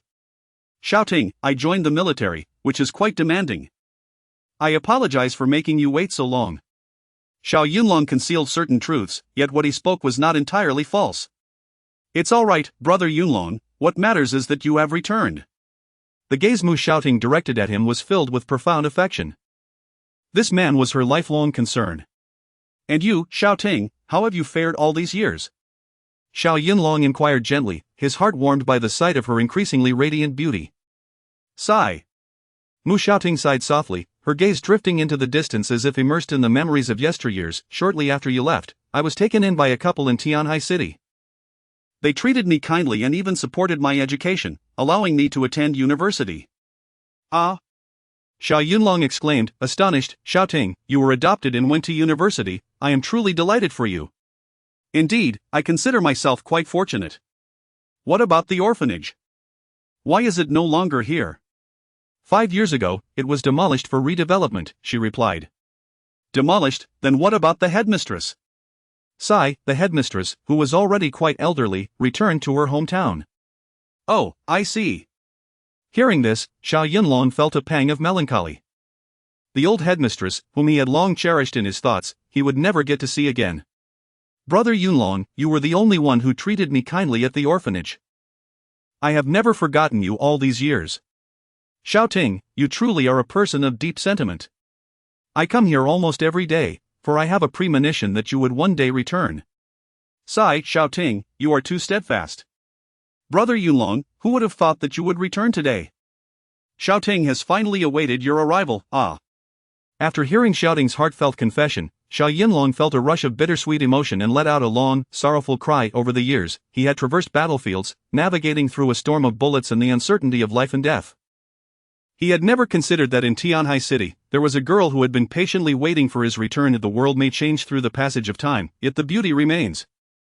Xiao Yunlong was not a man devoid of feelings. On the contrary, he understood emotions better than most. Throughout these years, during the lonely, late hours of the night, he had often thought of Mu Xiaoting and their joyful childhood days.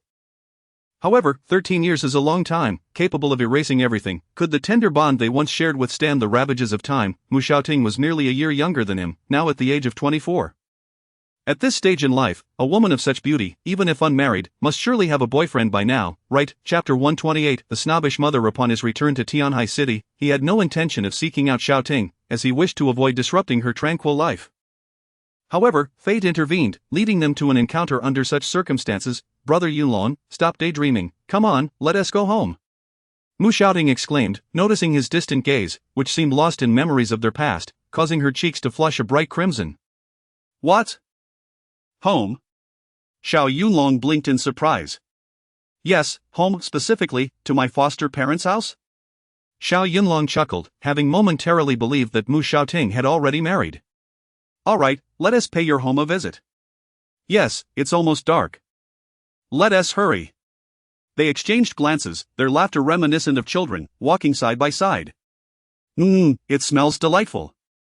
Xiaoting exuded a faint, enchanting fragrance that was utterly captivating, momentarily causing Xiao Yunlong's thoughts to wander. Stealing a glance at her, he marveled at her exquisite figure and flawless features, undeniably a stunning beauty. Wow, after all these years, Xiaoting has blossomed into such a beauty. Xiao Yunlong silently praised, momentarily lost in his admiration. Oh dear. At that moment, Mu Xiaoting noticed Xiao Yunlong's gaze upon her, her face reddening in embarrassment as she playfully chided him. Xiao Yunlong, after being away for so long, when did you become such a lecher? Oh come now, Xiaoting, are you denying me a glance? Don't forget, we bathed together when we were little. As he spoke, memories of their childhood flooded back, and he stuck out his tongue, teasing her playfully. Ugh, what are you saying? At his words, Mu Xiaoting's face grew even warmer, and she stamped her foot in exasperation. We were just kids back then, innocent and oblivious. Now I've grown into a young lady, and I'm no longer the same. Indeed, childhood can be a realm of innocence and whimsy, it can be unrestrained and carefree, yet now, they had matured, and many things could never return to how they once were. They continued walking side by side, engaging in conversation, marveling at the rapid transformations of Tianhai City. After a short while, Mu Xiaoting led Xiao Yunlong to a dumpling shop named Mu's Dumplings. Brother Yunlong, this is my home. Xiaoting, so your family runs a dumpling shop? Yes, my foster parents have dedicated their lives to this craft. The proprietors, a middle-aged couple named Mu Qingshan and Su Meihua, ran the establishment, which managed to sustain them, though just barely, in the bustling city. As dinner time approached, a line of customers had formed outside, eager to purchase dumplings. Xiaoting, where have you been? Why are you only just returning, and who is that young man beside you? Xiaoting beamed with excitement. Mom and Dad, I ran into an old friend today. I am so happy. Old friend? What old friend? Well, we grew up together in the orphanage. Oh, a friend from the orphanage, what a rare reunion. Mu Qingshan, being a straightforward man, greeted Xiao Yunlong warmly upon recognizing him as his daughter's childhood acquaintance. Young man, hello. Hello, uncle and aunt, I'm Xiao Yunlong, and I grew up alongside Xiao Ting. Wonderful, come in and sit. Humph. Su Meihua cast a scrutinizing glance at Xiao Yunlong, noting his modest attire, which did not suggest wealth, thus tempering her enthusiasm. She quickly pulled her daughter aside, her expression stern. Xiao Ting, have you lost your senses at university, bringing just anyone home? Chapter 129 Your kindness towards brother Yunlong. Mother, what are you talking about? Xiao Ting, just look at your puffed up cheeks. Am I mistaken in what I said? It cannot solely be blamed on Su Meihua's materialistic tendencies. The couple adopted Xiao Ting with a specific intent in mind. Xiao Ting, with her beauty and grace, was certain to marry into a good family in the future, which is why they chose to send her to university. They hoped that Xiao Ting would eventually wed a wealthy man, allowing them to enjoy a few years of comfort. Yet now, their painstakingly nurtured university-educated daughter has returned with such a destitute man. How could that not cause her anxiety and anger? Mother, brother Yunlong is my friend. He has just returned from military service and is a very honest person. A veteran? Upon hearing this, Su Meihua's expression grew even more tense. Xiao Ting, don't be foolish, you haven't seen him in over a decade. How well do you truly know him? Mother, I know him quite well. He has just come back and has nowhere to go for the time being. I want to invite him to stay with us for a few days. Is that all right? What, you want him to stay in our home for a few days? Absolutely not. Mother, I beg you.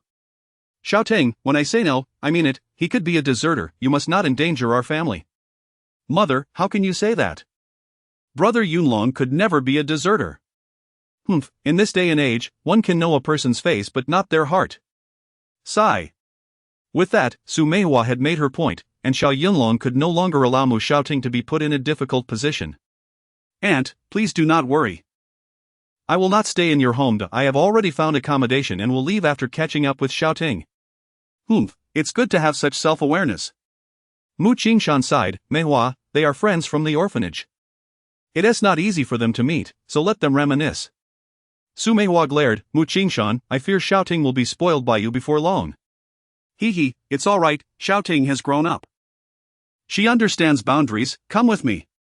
Ignoring her mother, Xiao Ting directly took Xiao Yunlong's hand and ascended to the second floor. Brother Yunlong, don't take it to heart. My father is straightforward and tends to be taciturn, while my mother has a loud voice but a soft heart. It will all be fine shortly. Yes, Xiao Ting, your brother Yunlong understands. Ah.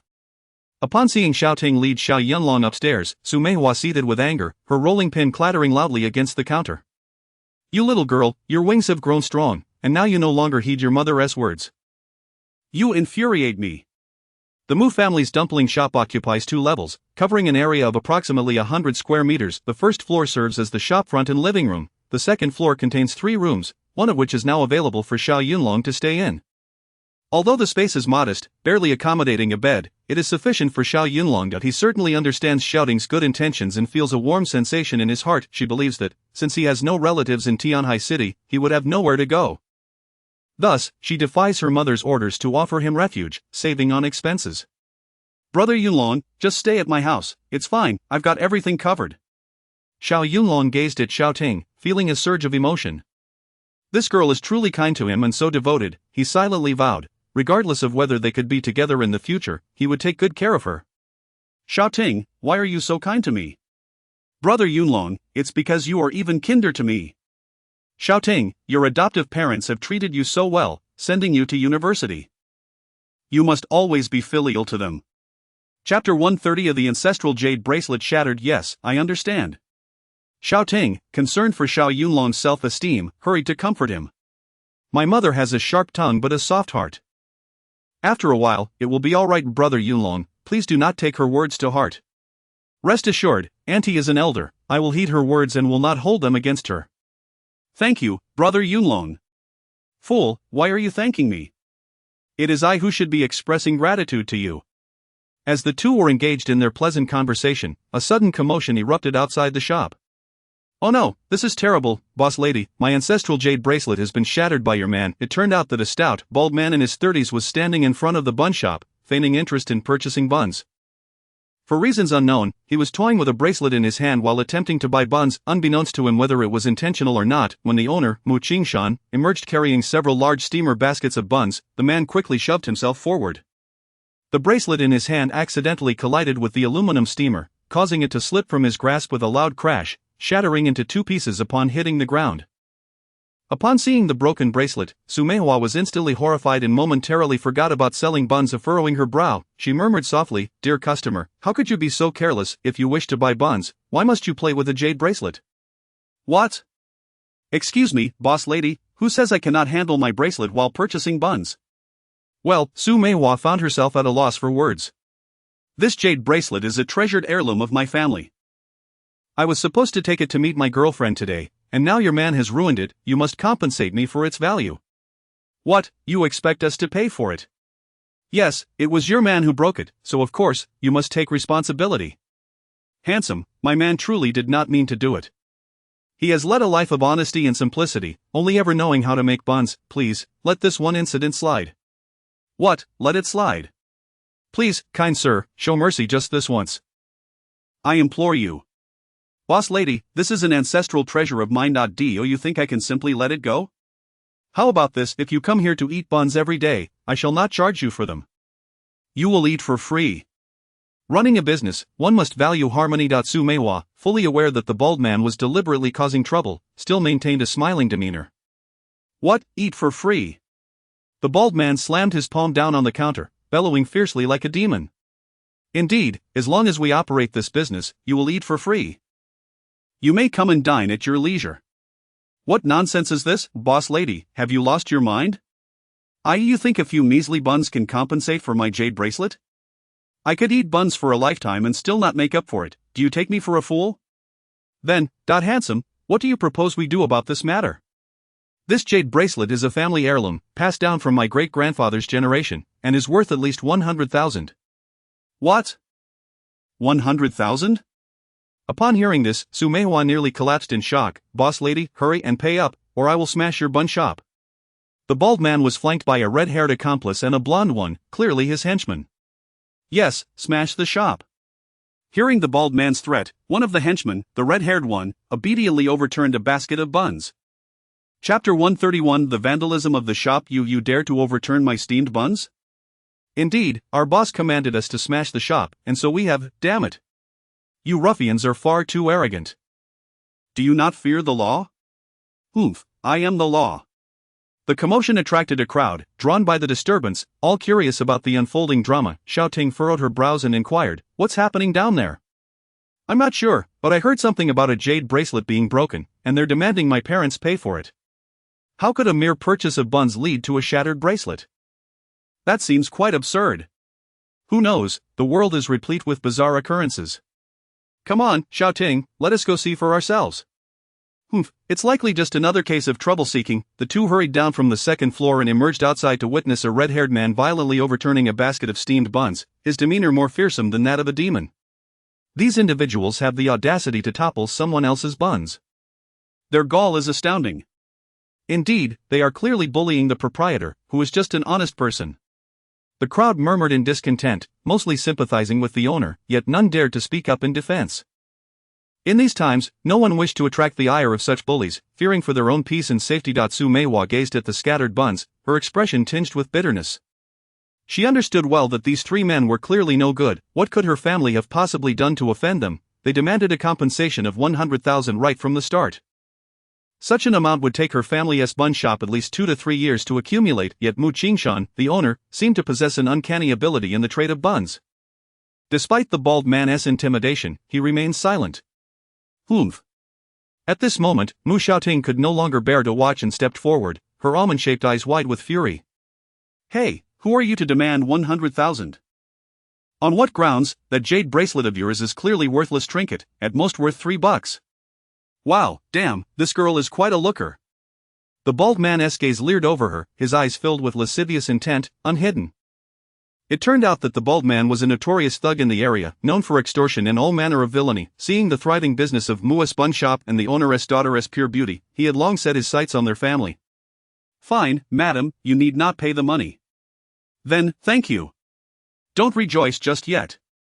The condition is that your daughter spends some time with my brothers and me for our amusement. Once we've had our fill, the money will be unnecessary.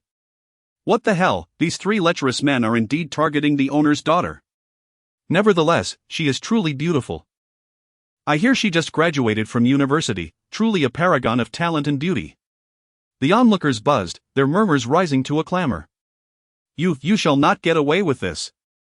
Mu Xiaoting's face flushed with rage as she glared at the three scoundrels, unwilling to utter another word. Handsome, you cannot place all the blame on my husband. The bracelet was in your possession, why didn't you hold it more securely? What? The bald man glared fiercely. You wretched woman, are you still trying to deny it?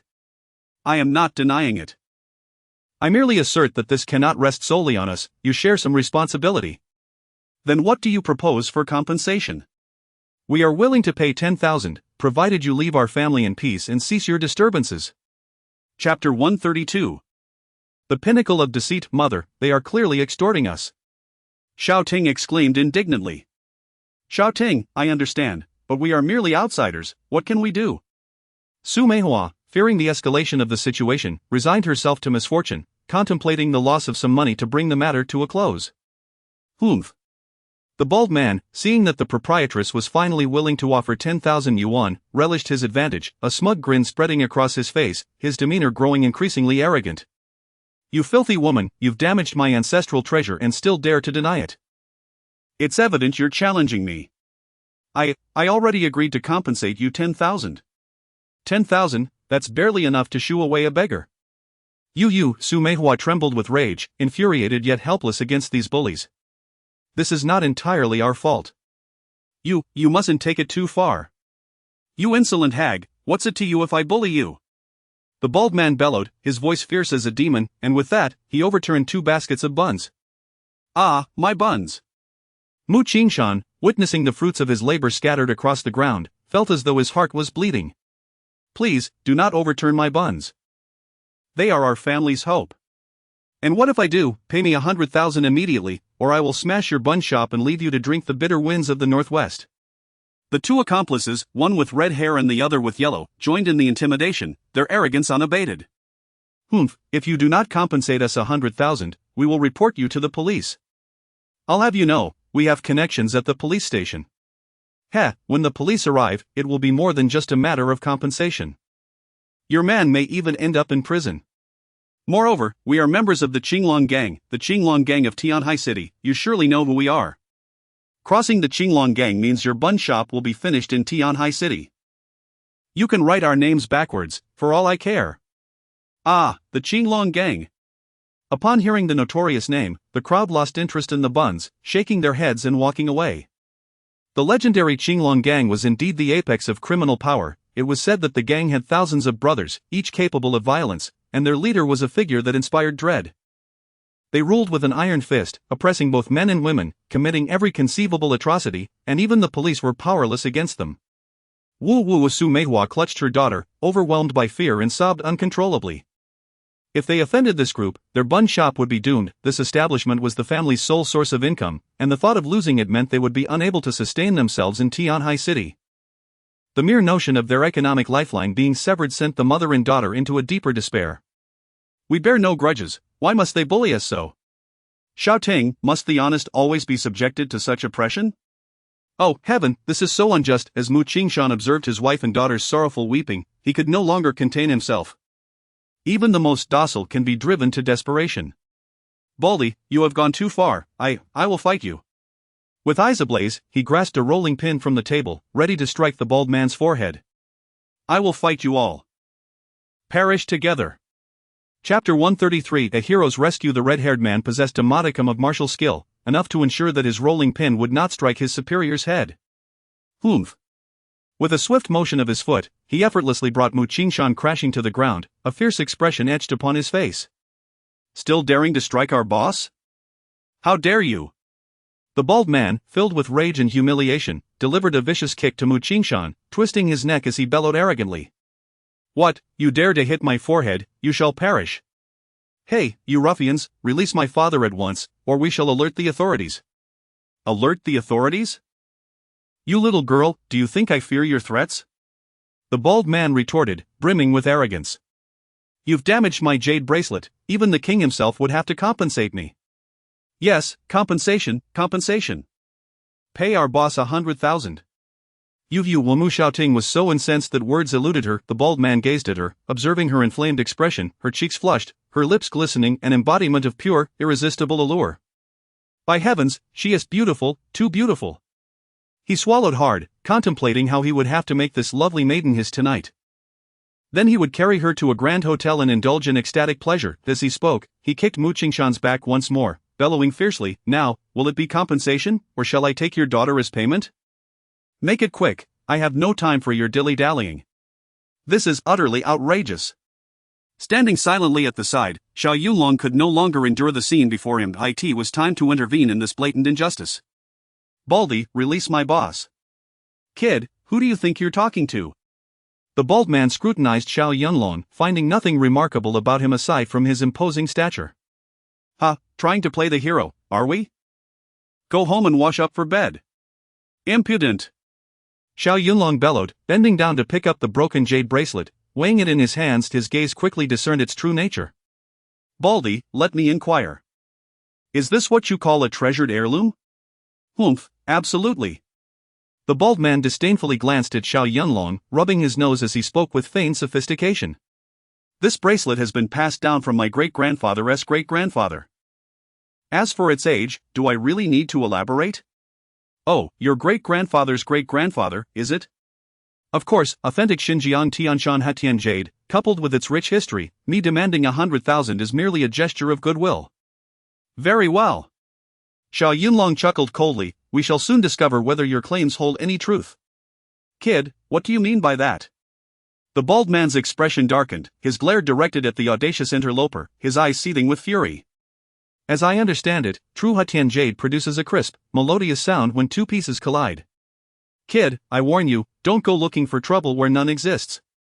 I'm set on pursuing this matter today," Xiao Yunlong declared, picking up the two broken pieces of jade and striking them against each other. Instantly, a dull, muffled sound resonated. "Ladies and gentlemen, the assessment is complete. This bracelet is clearly a counterfeit." "What did you say?" "Baldy, I assert that your bracelet is a fake. Such trinkets aren't worth 3 coins at a street stall." Xiao Yunlong scoffed, then smashed the two pieces to the ground, reducing them to a pile of shards. "How dare you shatter my ancestral bracelet?" Chapter 134. The madman among us, upon witnessing his bracelet shattered into a multitude of fragments by Xiao Yunlong, the bald man was instantly consumed by fury. "You little brat, are you trying to stir up trouble?" "Me? Stir trouble, Baldy? It seems you lot are the ones deliberately seeking to provoke the proprietress." "You!" Xiao Yunlong cast a disdainful glance at the trio of ruffians, a cold smirk gracing his lips. "To think you would come here, clutching a mere piece of broken glass from a street vendor, attempting to extort money. Your audacity knows no bounds." "Goodness, this kid is quite the madman." "Indeed, I am a madman." Baldy, have roamed Tianhai City for so long, yet this is the first time I've encountered such arrogance." "Do you not know we are members of the Qinglong gang? Offending our 8th master, and you think you can still survive in Tianhai City?" Realizing his scheme had been exposed by a seemingly insignificant figure, the bald man seethed with a desire to eliminate Xiao Yunlong. "Ha! 8th master, what of the 9th master?" Xiao Yunlong scoffed, dismissing the trio as inconsequential. "I care not whether you are aligned with the 8th master or the 9th master. Had I not crossed paths with you, it would have been one thing, but now, you are obliged to provide an explanation to the proprietress. What is this kid's background? How audacious to disregard even the esteemed 8th master of the Qinglong gang." At this moment, Mu Qingshan's family was rendered utterly speechless, their fear palpable as they witnessed Xiao Yunlong's provocation towards the bald trio. They could not help but feel a twinge of resentment. Alas, why must this lad play the hero? In Tianhai City, who does not know the name of the 8th master? If we offend him, our bun shop will surely be doomed. With such thoughts, Su Meihua clutched her daughter tightly, weeping uncontrollably. "Woo-woo. Xiao Ting, our bun shop is finished, what shall we do? Uncle Mu, please stand up." Xiao Yunlong urged as he lifted Mu Qingshan. "Yunlong, they are members of the Qinglong gang." Mu Qingshan trembled in terror. "Do not fear, I will handle everything." The sight of the Mu family in such distress only fueled Xiao Yunlong's indignation. "Uncle Mu, when it's time to resist, one must resist. Enduring passively will only embolden those villains further. Mu Qingshan was a simple man, having never engaged in a quarrel throughout his life, content to merely make buns. Yunlong, I understand your sentiments, but we are mere outsiders, without power or influence, and dare not confront these ruffians. At that moment, Mu Xiaoting gently tugged at Xiao Yunlong's sleeve, shaking her head repeatedly, her voice barely above a whisper as she sobbed. Brother Yunlong, do not act recklessly. By standing up for us, you may only bring harm to our family. Xiao Yunlong's brow furrowed, his voice unwavering as he declared, Xiaoting, do not be afraid, if anything happens, I shall bear the consequences. How dare you take on that burden? Now, you shall learn the fate that befalls those who offend the Qinglong gang. Die. The bald man, consumed by rage, suddenly drew a dagger from his person, and without completing his sentence, lunged toward Xiao Yunlong's abdomen. A dagger? Mu Xiaoting gasped in horror, exclaiming, Xiao Yunlong, watch out for the sharp weapon. The onlookers near the bun shop, upon witnessing the bald man brandishing the dagger, scattered in panic, fearing they would be caught in a bloody disaster. Their eyes reflected sheer terror, convinced that Xiao Yunlong would soon meet a bloody demise. Chapter 135 An eye for an eye, violence for violence. Utterly unaware of your own recklessness. Xiao Yunlong remarked with a calm smile, not bothering to evade as he seized the bald man's wrist and twisted it with a deft motion. A sharp crack echoed, and the bald man's wrist bone shattered instantly. My hand is broken, the bald man howled like a slaughtered pig, collapsing to his knees before Xiao Yunlong, his dagger clattering to the ground. Go to hell! The red-haired and yellow-haired thugs, witnessing their leader's humiliation, erupted in fury, each throwing a punch aimed at Xiao Yunlong's face and chest. You are truly oblivious to your impending doom. Xiao Yunlong, a formidable figure and a super agent of the Shura team, found it beneath his dignity to contend with such petty ruffians. Bang! With effortless grace, Xiao Yunlong met the red-haired thug's punch with his own. The collision produced a dull thud, and the outcome was immediately evident. The red-haired thug staggered back, his hand fractured, collapsing to the ground while emitting a pain wail. The yellow-haired thug fared even worse, as Xiao Yunlong's swift kick sent him hurtling through the air, crashing to the concrete like a cannonball, his spine nearly shattered. Ouch, that hurts like hell, my back is breaking. Ouch, my hand is broken too. The onlookers, witnessing the bald man and his companions finally receiving their just deserts, erupted in applause. These ruffians are utterly despicable. They deserve such punishment. Indeed, let us see if they dare cause trouble again. Gazing down at the moaning bald man, Xiao Yunlong resolved to enact a fitting retribution. You thought you could extort 100,000 from the boss over a mere trinket worth a few bucks? Very well, bald man, I shall grant you that 100,000. Give them 100,000? Mu Xiaoting, momentarily perplexed by Xiao Yunlong's words, looked at him in astonishment. Sumeihua, in a state of distress, exclaimed, Hey, young man, what are you saying? Our family doesn't have 100,000. Auntie, Xiaoting, you will soon understand. Xiao Yunlong replied with a playful grin, seizing the bald man's collar. With a resounding smack, he delivered a slap to the bald man's right cheek. Slap. The force of Xiao Yunlong's strike was anything but feeble. The sound of the blow echoed, and the bald man's right cheek contorted grotesquely. Bald man, that's 1,000 repaid. Come, let us repay you another 1,000. Xiao Yunlong swiftly followed with a backhand slap to his left cheek, causing the bald man to spit blood, a tooth flying from his mouth. Damn, that slap was excessively fierce, it even knocked out a tooth. The crowd gasped at the sight. Ouch, it hurts. The bald man felt stars dancing before his eyes, the world spinning around him. Both cheeks burned with an agony that felt alien to him. Come now, bald man, there are still 80,000 left, let me continue to repay you. Xiao Yunlong declared, raising his hand once more. Brother, no more. The bald man, clearly terrified by the previous blows, hastily dropped to his knees, pleading, I don't want the 80,000 anymore, please, don't hit me again. Oh, you say you don't want it, and thus it shall be? Do you truly believe I am one to go back on my word? I have principles, I always follow through on my promises, let me repay you the remaining 80,000. Xiao Yunlong coldly uttered, understanding that dealing with such villains required an eye for an eye, violence for violence, and that mercy was not an option. Chapter 136 Enmity with the Qinglong gang. Brother, I beg you, please stop. If you continue, my face will be utterly ruined. My brother has stated that you must repay the 80,000. Whether you want to or not, it is required. Slap, slap, slap, slap. Oh dear, my face has been destroyed. Seeing that there was no escape from this calamity, the bald man resigned himself to despair, closing his eyes to brace for the inevitable, which was met with the crisp sound of 8 resounding slaps. Once the lashes concluded, the bald man's visage had undergone a severe transformation, swollen grotesquely like that of a pig's head. His cheeks were a deep crimson, oozing with traces of blood, presenting a particularly fearsome sight. Kid, do try not to be too cruel. As he spoke, two of his teeth fell out once again, rendering him unable to speak without gasping for breath. Humph. Xiao Yunlong regarded him with disdain, letting out a soft huff. Baldy, now that the 100,000 has been repaid, do you have anything else to say? The bald man, clutching his swollen cheeks, spat out a mouthful of blood, ominously inquiring, Kid, what kind of underworld are you affiliated with? If you have the guts, reveal your name. Heh, I have just arrived in Tianhai City and do not associate with anyone. Baldy, from your tone, it seems you wish to seek revenge on me? Kid, if you have the ability, state your full name. Having suffered blows and humiliation, the bald man was naturally unwilling to relent, provocatively challenging Xiao Yunlong. Not daring to reveal your full name makes you a coward. TCH.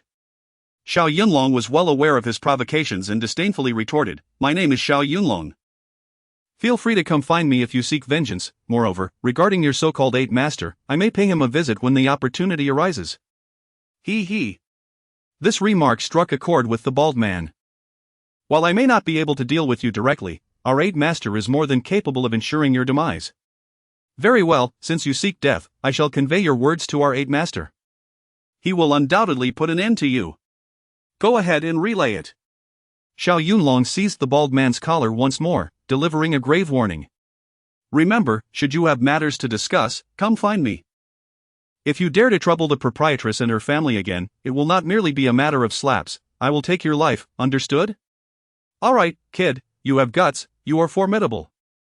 I usually do not resort to violence, but for a bully like you, I must eradicate you. Xiao, I have taken note of you. This grudge, I shall remember. Very well, should you wish to seek revenge, I am always ready. Xiao Yunlong shook his head, finding the situation somewhat amusing. As the captain of the Shura team, he had encountered all manner of individuals in perilous scenarios. Having walked through hail of bullets, he would not be intimidated by these small-time thugs. Baldy, I now grant you 10 seconds to vacate this dumpling shop. Leave at once. Xiao Yunlong's voice rang out like a decree, causing the red-haired and yellow-haired accomplices to support the bald man as they fled like frightened dogs. These bullies have finally faced their comeuppance. It is a relief to the people. They have finally departed. After the storm had passed, the family, who had been rendered mute with fear, finally breathed a sigh of relief. Yunlong, I cannot thank you enough for today's events. Had it not been for your timely assistance, our family would surely have suffered calamity. Su Meihua expressed her profound gratitude. Her gaze towards Xiao Yunlong softened considerably, yet, soon after, a look of concern flickered in her eyes. Sigh, those men are subordinates of the 8th master. Having offended the Qinglong gang, I fear they may seek retribution. Chapter 137 Boundless Gratitude. The Qinglong gang had long since incurred my ire, and the nouveau riche young Fugui had the audacity to declare that the gang leader was his godfather. I wonder if the 8th master referred to by the bald man is indeed the leader of the Qinglong gang. Regardless, animosity has already been established. We all reside in Tianhai City, and it would not be amiss to encounter one another again in the future. And, rest assured, after this lesson, they will surely think twice before causing trouble at your bun shop again. Say, Yunlong, that is not entirely what I meant. Su Meihua shook her head, letting out a sigh. If this bun shop cannot thrive in Tianhai City, we can always return to our hometown. What worries me is that they might seek revenge on you. You did mention your name just now. And, do not worry, I take full responsibility for my actions and shall never implicate your family, Xiao Yunlong replied nonchalantly, dismissing the so-called 8th master entirely. The reason I disclosed my name was precisely to deter them from seeking you out. If they wish to retaliate, they need only come for me. Xiao, I am aware of your military background and your formidable skills, but it is said that the 8th master is the ruthless leader of a criminal syndicate who repays all grievances in kind. It would be prudent for you to exercise caution. Very well, Aunt, I appreciate your concern and will heed your advice. Xingshan, whip up a few delectable dishes. We must extend our hospitality to Mr. Xiao this evening. Su Meihua's gaze towards Xiao Yunlong had softened considerably compared to before. Although he was merely a poor lad whom she deemed unworthy of her daughter, he had rendered significant assistance by driving away the bullies, and it was only right to express their gratitude. After the incident at the bun shop, the proprietress and her family promptly closed their stall. Mu Qingshan made his way to the kitchen, while shouting assisted Xiao Yunlong, and together they swiftly prepared 5 or 6 dishes to serve at the table. Yunlong, I am deeply grateful for your timely intervention tonight. Mu Qingshan, have no means to repay you but can only offer you this toast. Very well, uncle, if that is the case, I shall drink to your health. Xiao Yunlong, being a person of generous spirit, did not hesitate, lifting his cup and downing it in one go. The four gathered around the table. Xiao Yunlong inquired about some matters concerning Xiao Ting, while he also shared snippets of his experiences over the years. Naturally, Xiao Yunlong could not divulge everything, concealing certain truths. Oh, so you have endured so much, Yunlong, young man, you are indeed remarkable, with a boundless future ahead. Alas, those are mere relics of the past. What purpose does recalling them serve? I have retired from the military and must now focus on securing a good job. Yunlong, with your talents, you are sure to achieve great things in Tianhai City. Thank you, uncle, for your kind words. As they toasted and engaged in lively conversation, the meal was enjoyable. After dinner, Xiao Ting cleaned the dishes and took Xiao Yunlong's hand, leading him upstairs. Come, let us go upstairs and chat. Upon hearing this, Su Meihua grew anxious and hurriedly interjected, Hey, Xiao Ting, it's late at night. What do you two, a young man and a young woman, have to discuss? Oh dear, Xiao Ting's cheeks flushed. Mom, where is your mind wandering? We're simply going to have a casual conversation, nothing like what you might be imagining. Xiao Ting, what is it that you think I am imagining? Mom sighed. Su Meihua, seeing that she could not dissuade her daughter, let out a resigned sigh. Xiao Ting, though you are our adopted daughter, your father and I have always treated you like our own. Mom, I understand all this, and remember, you are still an unmarried young lady. You must maintain propriety in your actions and ensure that the neighbors do not gossip about you. Chapter 138. The fragrant chamber of the beauty. Su Meihua's words were directed partly at Xiao Ting and partly at Xiao Yunlong. My daughter is still an innocent young lady, you had best not harbor any intentions towards her. Mom, I understand. Su Meihua was about to say more when Mu Qingshan, holding his wife's hand, interjected with reason. Meihua, let them converse. They have known each other since childhood and share a bond. After not seeing each other for over a decade, they surely have much to discuss. Mu Qingshan, are you not concerned that this young man may have inappropriate designs on our Xiao Ting? Meihua, Xiao Ting has grown up. She has attended university, and I believe Yunlong is a man of integrity. They will know their limits. Xiao Ting, you may chat, but Mr. Xiao must not stay overnight in our home. We wouldn't want outsiders spreading rumors. Mom, where are your thoughts wandering? Xiao Yunlong chuckled, then addressed her earnestly, Uncle, Aunt, rest assured, Xiao Ting and I will merely engage in conversation and I will leave within an hour at most. Very well, go upstairs and chat. Thank you, Dad. Xiao Ting led Xiao Yunlong upstairs and directly into her private chamber. Brother Yunlong, please take a seat. The upper floor was devoid of the coldness outside. Mu Xiaoting removed her cream-colored windbreaker, revealing a form-fitting dress that accentuated her graceful figure exquisitely. Wow! Xiao Yunlong settled into a chair beside the bed, and under the soft illumination, Xiao Ting appeared even more enchanting. In the prime of his youth, invigorated by a few glasses of white wine, he felt a rush of blood and his breath quickened. Xiao Ting, you are truly beautiful. Women relish compliments, and Mu Xiaoting was no exception, though she feigned modesty. Xiao Yunlong, when did you become so smooth-talking? I'm speaking the truth. Xiao Ting, you are genuinely stunning. You were always lovely as a child, and now you are even more so. Such flattery.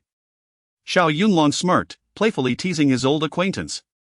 Xiao Ting, inviting me into your room at this late hour, are you plotting something under the cover of darkness? What are you saying? Xiao Ting's cheeks flushed crimson, enhancing her beauty as she shot him a glare. Come now, we were children and shared a bed before. Why would I have any ulterior motives now?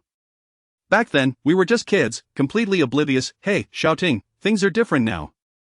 Xiao Yunlong's gaze involuntarily roamed over her figure, struggling to suppress the fire within. Hey, Xiao Yunlong, look at that lecherous expression of yours.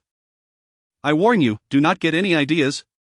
Mu Xiaoting giggled. She had always known her beauty, and it had only grown more pronounced with time. Throughout the years, suitors had lined up to pursue her, yet she had turned them all down, her heart secretly belonging to Xiao Yunlong. Xiao Ting, are you not afraid I might act inappropriately? Hee, brother Yunlong, I know you are a gentleman. You would never take advantage of me. She twirled a strand of hair, becoming even more alluring before such beauty, especially within Xiaoting's chamber. Xiao Yunlong felt an overwhelming temptation. After 7 years of rigorous training in Shura and 5 years as an agent, he had adhered strictly to discipline, remaining focused solely on serving his country. Now, having returned to the city, he too was a man with legitimate desires. At this moment, there was no longer a need to suppress his feelings. Chapter 139. Do you like Xiao Ting? Moreover, he grew up alongside Xiao Ting, and their bond has been nurtured since childhood, with both being handsome and beautiful, one unmarried and the other untouched. As long as they are willing, engaging in some intimate act would hardly be considered a crime. Ah, Xiao Ting, you are truly exquisite.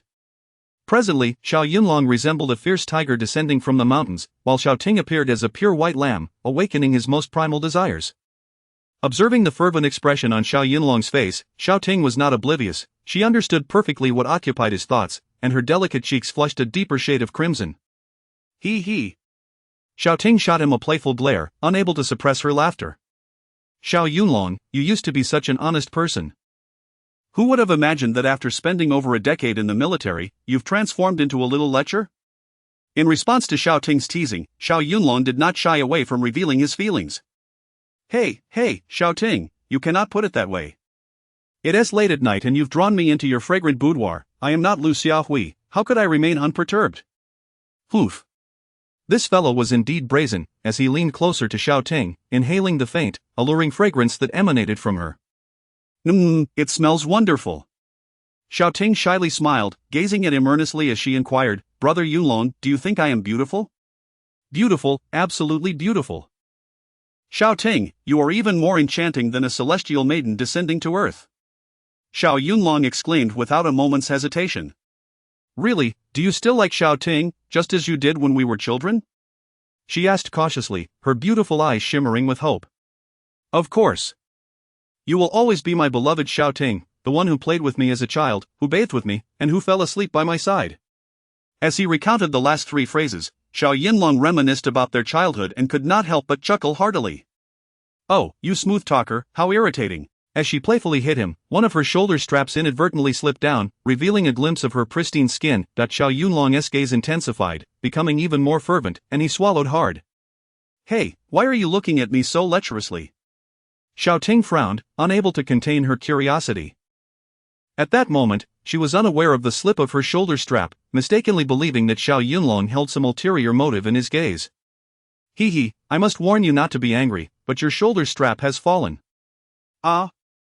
Mu Xiaoting quickly glanced down at herself, feeling utterly mortified, and hastily adjusted her strap. Oh dear, Xiao Yunlong, you are insufferable.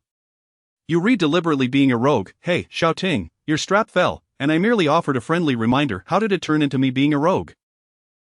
What do you mean? Xiao Ting's face flushed down to her neck, an exquisite sight to behold. At that moment, Xiao Yunlong felt a surge of heat rising within him, yearning to embrace the beauty and steal a kiss. Xiao Ting's affection for him, even her desire to marry him, was clear to Xiao Yunlong. He chuckled to himself, thinking that even if he made a move tonight, she would likely not protest. However, despite his feelings, Xiao Yunlong was not the kind to act recklessly. It was their first meeting of the night. He could not afford to be so abrupt with a lady, especially considering that Xiao Ting's parents were just downstairs. If anything were to transpire between them, he imagined Su Meihua would wield a rolling pin and give him a sound thrashing. Chapter 140, You will eventually be my woman. Xiao Yunlong feigned anger, deliberately turning his head towards the window, ostensibly to distract himself, while struggling to contain the tumultuous desire within. You women are truly peculiar creatures. Kindness often goes unreciprocated. Alright, Brother Yunlong, I know you won't actually be angry with me. Indeed, how could Brother Yunlong possibly be upset with a beauty? Mu Xiaoting, aware that she could not continue to tease, quickly shifted the topic. Xiao Yunlong, to be honest, now that you've retired, what are your plans moving forward? What plans could I possibly have? First, I need to find a job and establish some stability. Yes, now that you are back, securing a job is certainly the foremost priority. Xiao Ting nodded, but soon her brows furrowed, revealing a look of concern. Yunlong, in Tianhai City, finding a job isn't as simple as it seems. Look at me, I've graduated from university for several months now and still haven't found a suitable position. What do you mean, Xiao Ting, with a university degree and your beauty, you still struggle to find work? Sigh. Xiao Ting let out a resigned sigh. In Tianhai City, graduates are a dime a dozen. I lack work experience, and whenever I interview for promising positions, I am swiftly dismissed. Xiao Yunlong recalled the events at Tianyu Entertainment Company earlier that afternoon, feeling a wave of sympathy. Xiao Ting, if even you, a university graduate, have trouble finding a job, then how much more challenging will it be for someone like me without any qualifications? Yunlong, don't be disheartened. In reality, experience outweighs a diploma when it comes to job hunting. Your skills are exceptional, and surely someone will recognize your talent. I share your sentiment, Xiao Ting, let us not lose heart. With diligence, fortune will surely smile upon us. To bolster his confidence, Xiao suddenly decided to inspire him. Brother Yunlong, once you secure a good job, I will. She abruptly stopped, stealing a glance at him, her face flushed like the evening sky. Oh, Xiao, and what will you do? Xiao Yunlong became intrigued, pressing her for more details. He anticipated her response to be, Yunlong, once you find a good job, I shall marry you. Once you find a good job, I shall give you a great big hug. Xiao looked up at him, playfully sticking out her little tongue, exuding an adorable charm. Yet, Xiao Yunlong was not inclined to relent easily, upholding the principle that a bold demeanor can conquer all. He added, Xiao, in addition to that great big hug, I would also like a sweet, tender kiss. Hey, Xiao Yunlong, are you daring to up the ante? You are incorrigible. Xiao feigned anger, her face aflame with indignation, her delicate demeanor akin to blossoms bursting forth in spring, breathtakingly beautiful. Wow, how stunning! This stirred the flames of desire within Xiao Yunlong. His hand, almost involuntarily, moved slightly, hinting at his improper intentions toward Xiao. What of raising the stakes? It's merely a sweet kiss, Xiao. You will inevitably belong to me, Xiao Yunlong. Oomph, you wish. Xiao lightly swatted his roving hand, easily evading his advances, seizing the opportunity to escape from his side. Sigh. Seeing the beauty slip away, Xiao Yunlong felt a pang of disappointment. What's this, Xiao? Do you not like me? I do. Xiao replied without hesitation. You speak in contradiction. If you truly like me, wouldn't you grant me a kiss? Chapter 141. You are truly incorrigible, Brother Yunlong. It's not like that. While affection is present, Xiao, being a woman, contemplates the future with greater foresight. Her adoptive parents are aging, and they cannot sell steamed buns for a lifetime. Her mother has always hoped to find a wealthy man to enjoy a few years of comfort. She is more aware of this than anyone else. The kindness her adoptive parents showed her raising her and supporting her through university runs deeper than the ocean, and she is determined to repay this debt of gratitude. Xiao, do you harbor some unspoken concerns? Xiao Yunlong, my adoptive parents wish to enjoy a better life alongside me. You understand my meaning, don't you? Xiao, are they pressuring you to marry a rich man? Not exactly pressuring, but my mother would certainly not approve if the man lacks a solid career foundation. I comprehend the difficulty of your situation now. Therefore, Brother Yunlong, let us defer such discussions until you secure a good job and achieve success in your career. Xiao Yunlong chuckled awkwardly, nodding slowly.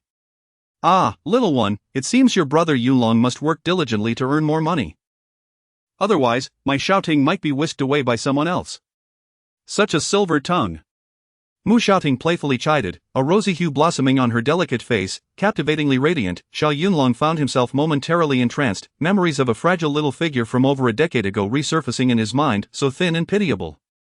However, time has flown, that little beauty has blossomed into an elegant and striking young woman. Perhaps it was fate that upon his return, he encountered Xiao, allowing them to rekindle a bond that had begun 10 years prior.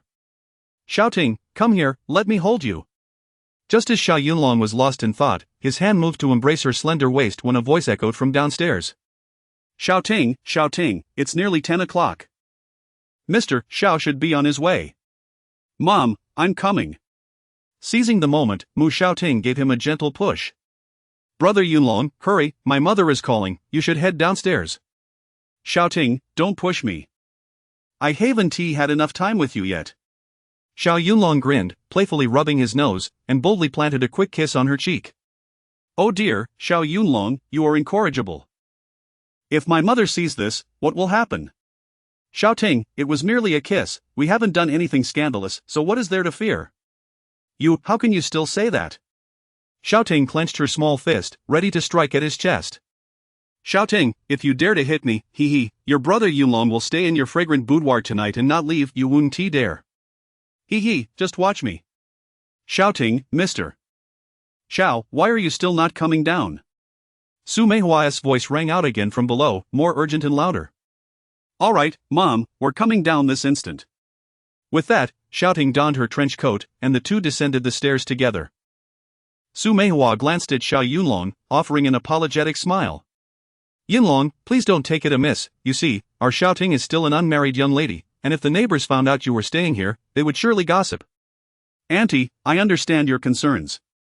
I never intended to impose on your hospitality, there are others awaiting my return at home. Very well, Yunlong, do come visit us again when you have the chance. Mu Qinshan smiled warmly, patting his shoulder.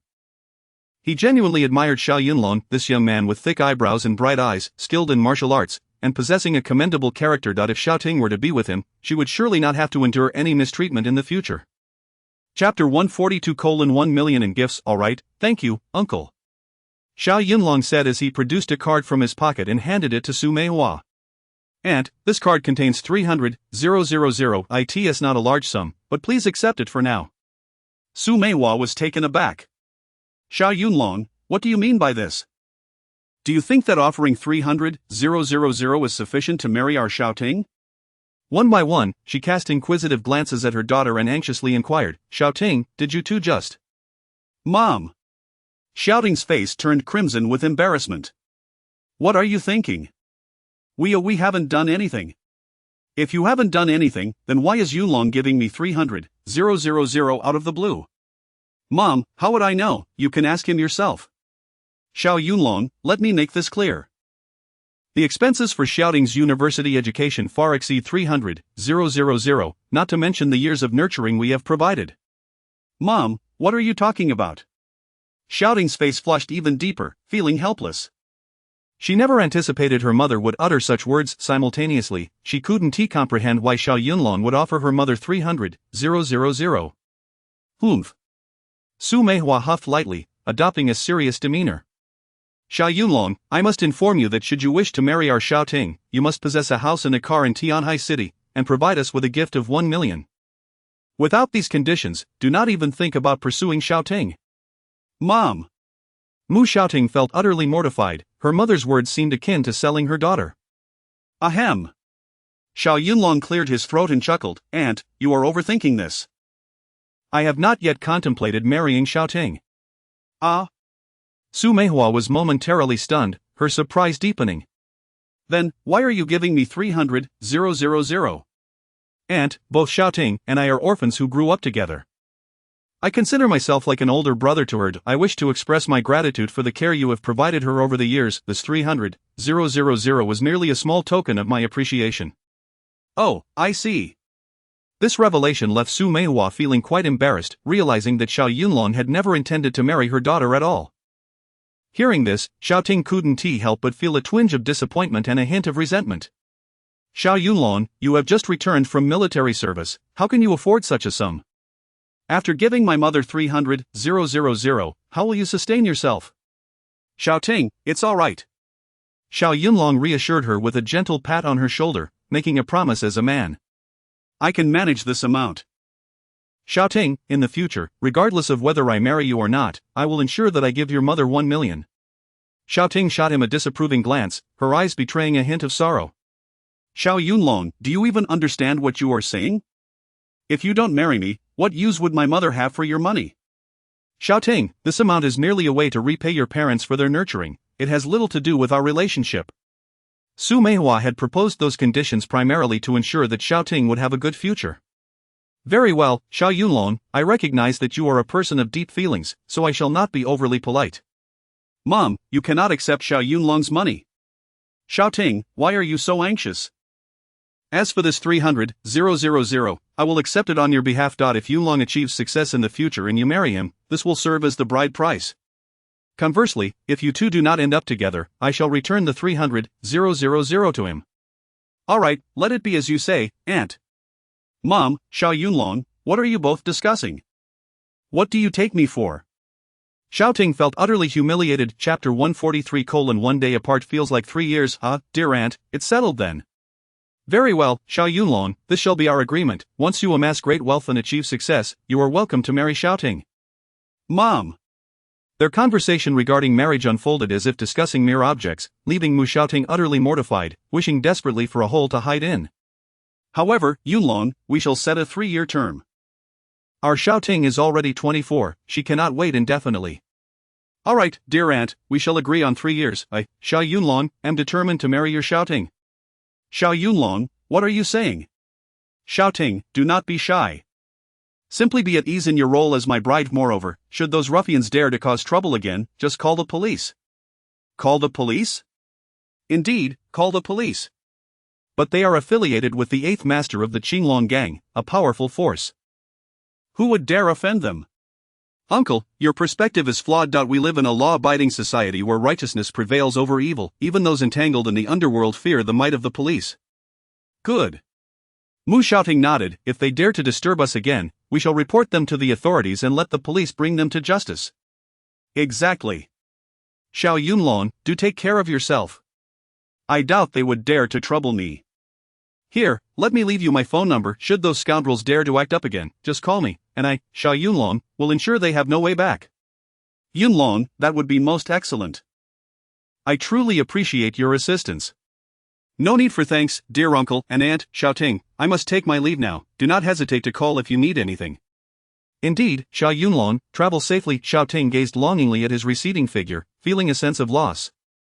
Were it not for her mother's vehement opposition, she would have wished for him to stay the night at her home. Alas!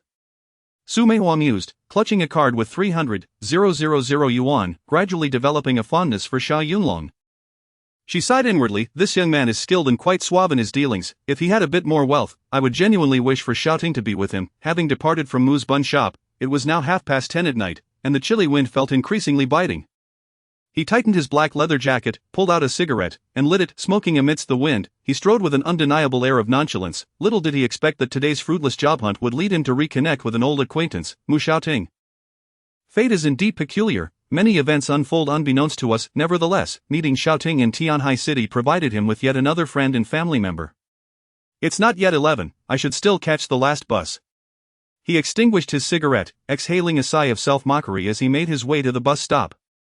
Once, he would effortlessly accept tasks yielding commissions in the hundreds of thousands, yet now he was hurrying to catch a 2-yuan bus. Just a few steps later, his phone rang. Upon checking, he saw it was a call from Han Yufei.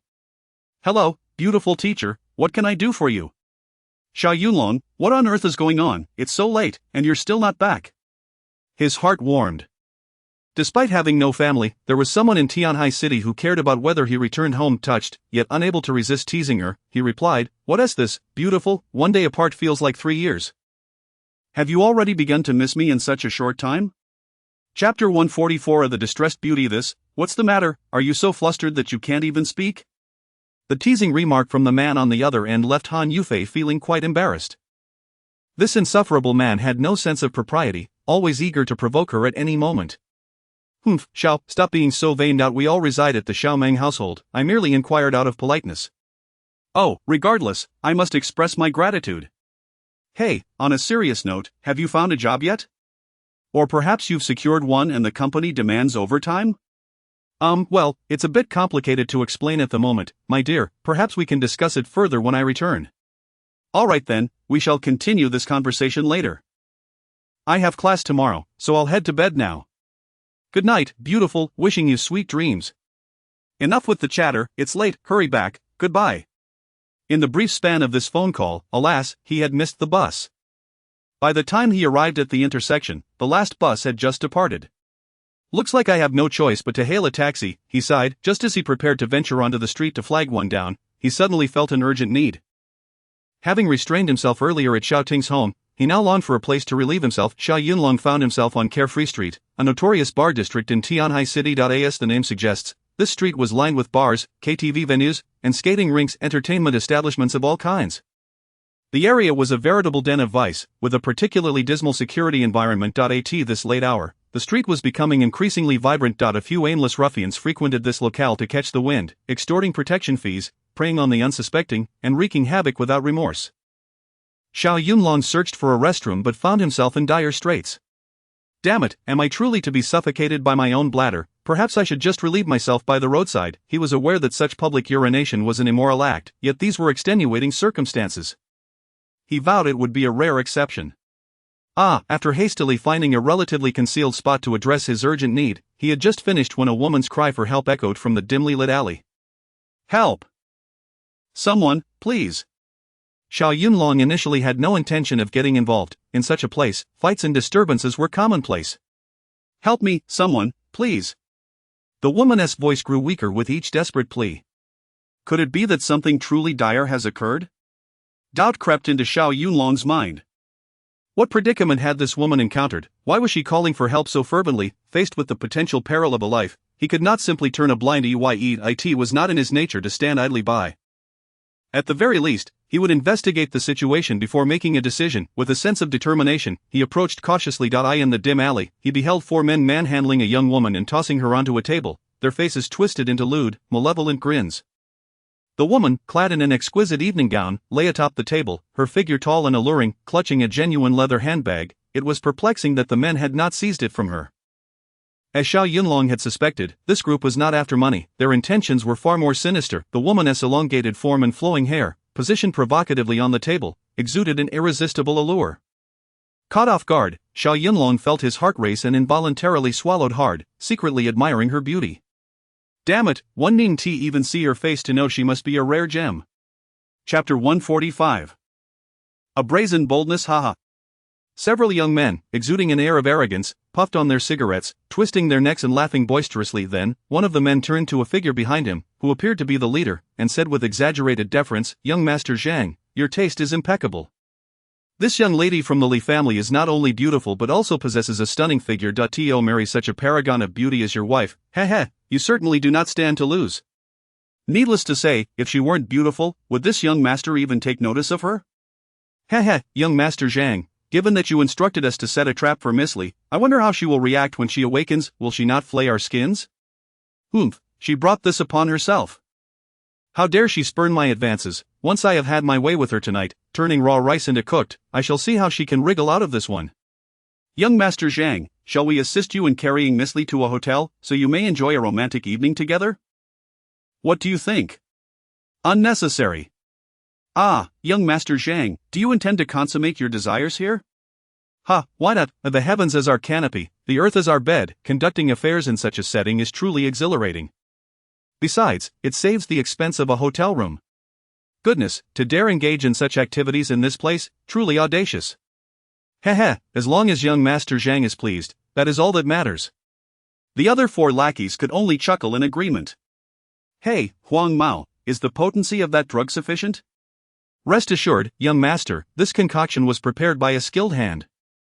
Once a woman imbibes it, even a feral dog would not refuse. Oh, I see. Well then, I shall indulge myself thoroughly later. The man referred to as young Master Zhang, his throat parched, gazed hungrily at the beauty on the table, eager to showcase his eloquence. A decade's worth of honing a blade, yet the frost has never tasted blood. Tonight, the sword shall be drawn, and blood shall spatter 3 feet high. Young Master Zhang, splendid poetry, splendid indeed. The 4 lackeys laughed so hard they nearly fell over, their behavior utterly wild. Concealed in the shadows, Xiao Yunlong furrowed his brow, realizing that he had stumbled upon a group of lecherous fools. He rubbed his nose, contemplating whether to intervene. He mused, a woman frequenting bars and KTVs is unlikely to be of good character. Perhaps she is a lady of the night herself. Meddling in such affairs would be a fool's errand. Alas, there are countless injustices in the world that one man cannot rectify. I might as well return home for a good night's sleep. Thus, after some deliberation, Xiao Yunlong slipped his hands into his pockets, preparing to depart. Clang! Suddenly, the woman tumbled from the table to the ground, her face flushed, gasping for breath, clearly in distress. Help! It is so hot, come quick, I'm dying. Oh my, little beauty, it seems your body is heating up. What a good sign. Don't worry, this young master will be right there to rescue you. Shoo! The leader, known as young Master Zhang, whistled, revealing a lecherous grin. He, a towering figure, advanced and seized the fallen beauty, pinning her against the table. Whoosh! He lifted her dress, exposing her intimate undergarments, the sheer black stockings accentuating her alluring curves. TSK, Miss Li, who would have thought? Your figure is truly enticing. Scoundrels, you vile rascals will meet a terrible fate. Release me, help! The beauty struggled futilely, her speech slurred, her cheeks aflame, gasping for air. Help, someone, please save me. Chapter 146. Encountering the nouveau riche again, the desperate cries of the beautiful woman not only failed to deter the group of ruffians but instead ignited their excitement further. My dear, do not scream. I, young Master Zhang, have arrived. The man known as young Master Zhang licked his parched lips, swallowed hard, and began to unfasten his trousers, eager to assert himself. Stop this at once. At that moment, Xiao Yunlong bellowed, emerging from the shadows. Some lines must not be crossed. It was time to intervene. Regardless of the circumstances, the few thugs trembled in fear as they turned to see Xiao Yunlong's towering and imposing figure standing proudly before them. Who do you think you are, meddling in our affairs? This entire area is under young Master Shang's protection, one thug barked. You little punk, scram, or I'll plunge a knife into you, you hear me? Unfazed by their threats, Xiao Yunlong merely scoffed, "You pathetic ruffians, release that woman at once, or I shall have no choice but to notify the authorities." Notify the authorities? What do the police matter? If you dare, go ahead and report us. Ha, you dare to call the police? This lady came to us willingly. It is her fortune that young Master Zhang has taken notice of her. Nonsense. It is evident you have drugged her. Are you foolish? Which of your eyes witnessed us administering any drugs? Speak further, and I shall ensure you meet your demise on the streets tonight. How dare you? Just as young Master Zhang was about to draw his weapon, Xiao Yunlong's thunderous voice interrupted, extinguishing any interest he had. Where did this little punk spring from? You have frightened my manhood into submission. Do you seek death? In a panic, he hastily pulled up his trousers, wondering who possessed the audacity to intervene upon turning. He was startled to find himself face to face with Xiao Yunlong, who, illuminated by the dim light of the alley, sent a shock through him. You are that little brat from the high-speed train? Ah, how small the world is. At the same time, Xiao Yunlong recognized his identity. I thought you were merely some scoundrel. Turns out you are the nouveau riche from the train. Indeed, the man referred to as young Master Zhang was none other than Zhang Fuguei. A few days prior, they had an unpleasant encounter on the high-speed train, and Zhang Fuguei had harbored resentment ever since. Tonight, he was simply enjoying the company of a beautiful woman, and this brat had the audacity to meddle again? Brat, it seems fate has intertwined our paths. How is it that we keep crossing each other? Nouveau riche, would you like to know why? Brat, why? Xiao Yunlong rubbed his nose, a hint of mockery dancing on his lips. Is it not obvious? It is because you have committed numerous misdeeds, and I am here to bring you to justice.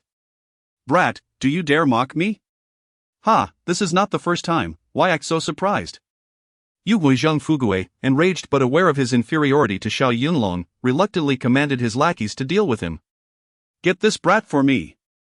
Yes, young Master Zhang. One lackey, unaware of Xiao Yunlong's true prowess and eager to impress Zhang Fuguei, brandished a butterfly knife, waving it in a flashy manner. Once satisfied with his showmanship, he lunged at Xiao Yunlong's chest with the knife. You dare show disrespect to young Master Zhang, I will end you. Xiao Yunlong's lips curled into a disdainful smirk. Humph, it seems that the one courting death is you. Chapter 147. If you wish to strike, you're still quite inexperienced. With a sudden chill sweeping over his countenance, Xiao Yunlong swiftly countered before the henchman's butterfly knife could approach his chest. In a deft motion, he delivered a resounding slap, sending the henchman sprawling to the ground. You little brat, how dare you strike me? The henchman, dazed from the blow, tasted the metallic tang of blood pooling in his mouth, spitting out a mixture of saliva and crimson, revealing two prominent yellowing teeth amidst the gore. Humph, those who dare to insult me as a fool often find themselves in the same predicament. Xiao Yunlong exhibited no mercy towards such tyrannical ruffians. He placed a boot upon the henchman's cheek and, with a swift motion, twisted and broke his wrist. The sickening sound of cracking bone echoing his flesh burst forth. Ouch! My hand is broken, the pain is excruciating. The agonizing torment elicited heart-wrenching cries from the henchman, who soon succumbed to unconsciousness. Damn, this little brat is audacious. As brothers, arm yourselves, let's take him down tonight. Two impetuous young thugs, witnessing their comrade's broken hand, felt their fury ignite. Exchanging glances of reckless determination, they wielded their machetes and charged towards Xiao Yunlong. To strike me, you are still utterly inexperienced. With a nimble sidestep, Xiao Yunlong seized a beer bottle from the ground and shattered it against the foreheads of the two young thugs.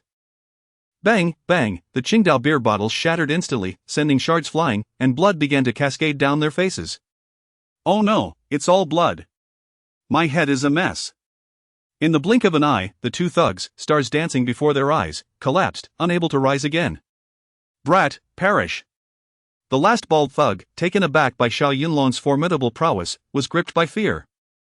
Aware that he stood no chance, he swung a steel pipe with all his might at Xiao Yunlong's head. Xiao Yunlong deftly evaded, swiftly grasping one end of the pipe with ease. How can he even catch the steel pipe? The bald thug struggled desperately to wrench it free, only to find himself utterly immobilized. Baldy, do you still wish to ambush me? Are you intentionally seeking your demise? Xiao Yunlong harbored a profound disdain for such cowardly ambushers. If one possessed the courage, they should engage openly rather than resort to treachery. Such scoundrels deserve severe punishment. With a chilling smirk, he brandished the broken beer bottle towards the thug's face, the glass shards tearing into the flesh, leaving it a bloody mess. Ah! The bald thug cried out in agony, relinquishing the steel pipe and howling like a wounded animal, convulsing on the ground. Oh, the pain is unbearable. My face is ruined, my god, this little brat is a demon. Zhang Fugui trembled in fear, his body shaking at the sheer ferocity of Xiao Yunlong. He recalled how the robbers on the high-speed train were no match for him. Now, unarmed, he was even less capable of standing against such might. Fearing a fate akin to that of the other thugs, he hastily released the beautiful woman he had been holding and stumbled away in a desperate bid for survival. Stop! Xiao Yunlong seized him by the neck, dragging him back like a lifeless dog, a mocking smile playing at the corners of his mouth. New money, trying to flee? Boss, expert, please spare me. If I see you in Tianhai City again, I shall certainly avoid you.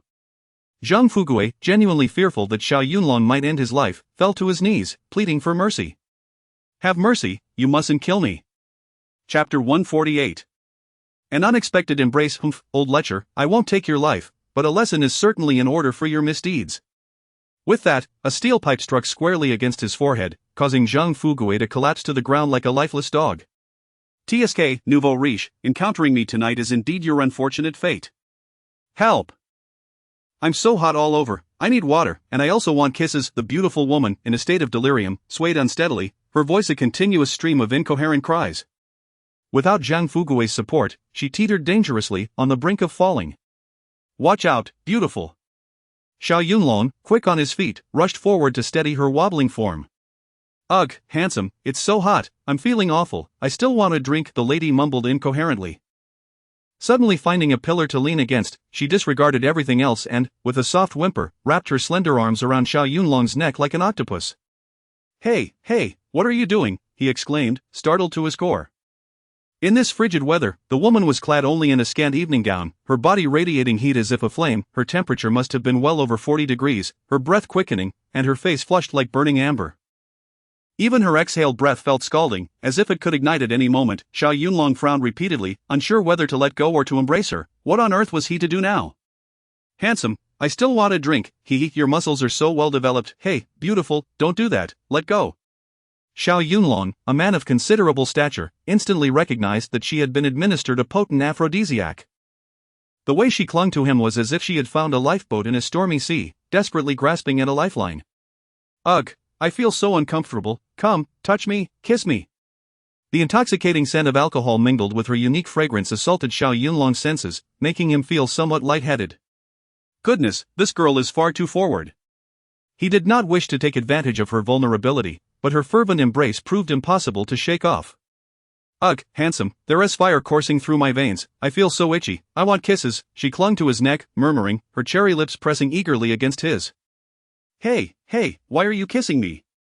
Let go, my heavens, this is unacceptable. But the beautiful woman, completely oblivious, tightened her grip and deepened the kiss, no matter how much he pushed against her. Good grief, it seems tonight is destined for chaos. How had a simple trip to relieve himself led to such a predicament? In his prime, Xiao Yunlong was filled with youthful vigor, his blood boiling with a torrent of provocative thoughts. Having consumed a few glasses of baijiu at the Mu residence, and after a particularly enticing encounter with Xiao Ting, he had managed to suppress his desires upon leaving the house. Now, however, a delicate beauty was throwing herself at him, and one could hardly expect a man with legitimate needs to withstand such temptation. Yet, he was well trained, responsible, and capable. Regardless of the allure, he had to find a way to resist. Beautiful, please, don't, we can't kiss anymore. If this continues, there will be consequences. Chapter 149. A fortunate encounter. Handsome, come, let us share another kiss. The enchanting woman, unperturbed by his protests, was engulfed by an insatiable fire within her, one that surged forth uncontrollably. Her heart ached with an unbearable itch, and in this moment, all she desired was someone to kiss, to alleviate the restless heat within. At that very moment, Xiao Yunlong found himself the unwitting target of her fervent affections. Beautiful lady, please, stop kissing me and let go. Xiao Yunlong exclaimed desperately, exerting all his strength to push the alluring woman away. Yet, she seemed to have succumbed to madness, her strength formidable, making it impossible for him to break free from her grasp. Handsome, don't go, let us kiss again. With her lips pressed against his, she tightly wrapped her arms around his neck. Dressed solely in an evening gown, her skin pressed against his, Xiao Yunlong soon felt a stirring response within him. Goodness, Can we really continue this? If I allow this fire to ignite within me, who knows what might ensue? He realized that if he permitted her to continue, it could lead to dire consequences. I apologize, beautiful. In a moment of urgency, he acted without further thought, delivering a swift strike to her neck. She let out a soft gasp, struggled for a brief moment, and then succumbed to unconsciousness. Goodness, I truly am fortunate today. I went job hunting only to be drawn into a scene with a beautiful woman, and even a simple trip to the restroom led to such unexpected encounters. Ha! It seems that being handsome does indeed have its perks. My luck with women is astonishing. Xiao Yunlong shook his head with a wry smile, uncertain whether to feel exasperated or to take pride in his fortune. He contemplated leaving the woman be, allowing her to awaken at her own pace. However, a sudden thought struck him: this woman had been drugged out. If he abandoned her, she could easily fall prey to unscrupulous individuals once more. Had he just escaped one danger only to wander into another? Sigh, whatever will be, will be. He resolved to hoist the woman onto his shoulder, seeking a place to revive her safely. Yet, as his gaze fell upon her face, an uncanny sense of familiarity washed over him. Wait, I feel as though I have seen this beauty before. Why does she look so familiar? He hurriedly carried her beneath a streetlight, brushing aside her hair for a closer inspection, and was taken aback. Goodness, this enchanting woman is none other than the wealthy heiress who drove the Maybach. Indeed, upon closer examination, he recognized her as the very heiress who had insulted him with money just the previous morning while he practiced his skills. Ha! What a small world, where might we not cross paths? Xiao Yunlong mused, somewhat astonished by the dramatic turn of events. Well, my dear, I did promise we would meet again in Tianhai City. I never expected it to be so soon. Although this affluent young lady was known for her capricious and domineering nature, having insulted him just yesterday, he realized that in this situation, he could not simply forsake her. It was not in his character to hold a grudge against a woman. However, he knew he could not take her back to Xiao Meng's home. If Han Yufei discovered this, there would be no way to clear his name. With no other choice, he decided to take her to a hotel, where they could wait for the effects of the drug to wear off. Yet, in a major city like this, a hotel room would cost at least 800, if not 1,000, a rather extravagant expense. Perhaps a more modest inn would suffice, allowing him to save some money. Of course, it wasn't that Xiao Yunlong was stingy. If this woman were his girlfriend, the situation would be entirely different. With his mind made up, he hoisted the beautiful lady onto his shoulder and made his way to the street to hail a taxi. Chapter 150. Youth should be lived to the fullest. Before long, a taxi came to a halt beside them. The driver was a robust man in his 30s, clearly someone who could not sit still. Upon observing Xiao Yunlong approaching with a stunning beauty draped over his shoulder, and glancing at the nearby bar street, he immediately grasped the situation. His eyes gleamed with mischief as he smirked. Brother, are you scavenging? Xiao Yunlong was about to concede but thought better of it, fearing unnecessary trouble, and quickly altered his response. What are you talking about? With my good looks, why would I need to scavenge? There are plenty of beautiful women throwing themselves at me. The driver felt a bit awkward. That does make sense. So, who is the lady you're carrying? She is my girlfriend. Your girlfriend? Then what about her? She had a bit to drink, and unfortunately, she can't handle her liquor. She's just a tad tipsy. She'll be fine in a bit. Since the driver took his word for it, he did not press further. All right, brother, what's the address? Driver, could you please find a hotel or inn for us? Just drop us off there. A hotel? Brother, not going home at this hour. Your little lover sure knows how to have fun. Of course. Xiao Yunlong wrinkled his nose, exuding an air of nonchalance. If not now, when should one indulge in youth? Ha ha. The driver suddenly felt a bit embarrassed, awkwardly chuckling. Brother, I understand. I've had my youthful days too. Since you understand, my good fellow, then what are we waiting for? To the hotel. All right, hop in, let's head to the hotel. A few minutes later, the driver stopped in front of a chain hotel. Brother, I wish you two a delightful evening, full of excitement. Indeed, it must be exhilarating. Xiao Yunlong seemed to be in good spirits as he casually pulled out a 100 yuan note and handed it over, saying, no need for change. Keep the remainder for a pack of cigarettes. Brother, thank you. Ha ha. After settling the fare, Xiao Yunlong hoisted the beauty down from the car. It appeared that the earlier excitement had taken its toll, as the lady was still slumbering soundly. Upon entering the hotel and approaching the front desk, the service attendant regarded Xiao Yunlong with disdain. Noticing his unremarkable attire and the stunning beauty he was carrying, she immediately reached for the phone. Xiao Yunlong's eyes sharpened. He clearly saw her dialing 110. At that moment, he realized she must have taken him for some kind of lowlife. Anger welled up within him, and he swiftly pulled out several red bills from his wallet, slamming them onto the counter with a resounding thud. Miss, do not let my humble attire deceive you. I am not lacking in funds, this is merely a show of modesty, understand? Seeing the 5 crisp red notes before her, the attendant promptly hung up the call, her demeanor shifting to one of obsequiousness. Yes, I apologize for my poor judgment. You are undoubtedly a man of means. Quickly now, arrange a room for me. Xiao Yunlong shot her a glance and leaned against the counter. I want the most luxurious one. I intend to revel in the night. Of course.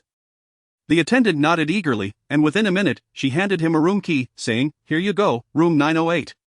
Without another word, Xiao Yunlong took the key and, carrying the beauty, made his way towards the elevator. Just as he took a few steps, the receptionist called out to him again, Handsome, do you require any special services? Chapter 151 Intense and Thrilling Special Service? Upon hearing this, Xiao Yunlong's eyes sparkled with excitement. He never anticipated that his modest hotel would offer such exhilarating services. He was intrigued. Ahem. After a brief moment of contemplation, he cleared his throat twice and dismissed the thought, for if the enticing beauty were to awaken at a critical moment, it would undoubtedly lead to an awkward situation. With a wave of his hand, he playfully patted the alluring figure, a knowing smile gracing his lips. Do you think I need anything else? With that, he cheerfully stepped into the elevator. Ah. The receptionist was left in a state of stunned disbelief, and it was only once the elevator doors had closed that she murmured to herself, How peculiar. I merely inquired if he desired a midnight snack, and his imagination seems to have taken him to unexpected places. Upon reaching room 908, Xiao Yunlong inserted his key card and entered. Without hesitation, he tossed the beauty onto the bed. This young man had an exceptional eye. Having encountered countless stunning women before, there was no need for measurement. He could ascertain with a mere glance that this beauty possessed an extraordinarily alluring D-cup figure, 36D. Xiao Yunlong exhaled, a mischievous grin spreading across his face. The beauty wore sleek black stilettos that revealed her delicate, fair ankles, embodying the epitome of a perfect figure. Her fiery curves were simply breathtaking. Alone in the room, the air crackled with tension. It was indeed a scenario rife with passion and excitement, especially in the presence of this intoxicating, inebriated beauty. Xiao Yunlong's thoughts turned wicked, contemplating what he might do next, all while the unaware beauty remained blissfully ignorant. No wonder so many flocked to bars and KTVs, seeking out such exciting encounters. It all made sense now. If it weren't for my aversion to taking advantage of others, my dear beauty, you would surely be in quite the predicament. Xiao Yunlong glanced at the beauty, attempting to suppress the wicked fire igniting within him. With a deliberate blink, he activated one of his unique abilities, his power of X-ray vision. This extraordinary gift was innate, and even he could not fathom why he possessed the ability to see through everything. It was a habit of Xiao Yunlong's to thoroughly assess his surroundings in unfamiliar environments, ensuring he had complete control over the situation. In the bustling city, where temptation lurked, some unscrupulous individuals thrived on exploiting vulnerabilities. Hidden cameras and pinhole devices were often installed in covert locations, capturing unspeakable moments on video, while it would not matter if his own toned legs or chiseled abs were caught on camera and turned him into an internet sensation. The thought of the fragrant beauty being filmed was a concern he could not overlook. As he swept his vision around the room, he found nothing particularly alarming. Just as he began to relax, however, he caught sight of a young couple next door, preparing to engage in, Damn, this is too thrilling. Xiao Yunlong felt his blood rush, a warmth flooding his nostrils, nearly causing him to bleed. This benefit is simply too shocking to behold. Alarmed, he swiftly turned back, realizing he had forgotten to deactivate his X-ray vision. His gaze fell upon the beauty, and through his extraordinary ability, her garments appeared as mere wisps of fabric, revealing her exquisite form in its entirety. The elegance of her evening gown and undergarments seemed to dissolve away, leaving nothing to the imagination. Her figure was nothing short of perfection, a flawless embodiment of the ideal proportions.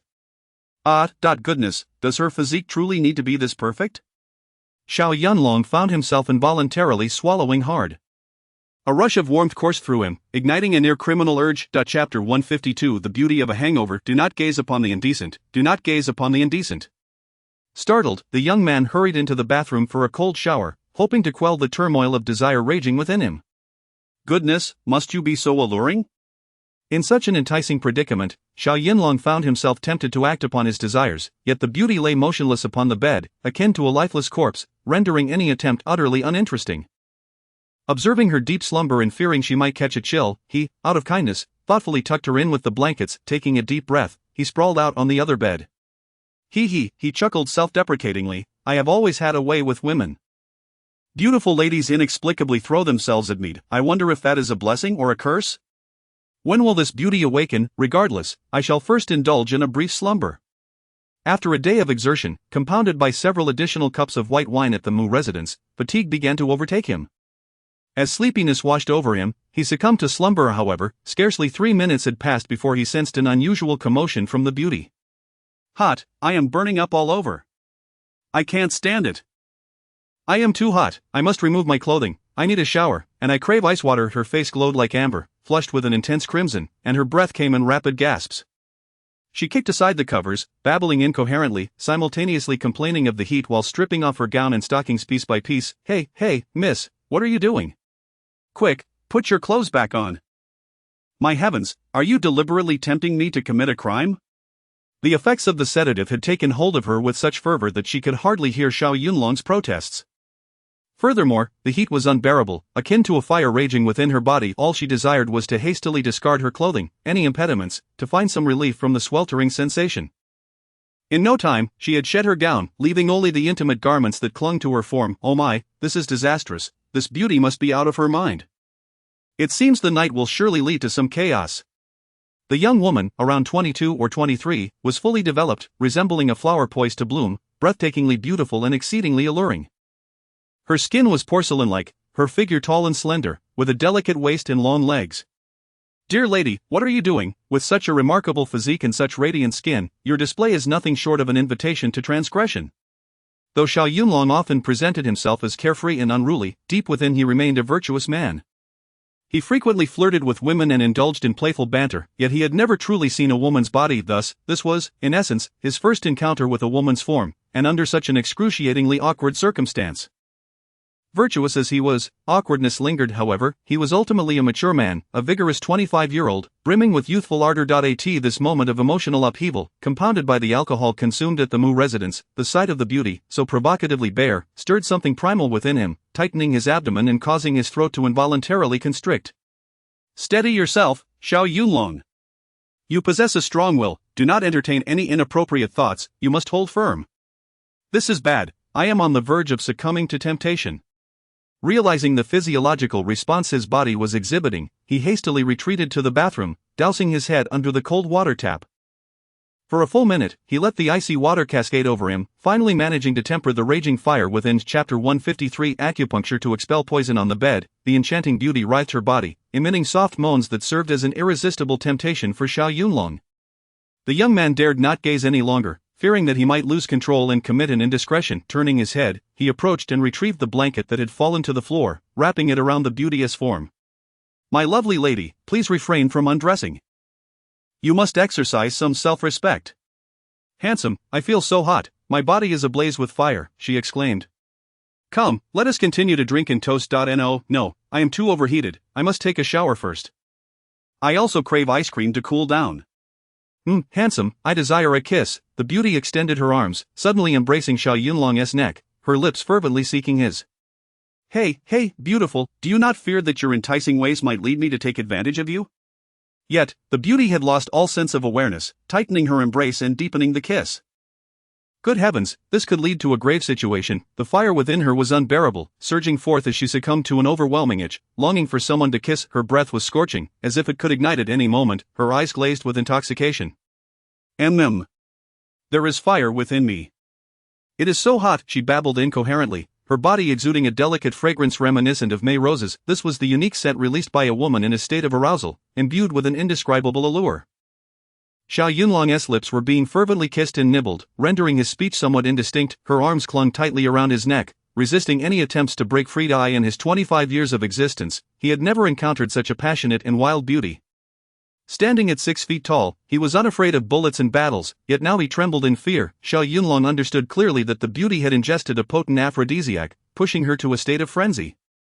In such circumstances, two things were paramount. First, she needed a man to consummate her desires. Second, a method must be devised to expel the drug from her system, otherwise, she would relentlessly pursue him for satisfaction until she was utterly exhausted. With the beauty willingly offering herself, it would be a grave injustice to not seize the opportunity. Even should he engage with her, the burden of responsibility would likely be minimal. However, he was not devoid of principles. To take advantage of her in this state would be no different than an act of depravity. Since consummation was not an option, he had to find a way to extract the drug.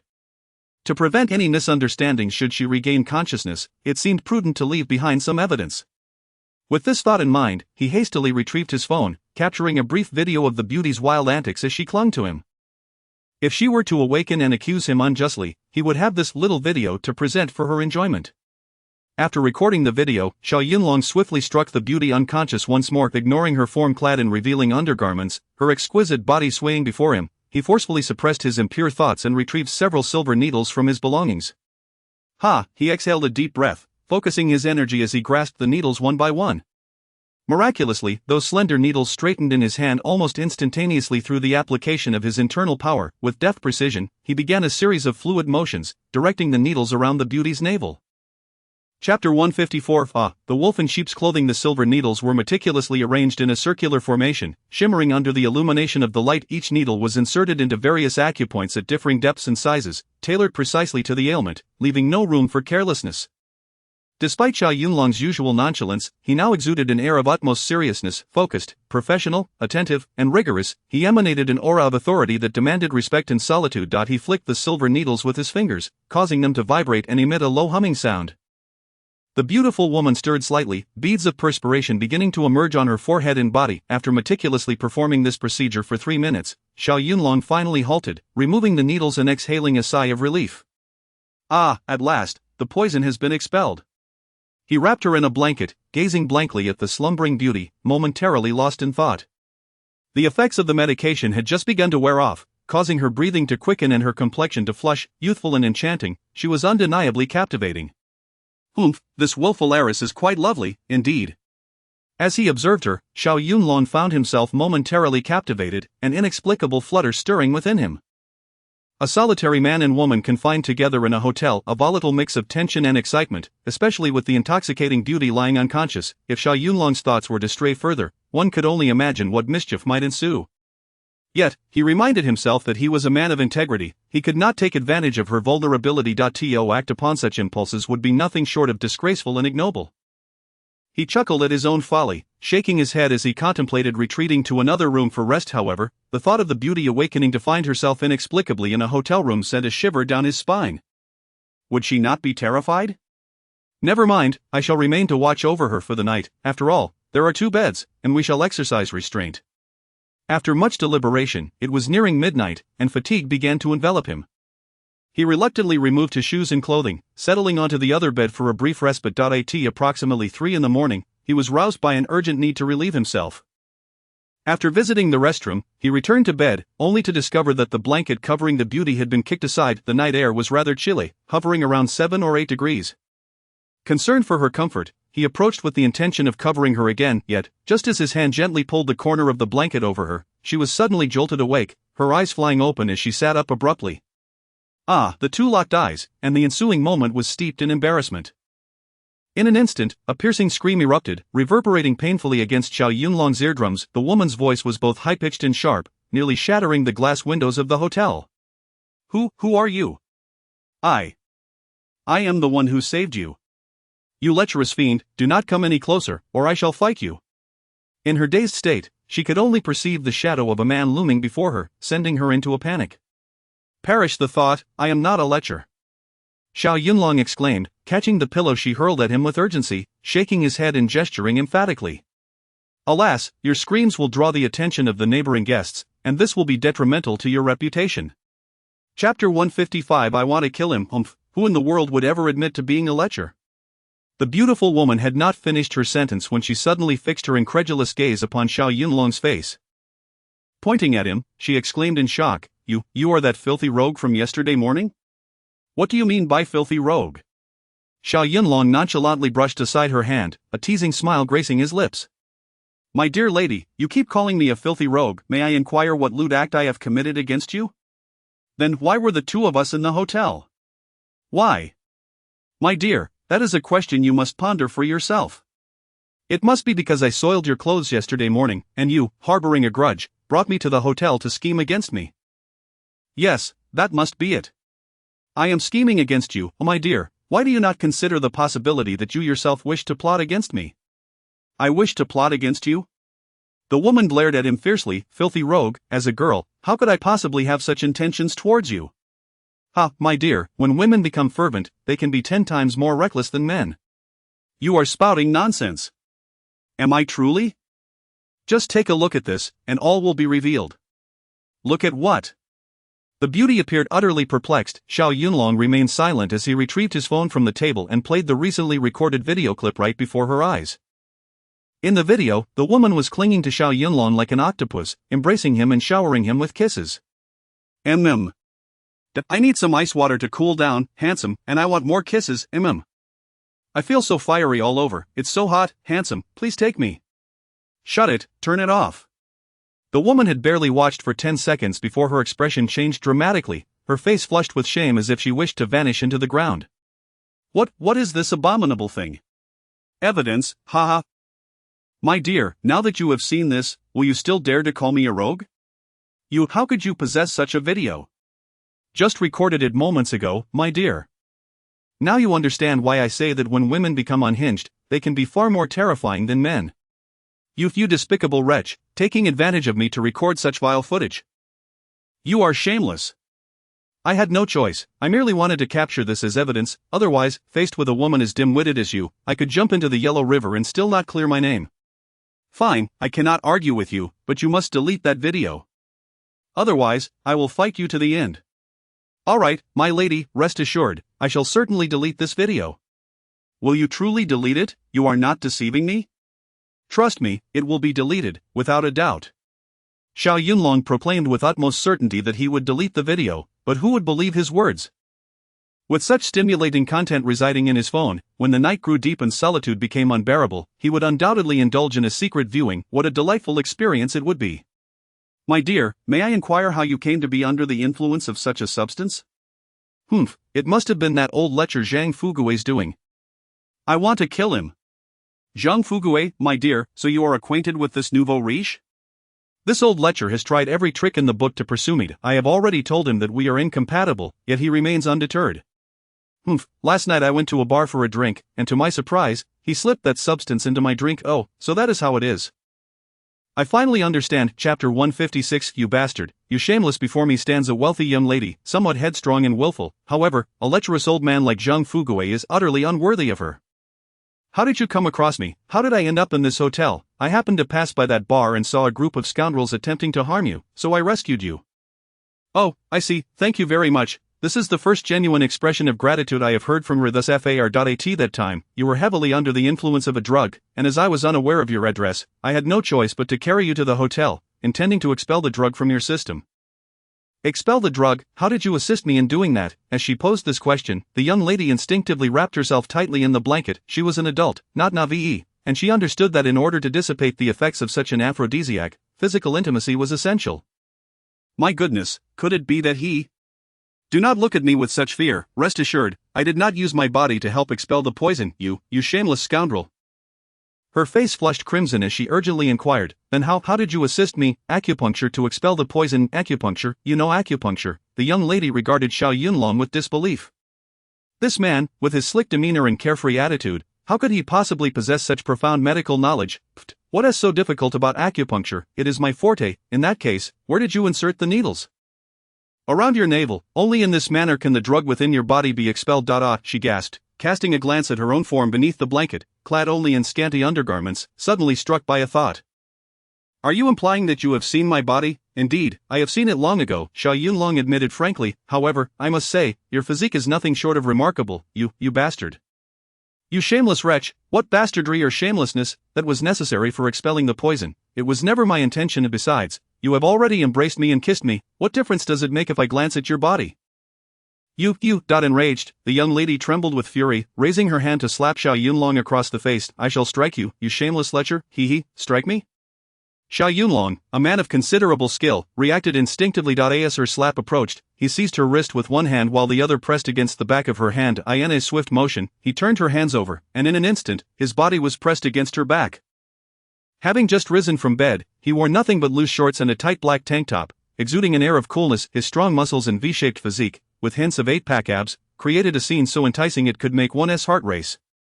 You rogue, you scoundrel," the young lady, realizing her predicament, began to thrash and struggle frantically. "Let me go, you filthy rogue, release me." However, within moments, she ceased her frantic writhing.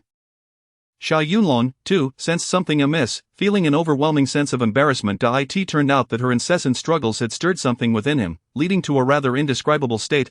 We all understand. Chapter 157 Go to Hell. The beautiful woman also realized this, which is why she dared not move recklessly and suddenly came to a halt just now. When she had come into contact with Xiao Yunlong's sensitive area, despite her open-mindedness, her face flushed a deep crimson.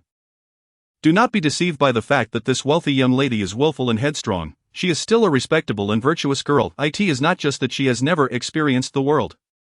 She has never even had a formal boyfriend. If she continues to struggle and squirm, stirring up Xiao Yunlong's interest, would she not be ensnaring herself in her own trap? Let go of me. The beauty was both furious and anxious, her almond-shaped eyes wide with indignation. You shameless rogue, I will call the police and have them arrest you, you scoundrel. Call the police? Xiao Yunlong chuckled wickedly, deliberately attempting to intimidate her. Beautiful lady, do you truly dare to report me? Do you think I would simply let you go?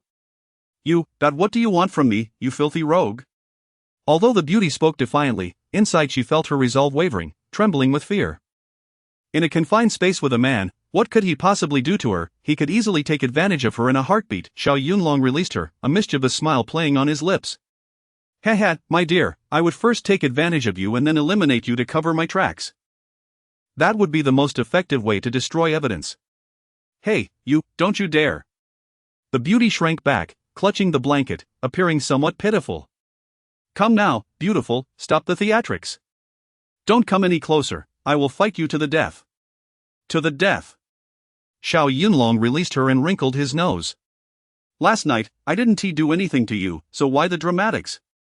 The beauty rolled her eyes in frustration, quickly checking her body. Xiao Yunlong leaned in with a playful grin. Tell me, do you sense anything amiss with your body? Perverse man, get away from me. The beauty poked his forehead with her finger, her beautiful eyes glaring at him, her playful demeanor quite alluring.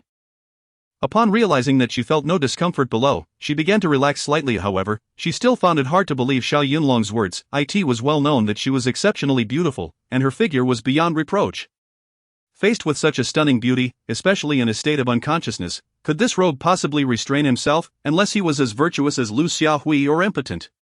You really didn't do anything to me?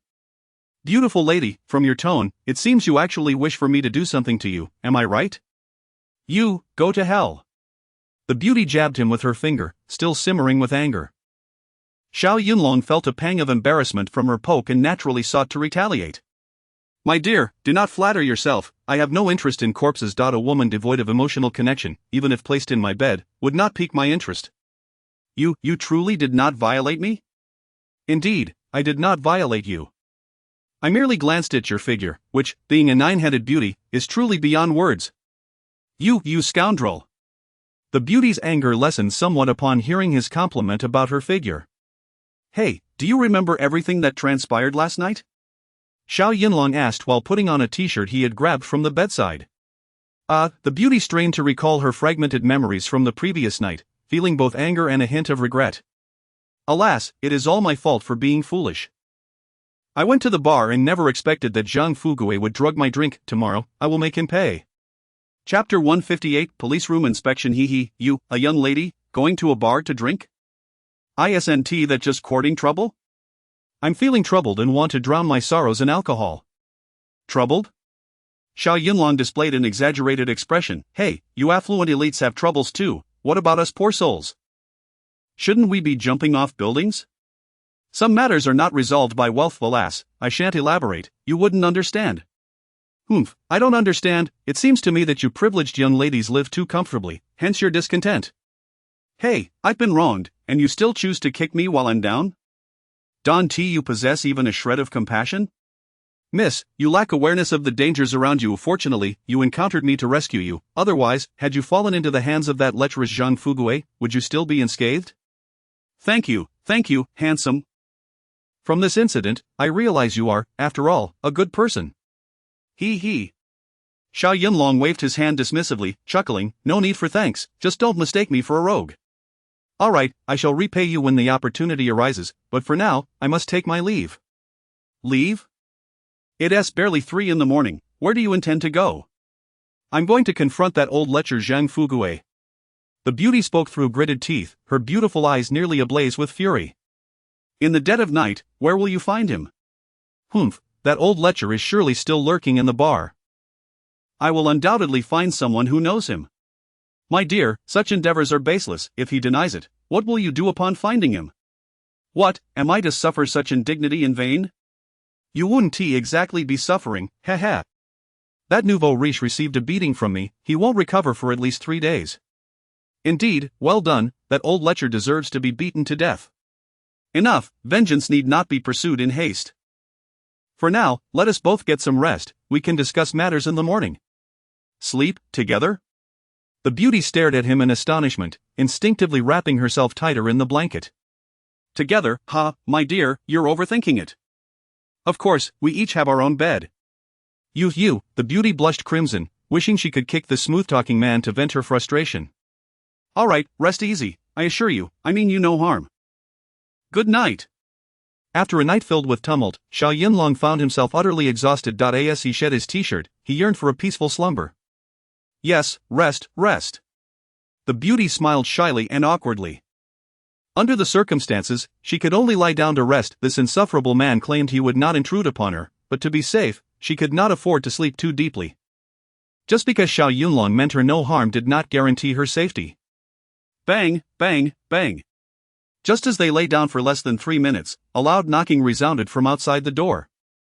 Room inspection, police room inspection.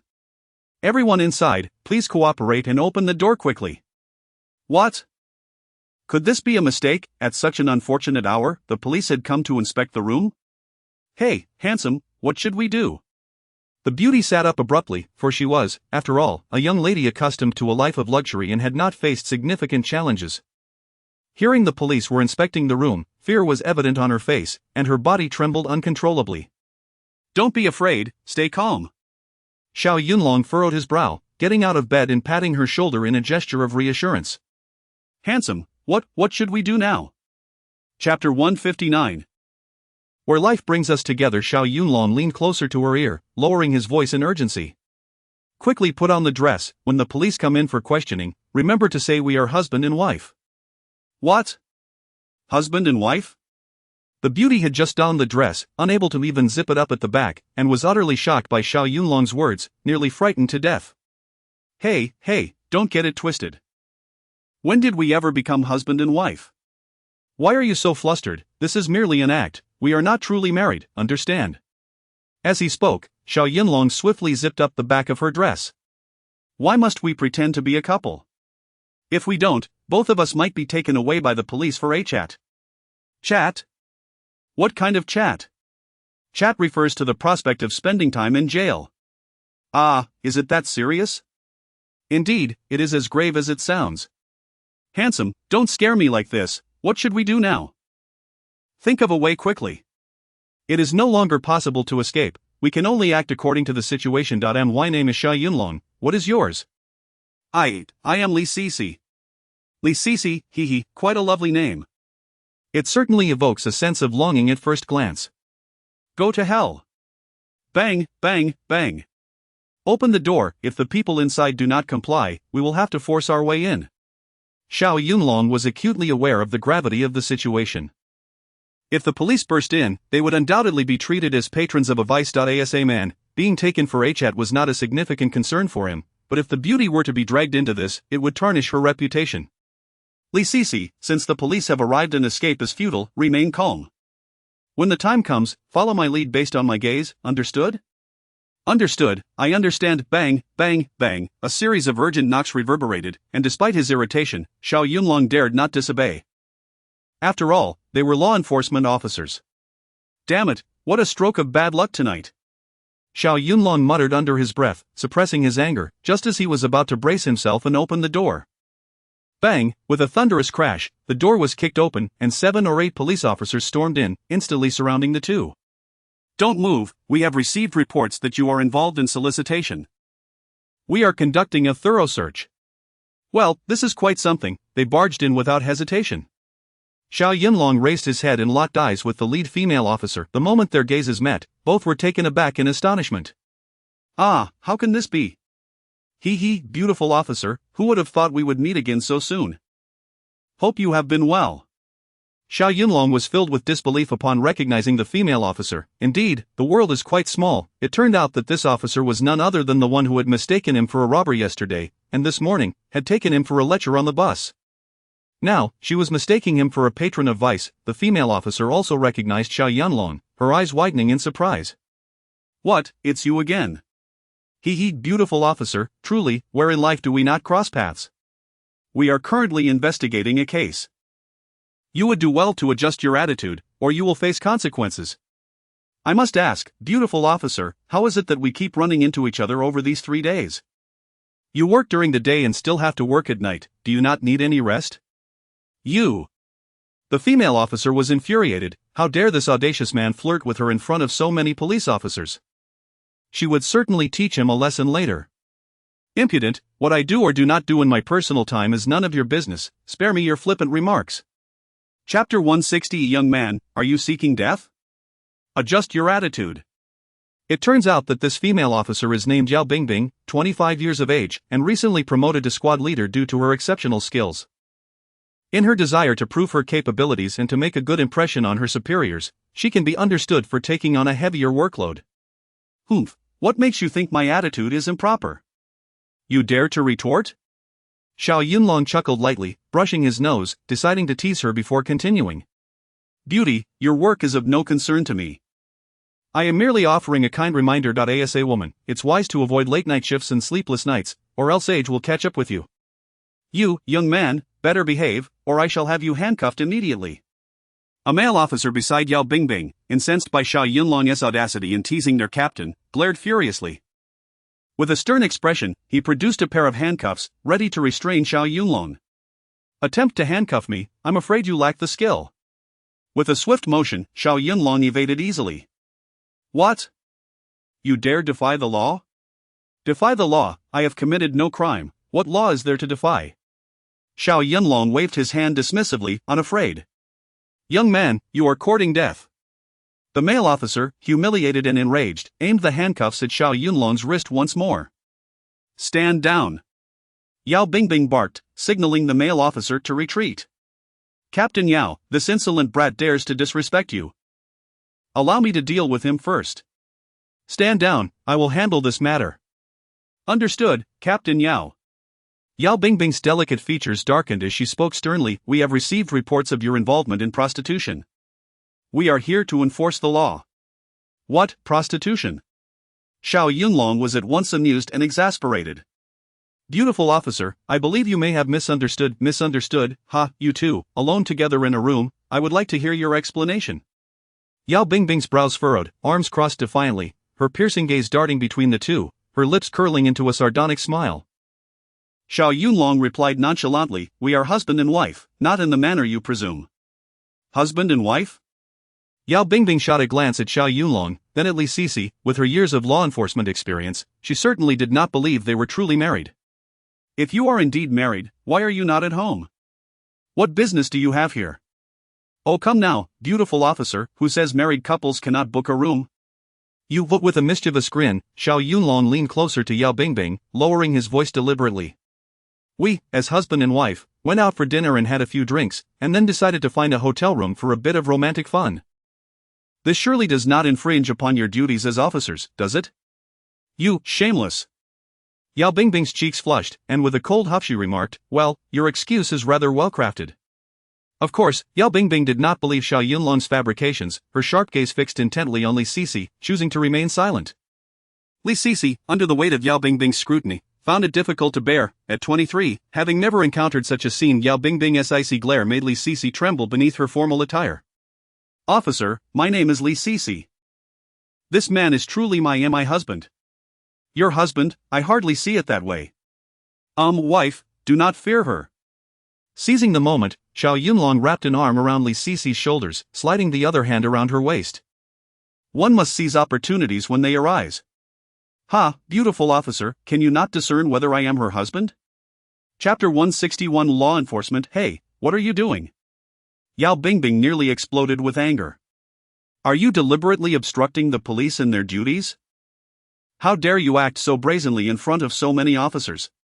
Acting brazenly, what is wrong with me embracing my own wife? Audacious! Yao Bingbing barked, her voice sharp. Stop with the nonsense. I am interrogating Miss Li here, and you shall refrain from interrupting. Fine, but allow me to make one thing clear: if you frighten my wife, I will not let this go lightly. Honey, just step aside for a moment. Li Sisi gently pushed Xiao Yunlong's hand away, biting her lip in a subdued manner. We had a few drinks and cannot drive, so we thought to rent a room for the night in the hotel. It's not as you imagine. Li Sisi, unlike Xiao Yunlong, was not as composed in her performance, nor did she possess his audacity. Her heart raced, and her voice trembled slightly, betraying her unease, particularly when she mentioned, "He is my husband." Her cheeks flushed crimson, adding an air of ambiguity to the situation. Ha ha! Yao Bingbing misinterpreted her demeanor as a sign of guilt, believing that further explanations would only amplify the misunderstanding. Under such circumstances, of course, you would claim to be married. Who would admit to engaging in illicit activities? You are twisting the facts. Li Sisi felt a mix of shame and anger, her eyes brimming with tears of humiliation. Even if they were not a genuine couple, she and Xiao Yunlong had committed no wrongdoing.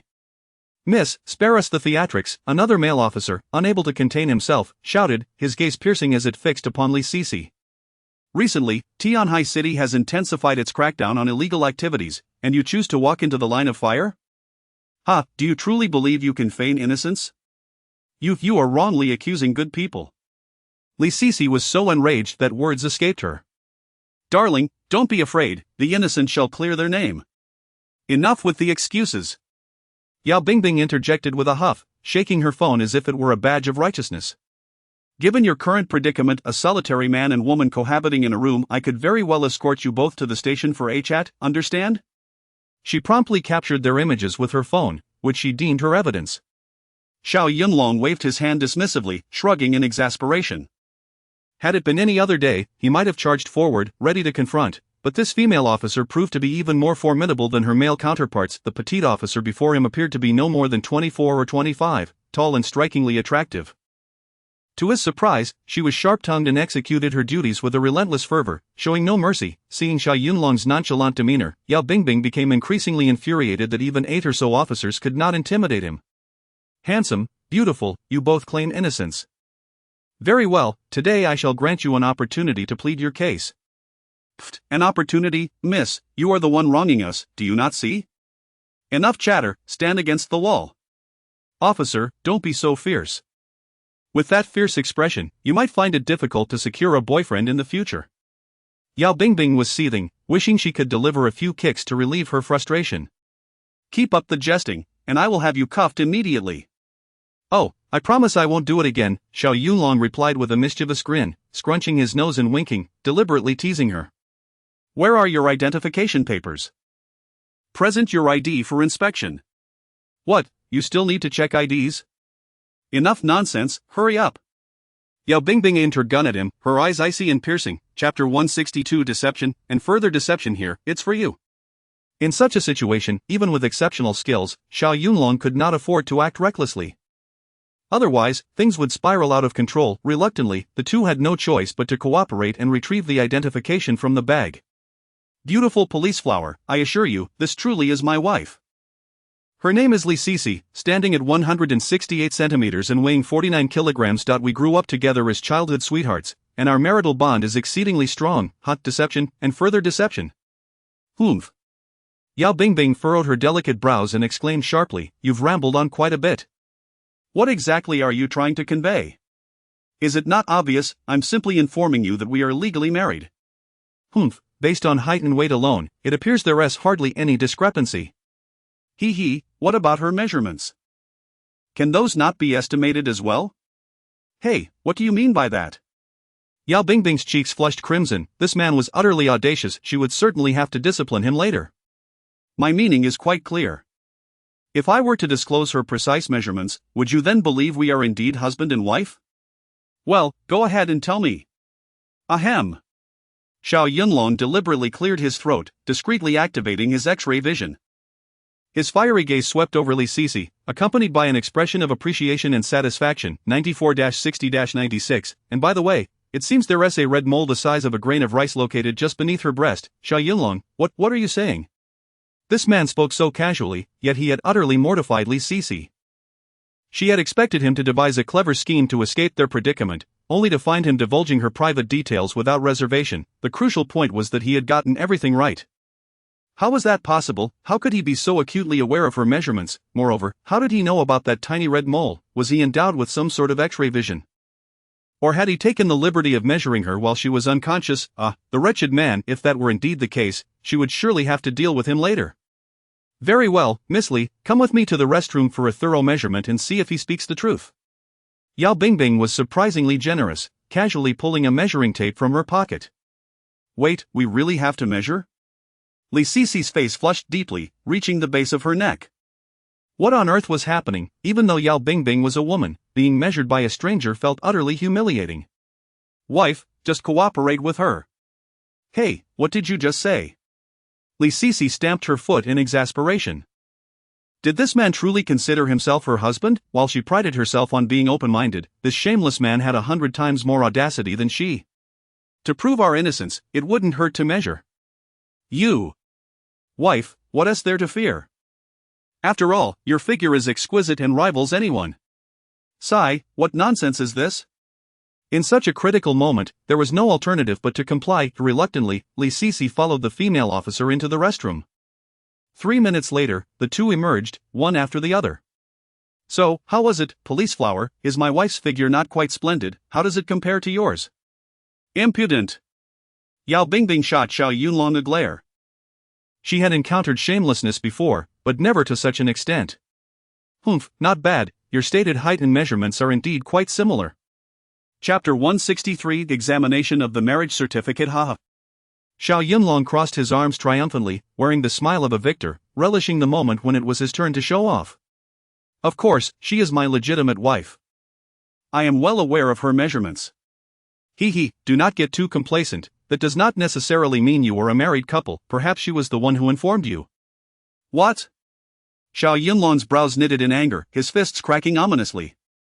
What is wrong? From your expression, do you intend to throw a punch? Hey, beautiful lady, could you please be reasonable? With my striking looks, I attract countless admirers. Do I really need to resort to solicitation? Enough of your nonsense. Everything you've said will be taken as evidence in court. If you have anything to say, do it at the police station. Wait, beautiful lady, surely this isn't necessary. Seeing Yao Bingbing's fierce demeanor, Xiao Yunlong had no choice but to soften his tone. We are a legitimate couple. We merely rented a room. Surely the police do not need to interfere so much? Even if you are indeed husband and wife, where is the documentation? Documentation? What documentation? Naturally, the marriage certificate. That? Without a marriage certificate, if a man and woman share a hotel room, even if you claim to be legally wed, we retain the right to take you to the station for further investigation, understand? The marriage certificate? Li Sisi was immediately terrified at the mention of the certificate, her body trembling involuntarily. Wife, what are you afraid of? Xiao Yunlong embraced Li Sisi, signaling her to remain calm. In such a situation, it was crucial not to reveal anything. A officer, who carries their marriage certificate around every day, look at you, so beautiful, can we perhaps make an exception? Stop flattering me. You coming with us. Wait. What else do you have to say? Allow me to check, I believe I have a photo of it on my phone. What, he has a photo of the marriage certificate? How is that possible? Li Sisi gazed at him skeptically, wondering when they had actually obtained a marriage certificate. What on earth was this despicable man planning? Yao Bingbing let out a cold laugh, suppressing her displeasure. Fine, as long as you can produce the marriage certificate, we will withdraw. Rest assured, beautiful officer, since we are husband and wife, the marriage certificate is certainly within reach. Xiao Yunlong shot her a glance, exuding confidence. He retrieved his phone, selected a photo, scribbled something on it, and presented it to Yao Bingbing. Here, this is our marriage certificate, feel free to take a look. Ah. Li Sisi nearly fainted in shock as he truly produced a marriage certificate, itching to snatch the phone for a glimpse. Could it genuinely be a marriage certificate? Yao Bingbing took the phone, glanced at the document, and noted that the names on the certificate matched their identities perfectly: Xiao Yunlong, Li Sisi. The man in the photo bore an uncanny resemblance to Xiao Yunlong, while the woman bore some resemblance to Li Sisi as well. Yao Bingbing compared the marriage certificate with Li Sisi's face. The woman seemed somewhat dissimilar. Xiao Yunlong scratched his nose, calmly explaining, "My wife's wedding photo was taken without makeup. She has applied makeup tonight. It is understandable that there might be slight differences in appearance before and after makeup. Wouldn't you agree?" That argument seems somewhat valid. Xiao Yunlong, I shall ask you once more. Is this marriage certificate indeed authentic? Chapter 164. And now it's brother's turn to show off. Of course it's true. Xiao Yunlong declared with unwavering confidence, leaning towards Yao Bingbing with a provocative smile.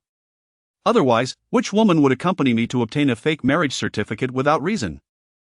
Beautiful police flower, would you? Yao Bingbing was infuriated. This insufferable man was utterly audacious. She felt an overwhelming urge to shoot him just to relieve her frustration. However, he had now produced the marriage certificate, with names and photographs that matched, making it clear that any thoughts of disposing of him were out of the question. Shoo! Xiao Yunlong whistled, waving his hand and revealing a victorious grin. Beautiful police flower, having seen the marriage certificate, perhaps you could now fulfill your promise and lead your team in retreat? All right, don't be so arrogant. Since you are indeed a legally married couple, we shall take our leave. Encountering you 3 times in a row, each time being misunderstood by you, I sincerely hope we never meet again. Seriously, it's too much to bear. Stop gloating. Yao Bingbing's expression hardened as she sternly admonished him. This is a critical period for combating vice. Be more careful in the future, lest you find yourself in hot water again. Thank you for the reminder. It seems I must carry the marriage certificate with me whenever I go out for a rendezvous. Whether you carry it or not is your concern, just don't let us catch you in a bind. Now, retreat. Thank you, officer, for your hard work. Take care. As Xiao Yunlong followed them out, he couldn't resist calling back, "Everyone, I apologize for making you busy all night." "Kid, don't get too cocky." A male officer gritted his teeth in anger. "If we catch you next time, you'll be in for a thorough reckoning." Watching the police depart, Xiao Yunlong couldn't help but feel a sense of smug satisfaction. Damn, I almost got mistaken for a patron of vice tonight. But thinking back, it was quite exhilarating, and I even had the chance to take advantage of Li Sisi's tofu dot. What a thrill. He closed the door, turning to face Li Sisi. Beautiful, all is well now. Let us continue our slumber. Sleep, my foot. Li Sisi sat on the edge of the bed, sulking. One couldn't entirely blame her. Not only had she been drugged tonight, but she had also faced a police raid, being mistaken for a lady of the night. At that moment, she felt utterly despondent. Xiao Yunlong glanced at his phone. It's only 5 in the morning, what else would you propose we do instead of sleeping? Li Sisi approached him, her expression serious. You are Xiao Yunlong, correct? Indeed, I mentioned that earlier. Beautiful, I think my name is rather commendable, wouldn't you agree? What your name is has nothing to do with me. Li Sisi snapped, her voice filled with indignation. I ask you, when did this lady marry you? Xiao Yunlong shrugged. I never claimed to have married you. Don't flatter yourself. If we're not married, then how does your phone contain our marriage certificate? This is utterly ridiculous. Hey, beautiful, why the rush? Of course I'm anxious. This concerns my reputation. Don't fret, that marriage certificate is fake. Fake? Li Sisi was even more puzzled upon hearing this. How can it be fake if the photographs and names are all correct? Xiao Yunlong feigned an air of profound mystery. Well, that's just my talent. You need not concern yourself with the details, as long as the police believe it. Chapter 165. A conversation about life and leisure time. You insufferable man, cease your pretentious posturing, this matter pertains to my reputation and honor. Show me the marriage certificate on your phone. Hey, that marriage certificate is not something to be casually scrutinized, it is a state secret. Here, when Xiao Yunlong referred to it as a state secret, he was not exaggerating, for this certificate indeed concealed numerous secrets. During his time with the Shura team, he often had to forge various documents for the sake of missions, enabling him to infiltrate enemy lines more effectively. Tonight, the marriage certificate he was showing to Yao Bingbing was, in fact, a temporary certificate he had procured with a female agent. He had fortuitously taken a photo of it and saved it on his phone, never anticipating it would serve a purpose this evening. This female agent bore a striking resemblance to Li Sisi, an oval face and large, captivating eyes. Both were undeniably stunning beauties, albeit with different names. However, given the multitude of functions available on modern smartphones, altering the name on a marriage certificate is merely a trivial matter of copy and paste. TCH. Li Sisi shot him a glare. A counterfeit marriage certificate as a state secret? Who do you think you're fooling? Believe it or not, I will not show you this marriage certificate. Fine, if you won't show it, then so be it. Li Sisi retorted defiantly, as long as the woman in the photo is not me, that's all that matters. Of course it isn't you. I have already stated that this marriage certificate is fake. Enough, I can't be bothered to bicker with you. In any case, thank you for tonight. As she spoke, Li Sisi retrieved a handful of cash from her handbag. This is all I have left. Take it and enjoy a drink. Xiao Yunlong furrowed his brows. What the hell, do you think you can dismiss me with money? Handsome, I assure you, I mean no offense, I merely wish to express my gratitude. If you truly wish to thank me, please take back your cash. It is an affront to my dignity. This, a stack of bills was left suspended in the air, creating an undeniably awkward atmosphere. Listen, I am a respectable young woman. If you refuse my money, do not expect me to offer myself in return. Offer yourself? Ha, beautiful, you are overthinking this. Xiao Yunlong crossed his arms and gazed at her with a playful smile, deliberately teasing her. If I truly had such intentions, well, when you were unconscious just now, I would have already taken that step. You, Li Sisi was so incensed that she felt an urge to kick him to relieve her frustration. You are nothing but a despicable scoundrel. Calm down, beautiful. If you genuinely wish to express your gratitude, why don't we exchange WeChat or QQ? We can chat about life when we have the time. Alright, I owe you a favor, so I will add you on WeChat. After a moment's thought, Li Sisi added, but let it be clear, do not expect me to engage in any frivolous conversations. Good, let us add each other first. Xiao Yunlong secretly delighted in the thought, as long as you add me on WeChat, with my charm, you will soon be the one seeking to engage in discussions about life. Thus, the two exchanged WeChat contacts, and Li Sisi was eager to leave the hotel without delay. Hey, Xiao, I'm off. You rest. Beautiful, are you really leaving this early?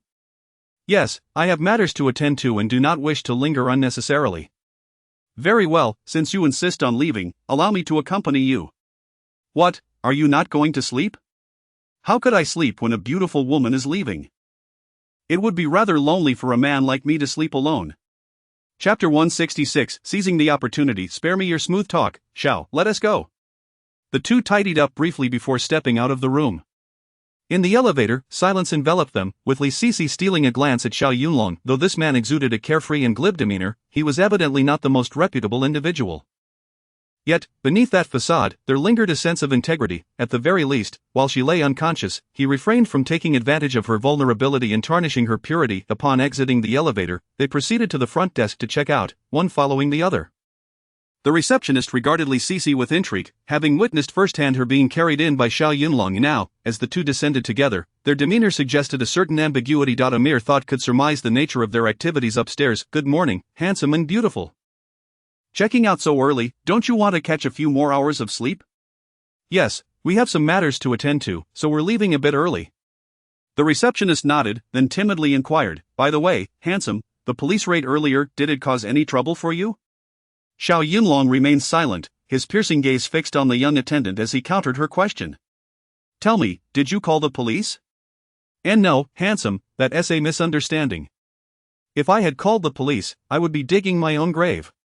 Humph, so you really didn't call them? On my honor, I swear I did not. Stop your evasions, I clearly saw you dial 110 when I first checked in. That. I hung up right away. Your mere dialing and hanging up provided a lead for the police, bringing them to the hotel. Ah, is that truly the case? Ha, you nearly got me killed tonight. Well, are you both all right? Humph, would we be here if something were amiss? Indeed, you make a valid point. My apologies. Forget it, I can't be bothered to argue with you. Xiao Yunlong wrapped his arm around Li Sisi's slender waist, taking advantage of the moment to indulge in her tofu. We are legally married, with a marriage certificate. If the police come to check, what concern is it of ours? He leaned closer to her ear, feigning affection as he murmured, Wife, wouldn't you agree?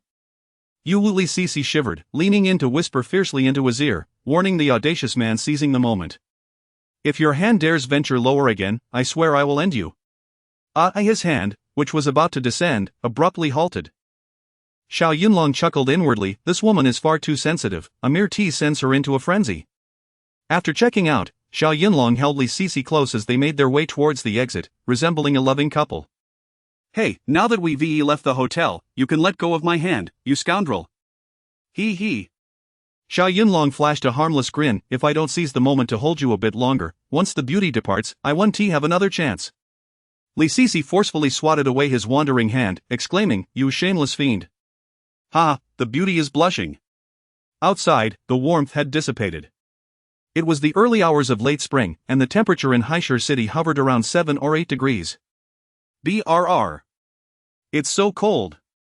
Li Sisi, clad only in an evening gown, exposed her slender arms to the chill, puffing warm breath into her hands as she shivered. Beautiful lady, feeling the chill now? Who told you to leave the hotel so early? Humph, why do you care? Chapter 167 of The Essence of Manhood. It is not that I wish to meddle, but I cannot bear to witness a beauty suffering from the cold. Cut it out, smooth talker. Although Xiao Yunlong's words were somewhat teasing, he gallantly removed his leather jacket and draped it over her shoulders just in time. Li Sisi gazed at Xiao Yunlong, who was clad only in a short-sleeved t-shirt, somewhat astonished. You give me your jacket, and you're not cold yourself? Not a bit. Xiao Yunlong waved his hand dismissively. I am a man, robust and resilient. This slight chill is nothing. He was not exaggerating, with his physical constitution, he could endure the frigid temperatures of 30 degrees below zero for 3 days and nights, likewise, he could traverse the scorching deserts where temperatures soared to 60 degrees Celsius. In that moment, Li Sisi felt a twinge of gratitude. Once the jacket enveloped her, warmth immediately flooded her body. Xiao Yunlong, how will I return this jacket to you later? Don't worry about it. It's merely a piece of clothing. If you don't wish to return it, you can toss it into the trash. No. Now, Li Sisi felt a bit embarrassed. This jacket is of good quality, genuine leather. It would be a shame to throw it away. I shall return it to you. Very well, if you wish to return it, just message me on WeChat to arrange a time. Yes, I will contact you later. Alright, the timing is entirely up to you. I am at your service. As he spoke, Xiao Yunlong hailed a taxi for Li Sisi at the corner. Beautiful lady, the car has arrived, hop in. Thank you, Xiao Yunlong. This was the most sincere expression of gratitude Li Sisi had offered thus far, and she elegantly settled into the vehicle. Farewell, enchanting lady. Should you need anything, remember to message me. Indeed, we shall keep in touch via WeChat. Inside the car, Li Sisi adjusted the jacket around her shoulders, and a distinctly masculine scent enveloped her, mingled with a faint trace of tobacco.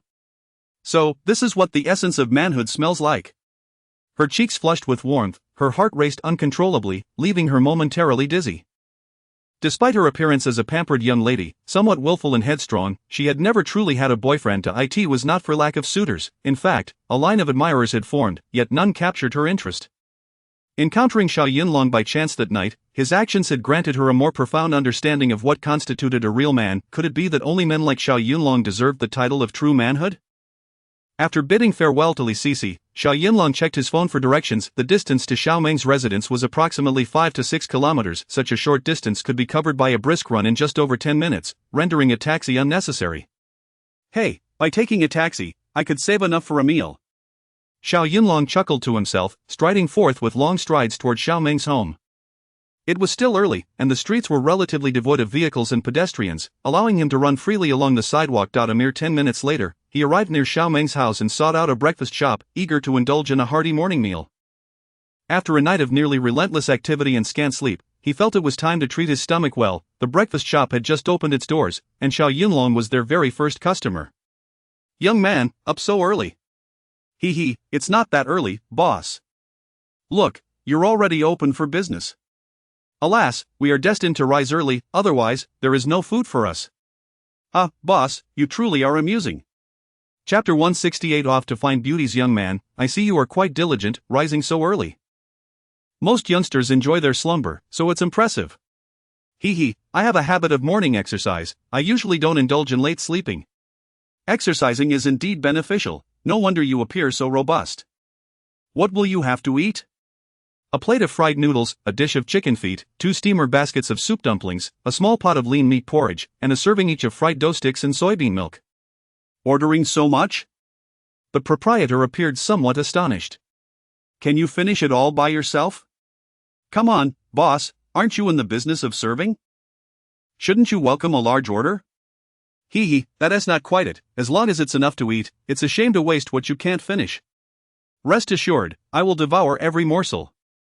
All right then, young man, I shall prepare exactly what you've ordered. Given the early hour, the establishment had only Xiao Yunlong as a patron, with the proprietor, chef, and servers attending solely to him. Soon, a sumptuous breakfast was presented before Xiao Yunlong. Wow, it smells delightful. Gazing at the steaming, aromatic spread, Xiao Yunlong's appetite surged. Coupled with the previous night's exertions, he was indeed famished. In a matter of minutes, he devoured everything on the table with remarkable speed. Ah, delightful, boss, please pack 1 more portion of soup dumplings and a serving of lean meat porridge. Certainly. Encountering such a cheerful customer for his first order, the proprietor beamed, his spirits lifted as he worked. When Xiao Yunlong settled the bill, he realized that the total, including the takeout, was under 100 yuan, which he sincerely deemed a bargain. Carrying the breakfast back to Xiao Meng's home, he glanced at his phone. It was only 6:20.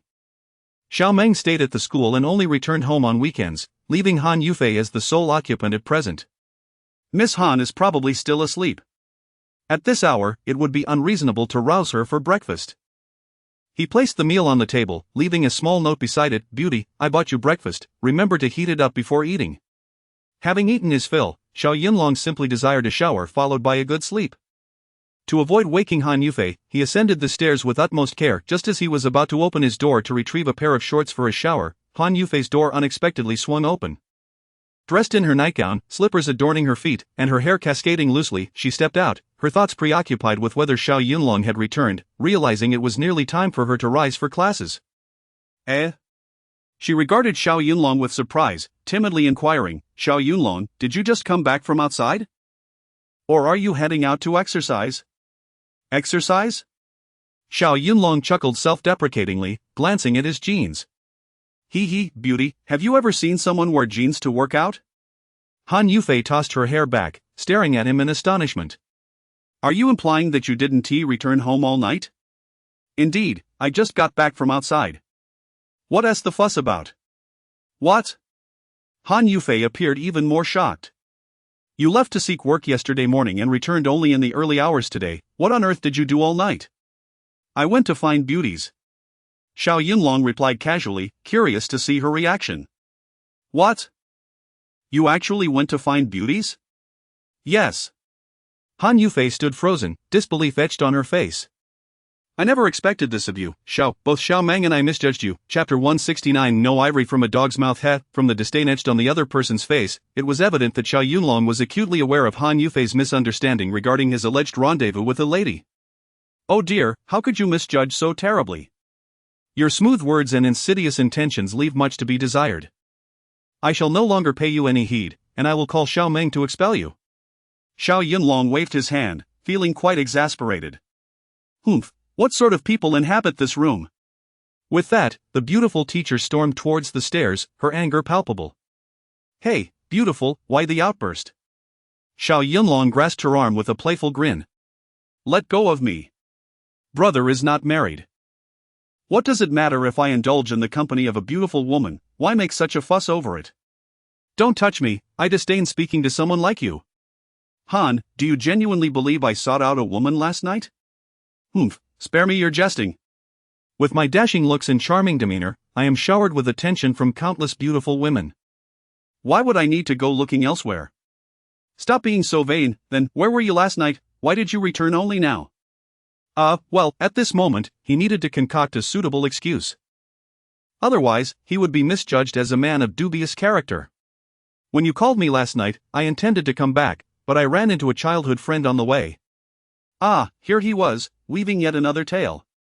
A childhood friend? Indeed, he insisted that I join him for drinks and conversation. We haven't seen each other in over a decade, and before we knew it, we were chatting until dawn. In this instance, Xiao Yunlong told a well-meaning lie, not wishing to complicate matters further. While Han Yufei's misunderstanding was manageable, he certainly did not want Xiao Meng to think of him as one of those debauched men. TCH, if you were drinking, just admit it, why fabricate a story about seeking out women? Honestly. You just woke up, and your mind is still foggy. I merely wish to lighten the mood. Lighten your head. Han Yufei shot him a glare. Enough of this nonsense, I must return to school for my classes. Wait, beautiful, on a serious note, I conveniently bought you breakfast, still warm, eat it before heading to school. I'm not eating. Why not? Are you still angry? I'm not so petty, I simply wish to lose weight. A cup of milk is sufficient for breakfast. Xiao Yunlong stole a glance at her, unable to suppress a soft murmur. 1 more pound makes you feel fat, 1 less makes you feel thin. With such an exquisite figure, why bother losing weight? Isn't that just seeking trouble? Indeed, at a height of 1.7 meters and weighing merely 50 kilograms, Han Yufei possessed an extraordinarily enviable physique. Yet, some male teachers at school had rather peculiar standards of beauty, often remarking on her supposed weight. It is well known that women are often obsessed with their appearance and prone to vanity, especially in an era that idolizes slenderness. Xiao Yunlong, do you truly believe I am not overweight? Han Yufei suddenly became intrigued. 1 more pound makes you feel fat, 1 less makes you feel thin. If you lose more, you'll lack a pleasing texture. You know ivory could emerge from a dog's mouth. Han Yufei felt an overwhelming urge to kick this insufferable man, who was perpetually seeking to take advantage of her. What was meant to be a compliment twisted into something else entirely in his mouth? What manner of man was he, truly? Chapter 170. How exciting! Shoo! Xiao Yunlong let out a whistle, gazing at the pouting Han Yufei, his face adorned with a triumphant expression.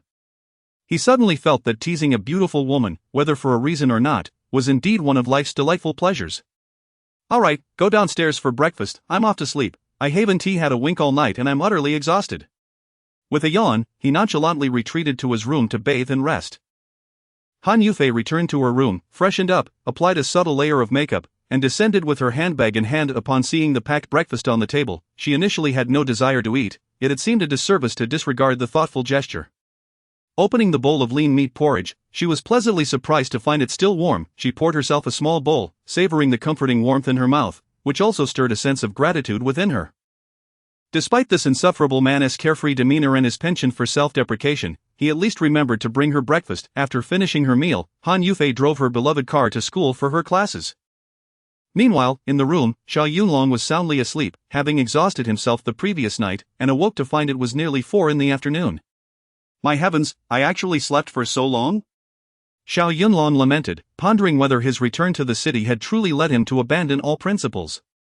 It was too late to seek employment now, he might as well treat himself to a day of leisure. After hastily preparing a bite to eat, he decided to tidy up his living space before heading to the market for some groceries, planning to whip up a grand meal for himself that evening. Us soldiers are simply different, he hummed a tune, bounding down from the 2nd floor to the living room. In the living room, the sofa was cluttered with coats and school uniforms, a mix belonging to both Han Yufei and Xiao Meng, with shoes strewn about haphazardly. Ah, it seems these 2 lovely ladies aren't particularly fond of tidying up. Though Xiao Yunlong was a man, he had been well trained in the organization, managing tasks with precision. The disarray in the room unsettled him. Since I have some free time today, let me take it upon myself to tidy up. He began by clearing the empty snack wrappers from the coffee table and taking the collected trash outside. He placed the mismatched high-heeled shoes into the cabinet, straightened out the slouched sofa cover, swept the floor, and wiped the windowsill. Then he turned to the clothes on the sofa, organizing the long trench coat, the short leather jacket, and the school uniform jacket one by one. Ah, what is this? Xiao Yunlong inquired as he reached into the crevice of the sofa and pulled out a black lace-trimmed bra. Measuring it with his hands, he noted the size. A D cup was certainly not Xiao Meng's, without a doubt. It belonged to the beautiful teacher, Han Yufei. Goodness, this is quite the surprise, he exclaimed. Could it be that heaven has recognized the toil of my domestic chores and decided to reward me? Scratching his head, he recalled Han Yufei's alluring figure, envisioning her donning this delicate piece of lingerie. Gulps. He involuntarily swallowed, and in a moment of impulse, brought the lingerie to his nose for a sniff. Closing his eyes, he inhaled deeply. Delightful. Hey, what are you doing? Lost in reverie amidst the intoxicating scent of femininity, Xiao Yunlong was jolted back to reality by a sudden sharp voice. Turning around, he was met with the sight of Han Yufei stepping through the living room door. Chapter 171. A fair lady, wronged. Oh my heavens, what is this situation? Upon witnessing such a lewd scene, Han Yufei's face nearly turned green with rage. This afternoon, she had only one class, and after it concluded, she yearned to return home and rest. Little did she know that upon entering her abode, she would find this wretched pervert sniffing her undergarment beneath his nose. Such a repugnant sight. Get out! Remove yourself from my sight, you shameless scoundrel! The beautiful teacher, seething with indignation, lunged forward and snatched her underwear from his grasp. Leave, this instant! Without further ado, she shoved him out through the living room door, at that moment wishing she could end his existence. Hey, Han Beauty, this is a misunderstanding. Caught red-handed, and you still dare to claim innocence? Oh, I was merely tidying up. It's not as you imagine, please believe me.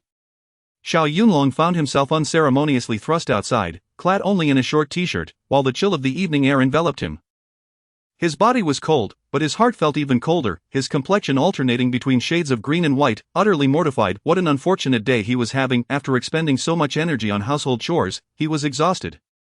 Why, of all moments, did she have to return while he was engaged in such an embarrassing act? Oh, for heaven's sake, Xiao Yunlong, why did you even put yourself in this predicament? Bang! The living room door slammed shut behind him. Alas, he had no keys on his person. Could his misfortune be any greater? Han Beauty, open the door. How can I possibly enter if you leave me out here? You vile scoundrel, perish outside. Inside the living room, Han Yufei was both furious and distressed, lamenting her ill fate of cohabiting with such a lecherous rogue. What can be endured, and what cannot? This matter must be relayed to Xiao Meng. He cannot remain here any longer. Yet, after pacing the living room twice, she began to sense something amiss. The once disheveled space was now immaculate, the floor gleaming and the furnishings in perfect order. Upon closer inspection, even the water stains on the table appeared barely dried. Could it be that she had truly misjudged him? Yet she had distinctly seen him holding her underwear to his nose, his expression one of sheer ecstasy. Beauty, please open the door, I promise never to touch your belongings again. Imagine the embarrassment if someone were to see me standing here outside. You shameless rogue, I shall inform Xiao Meng and have her expel you. Please, no. He dared invoke Xiao Meng, knowing full well she was his nemesis. Han Beauty, such matters should not be disclosed to Xiao Meng. It would be detrimental for both of us, wouldn't it, considering the substantial housework I have done? If nothing else, grant me this favor. Beauty, look at your exquisite appearance, surely, you cannot be so petty. Since this shameless rogue had ventured to such lengths, she felt she could not be entirely heartless. However, he must pay some price, to ensure he thinks twice before behaving so lewdly in the future. A glimmer of inspiration struck her mind, and a brilliant idea emerged. Yes, this shall be his punishment. Han teacher, do not be angry. Anger will only hasten a woman's aging. Great Beauty, I implore you, please open the door. Just as Xiao Yunlong was knocking on the door, contemplating where he might spend the night, the door creaked open. Beauty, you finally opened the door. Thank you. Han Yufei crossed her arms, standing in front of him with a bemused smile. Xiao, if you wish for me to keep this incident from Xiao Meng, what will you do? Chapter 172. The consequences of misconduct. Think. Xiao Yunlong nodded eagerly, but in the next moment, upon gazing at Han Yufei's expression, an ominous premonition suddenly washed over him. As long as you do as I say, I promise I won't tell Xiao Meng. Alright, as long as you keep it from Xiao Meng, I will comply with anything you ask. Anything at all? Han Yufei's enchanting eyes sparkled, secretly relishing the moment. You insufferable rogue, just wait until I deal with you. Humph, those are your words. Come inside. Thank you, beautiful, thank you, beautiful. Xiao Yunlong followed her into the living room with an eager bounce, and it was only during the ensuing events that he realized he had fallen into a trap. I say, Han the Beauty, can we perhaps opt for a different method of punishment? Xiao Yunlong, pressed against the living room wall, wore a face full of distress, pleading for mercy. Absolutely not. We shall use this as punishment. Han Yufei sat on the sofa, crossing her legs, looking triumphantly at her masterpiece, stifling laughter, her mood indescribably delightful. At this point, Xiao Yunlong felt like he might as well be dead. Standing at attention for hours was no challenge for him, but now, in his current predicament, his upper body was bare, and a black lace-trimmed bra hung precariously from his 8-pack abs. Due to size constraints, it could not be fastened at the back, leaving it to dangle embarrassingly in front. Picture that, the scene was simply too exquisite. I say, beauty, is it really necessary for a grown man like me to wear this? Absolutely yes. You could make me stand on my head as punishment, or even have me do housework for a month. No, a year would be fine. Humph, don't you dare try to bargain with me. Han Yufei picked up a teacup from the table, took a sip, and then spoke leisurely. TCH, don't you love this thing? Since you do, why not wear it yourself and try it on? No, beauty, it's a misunderstanding. I was genuinely cleaning the house just now, and you saw the results. Humph, how could cleaning lead to a bra appearing? Hee, that's a question for you to ponder. I truly found it wedged in the sofa cushions. Go tell that to someone else. Han Yufei shot him a disdainful glance, her eyes filled with contempt. Oh, so you find something pulled from the sofa cushions to be worthy of sniffing and reveling in? You have quite the peculiar penchant. Are you perhaps a dog? Damn it, I'm finished. It seems my image has been irrevocably set in this beautiful teacher's mind as that of a rogue. As the captain of the Shura Special Forces, I have encountered all manner of formidable characters, yet now, I find myself bested by this petite woman. Returning to the city truly feels like a failure. Humph, who told you to clean the house? I hired a cleaning service. They come weekly, so whether you clean or not, I still have to pay them. Ha, a classic case of ungrateful toil. After standing for half an hour, Han Yufei shot him another glance, her anger finally subsiding somewhat. Enough, no more standing. It is quite embarrassing to behold. Thank you. Xiao Yunlong cautiously inquired, so you won't tell Xiao Ming about this incident in the future, right? Rest assured, since you've been punished, I certainly won't say a word. Then, thank you.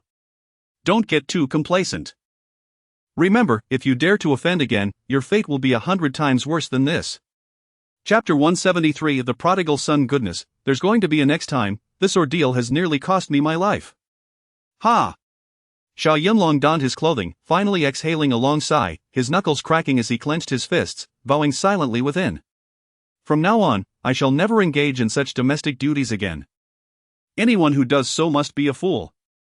Bang, bang, bang. Seething with frustration, Xiao Yunlong was about to ascend to the second floor when, quite suddenly, a knock echoed from outside. The knocker was unlikely to be Xiao Meng, as she possessed her own key and had no need to announce her presence. Moreover, the young lady seldom returned home before the weekend due to her rigorous studies in preparation for the impending college entrance examination. Who is it? Han Yufei was just about to peer through the peephole to discern the visitor's identity. Fei. At that moment, a soft, effeminate voice emanated from outside, rather reminiscent of an ancient eunuch, neither distinctly male nor female. I know you reside here. Your car is parked right outside. You must have returned from school. Fei, would you kindly open the door for me? Fei, oh my goodness, such a familiar address implies their relationship is anything but simple. Xiao Yunlong winked at her and waved his hand dismissively. Hey, beautiful Han, your boyfriend is here. Perhaps I should retreat upstairs for a while? Humph, retreat? Nonsense. Han Yufei retorted, exasperated. He is not my boyfriend, merely an annoying suitor. Oh, the suitor of the enchanting Han. I trust he possesses commendable qualities in every aspect. Spare me your flattery. Listen, Xiao Yunlong, I utterly detest this person. Would you assist me in fending him off? Ha, if you desire my help, you may call me Xiao Yunlong, but if you wish to discard me, do not hang your troubles upon me. Seeing his reluctance, Han Yufei resorted to a playful plea. Xiao Yunlong, I beg of you. That single plea sent shivers down Xiao Yunlong's spine. All right, enough with the coaxing. What do you propose I do to obstruct him? She shot him a disdainful glance. Humph, with your worldly wisdom, you ought to know how to handle this. Well, of course, I understand. Fine, it all hinges on your capabilities. He. Xiao Yunlong leaned closer, his audacity rivaling that of a fortress. The crux of the matter is, if I help you fend him off, what do I stand to gain? Get away from me. Han Yufei pushed him aside with a finger. If you assist me, I shall treat you to a lavish dinner tonight. Ah, a sumptuous feast? Then everything is negotiable. Bang, bang, bang. Fei, dear Fei, I know you are inside. Would you kindly open the door for me? This insufferable eunuch has come knocking again, it's utterly maddening. Upon hearing that ambiguous voice, Han Yufei felt utterly exasperated. She was acutely aware that the individual outside was none other than the prodigal son, Chen Dazhuang. Despite his name suggesting strength, his voice was as delicate as a woman's. It was baffling how his parents bestowed such a name upon him. Chen Dazhuang, the scion of the Chen family, epitomized the archetype of a privileged second-generation official. Relying on his esteemed lineage, he was devoid of skills, spending his days indulging in debauchery and frivolity, living a life steeped in hedonism. Han Yufei found such a dandy utterly intolerable, squandering his parents' wealth, basking in the glory of his father's reputation, all while considering himself remarkably impressive. Yet, for all her disdain, as an English teacher, she could hardly afford to offend someone of his ilk, especially since his father was the director of the city's Bureau of Industry and Commerce, necessitating a veneer of civility. Sigh. With a resigned breath, she steeled herself and opened the door to the living room, allowing the intruder to enter without a hint of courtesy. Chapter 174. Who is this wild man, Chen Dazhuang, a name that starkly contrasts with his diminutive physique, standing at approximately 1.75 meters, even in high heels. Han Yufei appears taller than him. With a pointed chin and a gaunt frame, his pallid complexion bears a distinctly unhealthy hue, indicative of a life of excess and physical debilitation. Fei, after a long day of classes, you must be exhausted. He clutched a lavish bouquet of roses, his gaze shamelessly wandering over Han Yufei's face and figure. I've reserved a table at a fine dining restaurant nearby. Shall we indulge in a Western meal together? Before Chen Dazhuang could finish his sentence, a towering man emerged from the kitchen, startling him. What the hell, Fei, why is there a man in your apartment? As he uttered these words, his expression darkened, his glare fixed on Xiao Yunlong, brimming with animosity. Han Yufei began to explain that he was merely a housemate, but Xiao Yunlong interjected. Teacher Han, I just unclogged the kitchen sink. It's no longer blocked. What? Unclogging the kitchen? Han Yufei suppressed a laugh. When did this insufferable man become a handyman? Glancing at Chen Dazhuang, Xiao Yunlong noted the man's pointed features, which seemed utterly unworthy of Han Yufei. Whether he needed to play the role of her boyfriend would depend on how events unfolded. Everything seems fine below. I'll head upstairs to check the bathroom for any blockages. Hey, wait a moment. Just as Xiao Yunlong set foot on the stairs, Chen Dazhuang called out to him. Are you addressing me, young master? Xiao Yunlong halted, his demeanor unruffled. What, could there be other men in this house? None, I am the only man here. Humph. Chen Dazhuang regarded the shabby figure before him, tall and rugged, and with an appearance reminiscent of a laborer. Well, a solitary man and woman behind closed doors, how industrious. Upon hearing Chen Dazhuang's sardonic remark, Xiao Yunlong's brow furrowed. Chen Dazhuang's suspicions were not without merit. It was evident that this man was acquainted with Han Yufei. To claim he was merely a repairman was likely a cover for something more intimate. Having pursued Han Yufei for nearly a year, with both families in agreement, he found himself infuriated that this seemingly frigid beauty ignored him entirely, and now, witnessing the woman he admired in the company of a man who looked like a laborer, his frustration was palpable. If nothing untoward had transpired, who would believe it? Unclogging a sink, based on narratives from those salacious films, he couldn't help but wonder which drain had truly been cleared. Why the silence? Are you mute? Assuming Xiao Yunlong was intimidated into silence, Chen Dazhuang grew bolder, seizing Xiao Yunlong's arm with a defiant air. You little wretch, a laborer, what makes you think you can act tough with me? Tough? Where have I been acting tough? What, do you dare to retort against me? Chen Dazhuang, stop this. Han Yufei rushed over, sensing the tension as she intervened between the two. Seeing the beautiful woman defend this man only darkened Chen Dazhuang's mood further, and he hurled the bouquet of roses to the ground in frustration. Han Yufei, you must clarify today what exactly this wild man represents. Chapter 175. A brutal beating. Humph. Upon witnessing Chen Dazhuang's deliberate provocation, the beautiful teacher could not help but feel a surge of anger. Chen Dazhuang, cease your insipid mockery. What business is it of yours who he is? Han Yufei, Chen Dazhuang, sensing Han Yufei's intention to defend Xiao Yunlong, became even more convinced of his suspicions.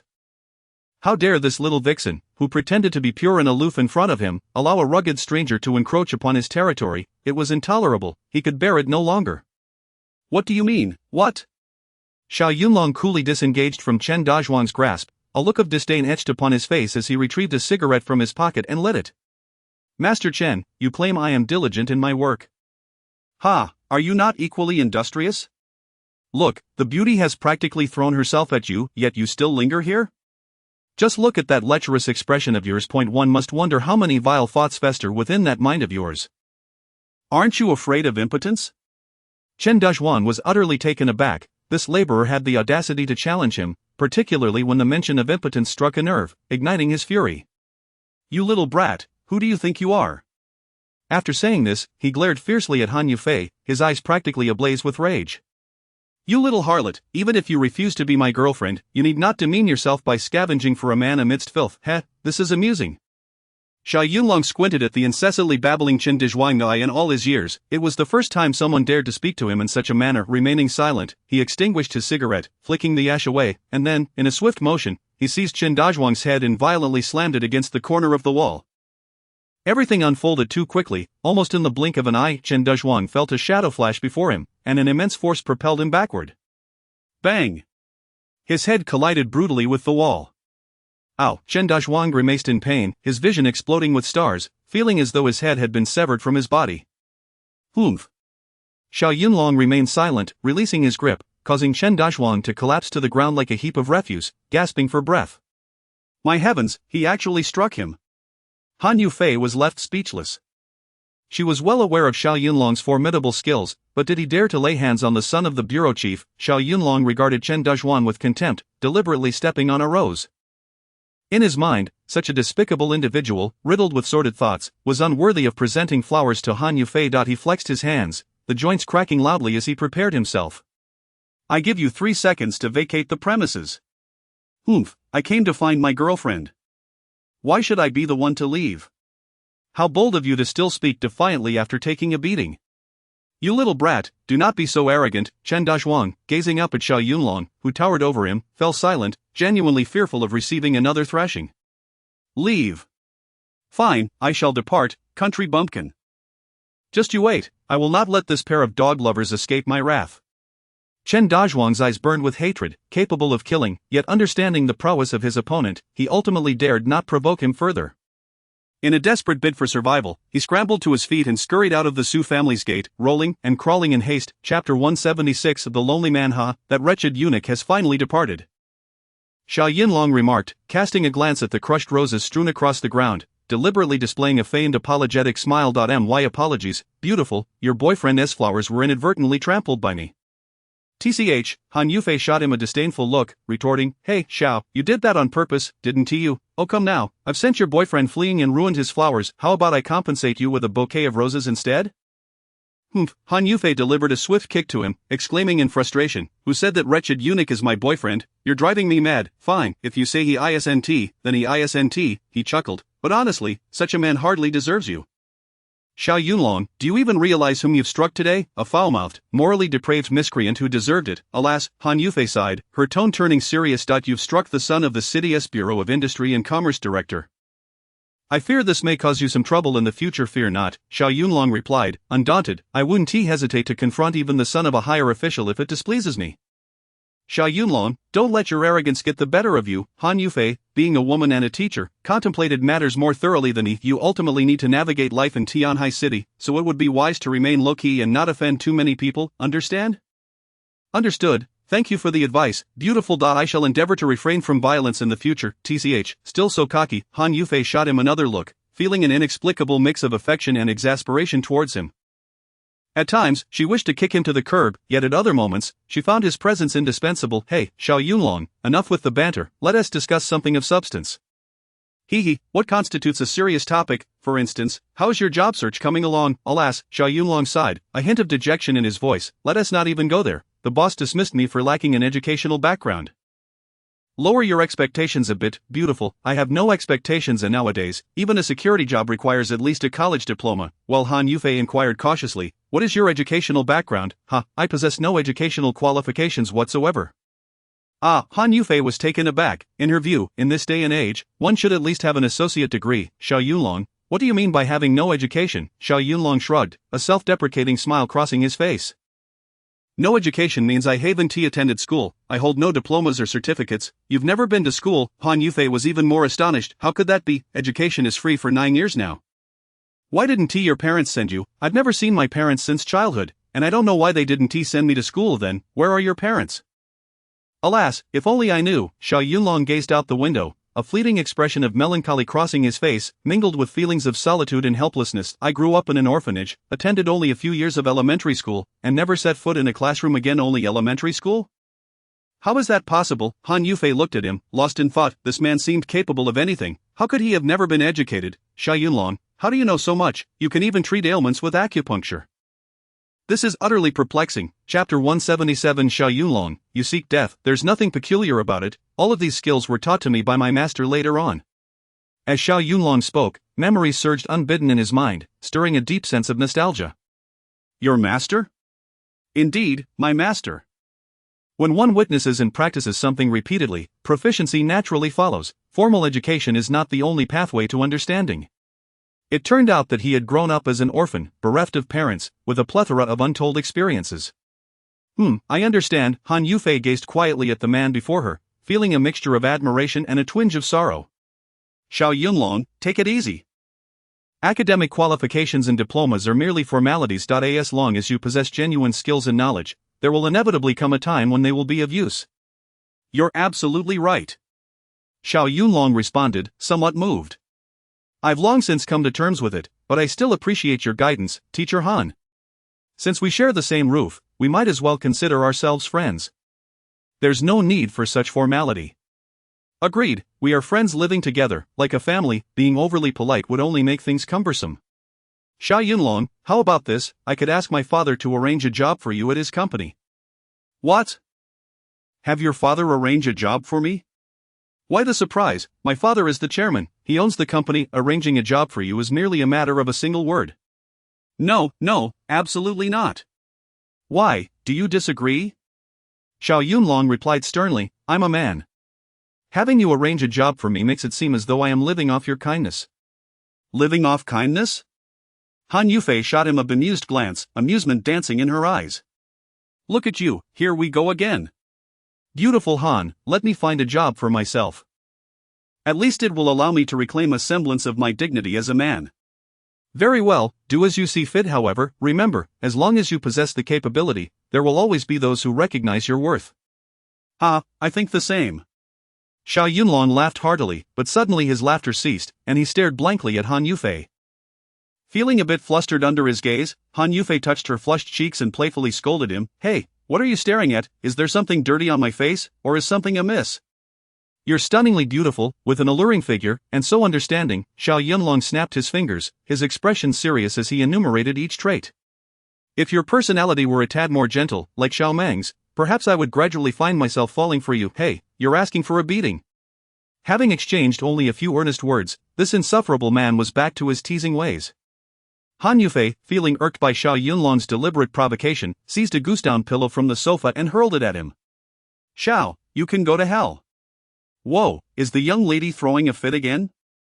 As the pillow flew towards him, Xiao Yunlong instinctively swatted it away. His reflexes, honed through special training, meant his strike was no mere fluke. With a resounding poof, the goose-down pillow burst apart, sending pristine white feathers fluttering through the air like snowflakes, filling the room. Poof! A few stray feathers unwittingly drifted into Han Yufei's nostrils, prompting an involuntary yawn and a sense of discomfort. Ah! The beautiful teacher stared at the feathers strewn across the floor, nearly beside herself with rage. Xiao Yunlong, why did you have to destroy the pillow? You scoundrel, you seek death. Chapter 178. A tearful confrontation. Han Yufei let out a piercing scream as she beheld the scene before her. This beautiful teacher, accustomed to a life of privilege since childhood, had been treated like a young lady by the maid at home. Throughout her life, she had never developed the habit of performing household chores. After moving into the Xiao family's residence, it was generally Xiao Meng who undertook the domestic duties. However, considering the young lady's demanding academic schedule, especially with the impending college entrance examinations, she had arranged for a housekeeper to come once a week. Typically, this housekeeper would arrive on Fridays, but today was merely Tuesday. Could it be that the feathers would not be cleaned up for another 2 or 3 days? Xiao, why did you burst the pillow? Are you seeking death? Hey, young lady, could you please be reasonable? It was you who threw the pillow to me. I threw it to you, and you couldn't catch it. I see you are deliberately trying to provoke me. Sigh, it is indeed most difficult to coexist with both women and petty men. What did you say? Who are you calling petty? With her anger flaring, Han Yufei stomped her high-heeled shoes forcefully, intent on confronting Xiao Yunlong. The house was now strewn with feathers, and he dared to call her petty. She was determined to strangle him. You insufferable man, I am going to kill you today. Oh no, the young lady is about to commit murder. As Xiao Yunlong observed Han Yufei charging towards him with fierce intent, he suddenly realized his own wrongdoing. Why had he chosen to punch the pillow instead of simply catching it? Gazing at the room filled with feathers swirling like snowflakes, it was no wonder that the young lady was furious. Young lady, please don't take it this way. He had just begun to plead for mercy when Han Yufei accidentally tripped over the leg of the coffee table. Her foot caught, and her body lost balance, propelling her forward towards Xiao Yunlong. Ah, she cried out, inadvertently gripping the waistband of Xiao Yunlong's pants as she fell with a sudden rip. Xiao Yunlong found himself in a rather compromising position, his athletic pants torn down to his ankles, revealing a pair of boxers adorned with an image of a bald man performing a dance. Ah! Han Yufei's face turned crimson as she witnessed this embarrassing spectacle, her shock compounded by her immediate screams, her cheeks flushing a deep shade of red. Goodness, what are you trying to do, beautiful? Even if you seek revenge, there is no need to grasp my waistband. Whoa! Startled, Xiao Yunlong hastily pulled up his pants, as his long legs were certainly not a sight for just anyone to behold. Just as he managed to secure his trousers, a pained cry escaped Han Yufei's lips. Ugh, it hurts so much. Han Yufei plopped down onto the sofa, removing her high heels, only to realize that she had twisted her right ankle. She curled up, clutching her delicate foot, gasping in pain. Xiao Yunlong's expression darkened. This outcome had been anticipated. Alas, beautiful lady, your fighting spirit has plummeted to negative numbers, and you still wish to challenge me? Is this not an invitation to suffering? He adjusted his pants, rubbed his nose, and endeavored to suppress the embarrassment of the earlier incident. Looking at Han Yufei, he inquired gently, Han, are you all right? Humph, none of your business. Leaning back against the sofa, she clutched her injured ankle, beads of cold sweat forming on her brow. Earlier, when he had helped her fend off Chen Dazhuang, she had felt a flicker of gratitude and even developed a slight fondness for him. Now, as she cradled her twisted ankle, that sentiment had evaporated without a trace. Chapter 179. Do not be overly sentimental. Ah, wretched man, I shall end your life. At this moment, Han Yufei harbored an intense loathing for Xiao Yunlong, wondering if she had some past grievance with this insufferable rogue. Although her sprained ankle was a result of her own carelessness, Xiao Yunlong was undeniably the root cause of her misfortune. Had he not smashed the pillow, she wouldn't have lost her temper, and consequently, she wouldn't have injured her ankle. Living under the same roof with him, who could foresee what unforeseen events might transpire in the future, this was intolerable. She could bear it no longer. She would seize an opportunity to rid herself of this insufferable man. Hey, what do you think you are doing? Do not come any closer. Han Yufei lifted her gaze, only to find Xiao Yunlong approaching her with his pants in hand, a mischievous grin adorning his face. With Xiao Meng absent from home, they were alone together in the house. If this wretched man harbored ill intentions and dared to act upon them, would she not be doomed? I warn you, should you dare to disrespect me, I will fight you to the end. Ha, do not be so self-important. If you wish to avoid further pain, cease your shouting. I am here to assist you, he replied. Assist me? Oh, Han Yufei nearly forgot that this insufferable man was skilled in acupuncture. Would he dare to insert a few needles into her foot? Hey, Xiao, do not act recklessly. I do not want needles in my foot, or I shall surely be in agony. Needles? Xiao Yunlong chuckled, somewhat taken aback. My dear lady, what are you imagining? Do you think I can randomly insert needles for every ailment? You, do not overthink it. I will take a look and massage it for you. It should be fine shortly, trust me. As he spoke, Xiao Yunlong fastened his belt and then squatted down before her. Beautiful lady, extend your foot. I shall give you a massage.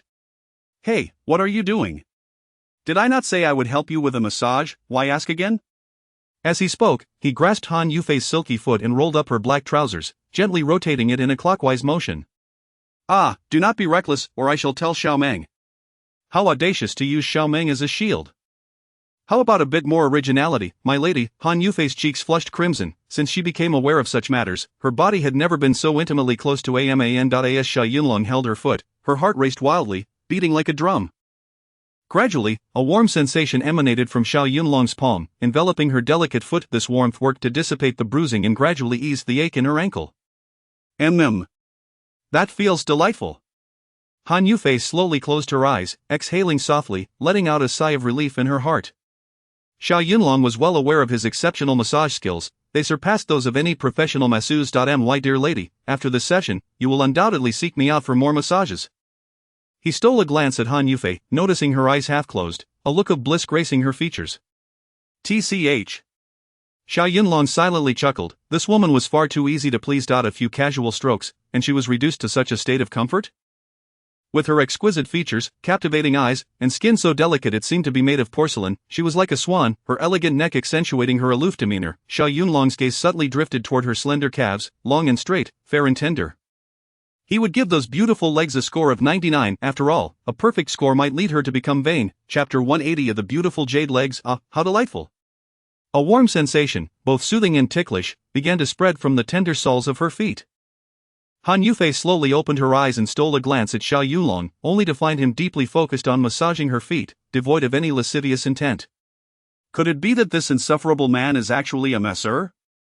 Han Yufei sighed in relief, realizing that although he was infuriating and somewhat shameless, he didn't seem so bad after all. The earnestness with which he attended to her feet stirred unexpected feelings of gratitude within her. They often say that women are as fluid as water, deep in their tenderness. If one offers a measure of affection, they shall repay it tenfold. He. Just as Han Yufei's opinion of Xiao Yunlong began to shift, she suddenly caught him smirking, his eyes glinting with mischief as he gazed at her delicate feet, a teasing expression adorning his face. These little feet are quite lovely, aren't they? Soft and tender, with a delightful feel to them. How wonderful it would be to hold them for a lifetime. What on earth are you saying? Han Yufei blinked in astonishment, momentarily taken aback. Just when she had thought him harmless, this man was now behaving outrageously indeed. It seemed there was no good man in the world, they were all lecherous scoundrels. Let go of me. Han Yufei's heart swelled with embarrassment and anger. She attempted to retract her foot, but Xiao Yunlong tightened his grip even further, as if shackled by chains, rendering her foot immobile. Hey, why are you holding on so tightly? Let me go. Han Yufei's cheeks flushed crimson as she struggled to free her foot, casting him a fierce glare. Yet, Xiao Yunlong feigned ignorance, a mischievous grin still plastered on his face. Look at that arch, the shape of your foot, those perfectly rounded toes, and paired with these black stockings, the sensation is simply exquisite. What nonsense are you spouting? Dear Han, if you were to don a pair of long black stockings and step outside, wouldn't you attract quite a bit of attention? Shameless, utterly shameless. How could there exist such a brazen man in this world? You rogue! Han Yufei was both indignant and embarrassed, wishing she could raise her petite fist and strike this unrepentant scoundrel. Just as she lifted her hand to retaliate, she was astonished to find that the pain in her ankle had completely vanished. All right, try to avoid high heels for the next few days and soak your feet in warm water. You should be fine. Xiao Yunlong released her foot, dusted off his hands, and even wiped them on his trousers. Han Yufei felt as though she were merely a patient whose sprain he had miraculously healed, and he reveled in his sense of accomplishment. Is it really healed so quickly? Han Yufei was taken aback, suddenly grasping the truth. He had teased her earlier to distract her, allowing him to focus on mending her injury. Why not stand up and give it a try? She nodded and, with Xiao Yunlong's assistance, slowly rose to her feet. The pain in her ankle had entirely dissipated, as if she had never been injured. Surely even the finest Yunnan Baiyao could not be so effective. This man, lacking in formal education and facing constant setbacks in his job search, seemed to possess an innate understanding of many things. What sort of man was he? Truly, realizing she had misjudged Xiao Yunlong, Han Yufei felt a pang of guilt. Just as she was about to express her gratitude, she noticed him sitting in the chair across from her, grumbling once more. Even at home, you don't think to change into a pair of slippers? Wearing stockings and leather shoes like this, don't you realize how easily your feet can start to smell? Chapter 181 Encountering a rival. Judging by his tone, it is evident he is insinuating that my feet have athlete's foot. You! Han Yufei's anger flared up once more, her delicate face flushed with a mix of embarrassment and rage. This beautiful teacher took great pride not only in her alluring curves but also in her stunning legs, long and straight. Her skin was soft and taut. To maintain her graceful silhouette, this enchanting beauty devoted considerable time to working out at the gym, diligently practicing yoga and jogging. It is worth noting that a wealthy businessman once spent 50,000 yuan merely to acquire a pair of Han Yufei's worn stockings, driven by his peculiar fetish. This illustrates just how captivating her legs are to men. And now, Xiao Yunlong had the audacity to subtly suggest that her feet emitted an unpleasant odor, provoking Han Yufei's ire. You filthy man, it's you who has stinky feet, and your entire family too. Just wait for me. Xiao Yunlong was unfazed by her insults. For him, teasing a beautiful woman was an enjoyable pastime. Chuckling to himself, he replied, "My dear lady, while I have no objections to you claiming my feet are smelly, there is truly no need to extend that remark to my entire family." "Humph," Han Yufei retorted, refusing to allow this obnoxious man to gain the upper hand. "What of it, Xiao? I'll say your whole family has stinky feet, hee. If you disagree, come and fight me." "Hee, my lovely lady, your insults are futile. I'm well fed while my family goes hungry." "Huh? You are infuriating." At that moment, Han Yufei realized she had genuinely met her match in Xiao Yunlong. Observing the beauty's exasperation, Xiao Yunlong felt a twinge of sympathy. "Calm down, let us speak seriously later. I'll head to the market to buy some ingredients and prepare a lavish dinner for you. I mentioned earlier that if you helped me get rid of that despicable eunuch, I would treat you to a meal. Dining out is quite expensive, and I assure you, my culinary skills rival those of any restaurant chef. I know your cooking is commendable, but it's no trouble. I can afford a meal." "Fine, since you're a wealthy individual, I won't refuse a complimentary meal. Tonight, we shall dine out." "Xiao, do you need to belittle me for your own amusement? Ha, engaging in banter with a beauty is immensely pleasurable. Ugh, look at you." Han Yufei shot him a glare. "Humph, I won't treat you to a lavish meal. At most, I'll invite you for some barbecued delights." "What, barbecue?" "Yes, that's right, barbecue." Xiao Yunlong was somewhat taken aback. "Is it possible that someone of your refined status would indulge in such humble fare?" "What do you mean by humble fare?" "Barbecue tastes delightful. I go at least twice a month with Xiao Meng." "Ha, well then, since the beauty desires it, I shall accompany you." As the sun gradually set, the horizon blazed with hues of crimson, and the night descended. Various lights began to illuminate, transforming the metropolis into a dazzling spectacle, with neon lights shimmering and radiating brilliance. Tianhai City, a first-tier metropolis, was renowned for its vibrant nightlife, which only grew more exhilarating as night fell. Not far from Xiaomeng's residence lay a small night market situated in an urban village, likely facing demolition and redevelopment soon. Once darkness enveloped the land, vendors emerged to conduct their business, occupying a substantial portion of the street. With comparatively lower costs, this locale was immensely popular among the working class, and the nearly 2,000-meter-long night market bustled with activity. Men and women, in groups of 3 or 5 or as couples, ventured out to shop, stroll, and seek culinary delights. Chapter 182. The night grows ever more enchanting after a long day of labor. It is now time for everyone to revel in a moment of leisure and grace. The streets are alive with the sights of handsome men and beautiful women, the sounds of commerce, and the lively banter of haggling, creating a splendid atmosphere. Han Yufei only discovered this little paradise a few months ago, and whenever she is in high spirits, she eagerly takes Xiao Meng along to indulge in its delights. Naturally, in addition to the merchants, the streets are also adorned with an array of captivating young women, adorned in bold makeup and dressed in what they deem the height of fashion.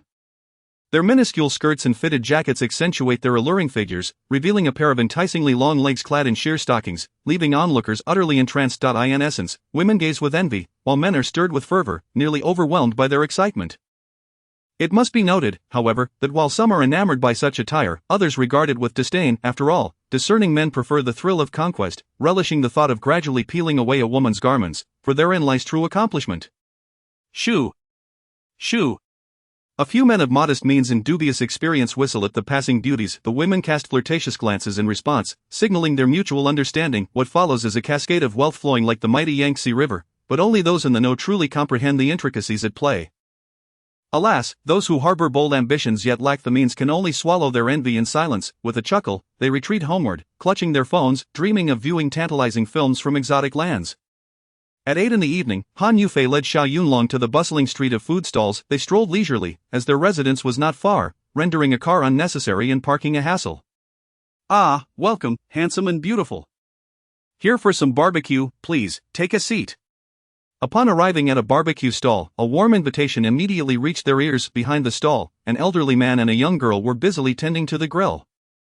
The elderly gentleman, appearing around 55, was slender and dark-skinned, his face etched with the marks of time. Of the girl, around 15 or 16, was blossoming into maturity, reminiscent of a flower just beginning to unfurl. Though clad in a simple tracksuit, her tall and graceful figure was unmistakable. Her youthful face glowed radiantly, and her large, sparkling eyes were captivatingly beautiful, innocent and shy. She drew gazes that lingered longer than necessary.